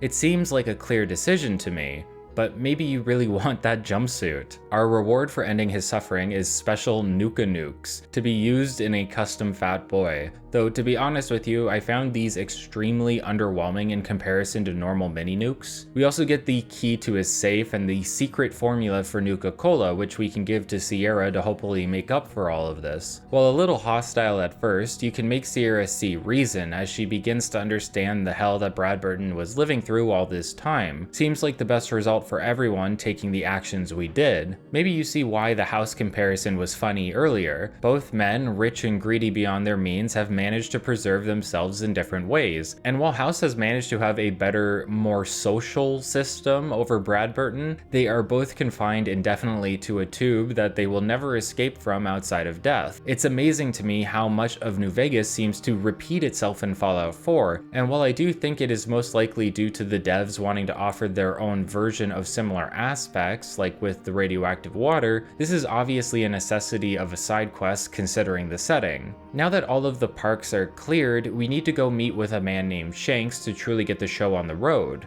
Shanks is here to help us with phase 2 of running Nuka World. Having a base of operations doesn't really mean anything if we don't use it to wreak havoc in the Commonwealth after all, and that's exactly what we are going to be doing. If you want to reach the end of the questline and get the perks involved, etc., you need to be willing to head back into the Commonwealth and take over settlements for the raiders. It's implied that these can be any settlements, even ones we haven't found yet, but I noticed that every option Shanks gave me seemed to be ones that I had already unlocked for the Minutemen. I imagine this is different if you have no settlements unlocked, or maybe I just got unlucky, but I found it really annoying because I didn't want to be in direct conflict with my own faction if I could help it. This is the de facto biggest issue I have with the DLC. I already explained why, but to reiterate, there's nothing wrong with a bad guy faction to take part in, but when you release a paid DLC designed entirely around it, especially when most players probably have a season pass or the Game of the Year edition, if it even got one of those, you end up with a DLC that people are going to feel bad for participating in as it is intended to be played. It's not like there isn't an option to just kill the raiders. You can still clear the parks out if you want, but you do still miss out on a lot. You miss out on equipment, perks, plot points, and a new settlement mechanic, a companion. If the two options, siding with the raiders or killing them, were equatable in the grand scheme of things, that would be a much easier DLC concept to get behind. But some players will have basically paid for content that they can't complete effectively, and I think that's bunk. I think that's poo-poo baby design, and this is the worst part of it because if we want to move forward, we have to take part in a mechanic where we commandeer 3 of our own settlements and turn them into raider ones so that those raiders can go and attack all the surrounding settlements to make us money. That's all you really do here. You walk up to one of the settlements, choose to convince them to leave or be violent, and then fill it with raiders. That's it. It's interesting enough as a concept if you want to take that route, to be the bad guy and to run the Commonwealth as a gang of raiders, but what are all the other players supposed to do? Just miss out on this because they refuse to change how their character would feel about things? Good characters who free the traders should have had some sort of mechanical option for their already established settlements. Maybe you can set up new trade routes between them and Nuka World as an example. Instead, it feels like most characters get thrown by the wayside with nothing to do. Worse yet, going through with this permanently alters your relationship with Preston and potentially the Minutemen. If you haven't joined the faction yet, you are permanently locking yourself out of doing so by completing the DLC this way. At least I'm pretty sure, since the Minutemen are technically a failsafe to being able to complete the game, I imagine you can still use the Minutemen to complete the game, but I do not believe you can become the general. If you do it after already being general, you can still own the faction and get some story progress through Preston. But other than that, he'll never talk to you again. And don't get me wrong here, I understand that you control the buttons you press, haha. I love opinions derived from Twitter screen caps, but that is not a valid excuse for what seems like objectively poor design to me. Just because you can control the buttons you press doesn't mean that by doing so, I should be getting such a worse experience in comparison to if I sided with the raiders. So we commandeer 3 settlements for the raiders, and then lo and behold, we get word that one of the gangs has betrayed us and taken over the power plant in Nuka World, starting the final quest. The gang is, again, based on those who got the smallest share of the pie. For me, that was the Disciples, and so we head to the power plant and put them down once and for all. This also lets you finally activate the power plant, which means parts of the park that were without additional power are now active. This allows you to use some of the rides and access locked off locations that couldn't be opened otherwise. A nice bonus to ending the campaign, as it means there's more ground to retread and explore with new rewards to find. Basically gives you a reason to run through all of the parks again and finish exploring areas you hadn't previously. Again, this part can be done if you took out the raiders, but you do miss out on a perk and a companion at the very least, as well as some of the raider specific rewards. That's why I like to look at it like this. Make sure you are part of the Minutemen already and probably past the castle portion of their quest line, then complete everything in the park for the raiders, including the power plant. After that, you aren't locked off from freeing the traitors, and so you can opt to kill off all of the raiders at that point with a smaller penalty. You lose out on the gauntlet and the periodic rewards / payments from your gang, but you end up getting the best of both worlds because while Preston won't talk to you, kind of a plus at this point, you still own the Minutemen and can still get their ending in the main storyline if that's something you care about. This also makes Gage hostile no matter what you do, so he needs to be sent away beforehand and never approached again, or you're gonna have to kill him. I also like to go back to those settlements I made raider bases and clear them out, allowing them to become owned by the Minutemen again. Basically, most of the damage in this DLC is reversible in some capacity, but it comes with a messy conclusion. Preston is sort of bricked and Gage has to be killed or disappear, and for such a good content pack, I felt it was held down by these weird design choices.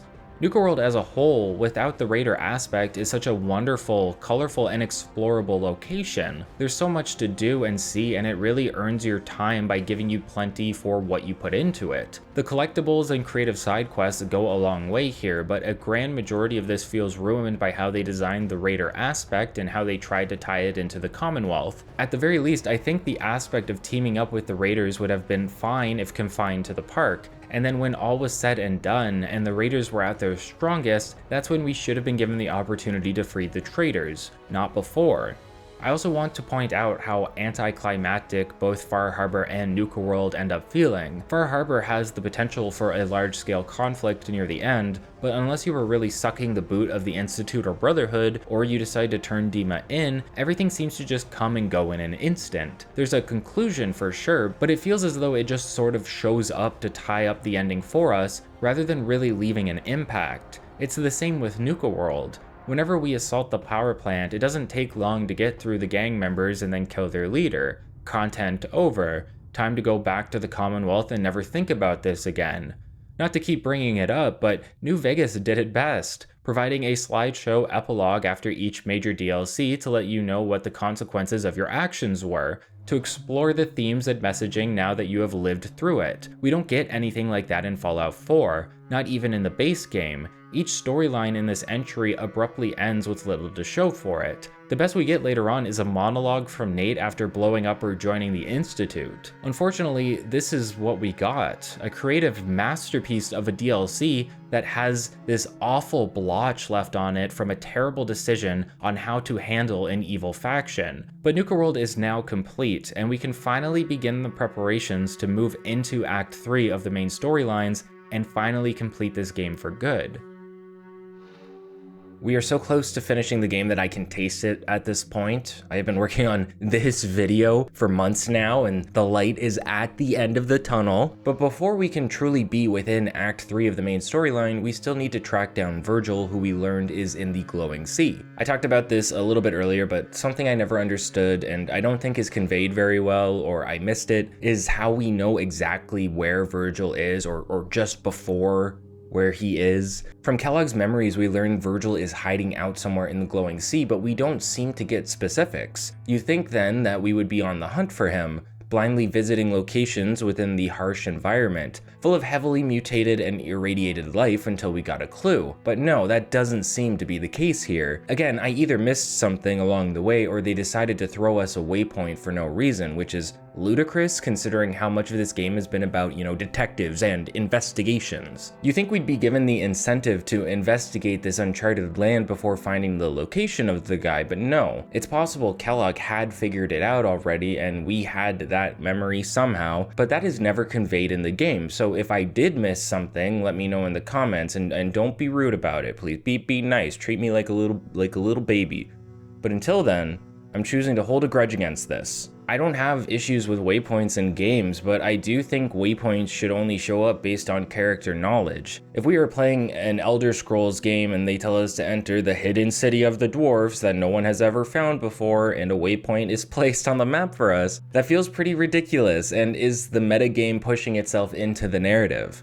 When a character is willing to mark a location on our map, or we find something that pinpoints our destination, then a waypoint makes sense. When we were sent to Diamond City, it is implied that we are being told where it is. Plus, we are someone that has a history with Boston. For Nate, it may be somewhat easy to infer where certain locations are, and thus a waypoint can be reasoned with. But here, with Virgil, it feels inexcusably off-putting. The waypoint doesn't even send us to Virgil right away, but to a Children of Atom encampment near a crater, which I feel we also wouldn't know about, so either way, it's really weird. What is cool though is that the Far Harbor DLC can affect your interactions with Children of Atom members now, as you can tell them you are part of a chapter found on the island. And that really surprised me since I didn't think the devs would go through the effort. Amazing to me how unexpected something like that is at this point, since it feels like they rarely do. The Children of Atom have periodically traded with Virgil so they know where he is located, a cave a bit further past the encampment. Heading there, we can find a small home that has been set up by the scientist, although he may look different than you expected initially considering he's a super mutant now. Obviously, the Institute wouldn't work with a super mutant of all things, so we can infer that this change is recent. In fact, it seems that it was an intentional change by Virgil to allow him to survive the irradiated area, suggesting he has experience with the FEV virus that has been a staple of the series since day one. A lot of different locations in America have super mutants, but the strain of FEV can be different in the East when compared to the West. In fact, the Institute's variation seems to be unique in itself, as we will learn a bit later, from FEV 1 and 2 in the original games to EEP in Fallout 3, and now the Institute strain in Fallout 4.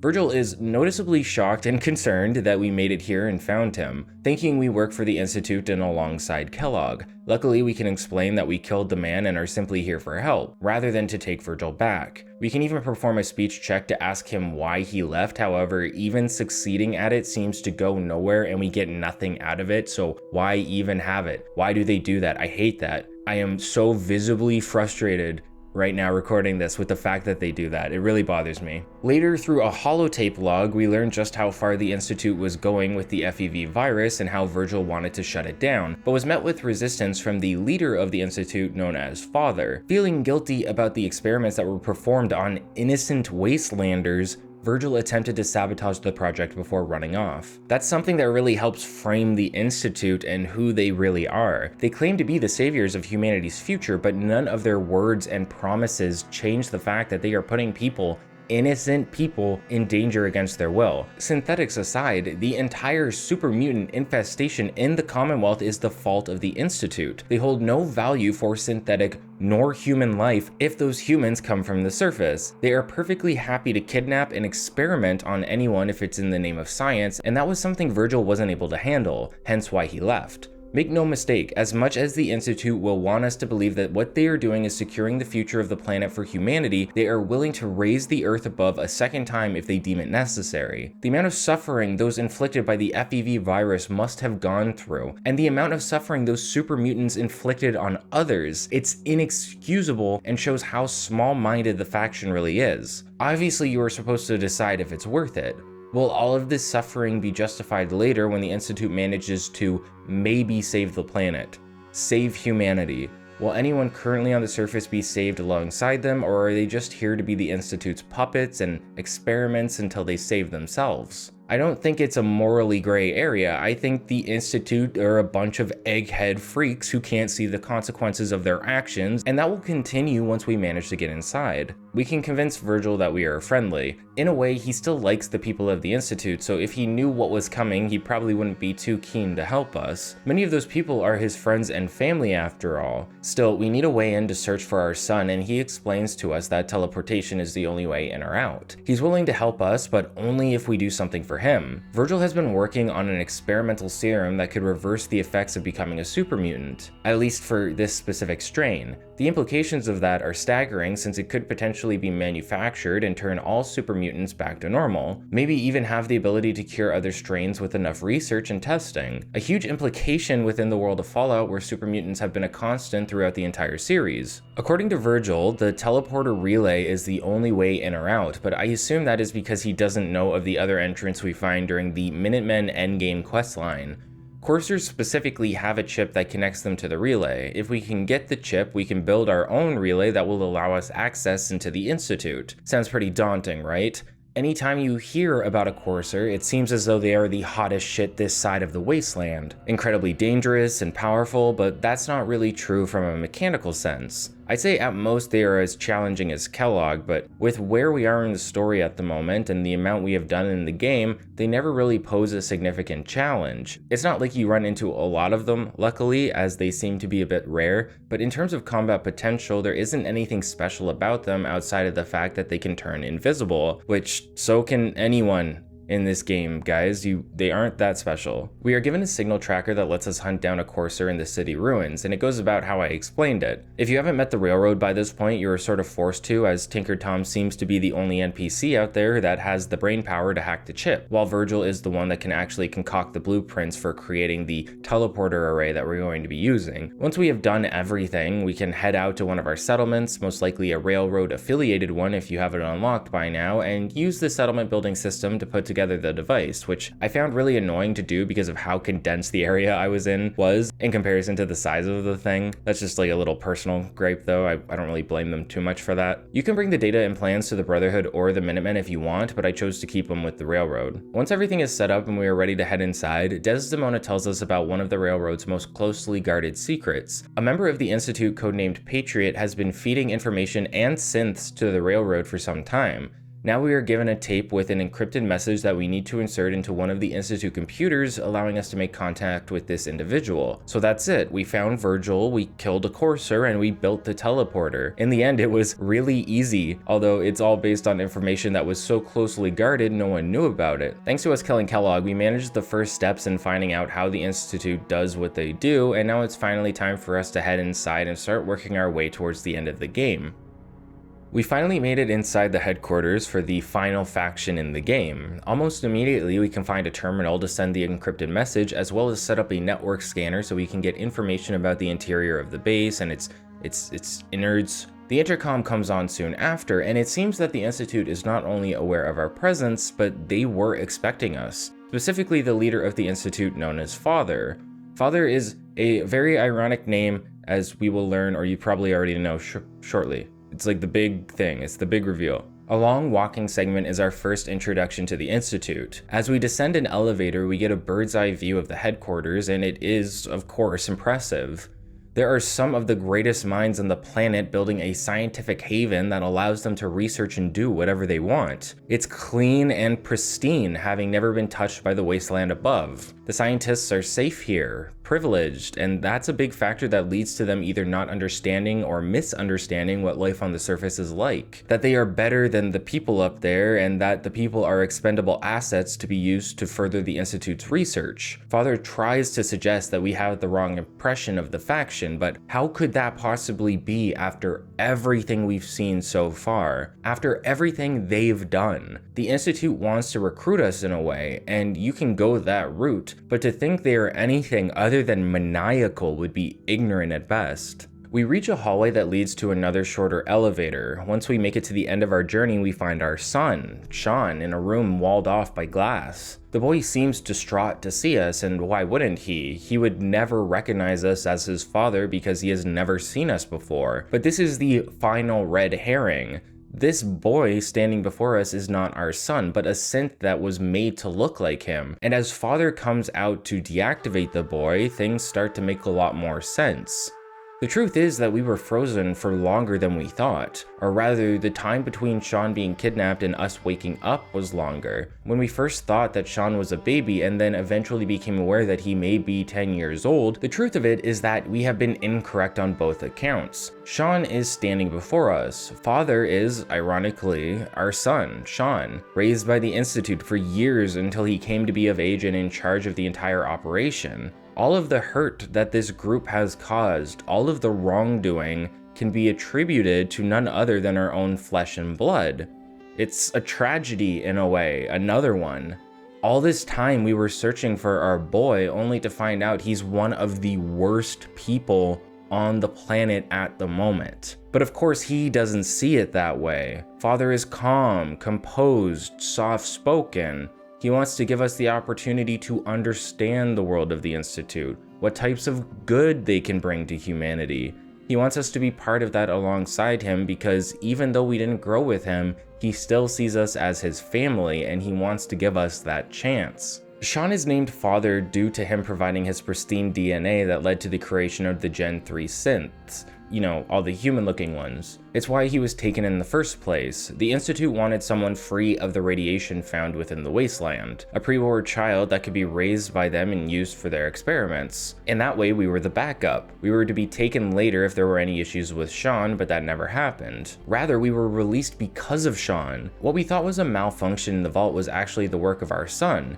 He freed us to see if we would come find him, if we would make it this far, and to everyone's surprise, we did.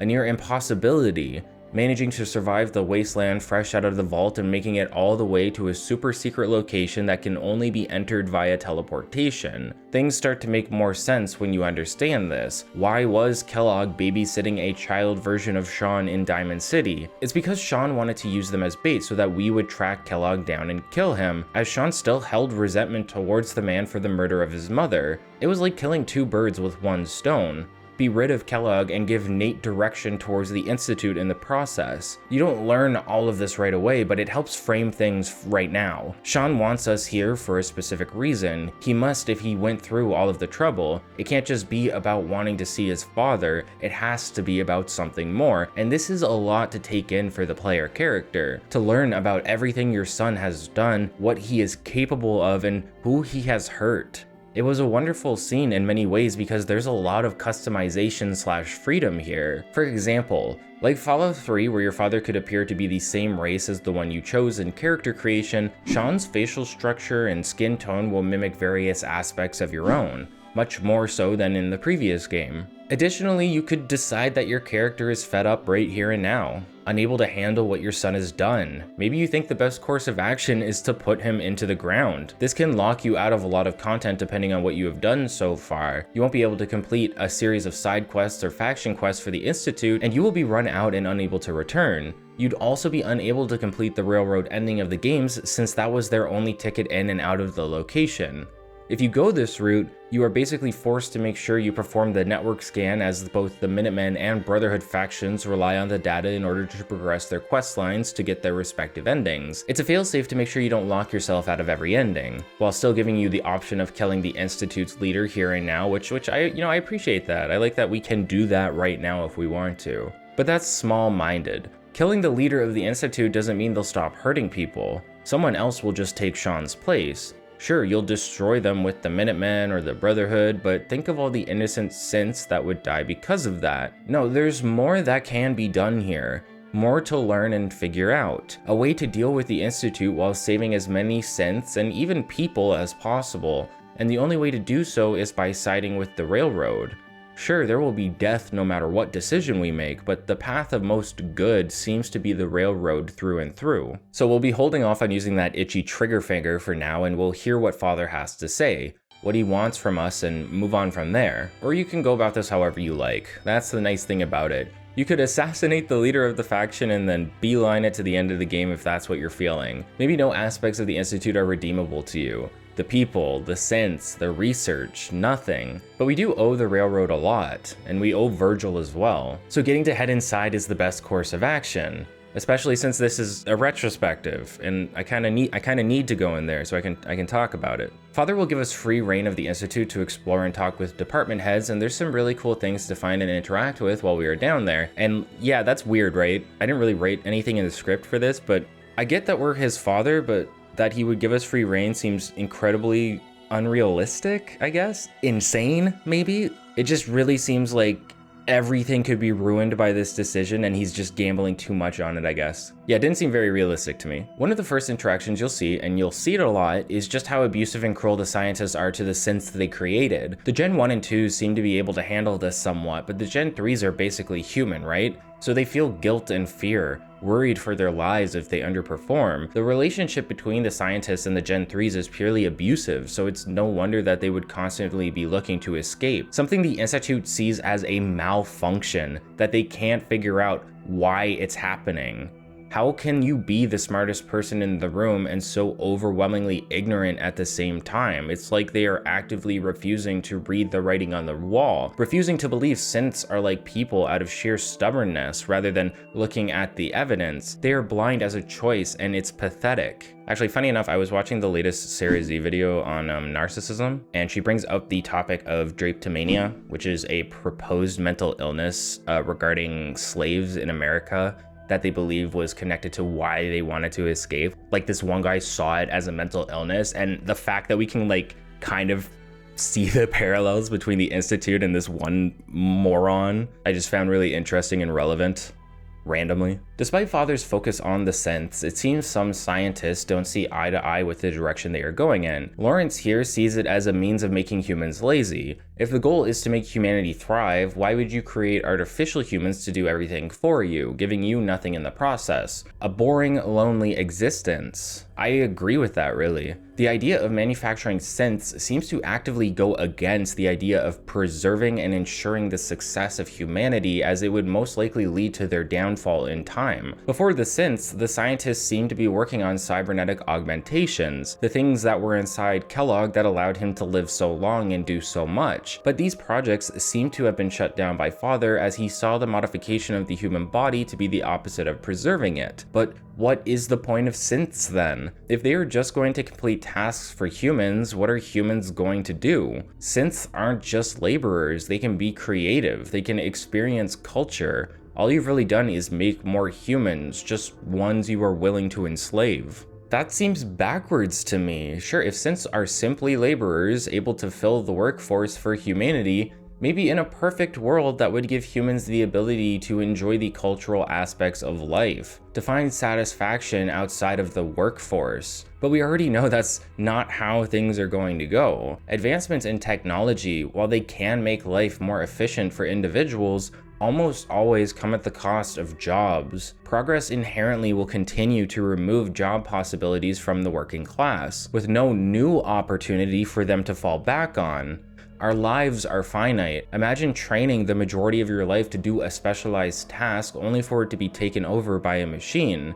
It's not impossible to do something else, but surely you can see the hardships that this would bring alongside it. Synths are the same way. People always imagine the future will be a brighter world where we don't need to do anything thanks to the advancements of technology. But guess what? We are in the future right now. And that's not what happens, because you losing your job to progress doesn't mean you are suddenly set up for the rest of your life living easy. It means you are out of a job, out of an income source. And this story is as old as economics, of industrialization. What's different here? The scientists think the synths will be a boon for humanity, but all I see is people being left at the wayside when they aren't useful anymore. And you aren't just leaving some lifeless machine when it's time to reinvent it or replace it either. What happens when the synths get upgraded further? When we hit generation 4? What happens to all of those old synths that think and feel and dream like humans do? Are they just going to get thrown out like Nick Valentine thought he was? The concepts that the Institute has come up with are so backwards. Plans they have, the inventions they make, seem to go actively against what they claim to want. Is it wrong to create synthetic life? I'd say no, but it is wrong to create a species of slaves so you can doom humanity to becoming those dudes from WALL-E. Anyway, we need to meet with the department heads of the divisions that exist within the organization. Those include synth retention, robotics, facilities, bioscience, and advanced systems. These are the pillars of the Institute that both help keep it running and also work on various innovations within different fields, allowing scientists to sort of choose what they want to focus on based on their interests and speciality. While the Institute may not care for the surface dwellers, often going so far as to wear rad suits everywhere on the surface, and when interacting with people, they do still bring some individuals back to work for them. Take Madison Lee, for instance, an important character from Fallout 3 who once helped us connect with the Brotherhood to defeat the Enclave in the Capital Wasteland. Madison had left the Brotherhood and found her way to the Institute. Despite her being from the surface, the Institute knew it could use her brains to further their cause. It's the same with Kellogg, where they needed Madison for her intelligence, they needed Kellogg for his muscle. There's even a quest later where we have to help commandeer a new scientist from the Commonwealth for the organization. In this way, we see that Father is a sheltered, ignorant, and hypocritical man. He's never even seen the outside world since the day he was brought to the organization. So how can someone like him see the surface as not worth saving? Father is willing to pull anything useful from the surface, people to be scientists, people to experiment on, etc. But he still somehow sees no worth there, only sees underground as the future of humanity for whatever reason. It can't just be the radiation, right? It's not. It's the people. Father holds contempt for the people that live on the surface, and while willing to save and use some of them, he is not willing to do that for everyone. He is perfectly willing and able to doom the surface if it means getting what he wants because he sees them as a lost cause, even though he is continually using them. Father is a near perfect representation of a false savior. Again, he's soft-spoken, intelligent, and able to say the right thing at the right time, claiming to bring salvation, but at his core, he is deeply corrupted. The issue is he doesn't see it that way because this is how he has grown up his entire life. He's ignorant of what the surface is really like because he hasn't lived it. Sure, it's dangerous, but people manage to get by and live their lives. They get to be happy. Father has been raised to be, I don't want to say evil, but again, so deeply ignorant of the truth that he believes going against humanity will save it. To him, everyone are just pawns to be used and thrown out. And if that isn't some form of evil, some form of power he holds over others, I don't know what is. Each of the departments within the Institute are interesting in their own ways, but I think robotics is one of the coolest to check out for a number of reasons. Mainly because you can actively watch the construction of a synth, and this isn't some reused asset or animation. This seems like it was a custom-made one and set up for this one room that you may never see on a playthrough, so it holds value in that alone. You can also meet Alan here, who on your first visit is arguing that synths seem to be experiencing dreams and the implications that have on whether or not they have a soul. This dude is like the one synth sympathizer, a synth-pathizer, if you will, next to Patriot, who we will meet later. Synth retention is an interesting stop as the acting head of the department is simply filling in for Dr. Zimmer. If that name sounds familiar, this is actually a callback to Fallout 3 where Zimmer headed to Rivet City in order to find a runaway synth, sort of the catalyst for this game's storyline. It's suggested that he's out supervising the retention of high-profile units at the moment, but considering this must have been happening over a 10-year period, and considering how we dealt with him in Fallout 3, I'd imagine he isn't coming back anytime soon. Justin AO here can also fill us in on the fact that Mayor McDonough is a synth, and there's a terminal entry about it as well. You'll even get a repeatable quest called Political Leanings where you go receive reports from him about the various goings-on in the Commonwealth, such as the Minutemen reappearing and how the mayor wants to kill Hancock to keep him quiet. Bioscience is the real creme de la creme, mostly because it has an entire sealed off area you can gain access to and explore that leads to the now decommissioned FEV lab that Virgil was working out of. This is where we can find a hololog that explains the guilt he was feeling and his reasoning for running away. We can also grab the experimental serum here to bring back to him later. Just to get it out of the way though, if you return the serum to him and then wait a substantial amount of in-game time, returning to Virgil will reveal that he has reverted back to being fully human, although now stuck in the cave, I imagine, unless he has a radiation suit lying around here. Like I mentioned before, these are huge implications for the future of the series and the future of super mutants as a whole. The FEV lab is a pretty messed up place, mainly because they still have some super mutants floating in tubes when we get there. The lab seems to be abandoned for the moment, so you'd think they would deal with these mutants in some capacity. But who knows what their future plans are. What we do know is that most super mutants get released back into the Commonwealth.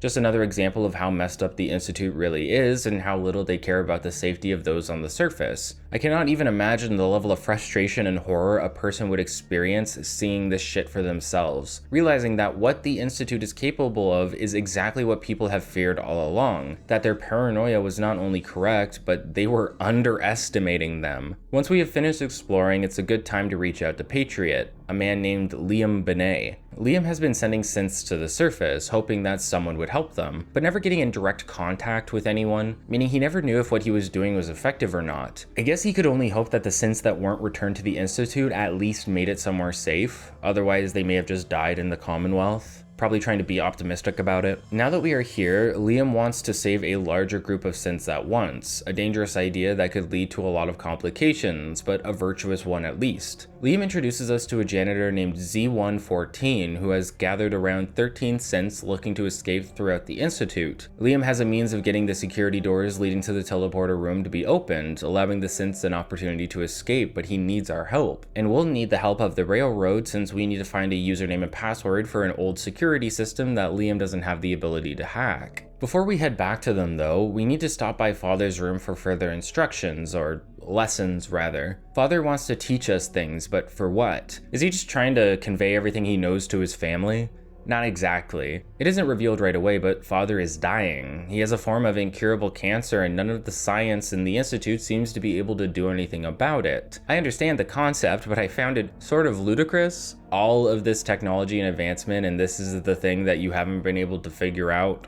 Cancer. If anything, it feels a little ironic since I imagine some form of cybernetics may have been able to help save Father's life or prolong it a little bit, but he canned that after Kellogg. One lesson that Father wants to teach us is that synths are not human and are chaotic/dangerous beings if left unchecked. His example is a memory wiped synth that he sends us up to retrieve alongside a courser named X688. Who we saw during Kellogg's memory sequence. X6 is the real final possible companion we haven't talked about yet, and while a courser who seems to have a dampened personality, he does still have some affinity dialogue where he learns to respect and appreciate you. That's about it though. Out of all of the companions, he easily feels the most underdeveloped next to strong. Either way, Father sent us with X6 to hunt down a synth that is now a gang leader of a raider group. It's meant to be a lesson about how dangerous runaway synths could be, which is just another example of how blind and sheltered the man really is. Father thinks that a synth becoming a raider is some great example of how synths need to be controlled, but guess what? Every other raider is probably human. Synths are only as dangerous as the humans they are based on. Sure, they might have some advanced hardware, maybe they're more powerful, a bit smarter, but every crime, act of malice, or pain inflicted via a synth is something that has happened infinitely more times through humanity. If Father was willing to go out and explore the world, he'd realize this, but that's the entire point of the Institute, their shelter and unwillingness to venture out, to explore and change. Their stubbornness is a virus that has slowly corrupted them into a monster that lives underground. After we reclaim the Raider synth, C1 will ask us to help the synths obtain materials to make weapons for the fight ahead. We do this in a really weird way, since there is an area under construction by some Gen 3 synths, and we need to kill the guards in the area to allow the synths to take the mining equipment. We need to kill the guards, and then the synths will make it look like a mining accident.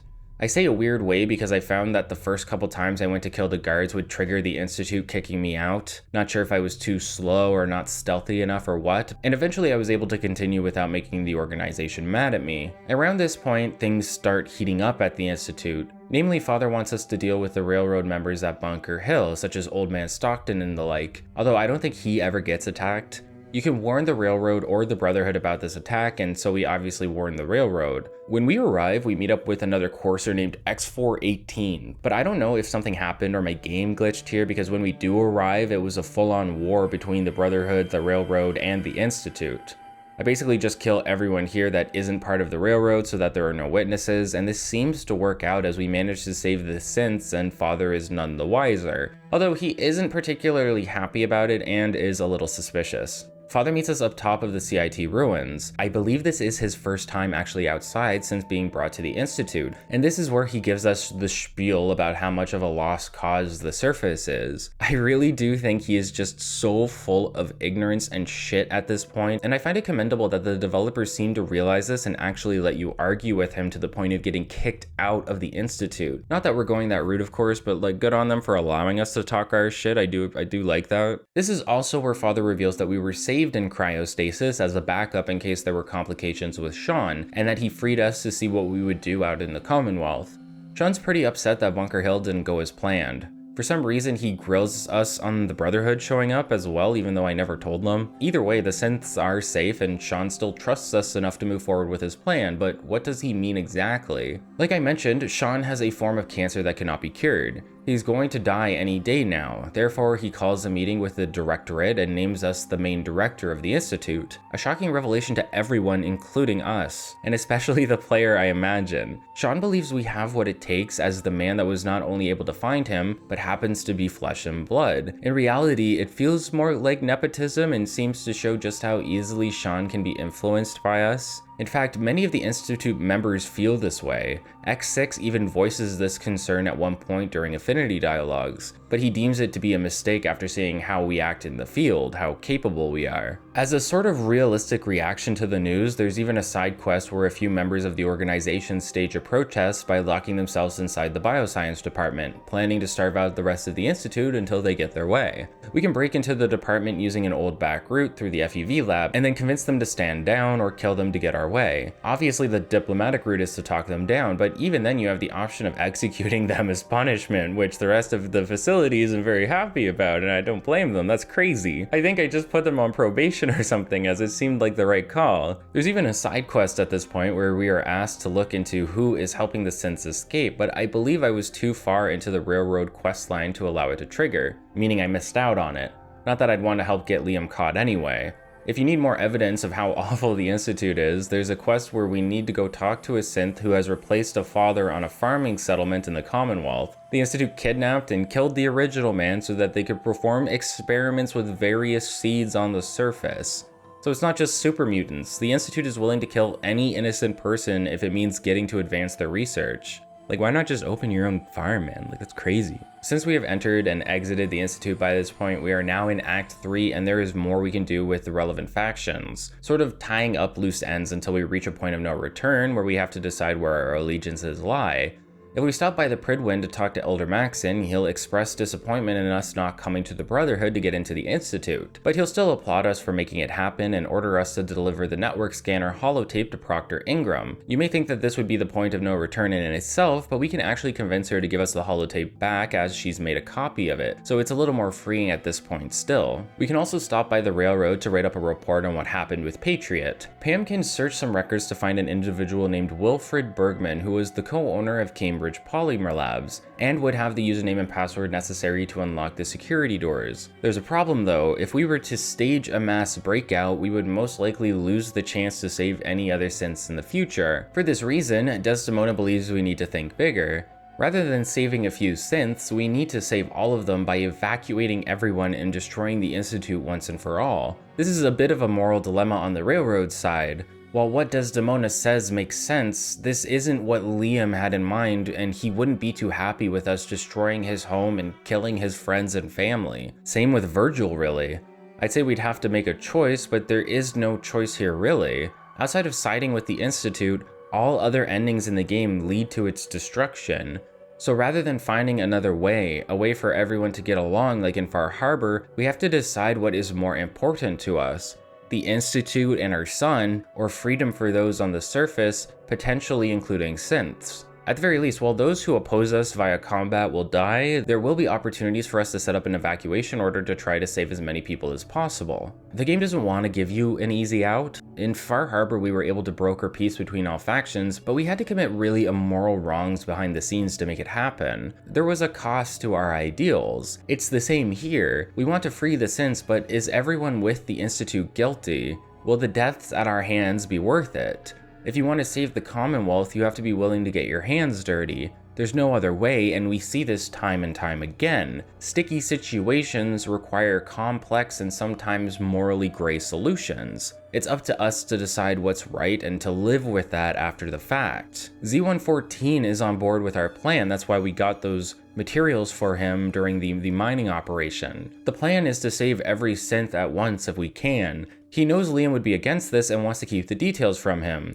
since he does care about the man considering all he has done to help free synths over the past who knows how long. While we are here, the Brotherhood has also asked us to track down Madison Lee and bring her back to the faction as they need her for a project that she has the most experience on. See if you can guess what the project is if you don't know at the moment. A series of speech checks can convince her to head back without much fuss, and I like to do that regardless of if I'm siding with the Brotherhood or not, because I like Madison, and I'd want to make sure she was out of there before the place was blown up, just to be safe. She's gonna be in a dangerous situation regardless if we help her or not, since we don't plan on siding with the Brotherhood, but getting her out of the Institute is just a nice step I take along the way, and it'll help us explore more of the faction before the end of the game. When we return to the airport, Proctor Ingram will reveal that the project they are working on is the reconstruction of Liberty Prime, the pro-American football nuke-throwing superweapon that we met in Fallout 3, and that was destroyed during Broken Steel. Now, the Brotherhood wants us to use the power of Liberty Prime to destroy the Institute, but it'll take a lot of work. As you progress from here, you'll get to see the robot being rebuilt in various phases.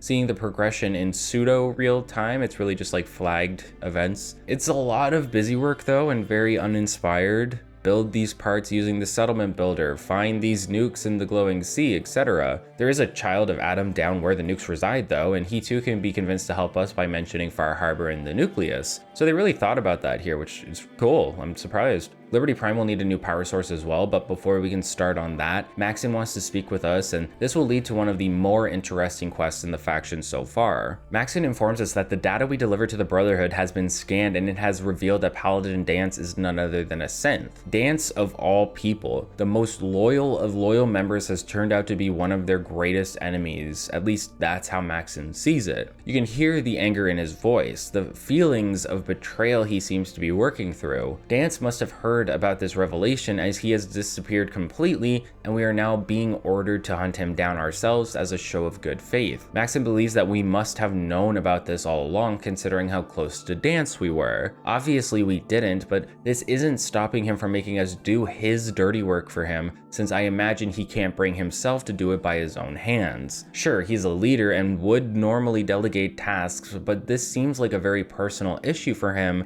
and one he wants to keep a close eye on. Halen will show up concerned for Dance and worried that we are going to follow our orders and kill him. It's a risky mindset to have considering how loyal to the cause you have to be, but it shows the holes in the Brotherhood's ideology. Dance was a person to these people. Halen had worked with him for a long time, learned from him, and saw how caring he was. She doesn't care if he is man or machine, he's still Dance, and that's what matters. We can agree to hear Dance out when we find him, and Halen will mention a fallback point where he is more than likely located. Obviously we aren't going to kill him at this point, are you kidding me? I hate Maxon, that dude can rot. But that's what the game is asking you. Do you hate synths as much as Maxon? Does your loyalty to the Brotherhood trump your friendship with Dance even though he didn't do anything wrong other than exist? What's the right call here? When we track Dance down, we can agree to listen to what he has to say. Perhaps unsurprisingly, Dance is still so loyal to the Brotherhood that he wants you to kill him.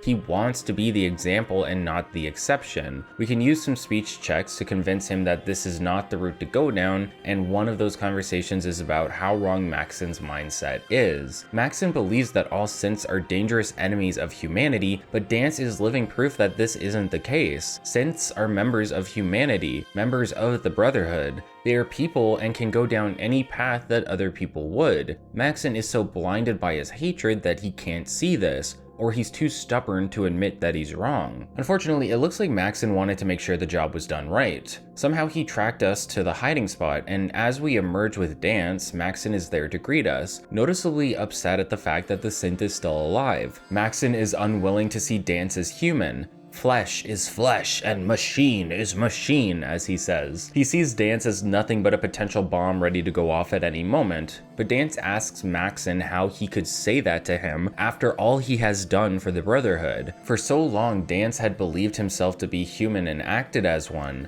believing fervently in the Brotherhood and never doing anything to betray them. Does that loyalty mean nothing to Maxon? Is his hatred for machines, his bigotry, so strong that he is unwilling to see reason? See how much Dance has done for him. For all intents and purposes, Maxon is arguing with two of the most effective and loyal members of his chapter, and we can use a speech check to convince him that he needs to hear us out, needs to understand that actions matter more than your creation. What you are isn't about how you were made, it's about what you do here and now. Dance is human because his actions and feelings have made him so, and even if Maxon isn't willing to see that, we can break through to him just enough that he is willing to let Dance live as long as we pronounce him dead and he never shows up around the Brotherhood ever again, basically saving our companion in the process. Despite everything, despite his hatred, there is a version of Maxon in here that understands what he is doing is wrong. A version that has the willingness to save synths from death, but he is still too far gone for us to make that full change within him. That's a journey that would take way too much time for the scope of this game, and he won't be around long enough to truly learn this lesson. Still, this scene shows us that even the top of the Brotherhood are able to sometimes see reason, and with that there's hope that they may eventually grow into something greater, something less hateful in the future. It's around this point in the storyline where our actions will permanently prevent us from continuing down certain avenues. For example, there is a quest for both the Institute and the Brotherhood where they need us to obtain a powerful nuclear energy device called a beryllium agitator. The Institute wants it to set up a generator in their base that will offer enough power for them to be even more self-sufficient and allow them to expand. Meanwhile, the Brotherhood needs it to power Liberty Prime. This quest runs exactly the same regardless of who you decide to side with, except that the roles will be switched for the factions. If you go with Proctor Ingram, you'll fight the Institute and their synths. If you go with Ali Fillmore, you'll find the Brotherhood. Every quest beat is exactly the same otherwise, even the one where they blow up an elevator you're in, forcing you to evacuate it as you make your way down. In order to take part in the Railroad quests line, we have to infiltrate the Institute and keep them on our side. That means we need to side with the Institute during this quest in order to keep the Railroad happy, and thus regardless of if you are siding with the Institute or the Railroad, this will be when you lose ties with the Brotherhood. This makes sense. You're after the same thing and you're killing Brotherhood soldiers. They'd probably report back that you are attacking them, so we can't really get away with it unless we were disguised, and that isn't a mechanic here, unfortunately. But then again, we dealt with some Brotherhood members back at Bunker Hill, and that didn't get us kicked out of the faction, so it feels narratively inconsistent. Obviously, the mechanical reason for it is that both factions need the power source. If we give it to one, there needs to be some consequences with the other, since clearing their ending is now impossible. Either way, who you choose to help will have lasting effects on your playthroughs, so this is the point of no return for the game, meaning we are truly near the end of the playthrough. Holy shit, guys, we made it. Let's go. I can play a new game soon. Luckily, the Minutemen seem to be unaffected by this, as they act as a sort of fail-safe scenario in case you lock yourself out from everyone else. Pretty funny considering Preston now hates us, but here we are. We are going the Railroad route for this playthrough, but I will touch on the other endings once we have things settled the first go around. Returning to the Institute with the device will cement their future unless we do something about them later on. It's around now that the main generator is ready to go online. Father lets us do the honors, and now the future of the Institute is assured. They feel no need to continue to operate in secret, allowing us to record a message for the Commonwealth to announce our presence and ask them to basically stay out of our way or else. Very cool. Now that the Institute is all powerful and ready to expand, all that's left for them to do is get rid of their enemies, those being the Brotherhood and Railroad. This is the second point of no return if you are trying to get the Railroad ending, as Father asks you to assassinate Desdemona. We're basically at the end here, so let's start by talking about where this goes with the Railroad. We aren't going to assassinate the leaders, so we're going to have to warn them of what's going on and go through the motions necessary to defeat the Institute once and for all. Z-114 somehow found out about an imminent attack on the Railroad from the Brotherhood of Steel. If we hurry back to the hideout, we can warn Desdemona of this, the assassination, and that Z1 synths are ready to rebel, streamlining the process. What follows is a lot of combat, first within the headquarters where we need to defend it against the Brotherhood forces, then again at Cambridge Police Station as we take the fight to the Pridwen. Glory doesn't make it, unfortunately, but Desdemona has Deacon and Tinker Tom accompany us to the police station so we can commandeer a vertibird and attack the Pridwen head on. While fighting through the police station, you can find Clark from that one side quest with the feral ghouls and free him if you want. He's shocked by the sudden developments, but seems appreciative, so I always like to get him out of there. Dude was never cut out for this Brotherhood life anyway. The next battle is semi-scripted since it's another vertibird ride where you can try to mow down anyone with a minigun until we land. Afterwards, we head into the Pridwin proper and plant some explosives while killing everyone who stands in our way. I'd say this was one of the harder battles to get through in the game, but my character was so doped up the entire time that it really didn't matter. Now, as a really messed up bit of storyline development, there are at least 2 children on the Pridwin that you cannot kill as Bethesda doesn't allow you to do so. However, we immediately leave the room with the kids, only to run into Maxon and finish him off. Then we hop on the vertibird and fly away as the ship explodes in the sky. So if we did that, what happened to the kids? Even if it is somewhat off screen, it seems as though we killed them. Something I found odd considering that a similar situation later on with the Institute allows us to call an evacuation order. I'm surprised they didn't think of doing something similar here because you definitely blew those kids up.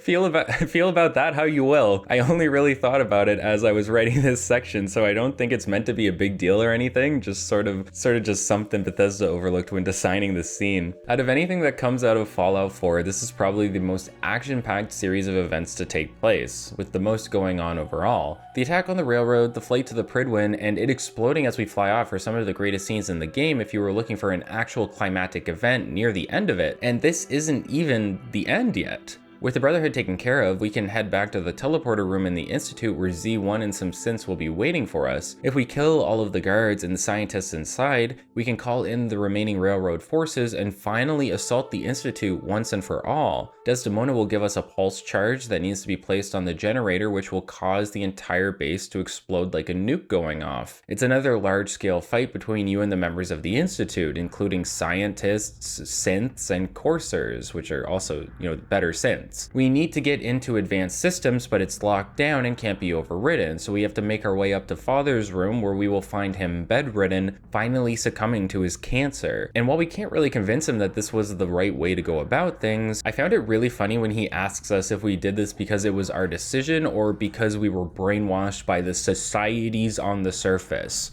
Like, just complete ignorance again. The man absolutely refuses to look inward. To think that maybe he was the one being brainwashed, considering they kidnapped him and killed his mother and forced him to live underground his entire life. None of that really seems to register in his head. It's us and everyone else in the world who must be brainwashed. Of course, genius thinking, Sean. You're amazing, big brain. I really can't convey just how much I hate Sean. I think he is the embodiment of the ignorant tech bro. Even on his deathbed, with everything crumbling around him, he can't fathom the idea that he was wrong or that he was in some ways a victim of the Institute himself. It'd almost be sad if he wasn't a mass murderer.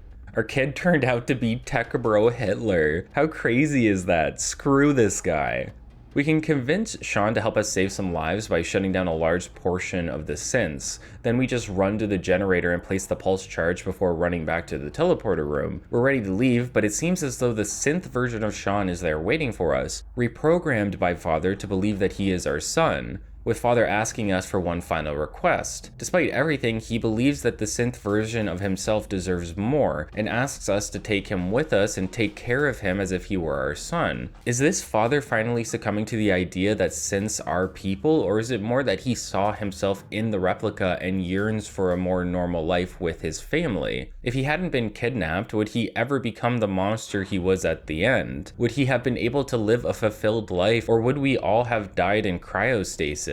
In a way, the Institute is what gave us life. They saved us from dying in the vault, and it was through saving us that they doomed themselves. Soon enough, we are teleported out of the base and atop a large skyscraper overlooking the city of Boston with a great view of the CIT ruins. Desdemona gives us the honors, and we press a nearby button, leading to an explosion that rivals the size of the one when blowing up Megaton. And, I mean, you see what this is, right? Like, this is like Bethesda being like, oh, Fallout 3 had an insane big nuke scene where we blew up something in a side quest and it was really cool and like no one had ever done that before. What if we made that the big ending of the next game because we don't have an original thought in our heads? Come on. Anyone that wasn't evacuated from the Institute is dead, and any survivors are on their own. Anyone around the area is gone as well, leading to potentially innocent casualties. That's what's really odd to me about this, that blowing it up was the only way. We couldn't have just taken it over, used the facilities in some capacity. We had to burn it all to the ground. It seems like a last resort type of solution, one you may see the Railroad taking or the Brotherhood, but this is also the ending for the Minutemen as well. Why wouldn't there be a longer, more convoluted way of attempting to save people? Of using these facilities for the betterment of the surface? Sure, war never changes, but we do, the player. We have those options. If the theme is that humans will always commit the same mistakes and never change, why not give the player character the agency to fight against such a pessimistic outlook? It feels wasteful and lazy. There's two endings in this game. That's it. Either you join the Institute or you don't, and not joining them leads to the same result regardless of the faction. What is the point of having different groups to complete the game with if the ending is always the same? And that's the real lesson here. There wasn't a point. At some point in the game, all of the factions get funneled together and become the exact same playthrough, just with a slightly different coat of paint. That's what Fallout 4 is in the end, a series of branching paths that all come to the same conclusion. In the end, the choices you made, the factions you decided to align with, nothing matters. You will always end up in the same spot, playing the same character because nothing changes, and Bethesda can try to fill the game to the brim with as many Radiant quests as they want, but those will never live up to actual diversity and choice, actual change that is the effect of our actions. As if to rub salt on the wound, as the game fades to black, we don't get the typical slideshow you expect. None of the actions we have taken through Sidequests or DLC are brought up again in the epilogue to let us know how our intervention affected things in the Commonwealth. How is Goodneighbour? How is Diamond City? What about Covenant or Far Harbor?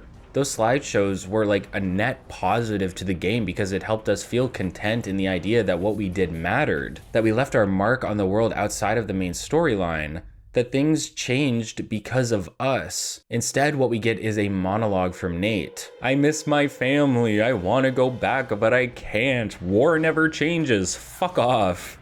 You're telling me Nate's thoughts on everything that happened the entire journey was just that he can't go back to the past and that life is hard? I never thought of it like that. How about some insight on our actions? Have Nate monologue about things we actually did, how he feels about them. Literally anything at all, Todd. A bit of a sour note to end on, to be sure, but there are some additional endings to go over, such as if we chose to attack the Institute with the Minutemen. This is the only faction option that has the possibility of leaving all other factions other than the Institute alive. I'd imagine it's the canon ending as well, as the Prydwen did show up in the Fallout TV show, and I doubt they'd want to get rid of the Railroad for, future seasons, maybe. Like I mentioned, things play out generally the same. We have Sturges instead of Tinker Tom, and this time we have to find a back entrance into the Institute that shouldn't exist, considering everyone has told us it doesn't the entire time that we've been playing the game. Then we just go through the same motions as last time, except Preston asked us to make sure we hit the evacuation order, and if we don't, he gets real mad at us after the fact. Shit.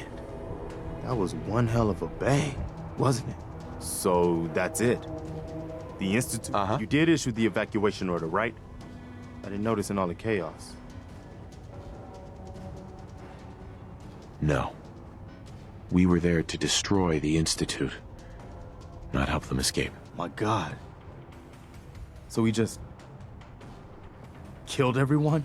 Yeah, it's the same with the Brotherhood, except this time we get to watch Liberty Prime walk to the CIT ruins again, because Fallout 3 is Fallout 4. There is no original thought between the two of them.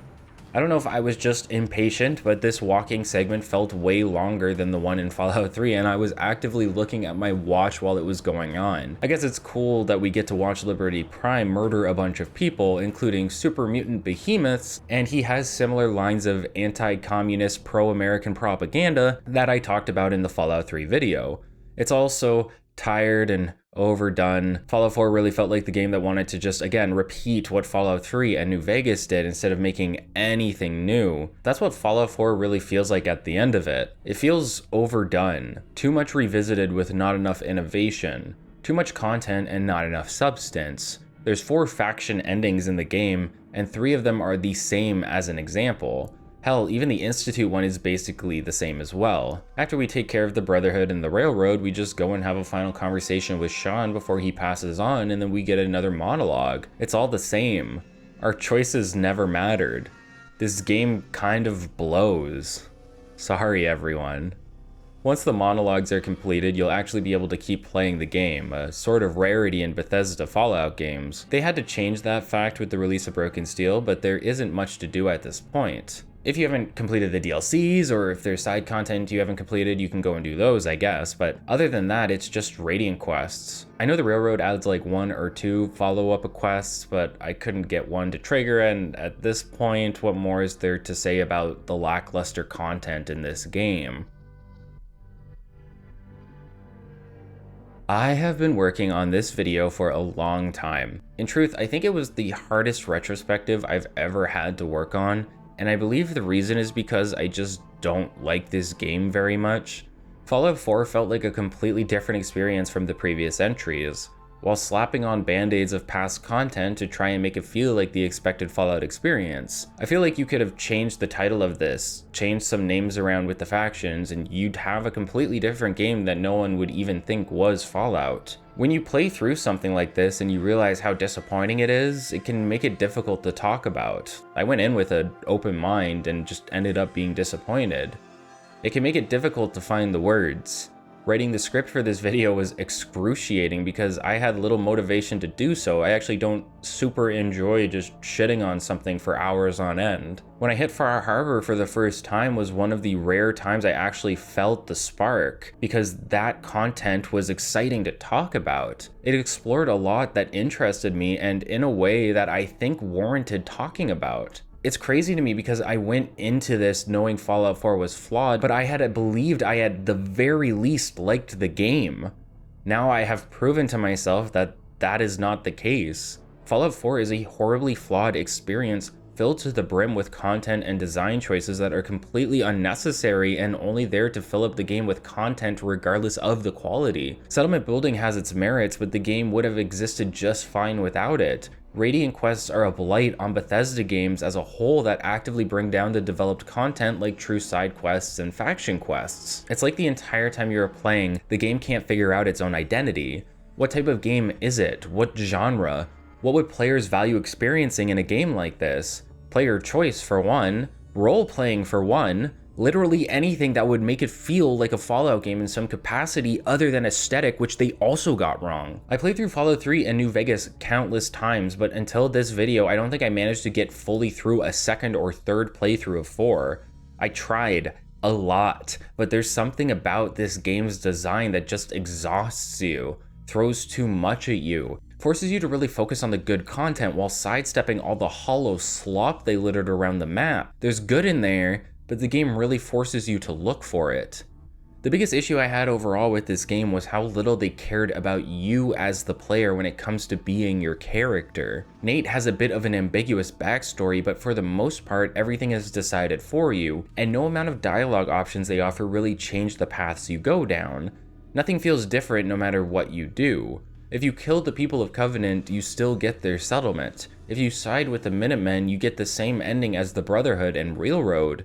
It's all so pointless because there's no real consequence. And so many decisions in this game are actively trivial, and it takes you by surprise when you have to decide something that might actually affect things in the world, such as with the Dima at the end of Far Harbor. Far Harbor really was the best experience overall. If you had just made the game centered around that concept with that writing and care, it would have been a better experience than the entirety of Fallout 4.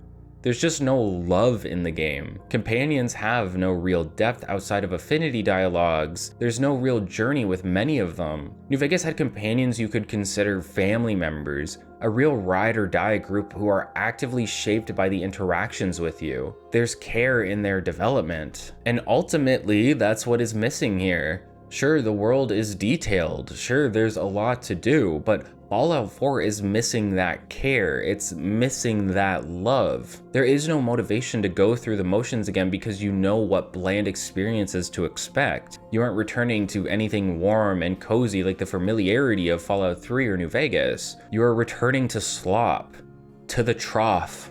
That's what Fallout 4 is. It's slop. and it was exhausting to get through, and I'm never going to play it again. I hate this game. If I'm sitting down trying to think of what went wrong with it, it's clearly a multitude of issues. The biggest for me was how the content never felt like it had any purpose or consequence, nor did the game seem to respect you as the player by limiting how we would interact with the world and NPCs. Fallout should be at the forefront a role-playing game by design, and it felt like every choice made by the developers was there to circumvent this. Through so many choices, they had made it so you are not role-playing a character in the game of your own making, but just Nate or Nora, two pre-established characters whose choices matter so little that it doesn't matter what is selected.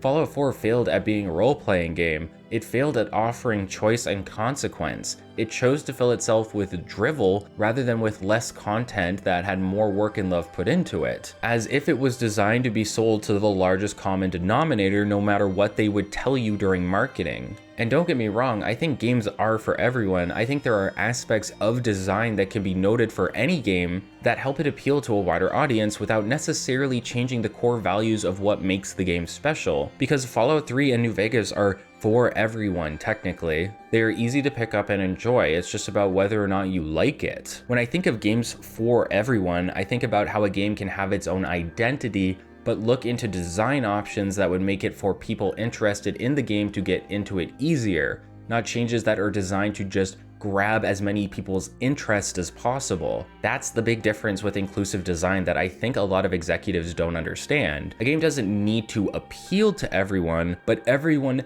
should be able to play it. You might not like Fallout, and you may not want to try it, but if you ever did, the game should facilitate the means of getting you going as efficiently as possible. Breaking down the walls is what brings more people to a game without ruining the experience for everyone. What games like Fallout 4 do instead is try to appeal to everyone by shifting core design, removing key features that made the previous game special, remove skills and traits, more in-depth dialogue. There's less reading now, there's more showing. There's more quests technically, so you'll have more to do in a big open world, but all of those quests are half-assed and procedurally generated. Removing complexity and character from a game to make more sales is only dooming the series. There will come a time where so much has been removed from the game in an attempt to make sales that the product will overcorrect and become so bland that no one is interested in it anymore. And I think we are starting to see that with Bethesda games, such as with its latest release of Starfield. If I had to guess, I'd imagine Elder Scrolls 6 and Fallout 5 are going to remove even more from the previous experiences in an attempt to sell more copies.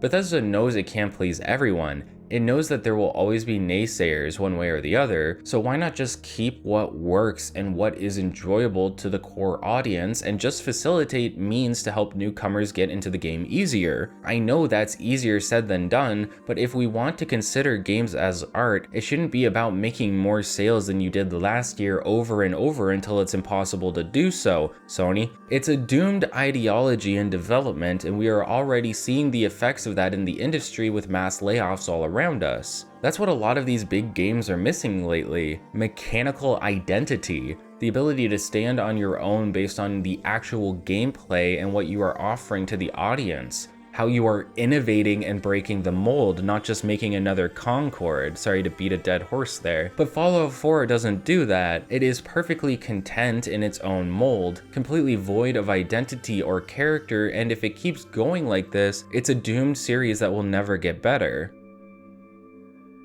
If you enjoyed the video, please consider liking, commenting, and subscribing. I'd love to hear your thoughts on your experiences with Fallout 4 as well. I'm planning on some smaller retrospectives in the future of some games I really enjoy, so please look forward to something actually good. Thanks for watching, everyone, and I'll see you in the next video.